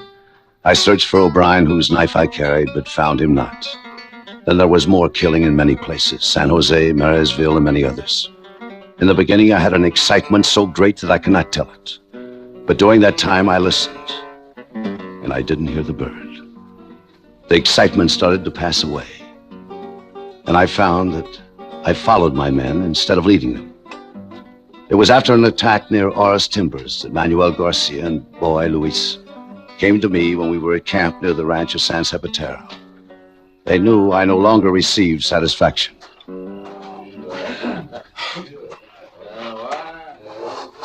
What is it, Joaquin? You do not drink with us, you do not laugh. In seriousness, Luis and I have been speaking of this. You're not like before. In the raids, you only watch. You do not fight. There's nothing. I have good men. And a leader who listens for the call of a bird.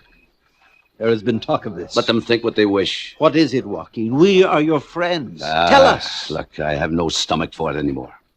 For what, man? For all the killing. This I hear from you? You who brought us together? Who was something very barbarous in the beginning? Was something very brave in the beginning? Yes, Juan. From that one you hear all this. I'm going back to Calveras. Oh, yes. To listen for the bird? Or to fight the posse that was so cowardly as to drive us away? My mind is set. Back to Calveras? Why? Is it truly the bird? Joaquin? In this, to me, there is something more personal and terrible. More than to any of you. In the beginning, it was part of me. Yes, call it the bird. But now, this general killing, one camp then another. To me, it only builds a reputation for our people that's not good. There is much gold that builds, too. It has a reputation. I didn't start for gold. I started to kill a man, and I haven't found him. You have found many. None who is personal. And that I don't like. The O'Brien, whose knife you carry. Yes, O'Brien. If I could go back and find him, then I would join you again. You go alone? That is not my choice. One to go with me. If your mind is set, I will go. There's a smaller price on Luis's head. He's not known so well. I'll go, Joaquin, if that is what you want. Thanks, Luis. I waited many weeks so that I would not have to ask you. If I had known, Joaquin. Thanks. I wish the morning would come so that we could leave. Luis. Listen, Luis. Juan. What, Joaquin? What is there to hear? Nothing, my friends, nothing. You do not comprehend.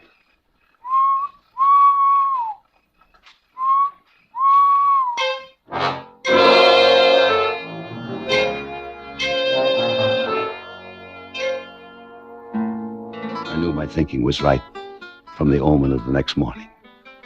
A golden sunrise and a soft south wind. Luis and I did our journey in leisure and without hiding. And in 4 days we reached Calveras, which had increased to a city of tents and rough buildings during the time we'd been gone.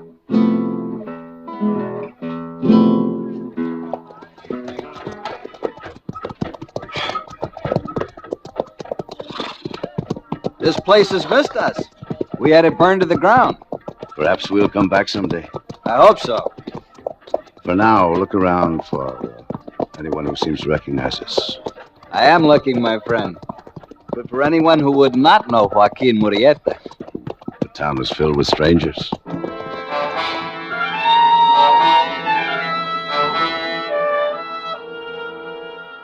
We clearly found this to be the truth. All had heard of Joaquin Murieta, but none alive had seen him. Luis and I found sleeping room on the border of the town. And for 3 days, I searched for O'Brien. On the 4th night, I heard news of him.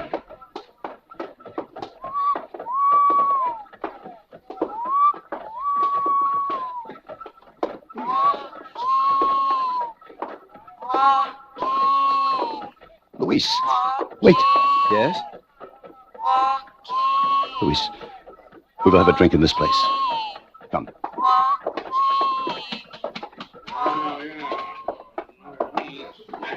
Before I got here, and I'm glad of that. You get crazy people like Murieta out killing, nobody's safe. Well, he was chased out of here, and he'll be chased till he's dead. Will I, Luis? Who knows? I heard he had a pretty good reason for going on the warpath. That his wife was killed. Joaquin? That ain't true. He was trespassing where he didn't belong, working a claim that didn't belong to him. Joaquin, help me. Help me. Luis. No. Help Joaquin, me. no. I didn't hear that part of it. Well, I did, from a man that ought to Joaquin, know. Matt O'Brien. He knew him, was there when it started. Help Says me. Murieta was a born killer. Help me. O'Brien, he's in a new posse now that's going to start out hunting for him. Well, I'm glad it's O'Brien and not me going out to hunt Murieta. Joaquin, no. Let go, Luis. What I hear, he's got a bunch of cutthroats big enough to beat it. Oh. Buenas noches, senors. Pardon the intrusion. I heard you speak of 2 things close to me. Well? This Matt O'Brien, who is a friend of mine, and the other is Joaquin Murieta. What about Murieta? I've just come from the south, and I heard where this Murieta is. I would like to tell Senor O'Brien. There's a price on Murieta's head. Why should you want to help somebody else get it? Senor, I am of the same people, and I don't sell my people. Murieta, he was sent crazy by what happened. The rest of us are not crazy. Where'd you hear he was? To the ranch San Cipateras. You know where? See, but I tell only Senor O'Brien. Senor, there's no reason for that gun. How do I know who you are? You all look the same. Come on, Sam, keep him covered with me. Take his gun. Yeah. All right. You want to go to Matt O'Brien, do you? Si, senor. Then Sam and me will take you. Go on.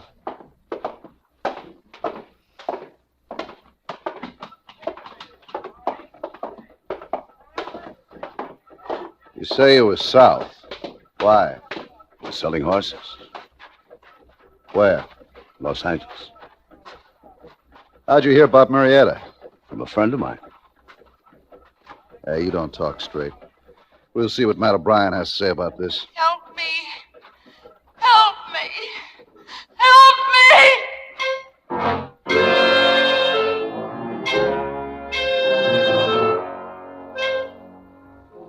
It was a rare situation with many possibilities. I'd seen Luis slipping away when I went to the table of these men, and I knew clearly that he would come to my aid if he could.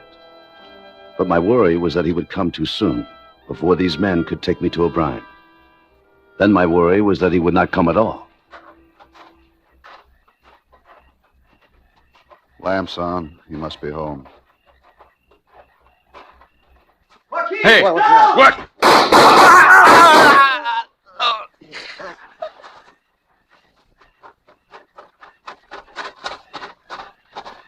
Thank you, Luis. For nothing. O'Brien will come out with this noise. You want my gun? No, friend. I have his knife, and that's as it should be. Oh, what's the matter? There. Stay here, Luis. Joaquin. Well, what happened? Help me. Help me. There's been some trouble, senor. Help me. What was the shooting for? Some men, they took my gold, senor. I'm shot. Get out of those shadows where I can see you. Si, senor, but don't shoot. Keep coming. Si, senor. Murieta! Remember well, O'Brien. No! Remember well. Joaquin!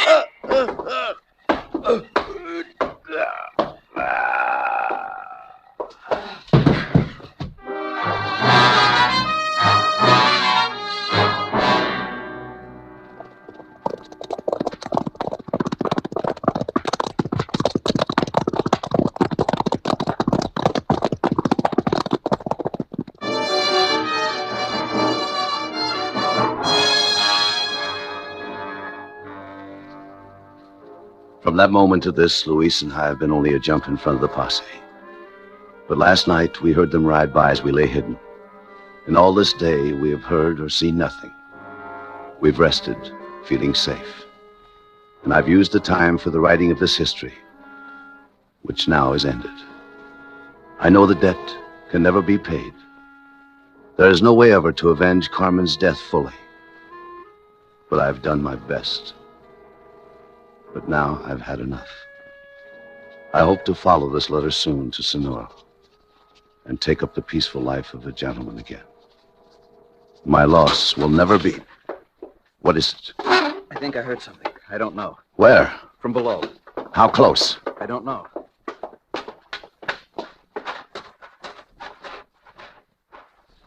There. Look, a horseman. Will we ever stop running? Come on. Luis, above us. Look. This is no good, man. That way, Luis. Then towards the grove. Hey. Wait. They're there, too. What did this day of rest do to us?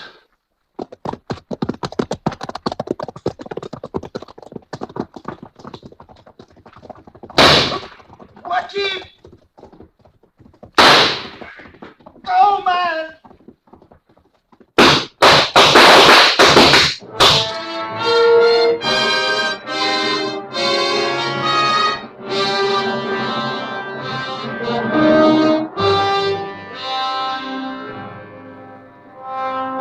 Perhaps that was the end of the history that was written there in a canyon, which is now a residential section of Los Angeles. But supporting details are scarce, and rumors are many and varied. There were those who said that Murieta did die that day. There were others who said that only one body was found, and that there was some doubt as to who it was. And there are others who said that during the following days, a rider was seen in bloody clothing traveling by night. It could have been Murieta, they said, moving toward Mexico, perhaps following the sound of a bird, but no longer a voice.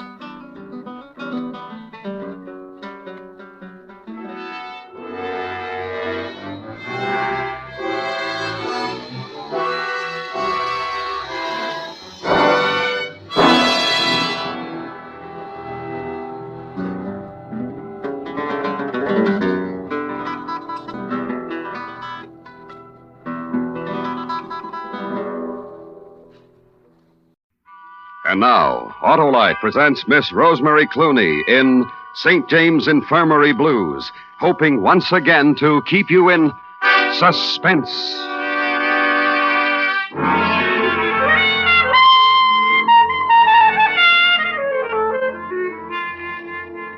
I went down to St. James Infirmary. I saw my sweetheart there, all stretched out on a long white table, so pale, so cold, so fair. Hey, how do you like it, honey? It's all right. Hey, you know who that is over there?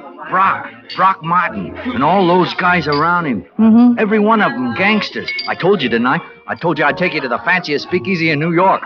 Oh, that Brock, he owns this whole end of town. You see the way they let me in, Sheila? It was very impressive, Freddie, dear. And how do you like the liquor here, huh? Right from Canada. You know, one thing about Brock. Freddie? Yeah, honey? Who's he? Huh? The boy with the black hair. Oh, he's Brock's trigger. What does that mean, honey? Oh, baby. Trigger. Trigger means you want somebody out of the way. Shot. And the boy with the black hair does it? That's what the papers say. That's Nick Volpe. You know him? Oh, you point these guys out, you don't know them. Hey, where you going? That's what he said. 3-2 on Dempsey at Philly tomorrow, Brock. Don't you think we ought to take a hike? Whatever you say, Nicky. Whatever Nicky says. This yours, Nicky? Nicky hasn't started to find out yet. Who are you, baby? Sheila. This is Sheila, Brock. Why? Tell him, baby. It's a dull place. I don't like dull. You see, Brock? Sit down, Sheila. I've got a table. I know, I saw. I know. You stared, Nicky, but I was too far away. You really couldn't tell. Freddie? Hello, Mr. Volpe. You're who? Just a customer. Just brought Sheila here. Sheila. It was lovely, Freddie. I guess we better go now. Goodbye, Freddie. Hey, I can't leave you here with these... Sheila. Valentino's playing down the street, Freddie. Go see him. Do that. Hi, Nick. The dough went away, didn't it? Keep it like that. Sure.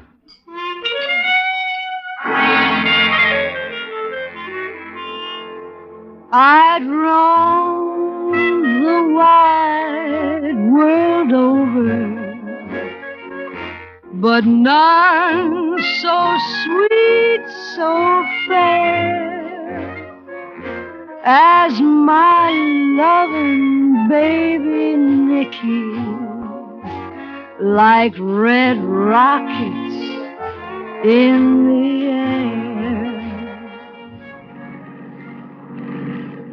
Having fun, Sheila? Love it. How fast are we going? How fast, Cleo? 60.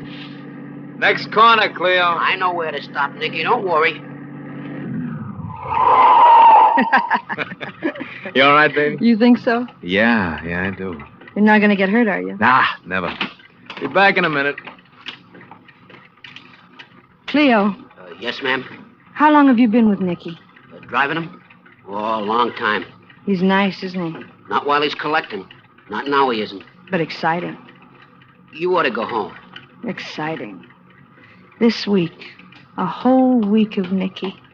You don't... All right, let's get going, Cleo.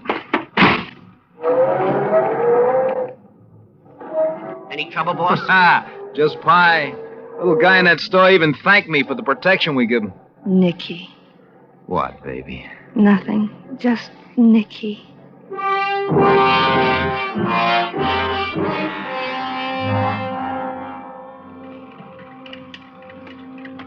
You're not smiling, Nicky. Trouble? Oh, not much. Cleo, Yeah. I know. I'll take it slow. get down in the car, baby. Nicky. Get down, I told you.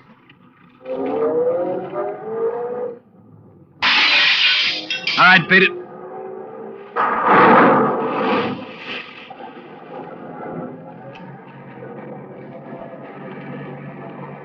Sheila, honey, What? you know why that happened? You know why that man's store just blew up in his face?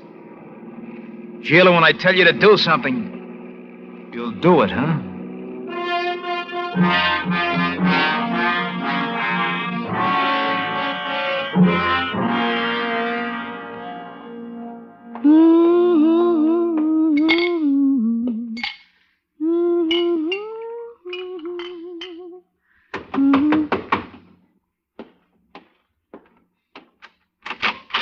Let me in.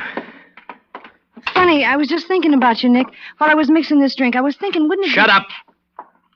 All right. Here, take my drink. Lousy booze. What's the matter, Nick?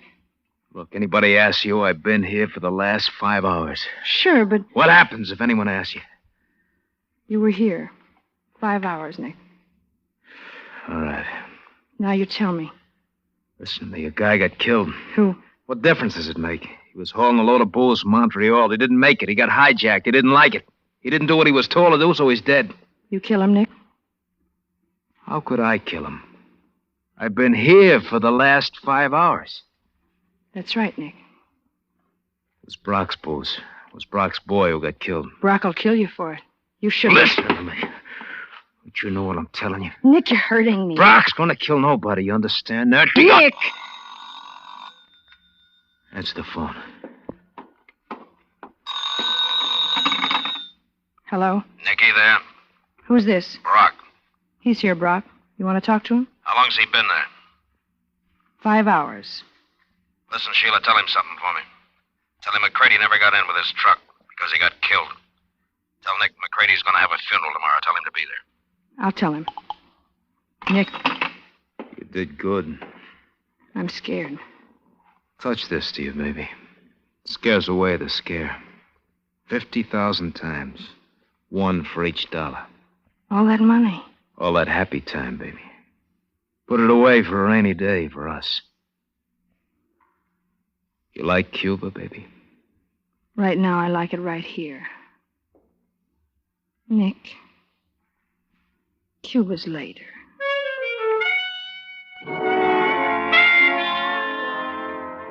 So we went down to the funeral. A man my Nick had killed. Parade of long black autos. The streets with crowds were filled. 6 crap shooters as pallbearers. A chorus girl sang a song with a jazz band on his hearse, raising Cain as we drove along.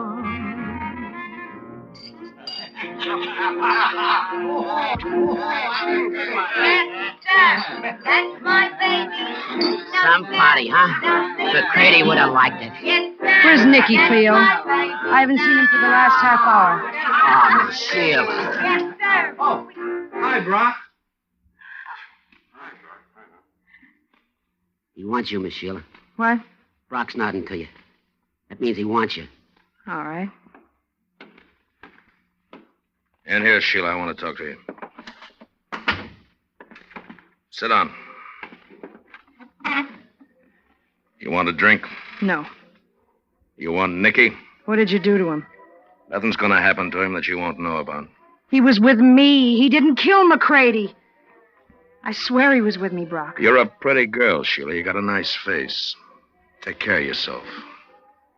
Mostly don't lie. Don't kill him, Brock. He was the only one that knew about that load of booze from Montreal. I got a phone call from Patterson, New Jersey, a guy who runs things over there. He laughed in my face. He said, my boy Nick just sold him a load of my whiskey. You want to see Nick? Sure you do. Charlie, bring him in. Inside, big shot. Nicky! Hi, Sheila. It's all right, baby. Doesn't hurt. Sure it don't, Nick. Nothing's gonna hurt anymore. Take him, Charlie. Let's go, big shot. A ride's what we got for you. You too, Sheila. Come on.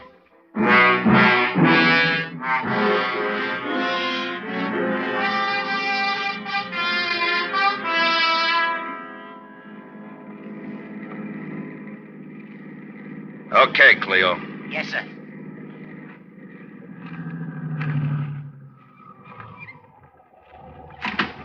Out, Nick. Baby. Come on. She won't let him go, boss. Make her. Yeah.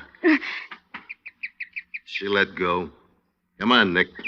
Bye, baby. Come on, come on, come on. Yeah. Baby! Nick! Nicky! You better believe it, Sheila. It just happened to him.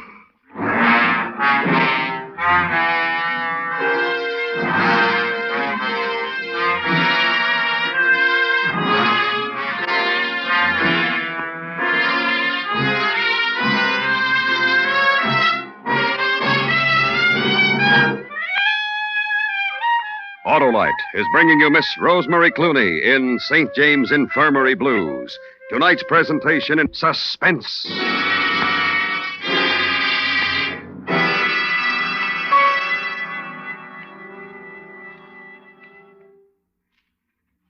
You know, Harlow, life was tough in Washington's time. Ah, it sure was, Hap. Imagine having to get along without an Autolite Stay Full, the great battery that needs water only 3 times a year in normal car use. But they didn't need Autolite Stay Full batteries in that time. Why, Hap, folks should have the Stay Full advantages all the time.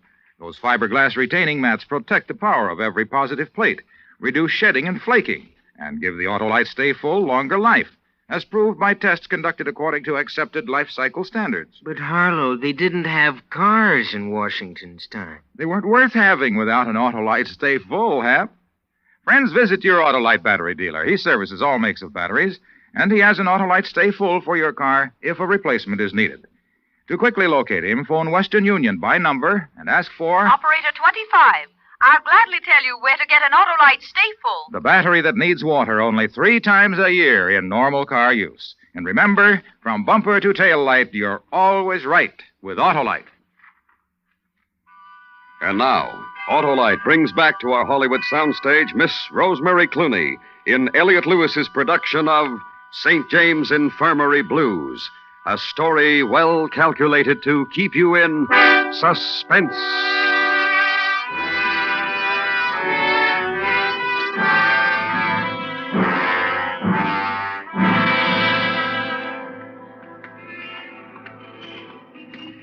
You're being a good girl, Sheila. I like that.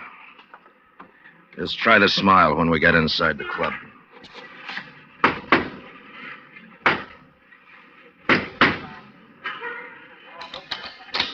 Open it, Lefty.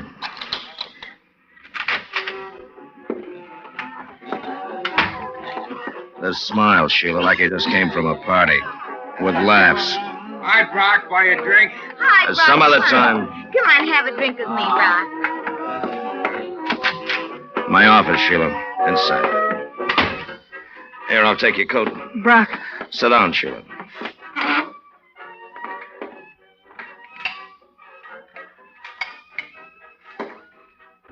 Drink it. No.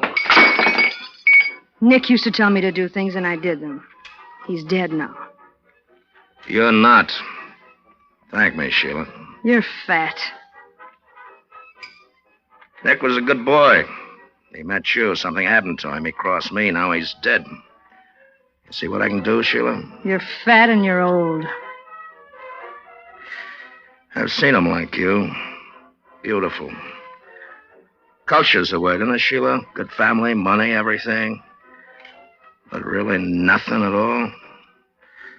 Excitement's what you need, isn't it? What do I do to you, Brock? I don't know. But I do it, don't I? Yeah. Make me another drink, Brock. Sheila. Make me another drink. All right, Sheila.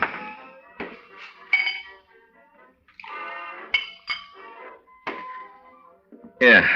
Drink it, baby, and we'll make it the start of a... Wipe the gin off your face, Brock. Enjoy it. Mm-hmm. Let me make up my mind about something. Whether we should ride back to where Nicky got his and throw you away. You think that would be exciting, Sheila? Do it right here. You've got the gun. Oh, Sheila. You want to kiss me? Go ahead. You taste of gin. I've got to stay alive now, huh, Brock? Bye.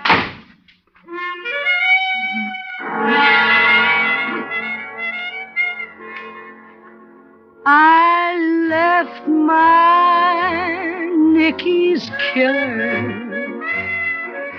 The clarinet played so sad. Hopped a cab at 44th Street. Oh, I had it, oh, so bad. Put on my black lace nightgown. Turned down my cold, cold bed. The blues were all around me. And I wished that I was dead. Who is it? Wait, I'll slip something on.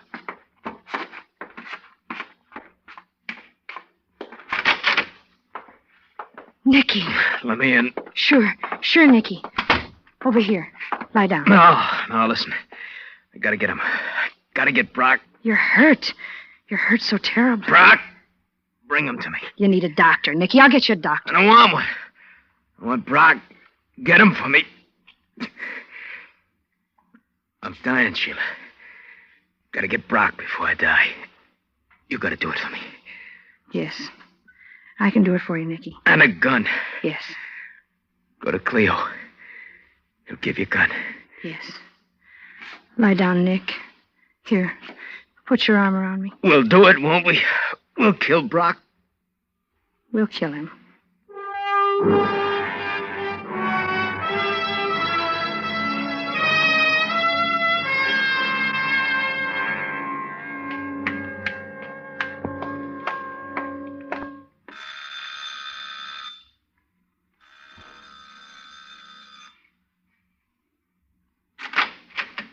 Oh, Miss Sheila. Hello, Cleo. May I come in? Well, I don't know. Sure you do. What do you want? I want a gun, Cleo. Oh, I can't do that, Miss Sheila. Why not? Well, Brock didn't say give you a gun. It doesn't matter. Oh, you're wrong, Miss Sheila. That's what matters the most. You see, if Brock called me and said give you a gun, it'd be all right. I'll call him. All right. You want to know what I'm going to tell him? Yeah, I know about the gun. I'll listen in. About how you were waiting for me when I left his place. How we went riding and had some drinks. And how I'm here now and I want to go home and you won't let me. Please, Miss Sheila, put the phone down. All right. What about the gun, Cleo? I'll get it.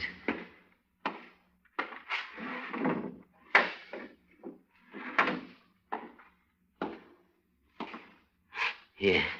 Thanks, Cleo. Miss Sheila, Yes. what do you want it for? Let me ask you something, Cleo. Did you like Nicky? I liked him all right. He's alive. Oh, you're kidding. Brock got rid... Nicky's alive, Cleo. He liked you. I thought you'd want it. Cleo, don't. Hand over 79715. Cleo. I got to, Miss Sheila. Brock's my boss. He's got to know... Cleo, don't. You gotta understand, Miss Sheila.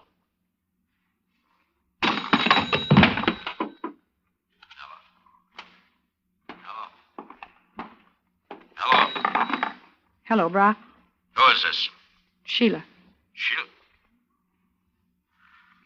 Hello, Sheila. I'm lonely, Brock. Dull again, huh? Dull. I can fix it, baby. It'll take you about an hour to get to my place, won't it, Brock? That's how long I can stand it without you. Just settle on. See you.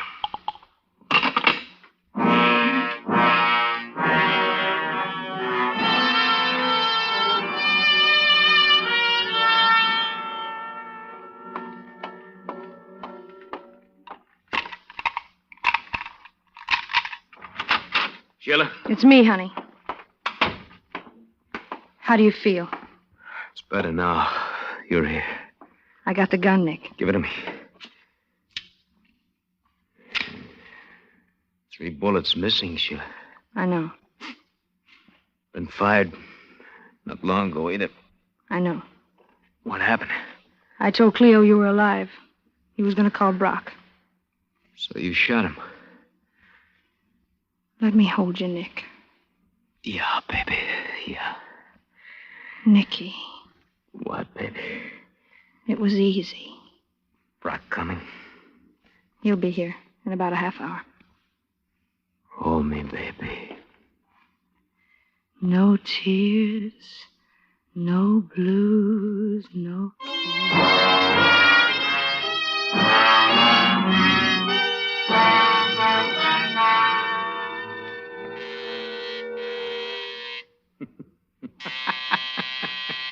It hurts me to laugh, Sheila, but it's funny. Oh, listen to him. Do you want me to do it for you, Nick? Shoot him. I'd do it. Just show him in the living room, baby. Then I'll make an entrance.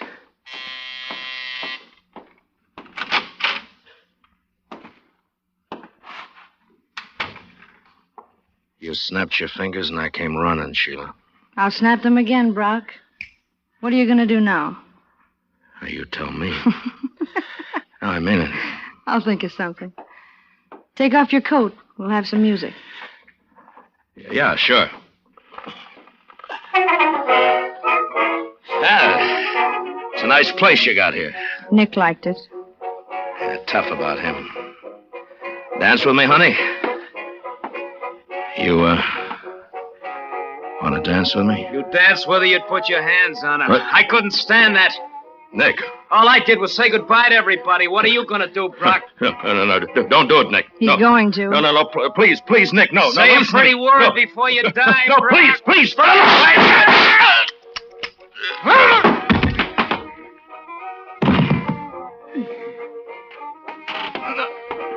No, it's over, baby. Now we'll get a doctor. No. Too late, baby.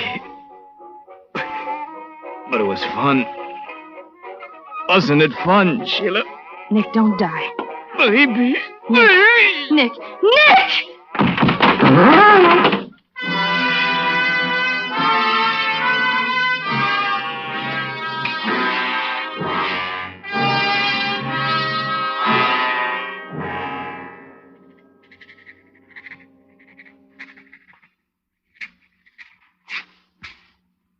Now, here's your receipt, officer.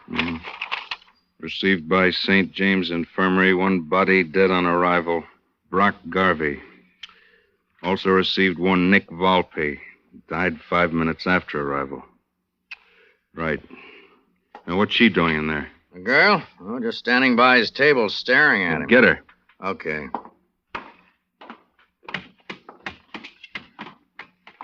Hey, miss. Policeman wants you. He says you gotta go with him now.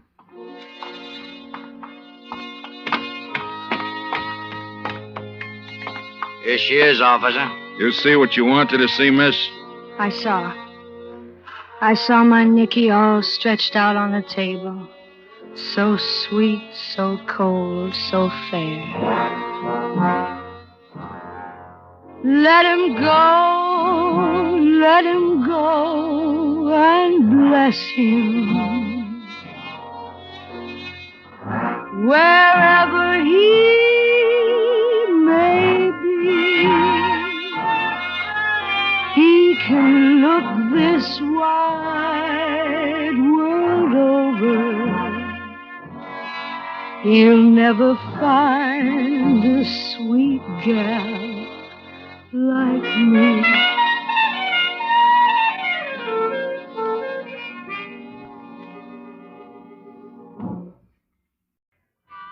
And now, Autolite presents transcribed The Storm, starring Mr. Frank Lovejoy, hoping once again to keep you in suspense.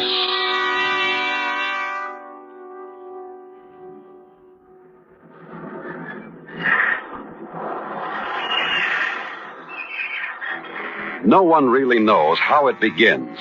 The birth is invisible, attended only by seabirds that glide gracefully over the warm Caribbean Sea. In the cool upper air, a gull hovers, then dips low toward a single unwary shrimp. Suddenly the bird falters. Its wings beat awkwardly against a sudden turbulence at the edge of a great unseen tower of strange, warm air. 300 miles around, the cool outer wind circles, then sweeps in. This is the meeting place.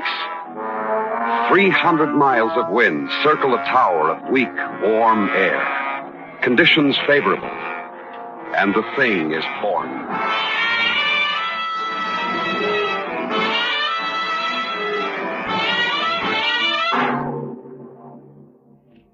Sure, I knew there was a storm coming. I could see it in Joyce's eyes. The last year and a half, she'd changed. Why? Women. Most of them don't know when they're well off. After all, we've been through getting to be the top dance team in the country. You'd think she'd try to relax and enjoy it. We were big now. $2,000 a week and a percentage. Nothing but the best places, booked when and where we liked. We just finished in Miami. We were going to lie around for a month when the weather turned funny. Nothing really noticeable, just something in the air. That's when I got the phone call from Al Morgan. Mr. Larry Weston? This is him. This is the long-distance operator, sir. We have a call from Sea Beach. Go ahead, please. Hello, Larry? Yeah, who's this? Al Morgan. Oh, sure, Al. Long time no see. Yeah, how's Joyce? Good. How's that new hotel of yours? Nice business, Larry. Yeah, we got a nice business for a new place. Look, I know I should go through your agent on this. No. Skip him. What's on your mind? It's the tag end of the season here at Sea Beach, but we still got a good crowd. Variety says you and Joyce got a month between dates and... Well, look, Al, we're not exactly hard up for work. Oh, I know, Larry. It's just that I'd like to keep this crowd. You'd hold them here, you and Joyce, a real sock finish on the season. Just for a week, Larry? You know, for an old friend? Well, we don't work for peanuts anymore, Al. It'll have to be 3,000 and 20%. Well, that's pretty steep, but I guess I can make it. Okay, wire the deal to my agent. How's the weather there? The weather? Oh, great. Best on the Gulf Coast. Kind of funny here in Miami. There's something in the air. Well, that's Miami. When can you start? Today? Yeah, I guess so. We'll drive down. I sure appreciate this, Larry. Honest. So long, Al. Just tell your crowd we're on the way. Thanks. What? I said thanks for including me in. That's supposed to be some kind of a crack, Joyce. There was a time when you used to at least ask me about a date. Now I'm just part of the act. Look, will you get off my back? Al Morgan's new place at Sea Beach. Al knew us when. Don't you want to do a favor for an old friend? Sure, I can do a favor for an old friend. And without jacking the price 1,000. Cut it out, will you? It's business. We're big business now. That's why Al wants us. And that's why he'll pay us $3,000. That's so hard to take? Sure, it's fine. But we're all business now. Everything's happened so fast for us, we've lost being man and wife. I like being man and wife, Larry. Not just a dance partner. Look, it's the air in Miami. That's what's bothering you. Come on, let's pack.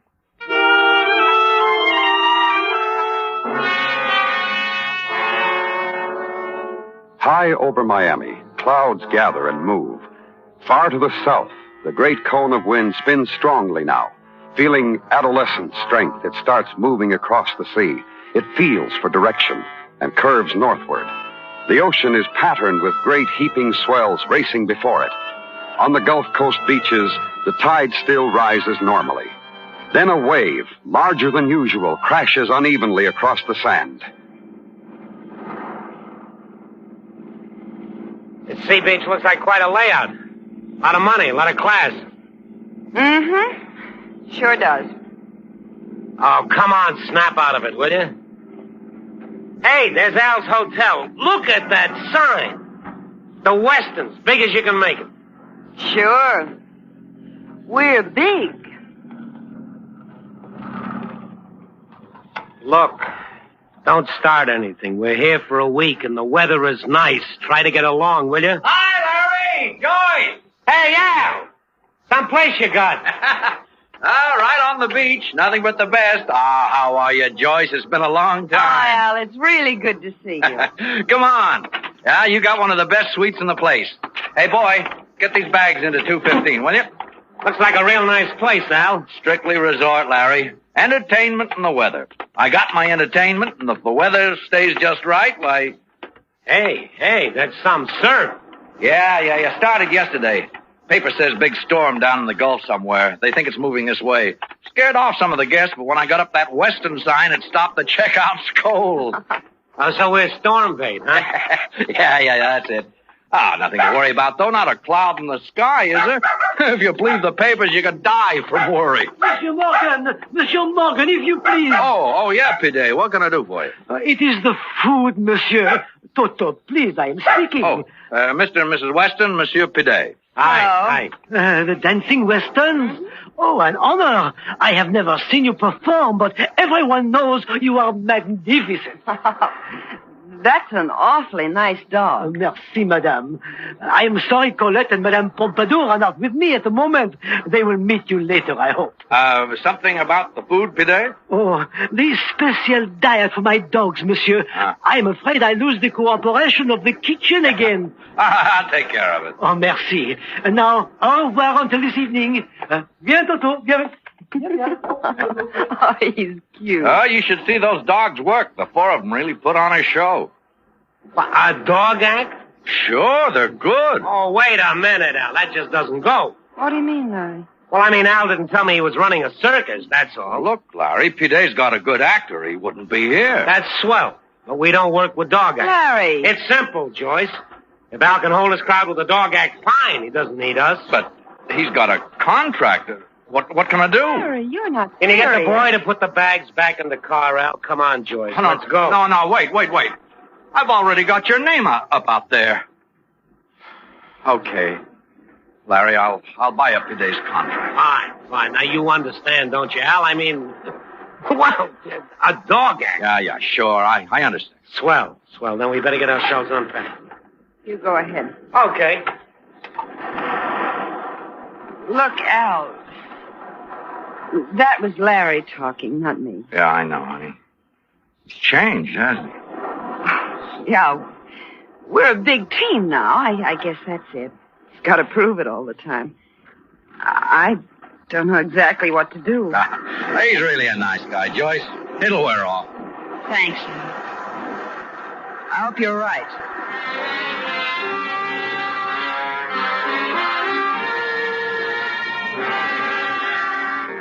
Over the Gulf Coast shore, the sun shines warm on the slow, continuous beat of the heavy storm surf.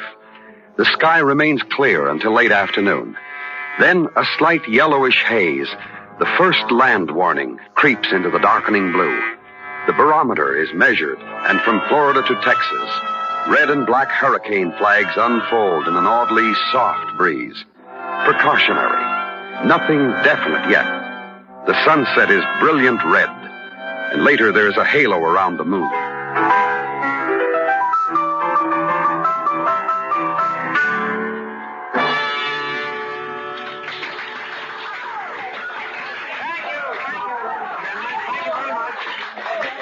thank you very much, but that was our last encore, I'm afraid. Regardless of what the newspapers and radios have been saying about the weather, we'll be here tomorrow night with a very special performance.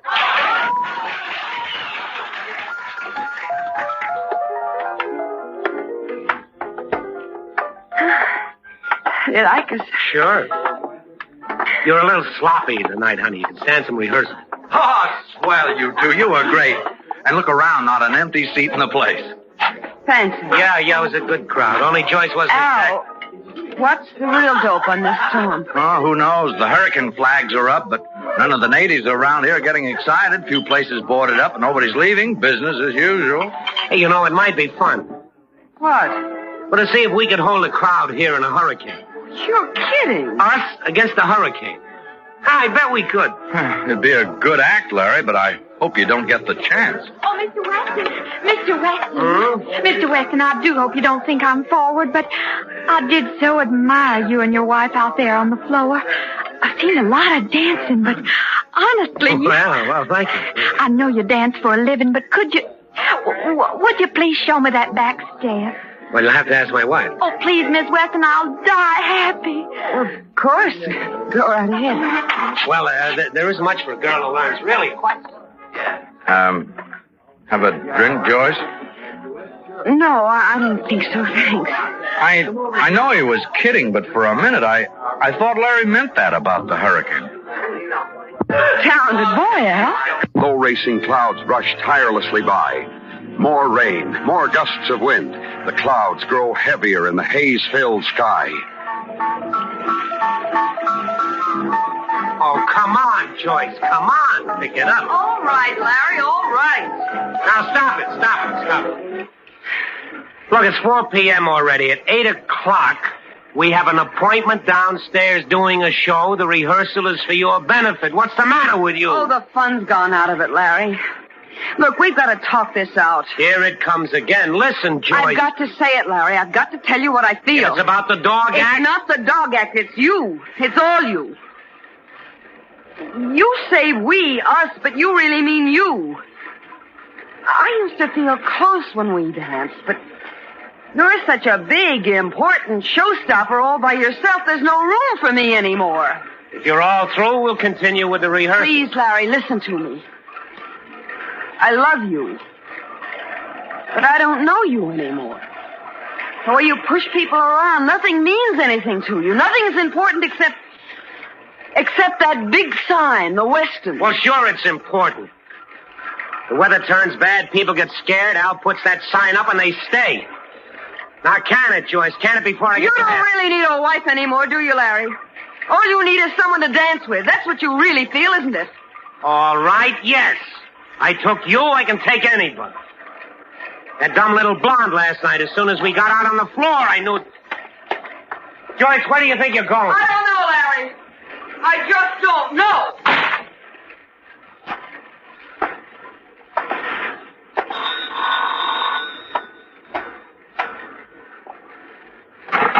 Yeah. Larry? Yeah. I just heard it on the radio. They think the center of this storm may hit somewhere near Sea Beach. Oh? Yeah, could be 100 miles either way. Some of the guests are kind of nervous. Hey, look, could you and Joyce come down and help me keep their minds off it? Sure, Al, sure. What's a little hurricane? Is that blonde I danced with last night around? Oh, yeah, I saw her in the bar. Have her meet me on the floor.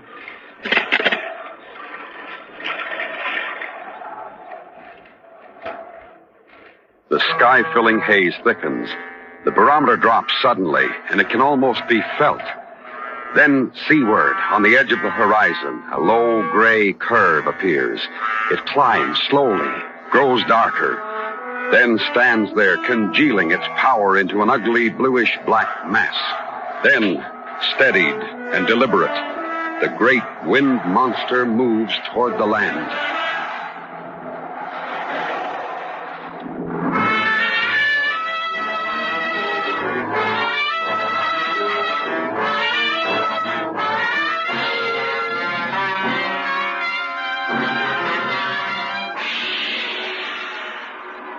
Autolite is bringing you Mr. Frank Lovejoy with Joan Banks in The Storm, tonight's presentation in radio's outstanding theater of thrills, Suspense.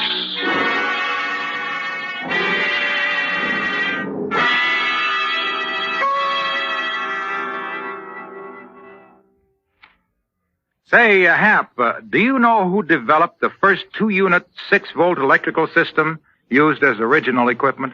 Never gave it much thought, Harlow. Well, you should, Hap, because that development was the forerunner of the precision-made electrical system in modern cars. Now, I'll tell you, Autolite engineers designed that system 41 years ago. I guess that was quite a feat, eh, Harlow? It sure was, Hap. And so are today's complete Autolite electrical systems. They're installed as original equipment on many of our finest makes of cars, trucks, tractors, and boats. Those Autolite electrical systems must really have it, Harlow. Yes, sir. Every unit is perfectly related by Autolite engineering design and manufacturing skill to give the smoothest performance money can buy. So, friends, be sure you get the best for your Autolite-equipped car. Insist on Autolite original service parts. And remember, from bumper to tail light, you're always right with Autolite.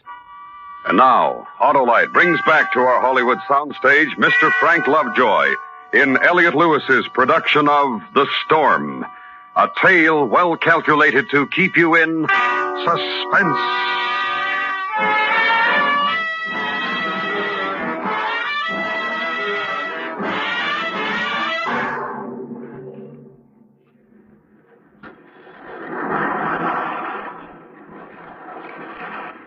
The sky darkens, lowering ominously, and from horizon to shore, the sea boils white with rage.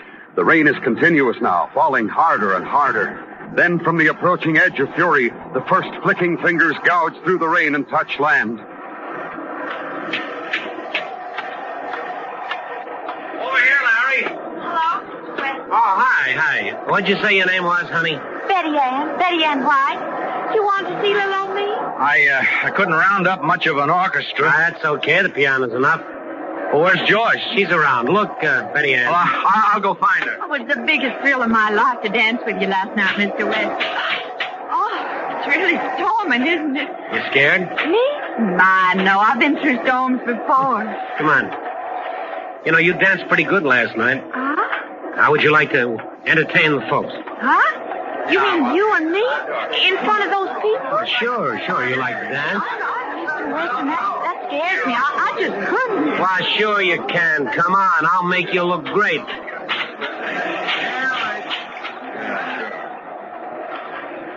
The first winds churn up the beaches, whirl inland, shudder against walls, and whine past. Trees groan. The lighter branches crack and fly off. A board rattles on a flimsy wooden shack, tears loose and hurtles through the air. Listen up, honey. They're all watching. Relax. There's nothing to it. Now spin toward the window. I think I got it now. You mean like this? Spin, honey. Spin.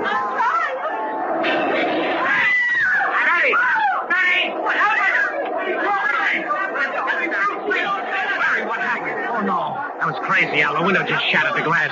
Hit her all over. I think she... Please, folks. She's going to be all right. Let's go into the lobby or the bar. Everything's going to be all right. Al, she's not going to be all right. I know. I'll get some of the boys to move her. Come on.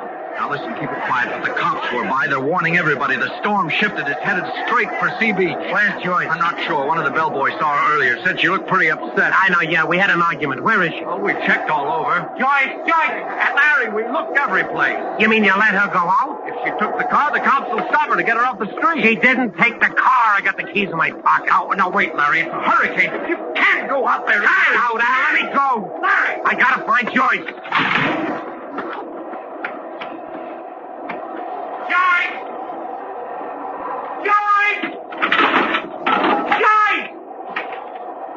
Wind, I can't see. Let off, will you? That's it. Now we can get somewhere.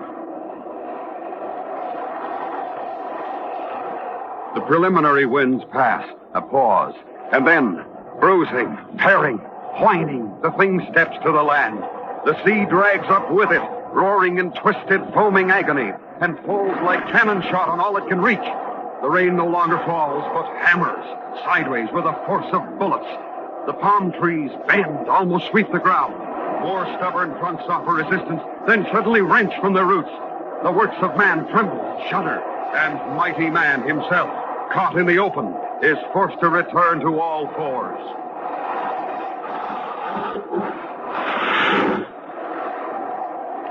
Joyce! Joyce! Joyce, where are you? Hey! Hey, you! Joyce! Hey, this way, mister, this way! I can't! Crawl! There's nothing your hands need! Crawl! Now reach me your hand.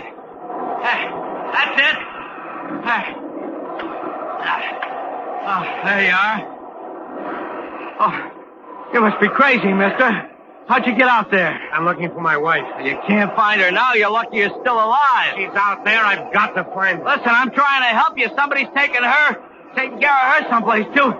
She's gonna be all right now.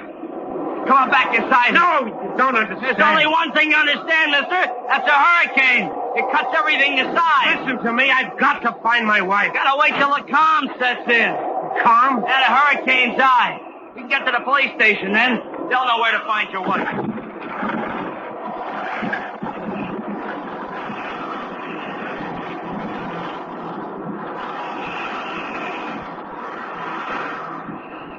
One hour, two. The wind screams at a 90, 100, 130 miles an hour. The light grows black, fingered with a weird electric blue. Rooftops flash in the streets. Broken power lines spit 10,000-volt electrocutions. Man sits in his trembling shelter, totters on the edge of security with hollow fear in his eyes. Then, suddenly, without warning, the calm.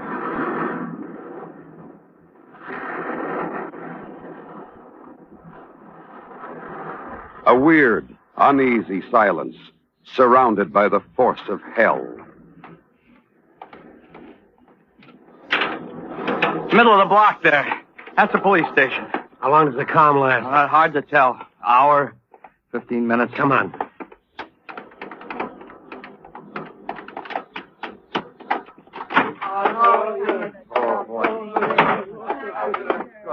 Over here, you two. Good. Need any first aid? Now, listen, I gotta find my wife. What's the name? Weston, Joyce Weston. Mrs. Joyce Weston? Mrs. Joyce Weston? Mrs. Weston? Sorry, buddy. Joyce! It's Larry, Joyce. What about the fire station? Could be. Red Cross is set up there. Where is it? Next block over, Jackson Street. Hey, buddy, you better stay here.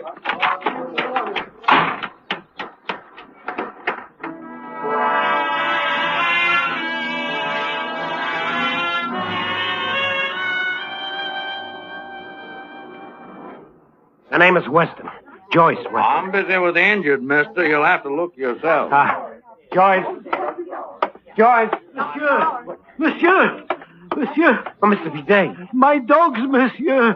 Have you seen my dogs? Look, I'm trying to find Joyce, my wife. Oh, but my dogs, they broke away. I went after them. Bidet, will you listen to me? My dogs. Joyce. My dogs. Joyce. Larry. You all right? Oh, I'm fine, Larry. I'm fine. Come on. Wait, I've got to help It'll you. keep. Come on.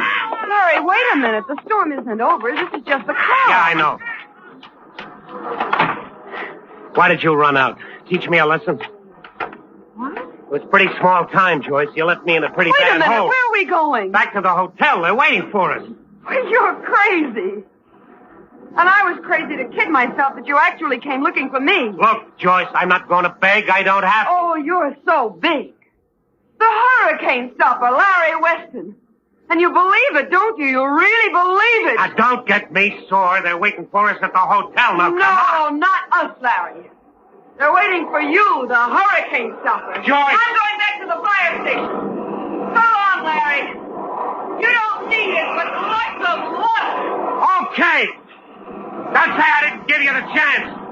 You're small time. I made you. I'm the whole lot. I know how to be big as a hurricane. I'm big. I think!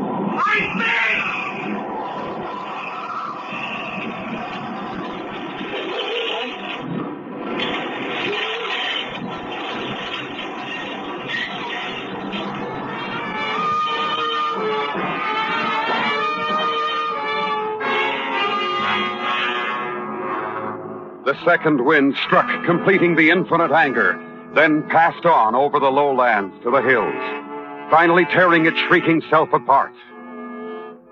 The sun shines once more on a whipped and torn earth. It is over, and those who lived through it stir humbly.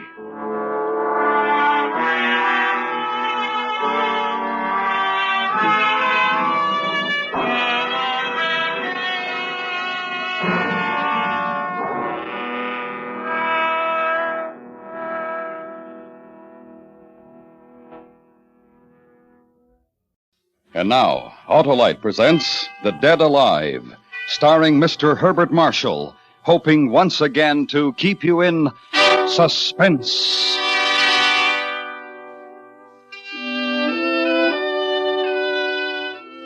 How did the doctor put it to me back there in London? Your disease, Mr. Lefranc, is overwork. Your cure is rest. Your alternative is death. Nice choice of words there, but not to be ignored. For any excitement stirred sudden, unbearable pains in my head. The trip was restful, though the prospect of visiting a country just 5 years beyond a civil war was a little disturbing. The long-standing invitation of my mother's distant relative appeared to hold a promise of friendship and hospitality. The very thing for a nerve-ridden English barrister. I boarded a railroad car at Boston, which deposited me at Morvick Station. The countryside viewed from the station was as flat, as monotonous as any that the earth can show.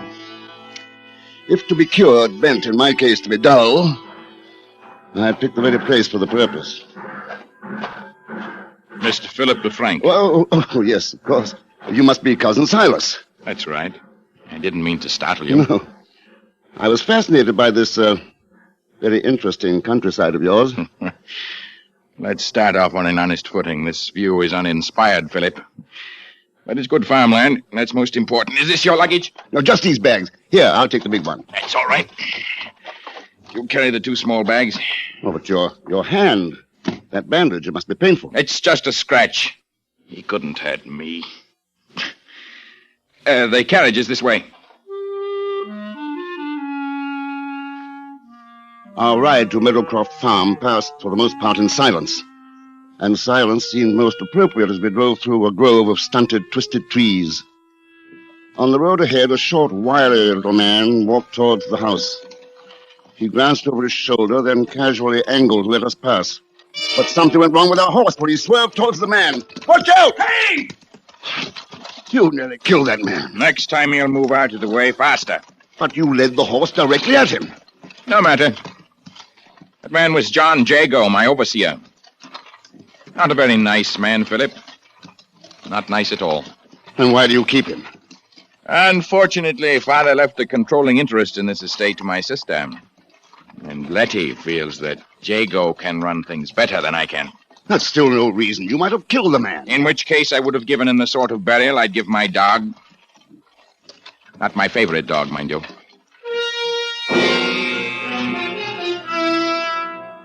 A gray house, like a huge toad, squatted massively at the end of the road. 3 barking hounds chased our carriage up to the front porch. My cousin sent them scampering as we dismounted. A melancholy, middle-aged woman without visible attraction of any sort waited for us in the hallway. Cousin Philip, I trust the Lord sent you an easy voyage. A delightful voyage, Cousin Letty. It's very good of you to have me.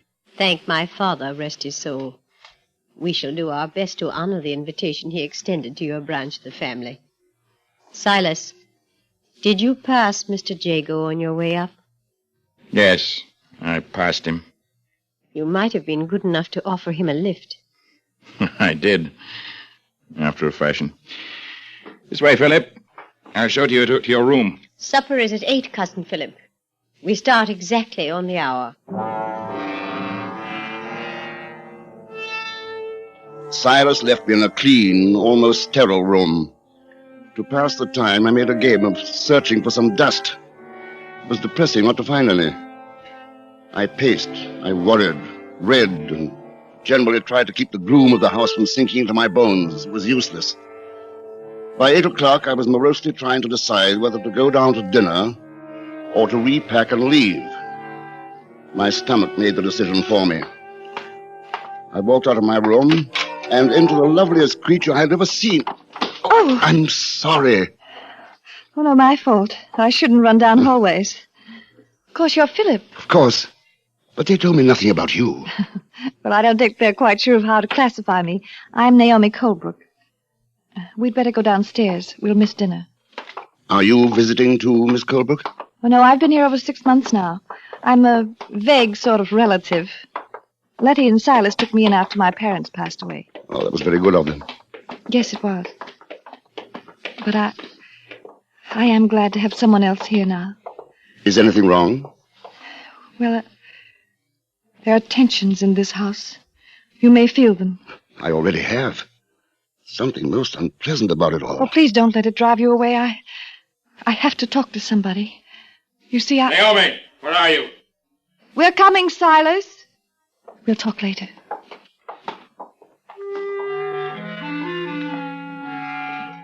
Dinner started off as a quiet affair. Naomi, Silas, Letty, and myself were there, of course. The fifth person was John Jago, the fellow we'd almost run down. He acknowledged the introduction to me, then lapsed into silence. The only time I saw any animation on his face was when he glanced at Naomi. Silas noticed it, too. You find Miss Naomi's face interesting, Mr. Jago. I beg your pardon. Silas, please, don't start in again. It's offensive for the help to be staring at you like that. Your imagination is being overworked again, Silas. Dear Letty, you're so fond of Mr. Jago. Isn't there one small pang of jealousy at his interest in Naomi? Silas. I'm sorry, Miss Letty. When your brother is in one of these moods, it's best that I retire. Good night. Good riddance. There was no need for that, Silas. You're too even-tempered, Naomi. Let's put it to our guest here. Philip, what did you think of that surly fellow's behavior? Why, I don't know. As to looking at Miss Naomi's face, it constantly attracts my own gaze. Oh. Does it? Yes. Does that make it necessary for me to leave the table? Let's both go for a walk, Philip. I've had enough of this for one evening. But, Naomi... Let her be. Go, Cousin Philip. I wish to talk to my brother alone.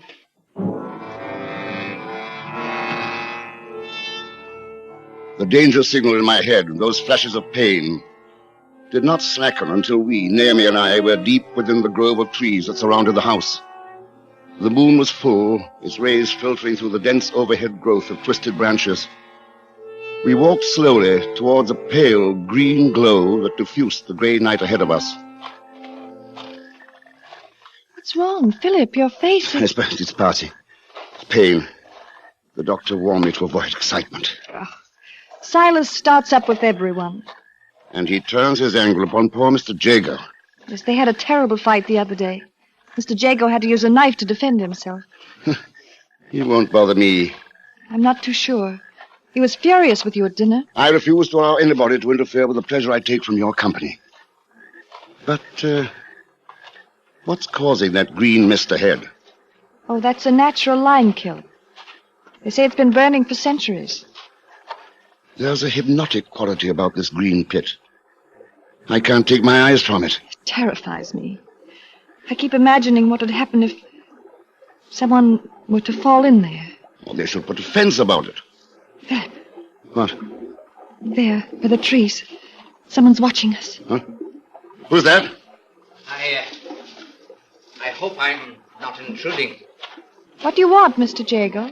I don't wish to disturb you or this gentleman, but I must speak to you, Miss Naomi, in private. This is hardly the manner to approach, eavesdropping from behind a tree. Oh, no, sir. I've just been walking through this grove and came upon you, but I must talk to this lady. Well, won't it hold until tomorrow? It would be a great kindness on your part, a very great kindness if you'll let me speak before I rest tonight. Very well. We'll go back to the house. Not the house, miss. Why not? There are eyes and ears in the house, and footsteps so soft that no person can hear them. Then we'll speak here, where we can see all about us. Sir, if you don't mind. I don't want to leave you here, Naomi. Oh, I'll be quite all right, Philip. Mr. Jago will see me back to the house. You know best. Good night, then. Good night, and thank you.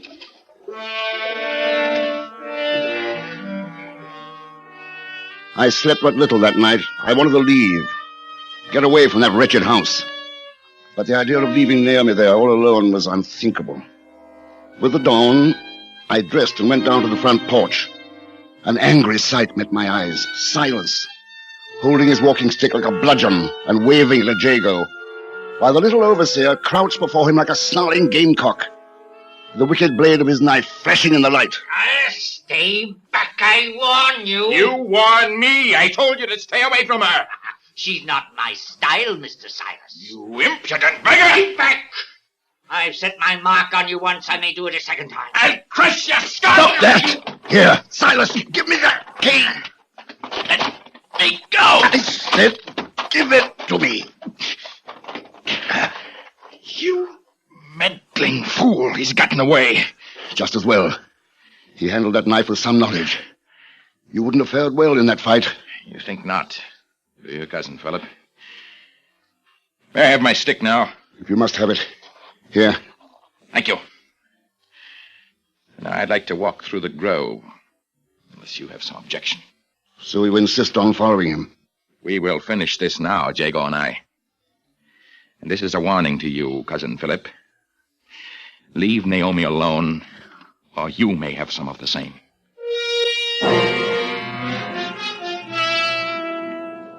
Neither of them had returned to the house by late afternoon. Naomi stayed in her room all day. Cousin Letty sat in her rocking chair and knitted, her eyes never leaving the front door as she waited fearfully. The ugly premonition of violent death hung about the rooms.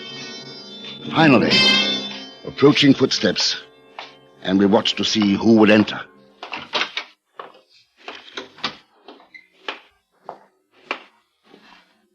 Silas, where is Mr. Jago? I believe we've seen the last of that one. Did you? You haven't brought your walking stick? No. But don't fear, Cousin Philip. I have another. Should you want to take a stroll through the grove?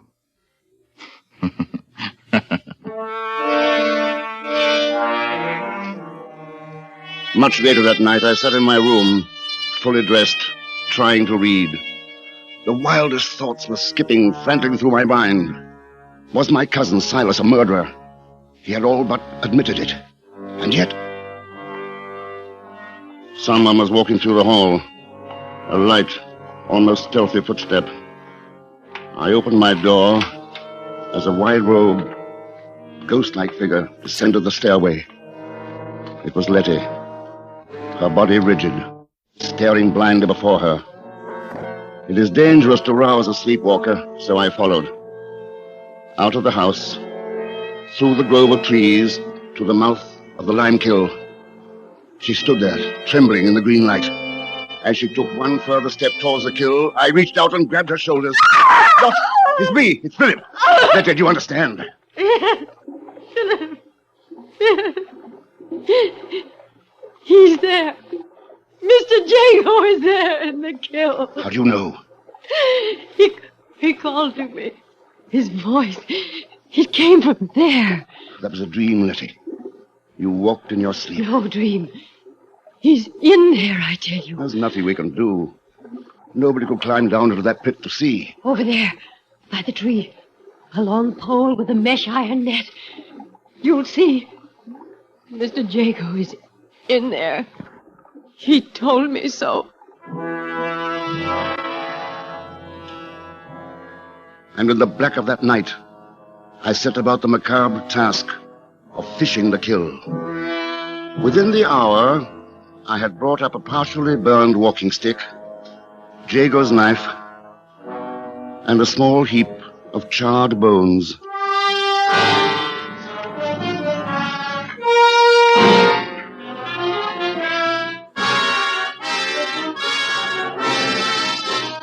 Autolite is bringing you Mr. Herbert Marshall in Wilkie Collins' The Dead Alive. Tonight's presentation in radio's outstanding theater of thrills, Suspense.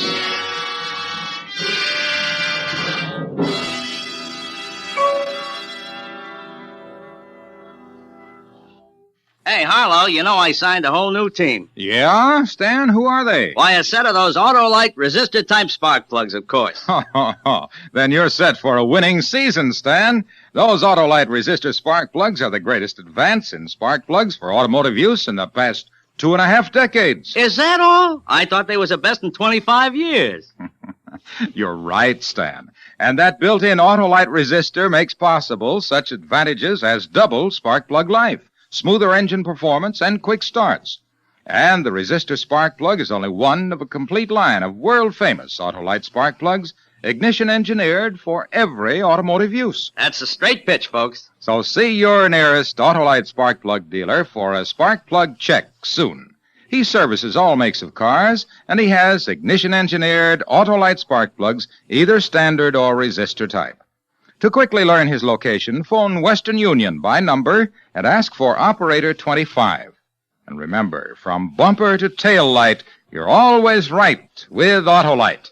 And now, Autolite brings back to our Hollywood soundstage Mr. Herbert Marshall in Elliot Lewis's production of The Dead Alive, a tale well calculated to keep you in suspense.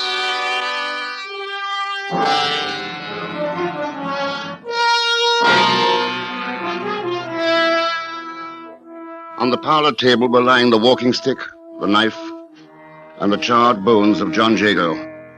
I'd roused Naomi and Silas, and now the four of us sat around the room, our eyes studiously avoiding the grisly pile before us.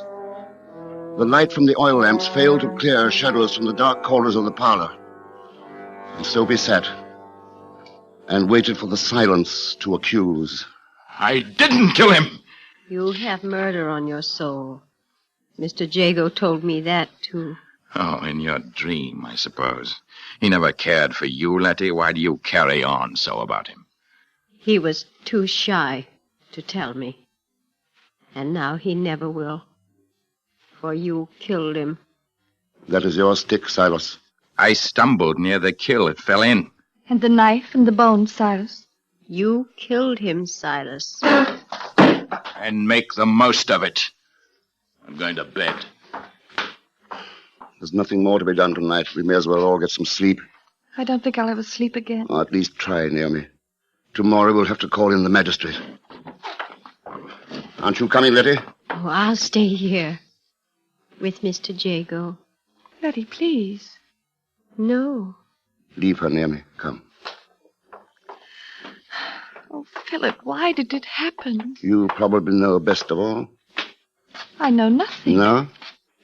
What did Jago say to you the other night in the garden? The police will want to know. We'd been talking. I don't recall about what. Suddenly, he seemed to go mad. Mad? In what way? He fell on his knees. He kissed my gown, my hand. He cried that he was in love with me. Poor fellow. I imagine you told him it was impossible? He wanted me to marry him. Of course it was impossible. Silas must have found it out. That could explain the why of this murder. Well, I can't stay here anymore. Nor can I. Tomorrow we'll move into town until the police clear us. And then... What then, Philip? Oh. Good Lord, what's that? Oh, don't leave me. Well, it's too late to catch whoever that was. Someone overheard us. Yes, someone. Here, get into your room, bolt your door, and don't open it for anyone. You hear? Philip, I'm so afraid. Truthfully, darling, so am I.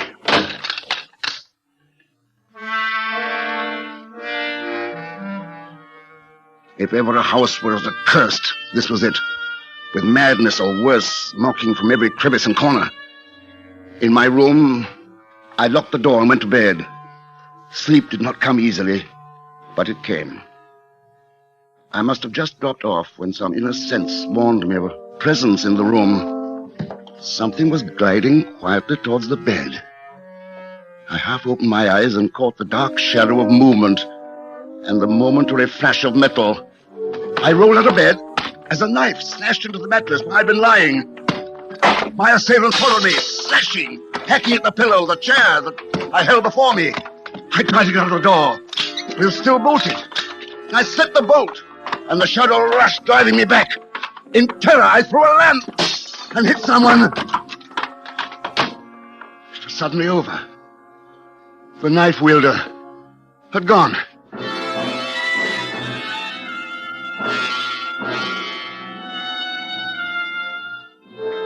I fired a lamp, then stood, staring at the butcher knife that lay on the floor. My being revolted in fear and anger. I was sick. Sick of this house, of my cousins, sick of waiting to be struck down in the dark. Get up, Silas. Who's there? Stop pretending that you're asleep. Philip, the devil's the matter with you? Naomi wouldn't have had you under any circumstances. What did you hope to gain by killing me? Killing you. If I wanted to kill you, cousin, I would face up to you like a man, not strike in the dark. Who else in this house would do a thing like that? What of Letty? Letty. It couldn't have been a woman. Don't underestimate our New England women, Philip. They're strong as oxen. You better come along with me while I question her. You don't trust me? Exactly.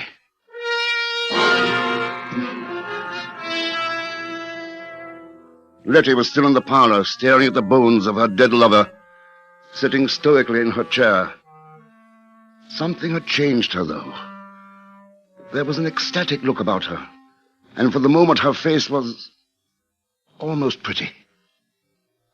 Letty, someone just tried to kill me. I know. How do you know? Mr. Jago told me you were going to die. She won't grasp the fact that John is dead. Oh, yes, I know he's dead. But now he's closer to me than ever. He comes to see me and talk to me. Did you go upstairs, Letty, to my room with a knife? Mr. Jago told me I was pretty. I asked him if I was, and he told me.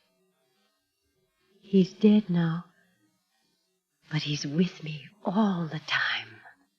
Well, Philip, are you still quite positive it was I? Naomi!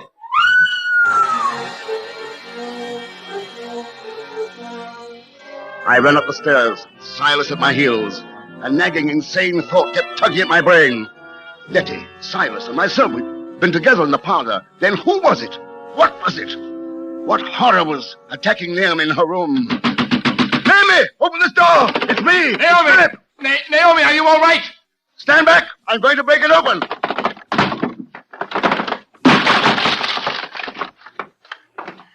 She's not here. The window's been smashed. There's nobody in the yard. Look, over through the grove, the branches swaying. Something's moving through there. That one again! But who? Or what? Silas, can your dogs track? Of course, they're hunting dogs. Bring them around and put them on the scent. Whatever that thing is, it has Naomi.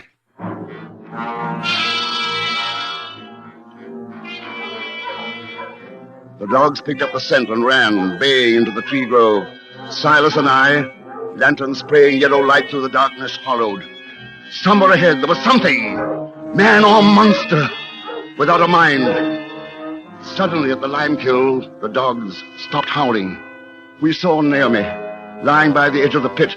I knelt beside her, feeling the life beat feebly through her pulse. And then, another feeling. The air parting behind me, as something crept towards my back.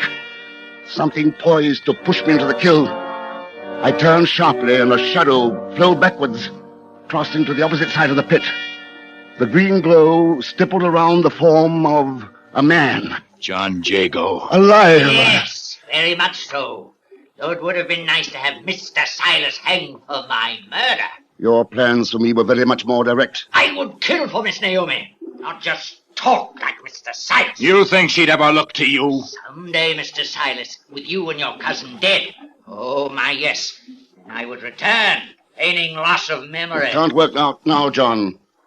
You best come along with us. Oh, take me, sirs. come over here. I'll be glad to. Wait, Silas. He's too close to the pit. A slip and we'd all be in. Try, please. I'm a match for you both. Mr. Jago, I hear you. I'm coming, Mr. Jago. No. Stay back, Letty. I have no use for you anymore. You said I was pretty, Mr. Jago.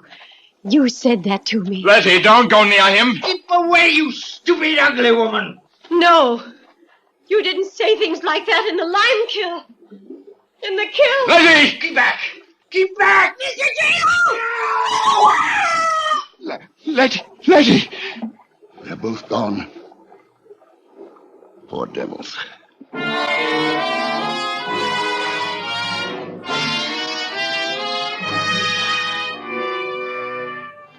It was the next day, in the carriage, riding back to town. Near me, beside me, the sight of her lovely face driving away ugly thoughts of the night before. Is it all behind us now, Philip? All that hatred? It's finished, my darling. There's just you and I and our future together. A peaceful future. We'll have to watch your nerves. Nerves? Oh, my Lord. In the excitement, I forgot all about it. But the excitement might have killed you. Killed! It cured me. That doctor was wrong. My life was too dull. Then excitement is what you need. Yes. I've been thinking about our honeymoon. There's a wonderful old castle on the Rhine. They say it's haunted.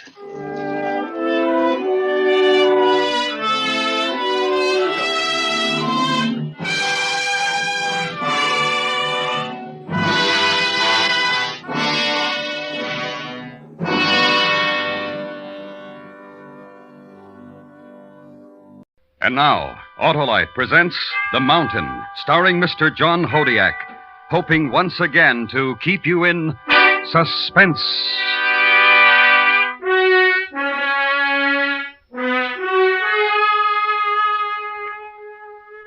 We made the fourth camp on the East Glacier, 22,000 feet above sea level. In that cold, thin air, we stood, looking up. And in the great loneliness, we saw it. For a few seconds, as the mist cleared, we saw it. The mountain, the peak towering over us, was beautiful and terrible. Then a swirling curtain moved around it, and it was gone again. There were 6 of us and the porters. Manton and Leeds had been sent back to the third camp some 4,000 feet below. Both had been badly frostbitten. So then there were 6 of us left to make the attempt. Nobody had done it before. No one had ever reached the top of that tremendous windswept place. And now we were ready for the assault. That night we held our last meeting in the fourth camp. Gaines, Thomas, Feldman, Eldridge, Perucci, and myself. It's the best way. The most practical. 3 of us stay and 3 of us try to make it. We stand a better chance if we all do it together. What do you think, Bob? I don't think so. Thomas is right. If 3 of us go and have to turn back, the other 3 will still be fresh. They can have a go. That's right. All right? Sure. Yes, of course. Okay, 2 parties. Thomas, you'll head up the second. Stay at the camp. I'll lead the first one up. Right. Now, wait a minute. Don't we get a vote on this? No, it's a waste of time. Start voting and we'll start arguing again. Those monsoons aren't going to hold off forever. Take it easy, John. Yes. How's your leg, Harry? Not bad. But I might hold you back. You better leave me down here. All right. Perucci? You want me to go? Feel up to it? Sure, you bet. Gaines? Okay. You're not acclimated. The cough? It's nothing. It'd get a lot worse, higher. Better not. Well, look, why not let me go with you and leave Harry in charge down here? That leg will be all right in a couple of days, don't you think, Harry? It ought to be. He hasn't had enough experience for a lead man. Oh. There's nothing wrong with me. Or is there? Well? Well, I don't know, John. It's going to be pretty tough. Well? Well, listen, John. You keep out of this, Thomas. What about it, Bob? I'm in good shape. I guess so. Okay, you, Perucci, and myself. That'll be it. We'll start at daybreak.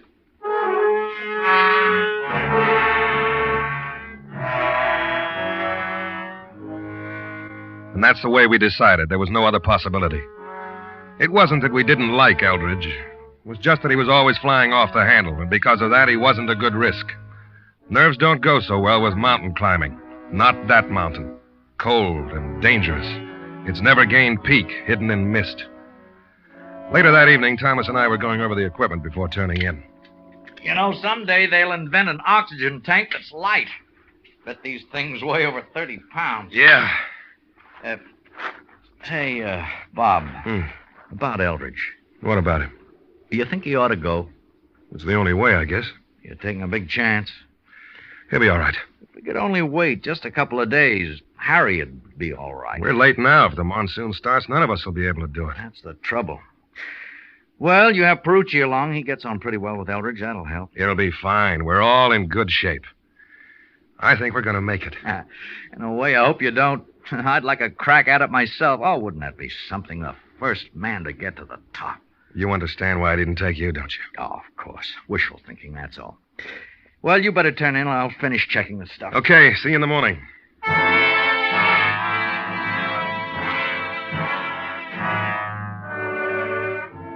On May the 18th, we started to climb the northwest ridge. We were at 23,000 feet. Each of us carried a 30-pound oxygen tank besides the equipment we needed for our next camp. For 3 or 4 hours, it wasn't bad.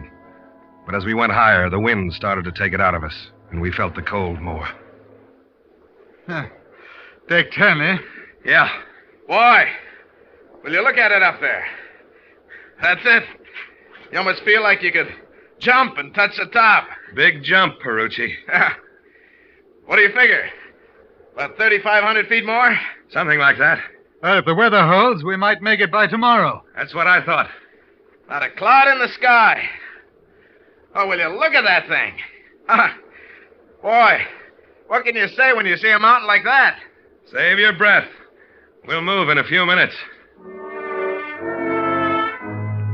Then we hit patches of snow, and the pace slowed down. We'd spelled each other as leader, and it was my turn up ahead. Perucci was bringing up the rear when I heard him yell and felt that dreadful tug of the rope at the same time. Bob, Perucci's gone down. Dig in. All right. What is it? Crevasse? Yes. Use the ice axe. It won't hold. Snow's too soft here. I'm slipping, Bob. I'm slipping. I saw the snow crumbling away from beneath Eldridge's feet. I saw it, and I thought of a man I knew who slipped from an aerial ladder 100 feet up, and as he fell to the ground, his legs raced wildly, arms waving, trying to find the rungs to pull himself back up. And Eldridge was doing it now, his heels churning into the soft snow at the edge of the crevasse. Then he found solid ice. Bob? Yeah? Can you pull me back? I can't get Perucci out from here. I'm afraid I'll go over, too. I'm right on the edge. Can he get a hold with his axe? No. He's hanging free. The wall slopes in. Hurry! I'll try.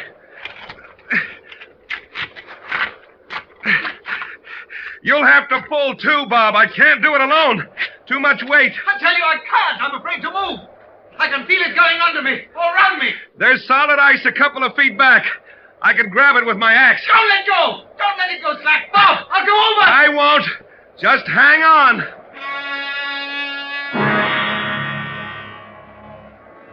I knew that if I slipped when I reached behind me, it was the end. I looked at the figure of Eldridge below me, his body bent backwards away from the drop beneath him. I closed my eyes, reached behind with my axe, and dug into the ice. I can't! I'm slipping! I can't! And as Eldridge shouted, I thought I heard another cry. And suddenly the rope's weight was lighter. I saw Eldridge fall, then get up on hands and knees and crawl away from the crevasse, toward me. Norman! Where's Norman? He's gone. He fell. He's gone. He can't be. How? I don't know. Perhaps the rope frayed on some ice at the edge. Suddenly it went slack. I heard him, Bob. I heard him. Maybe it's not too deep. He might have fallen into a drift at the bottom. Stay here. I've got to see. I belayed the rope about the ice axe and paid out the rest of it as I slid down the slope to the crevasse. But when I looked over the edge, I knew. That dark blue, almost black emptiness below. I knew. There'd be no snowdrift for Norman Perucci's body. Unless it was perhaps 10,000 feet below us.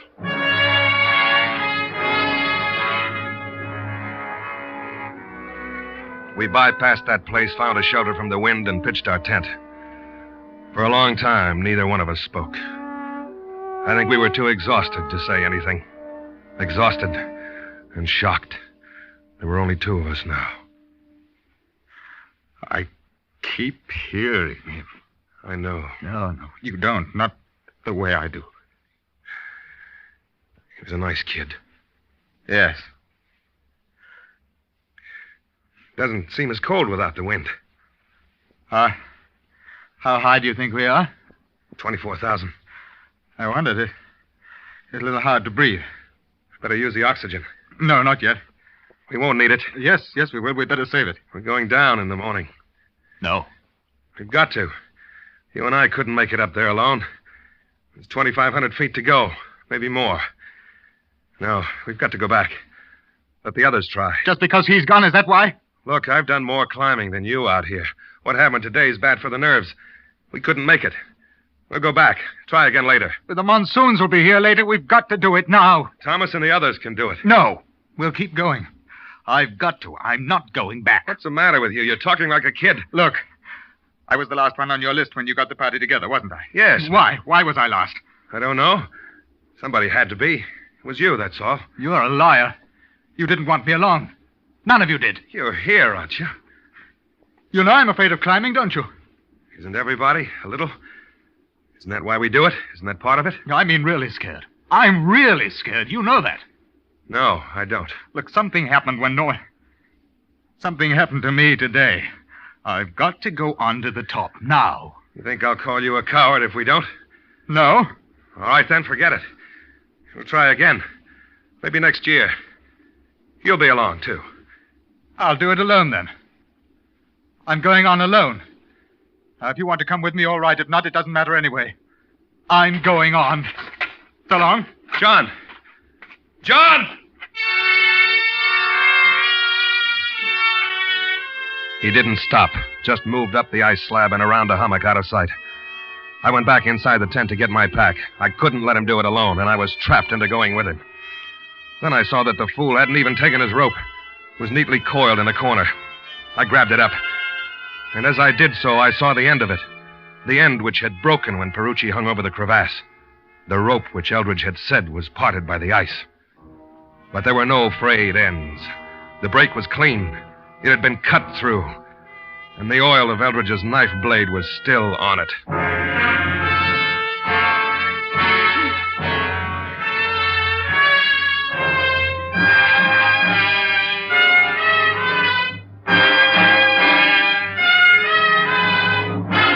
Autolite is bringing you Mr. John Hodiak with Ben Wright as Eldridge in The Mountain. Tonight's presentation in radio's outstanding theater of thrills, Suspense.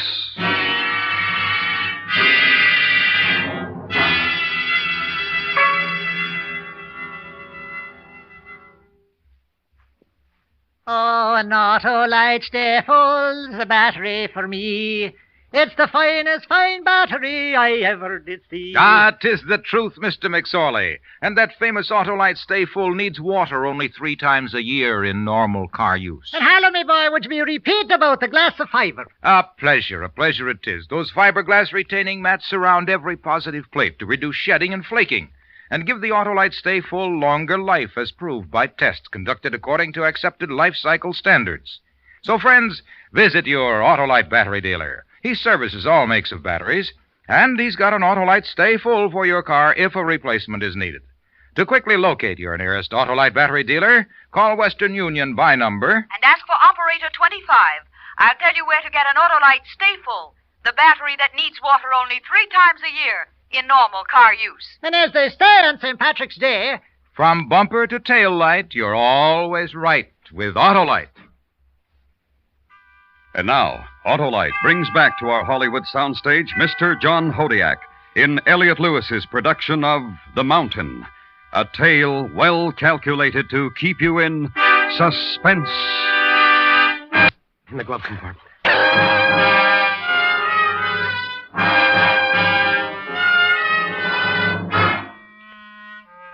When Eldridge had thought that he was going over the crevasse, he'd cut the rope which had held Norman Perucci's body some 20 feet into the chasm. To save his own life, he'd done this. I pulled the coil through the straps of my pack and left the tent.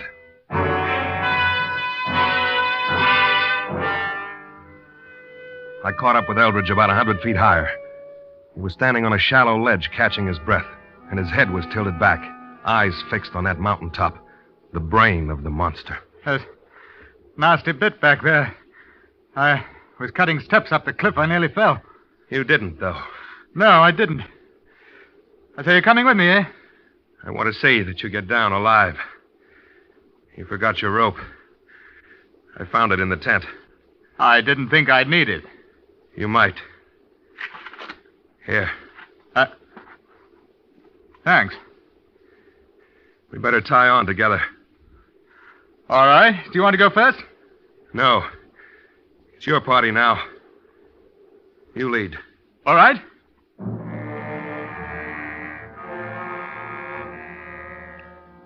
He had a funny look on his face as we roped together.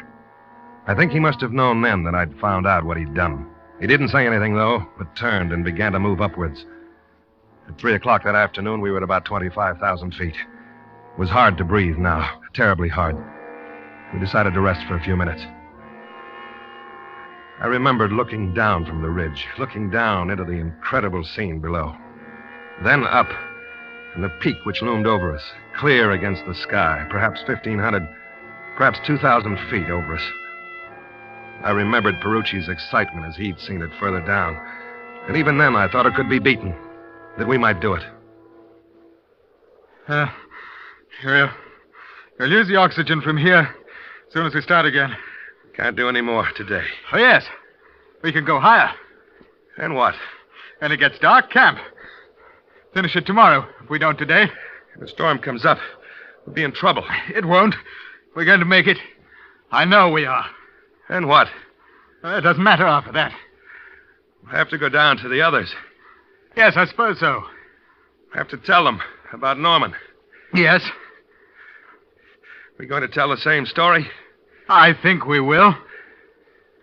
You know why I followed you? Why I came along? Yes. Just like that. Yes. You murdered a man, and that's all there is to it. I was afraid. I knew if I went over, we'd all go. It was the only way. If you'd waited, we could have got him out. I didn't know it then. I felt myself going. I had to do it. What's all this for? To wipe out the sin? Get to the peak and be a man again? In a way, perhaps. You won't be. You'll never be.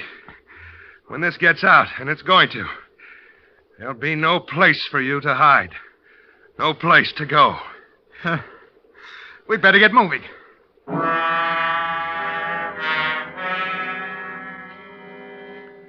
We began to use the oxygen sparingly and kept moving up, slower and slower, our hearts pounding with the effort. 100 feet, 200, 3. I began to feel lightheaded. I couldn't. Not another step. I couldn't. Then it was 400 feet. Eldridge collapsed in front of me and lay in the fine snow, sobbing. We stop. Stop here.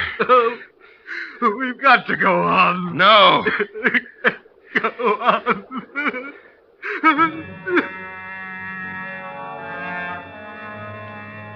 And he sobbed like a child. His mind willed him to keep going, and his body wouldn't allow it. We lay there, using our precious oxygen, because I think had we not done so, we'd have died of fatigue. The wind had died down completely. And there was a silence so complete that you could almost imagine it bore a sound in itself. Deadening. Awful. We made camp and tried to sleep. We were too tired to think of food. With the night came a heavy mist, and it began to grow much colder. The morning of May 20th was gray, clouded. The peak of the mountain was shrouded, and I knew that it was going to snow. Directly ahead of us was an ice wall. There was no way around it. We had to climb almost vertically, cut our own steps with ice axe, one by one, and climb. This time I took the lead. And as I knotted the rope, Eldridge said, You don't trust me, do you? You're afraid if I'm leading and you fall, I'll cut the rope again. You might. Let's go. At that point, we had ascended 25,400 feet. the ice wall would take us another 100 higher. The wind began to blow when we were halfway up. 2 pathetic specks on a wall of the world. We'll move around to the right after this step. There's a bit of a ledge. All right. Okay. Come on.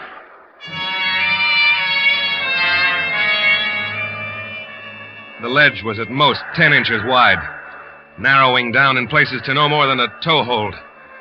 I felt my way along until the ledge gave out. Then the hacking of steps began again. The wind tore at me, screamed, and like a great hand tried to sweep me off the wall. Once I looked down, and it was as though a white blanket were stretched out beneath. It was snow. I could see it billowing up and around, while above, the summit ignored everything beneath. The blizzard hit us as we reached the top of the ice wall. We found a little shelter in the lee of a pyramid-shaped summit and waited. And then the slope seemed to lurch, and I had a split second to see the wave of snow pouring down on me. It was over, done. The avalanche swept us down, smothering, killing. And I thought of the ice wall and the drop below. That's all I remember.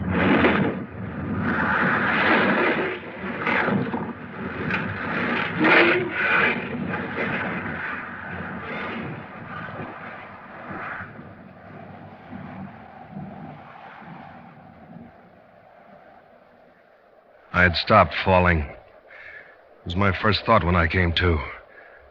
I wasn't dead. I saw a pair of legs crouched next to me. I didn't think you were going to make it. Where'd I land? You're hanging over the ice wall. But you were behind me. You didn't go over. No. Don't ask me why. It must have been a corner of the avalanche that hit us. And you ended up pulling me down. My axe caught in one of the steps, and it held us both. And you pulled me up. Yeah, looks like it. Thanks. How long have I been out? Hour. A little more. Blizzard's letting up. Here. You feel like going on? I think so. All right. You tell me something. What? Why did you pull me out of it? Why didn't you just let me go over the edge? Then you wouldn't have had me around to tell. Look, I'm not a murderer, Bob. I cut Norman's rope because I was afraid. If I thought there was even a chance of us not falling, I wouldn't have done it, but I didn't know. Look, that doesn't excuse me. But it doesn't mean I'd kill you to get out of it. No. I better save the talk. We'll need our breath. You want to lead, or shall I? I'll do it.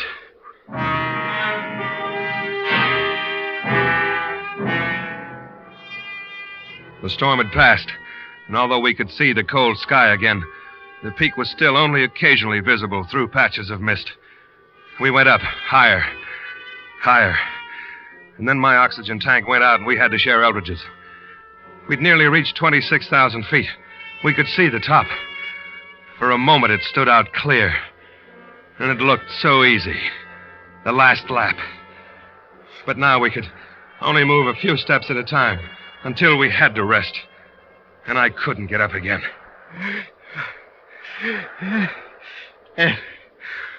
It looks pretty easy past that ridge. I have to wait. All right. Wait for me. No. Now go on. No, together. Just wait. A couple of minutes. It'll be getting dark. I'll come back for you. No. Minute. Yeah. You? You take the oxygen. No. I don't need it. No, John, no. I won't need it. You wait here. No. I'll get down again. Wait. Look, I'm sorry I was afraid. I'm still afraid. That's why I've got to do it. You understand? So long, Bob.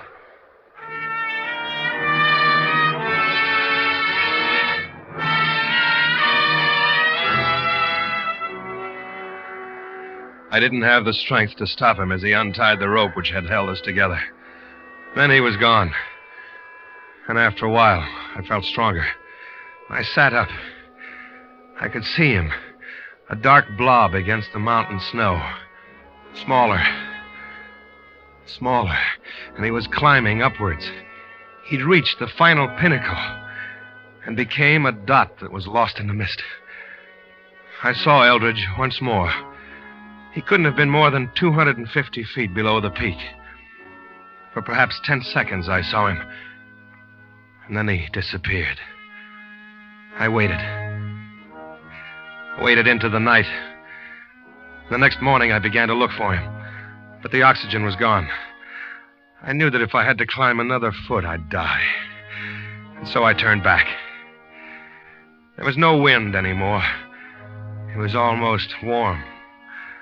Somehow I got down to the base camp. I told him the story. Almost the whole story, but not quite. I changed a rope which had been cut with a knife into a rope which had frayed and parted on the ice. I remember as we started down to the valley below, I turned and stood a minute, looking back, looking up. Then a cloud softly poured over the peak. And in a moment, the mountain was gone.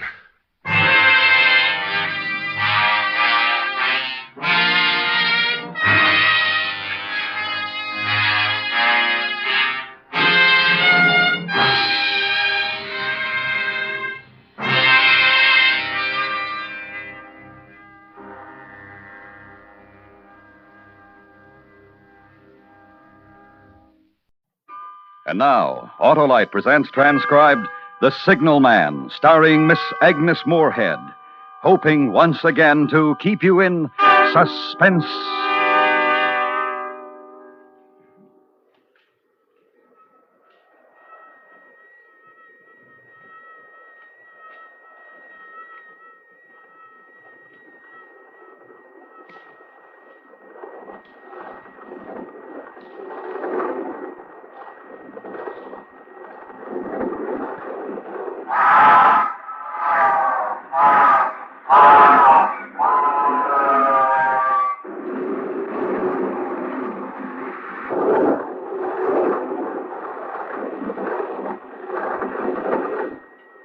It smashed by like a wounded monster, screaming in pain, and disappeared into the dark tunnel.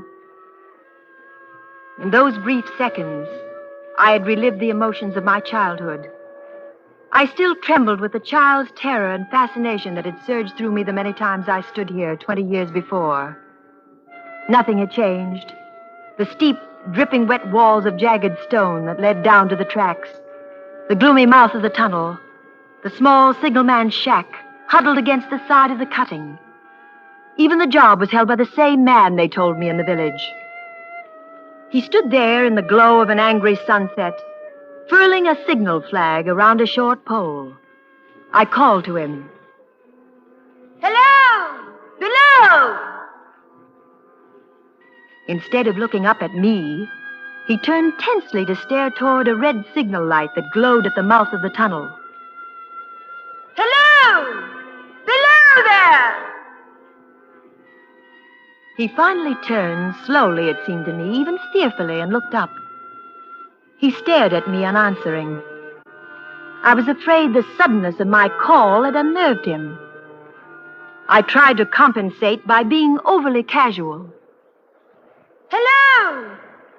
I would like to speak to you. Is there a path I can use to come down? He stared silently a while longer, then finally pointed his flag to a spot in the cutting embankment.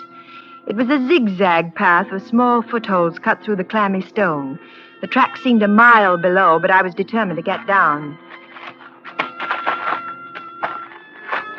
Midway, I sensed a vague vibration of earth and air, like a sound that could be felt but not heard.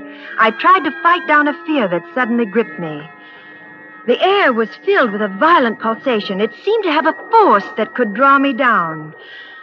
I threw my hands up to my eyes as though to shut out some terrible sight.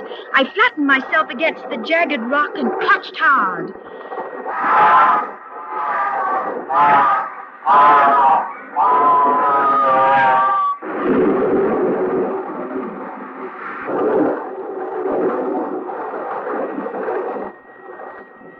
Then I was angry with myself, ashamed of this uncontrolled, childish reaction.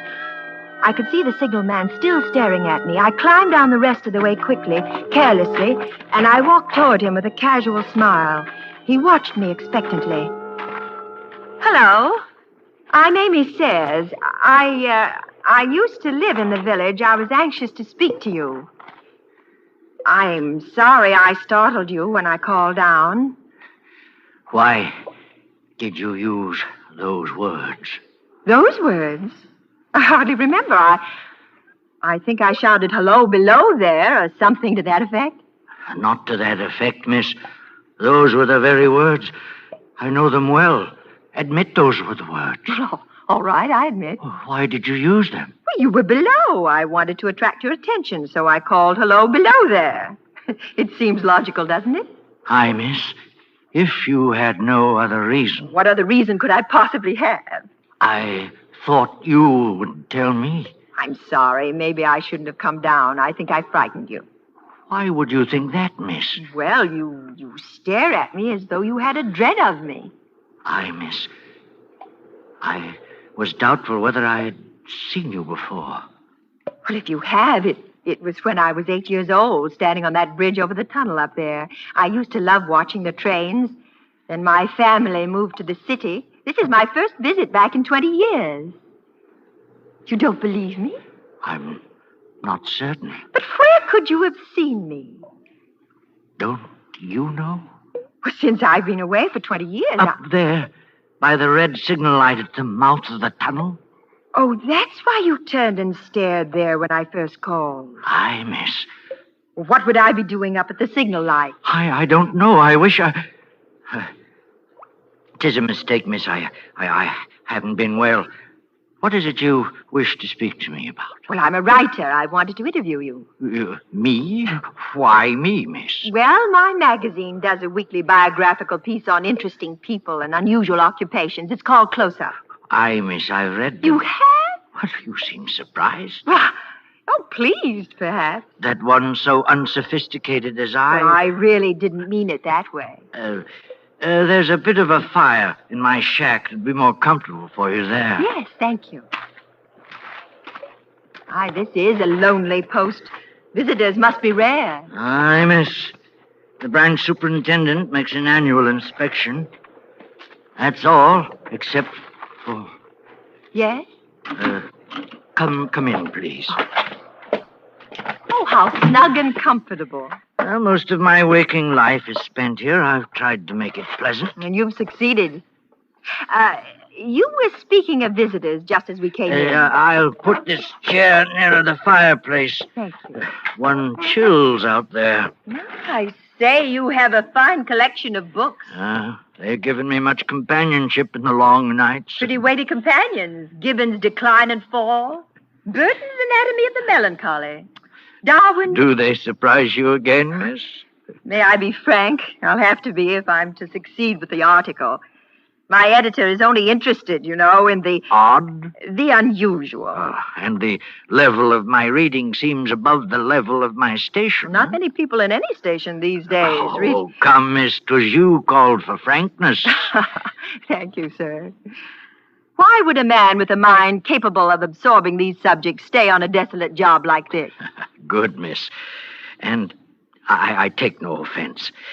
You see, I had when young been very interested in the natural philosophies. Oh? I set my course, I studied hard, planned the future. Then I ran wild, misused my opportunities, went down, I've never risen again. But I've no complaint. I've made my bed. It's too late to make another. Maybe you gave up too soon. No, miss. No, there are forces beyond us that shape us. One must know when not to resist. I might have blooded myself a while longer, but I knew I took this position 34 years ago. And you never regretted? No, Not until... Won't you please tell me? You first tell me what brought you here. But I have. You said nothing of what made you think of this place specifically. There are many places and people. Well, I told you I used to come here as a child. The trains frightened and fascinated me. I always remembered it vividly through the years. I promised myself that one day I would come back and do a story on it. Good subjects aren't easy to find, you know. Why did you choose just now to come? Oh, these ideas germinate in the writer's mind for a while, and then an impulse. And you were drawn here? You say that as though mystic forces were involved. It was much simpler, I assure you. I've been working hard. I decided that a few days in the country would do me good. I planned to use them profitably by doing a story on you. But you might have come to that decision last month or last year. Well, that's true, but I can't see why you attach such special significance to the fact that I...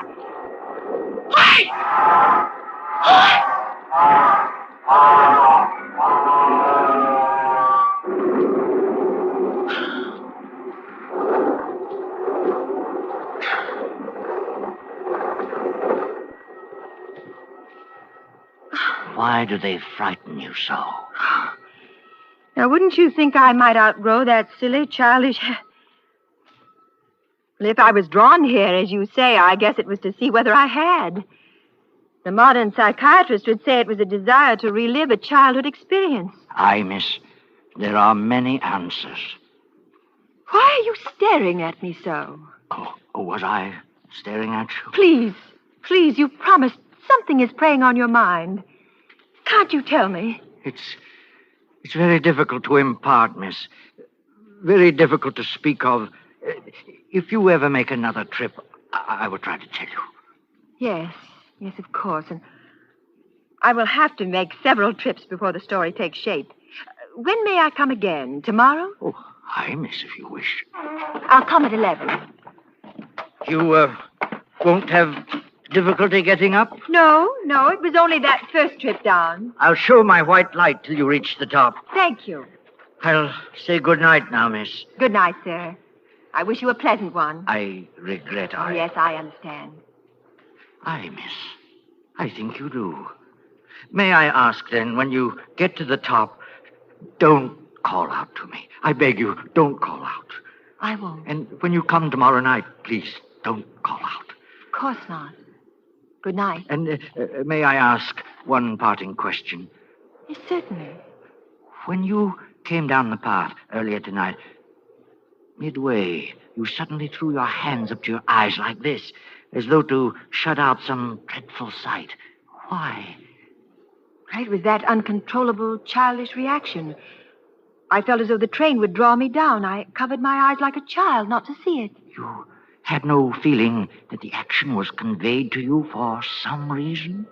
No. Why should it seem otherwise? Because there has been someone at the red light at the mouth of the tunnel each night for a week now, holding its hands up to its eyes like that, as though to shut out some terrible sight. And you have actually seen it? Every night. Was it there tonight when you went to the door? Yes, I saw it quite clearly. Who was it? You.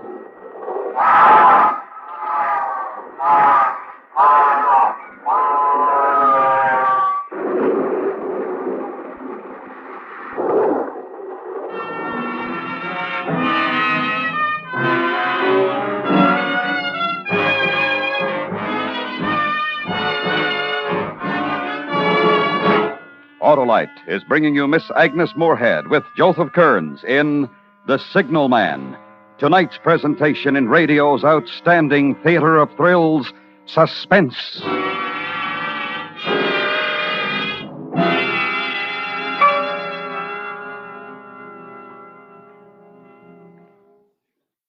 Hey, Oscar, sound your horn. Play your radio.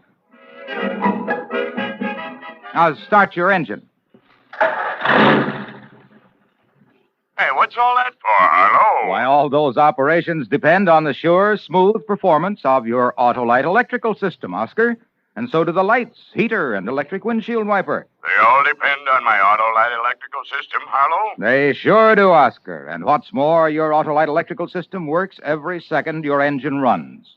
That's why Autolite electrical systems, designed to give the smoothest performance money can buy, are used as original equipment on many leading makes of our finest cars, trucks, and tractors. They're the best, Harlow. Right you are, Oscar. And friends, treat the electrical system of your car to a periodic checkup at your car dealer's or authorized Autolite service station.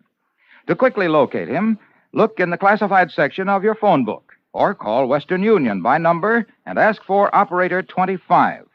And remember, from bumper to tail light, you're always right with Autolite. And now, Autolite brings back to our Hollywood soundstage Miss Agnes Moorehead in Elliot Lewis's production of Charles Dickens' The Signalman, a tale well calculated to keep you in suspense.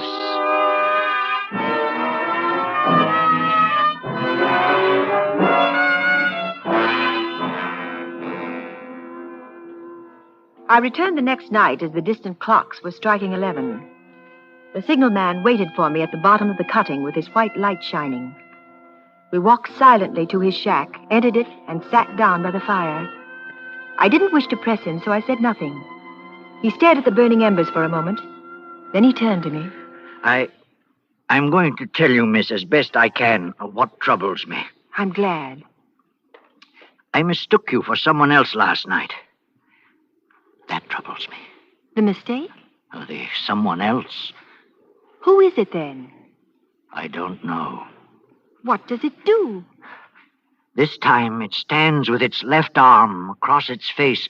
The right arm is waved violently this way, as though to say, for God's sake, clear the way, clear the way. You've heard those words? Not certain, not about these specific words, but I've heard it call before. When? One moonlight night about a year ago, I was sitting here when I heard a voice cry, "Hello, below there." Oh, that's why you were so startled when I used the same words. Hi, miss. I ran to the door and looked out and saw this someone else standing up there by the red light near the tunnel, waving its arm as I just showed you. The voice was hoarse with shouting, and it cried, "Hello, below there! Look out, look out!" I caught up my lamp and ran toward the figure, calling, "What's wrong? What's happened? Where?" And when I got to the light, it was gone. Did you see where? The tunnel was the only place it could go without passing me. I ran into the tunnel for 500 yards and searched around with my light. Then I ran back here and telegraphed both ways. An alarm has been given. Is anything wrong? And the answer came back both ways. All well. Yes, of course. Now, I'm going to take advantage of last night's permission to be frank. You've been here more than 30 years, haven't you? It isn't the most cheerful place in the world with that moaning wind through the tunnel and the wild harp it makes of the telegraph wires. It's understandable that you could have the illusion that you heard a call. And anyone staring at the dark long enough, as you did from the door, can imagine seeing something. You've let it prey on your mind so long it seems real.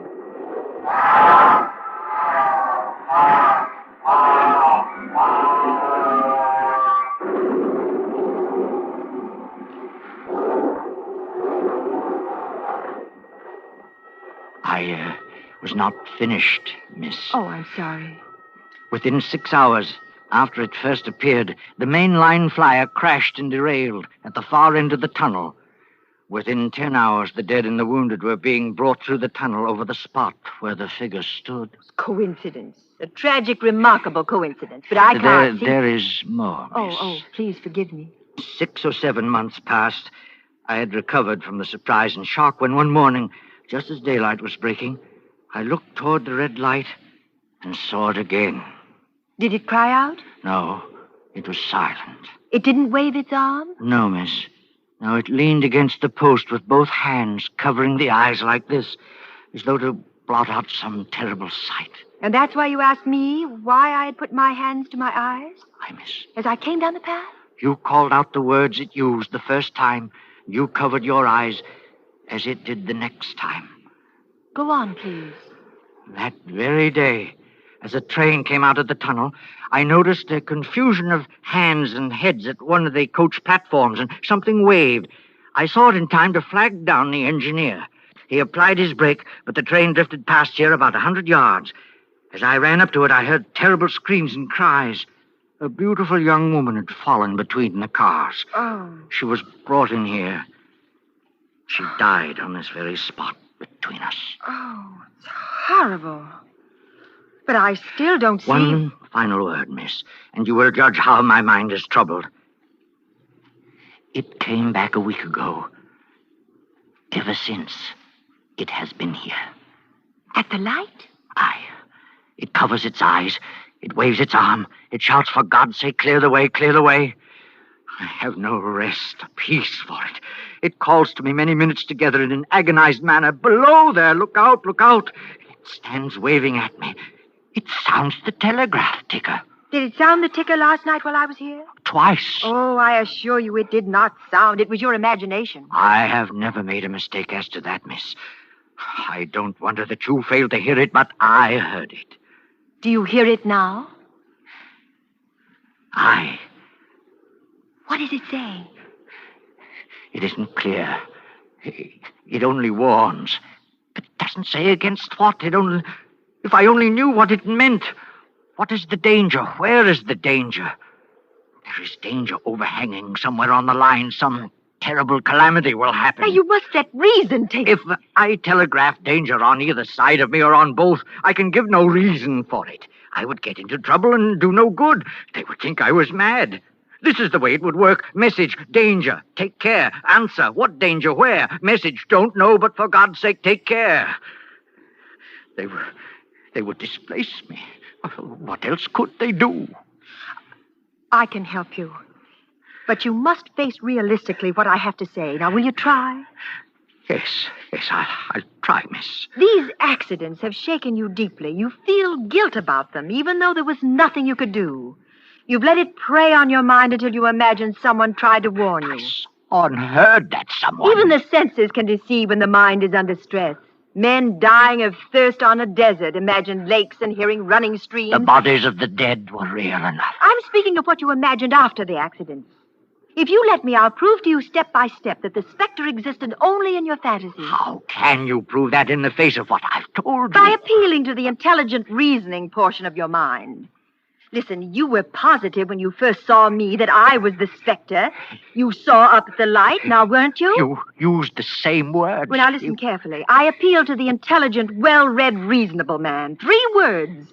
Hello, below there.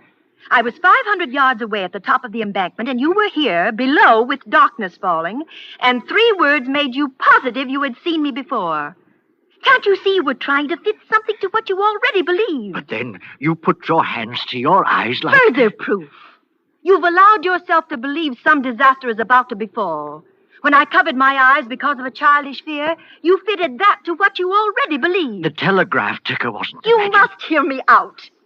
Would you at any other time, or would anyone at any time, believe that a telegraph ticker could sound in a room this small and be heard by one person and not another? I told you. And now the most important proof. You said that when you went to the door last night, it was there by the red danger light. Aye, it was. Will you come to the door with me now and tell me if it is still there? Do you see it?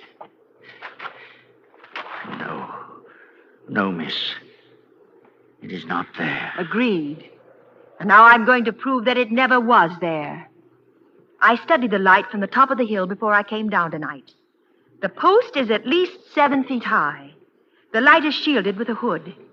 Even if a person stood directly under it or in front of it, they would be in complete shadow, in darkness. You couldn't see that person from this door, and you couldn't see that person if you walked to within a foot of her, or him, or it. I'm going to walk up the incline to the light and prove that to you now. I walked up the inclining tracks toward the red light at the mouth of the tunnel. The chill, dank wind had an edge like a cold knife. When I got to the light post, I stood directly under it.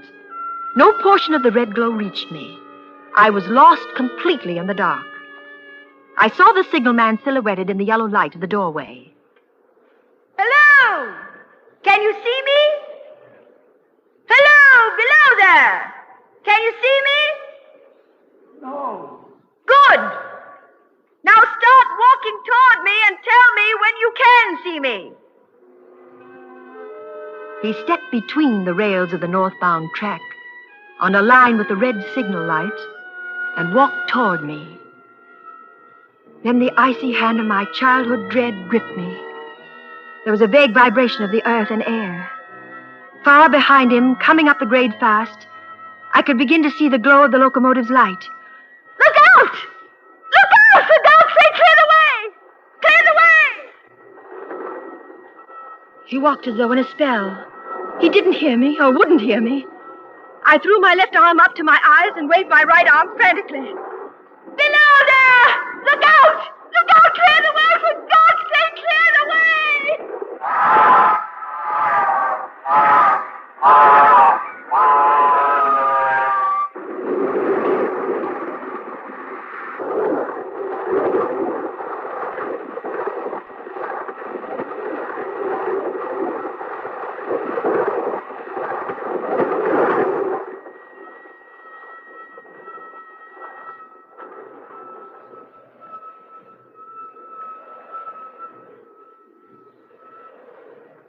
Long after it was over, they found me, still standing there, both of my hands up to my eyes to shut out the terrible sight.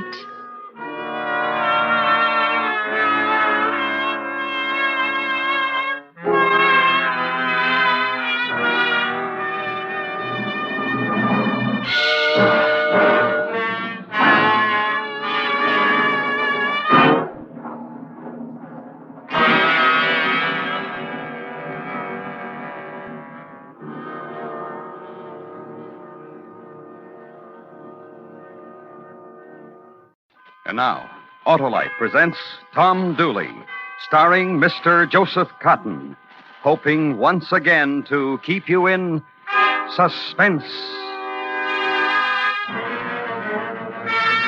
Bow down your head, Tom Dooley. Bow down your head and cry. Bow down your head, Tom Dooley. You know you're bound to die. Who? You wait here, North. You're a fool, Tom. You oughtn't to do it. You're gonna stop me, cousin? Just watch the horses.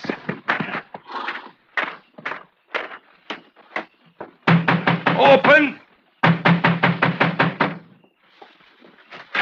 Yes? What? You be Paul Cabot. Yes, I'm Cabot. What? Now, get up. Maybe I ain't gonna kill you. I don't know. Get up!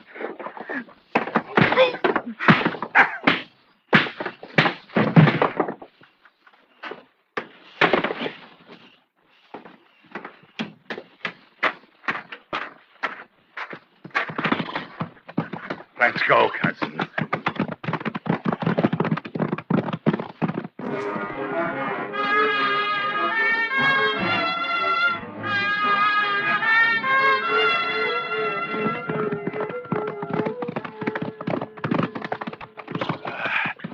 How do I look, cousin? Dirty?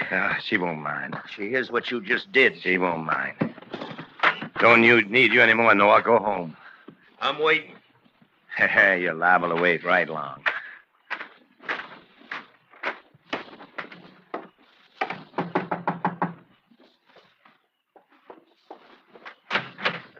Laura. Hello, Tom. Oh, darling. Still a darling. Pretty as a... Let go of me. You better come in. I better. Well, my darling. I thought you were dead, Tom. Dead they were, piled high. But not Tom Dooley. Months ago, after Gettysburg, when the men came drifting back home, nobody had seen you, Tom. Some said they heard you were dead. Died early at Manassas. What's the talking for, Laura? What's all this talking for? Don't, Tom. Pretty mouth. Wasting on talk. But don't! Teasing and trembling in a way I remember. I'm sorry, Tom. Whatever you do after now, Laura, don't hit no more.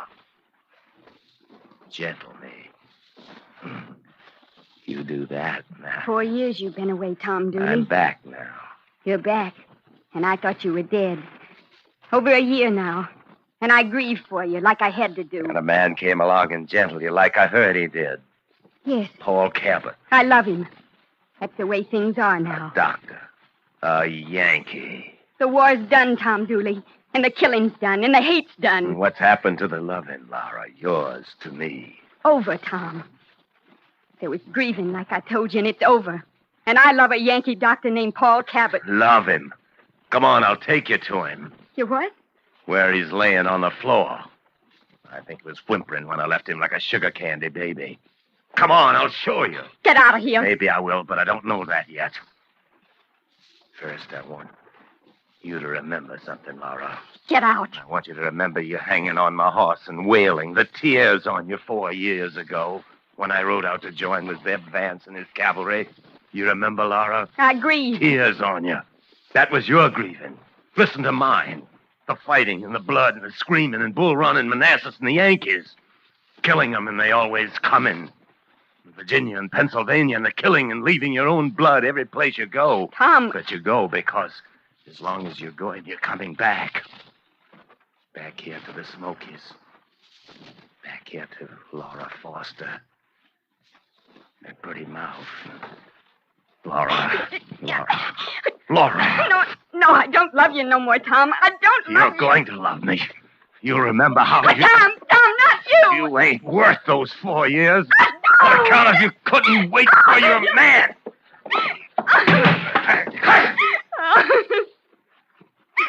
You better go, cousin. Get out of here, Noah.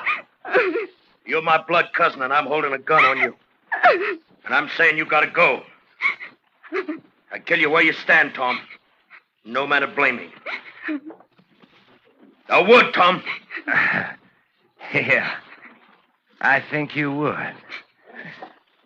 Night, Laura.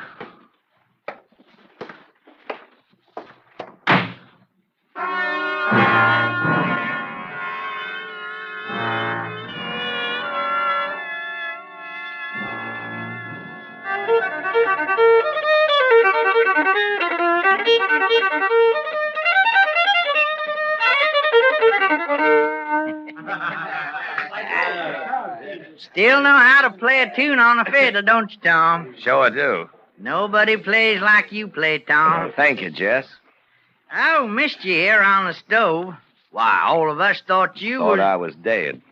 What kept you, Tom? All of us come back soon as we hear General Lee surrendering. What happened to you? I had never seen Pennsylvania. Walked around it. With a gal? Just walked. You walked too slow, Tom. You walked a lot too slow. Laura Foster passed you right by. Yeah, I heard. Tell me she's learning how to read and write now. I heard that, too. Doctor. Yankee. War's over, Jess. Fighting, hating. Why you laughing? I heard you almost killed a Yankee doctor, Tom. You heard it, so I guess I did. Hey, Noah.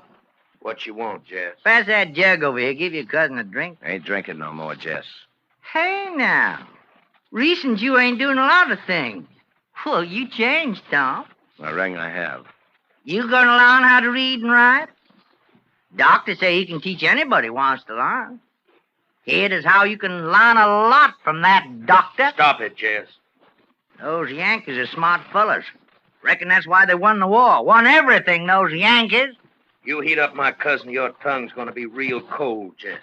Oh, be it now? What do you got to say about that, Tom? Keep talking. I don't mind. All I can say is my gal start cheeking with somebody else. Hi, Yankee. Hello. What are you on? I've got a list here. I need some groceries. We just been talking about you. Me, Zach, Humman, Josh, all of us. Noah Dooley. His cousin Tom, too. Here's the list. You read it to me, Doctor. I ain't got the learning. Sack of potatoes. Like I said, we've been talking. Wondering. Sack of sugar. Wondering. You like North Carolina, Yankee? Carolina nights? Green beans and flour. How about North Carolina women? Pretty, ain't they? Soft. Wait on him, Jess. And Laura's prettiest of them all, ain't she? Wait on him. Ain't she? Tom Dooley here used to think so. Man wants to buy something, shopkeeper. Sell it to him. I seen you walking, Yankee, trying to get yourself lost with Laura. Jess. Yeah, what you want, Tom? Why'd you knock him down, Mr. Dooley? Makes up for things. I'm apologizing. I want to shake your hand. I'd be pleased. It's all right about the other night. I've forgotten about it. I want to be your friend. That's what you are right now, Mr. Cabot. I want to tell you this. What? Laura loves you, and that's all right. We're getting married, Mr. Dooley. I'm not saying you can't. I'm saying I hope you'll be very happy. Laura will be very glad to hear that. Mr. Dooley. Yes? Laura says you play the fiddle. I hear you're having a betrothal party tomorrow night. Yes, that's right. Well, I'll play the fiddle for you. For you and Laura.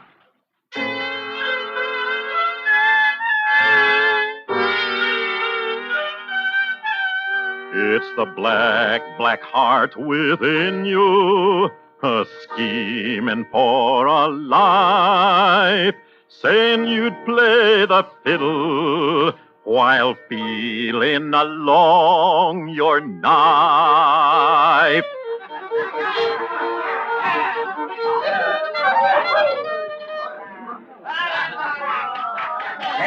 Hey, Noah. Here, come here. Come here a minute. Yeah, what you want, Tom? Spell me on my fiddle a little bit, Noah. Sure.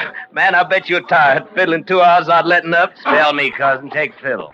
Where you going, Tom? Just play the fiddle pretty, cousin. Don't worry about me.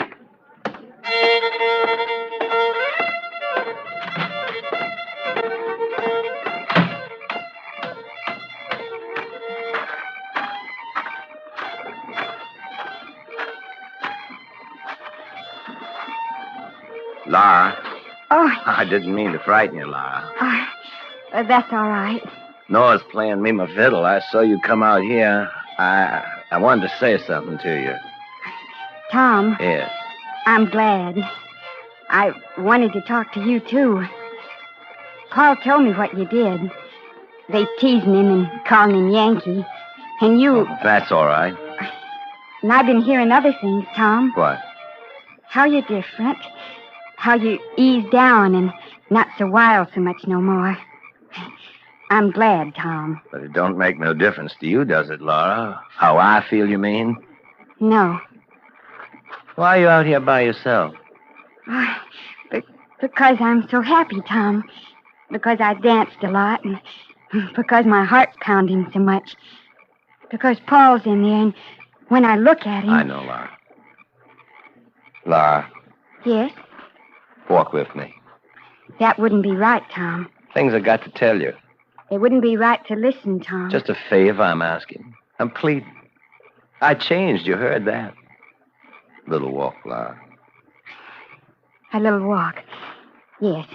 And my heart will settle down. You remember we used to come this way? No talk of that, Tom. I remember we used I'm going back. No. I'm sorry. Tom, you'll find you a girl. There's no bitterness now, is there, Tom? Tom. The way that water runs, from the top of the mountains to who knows where. You'll find you a girl and you'll be happy. A man like me, Laura. Tom, why the knife? Because a man like me never be happy. You the cause, Laura. You the cause.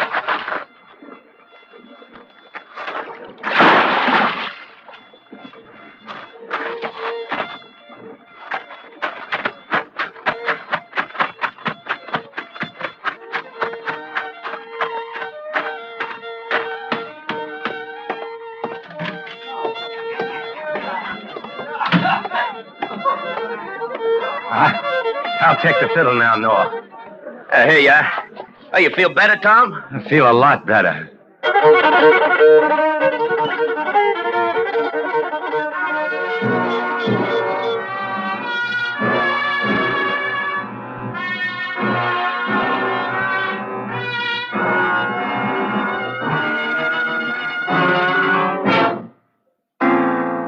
Autolite is bringing you Mr. Joseph Cotton in Tom Dooley. Tonight's presentation in radio's outstanding theater of thrills, Suspense.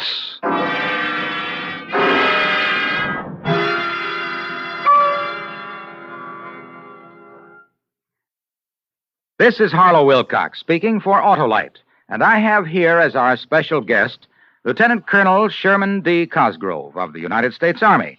Colonel Cosgrove, I understand that the Army has special relief funds that are made available to officers and enlisted personnel and their families in time of distress. We do, Mr. Wilcox.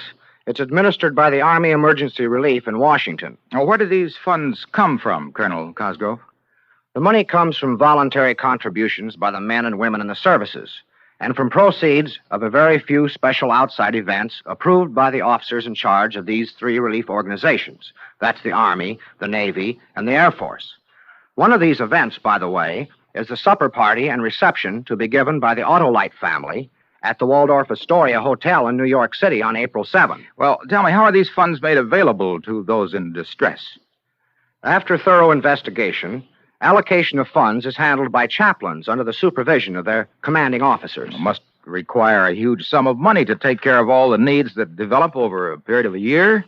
It surely does, Mr. Wilcox. Since its incorporation in February 1942, Army Emergency Relief alone has disbursed over $24 million in rendering financial assistance to over 250,000 members of the Army and their families. Well, thank you very much, Colonel Cosgrove. Tonight, we've been privileged to have as our guest Colonel Sherman D. Cosgrove, who has brought you a special message on behalf of the Armed Services Emergency Relief Funds. And now, Autolite brings back to our Hollywood soundstage Mr. Joseph Cotton in Elliott Lewis's production of Tom Dooley, based on fact and well calculated to keep you in suspense.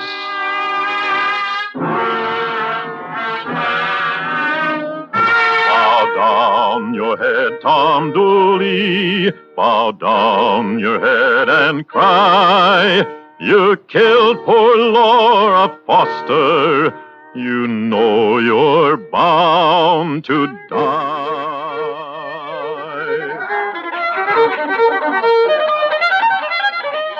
Hello, Mr. Dooley. Nice party you got going, Mr. Cabot.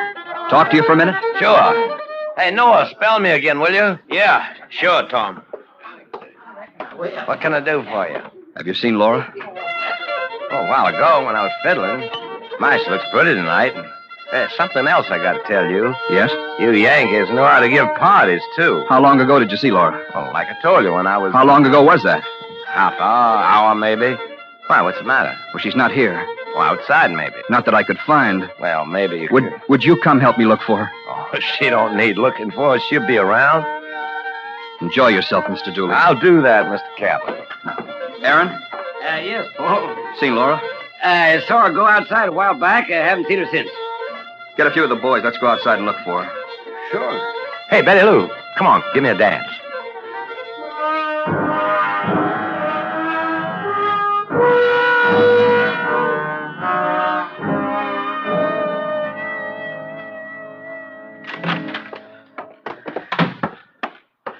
Tom? Tom, wake up. Come on, Tom. Come on. Wake up. Get on your feet. Why are you waking me, cousin? You listen to me. Why are you waking me when it's still black outside? You killed Laura, Tom. What? They found Laura snagged on a rock right under the North Falls. She was stabbed. What are you saying, though? I'm saying it and everybody else is saying it. Saying what? You put a knife to Laura. Oh, you saw me dancing, Noah. Everybody saw me dancing. People seen you go outside, too. They're coming after you, Tom. Saying I killed her? Knowing it. Knowing you the only person had reason. But You talking and they're coming after you. They're going to hang you, cousin. They're going to hang you for sure. You killed her, didn't you? You got to help me. You put on all the gentle and there was nothing but black inside you. You, my cousin. And I'm your cousin, and you got to help me. Kill her.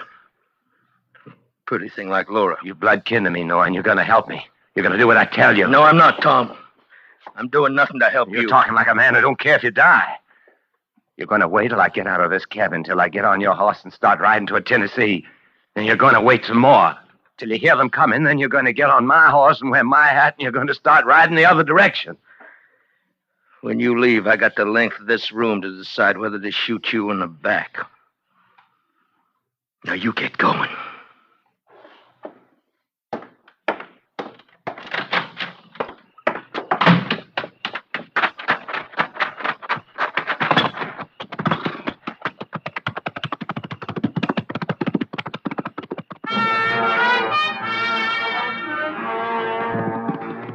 Tom Dooley rode the morning, Tom Dooley galloped west, and when the sun was gone, he laid him down to rest.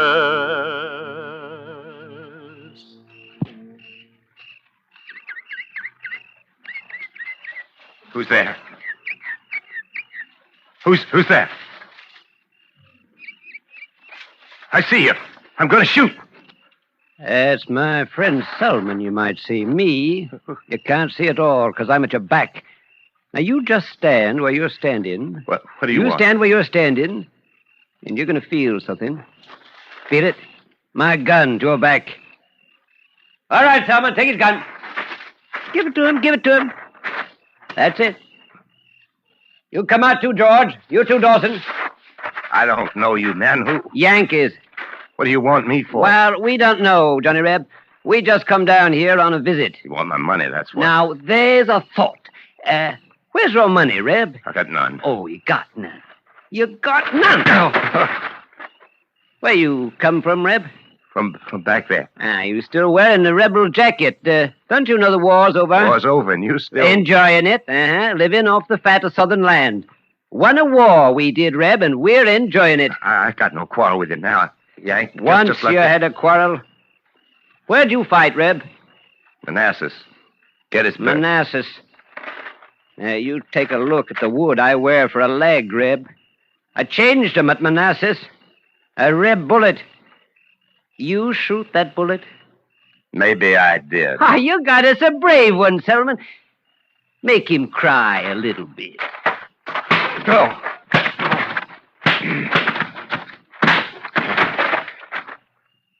Get up, Reb.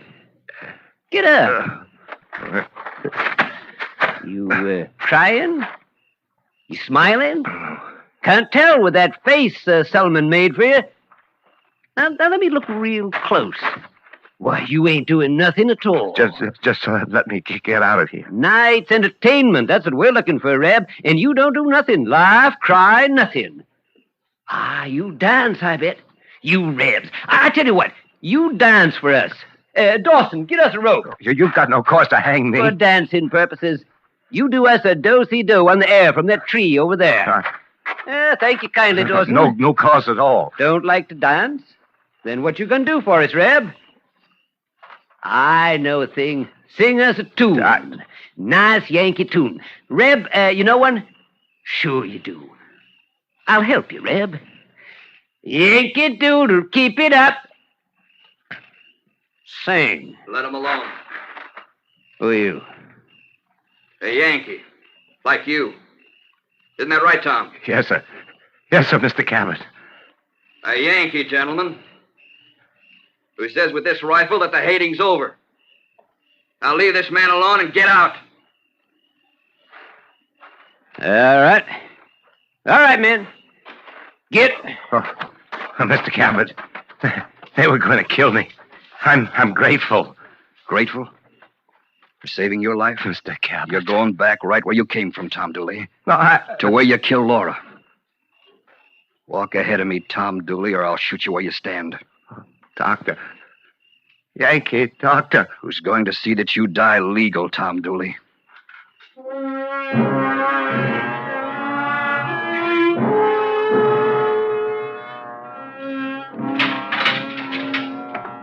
Cart's ready for you, Tom. Time for hanging.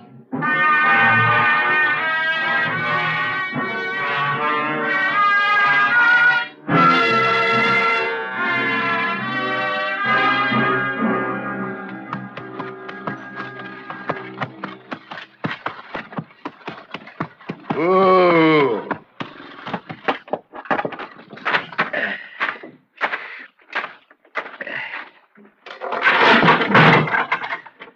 Come on, Tom.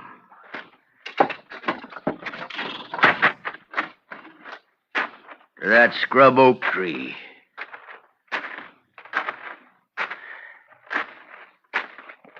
Get up on your horse, Tom.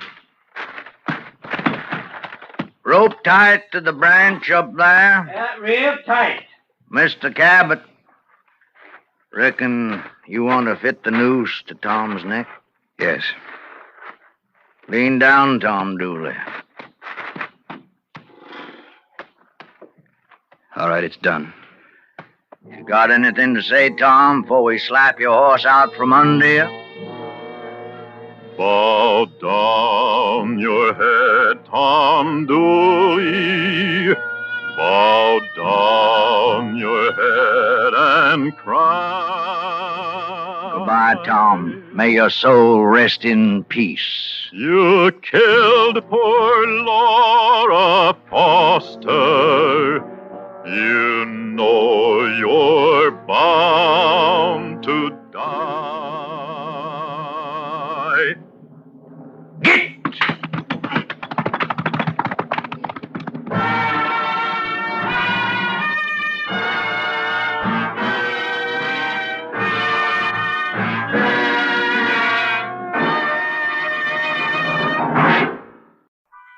And now, Autolite presents transcribed How Long is the Night? A true story starring Mr. Richard Widmark, and hoping once again to keep you in suspense.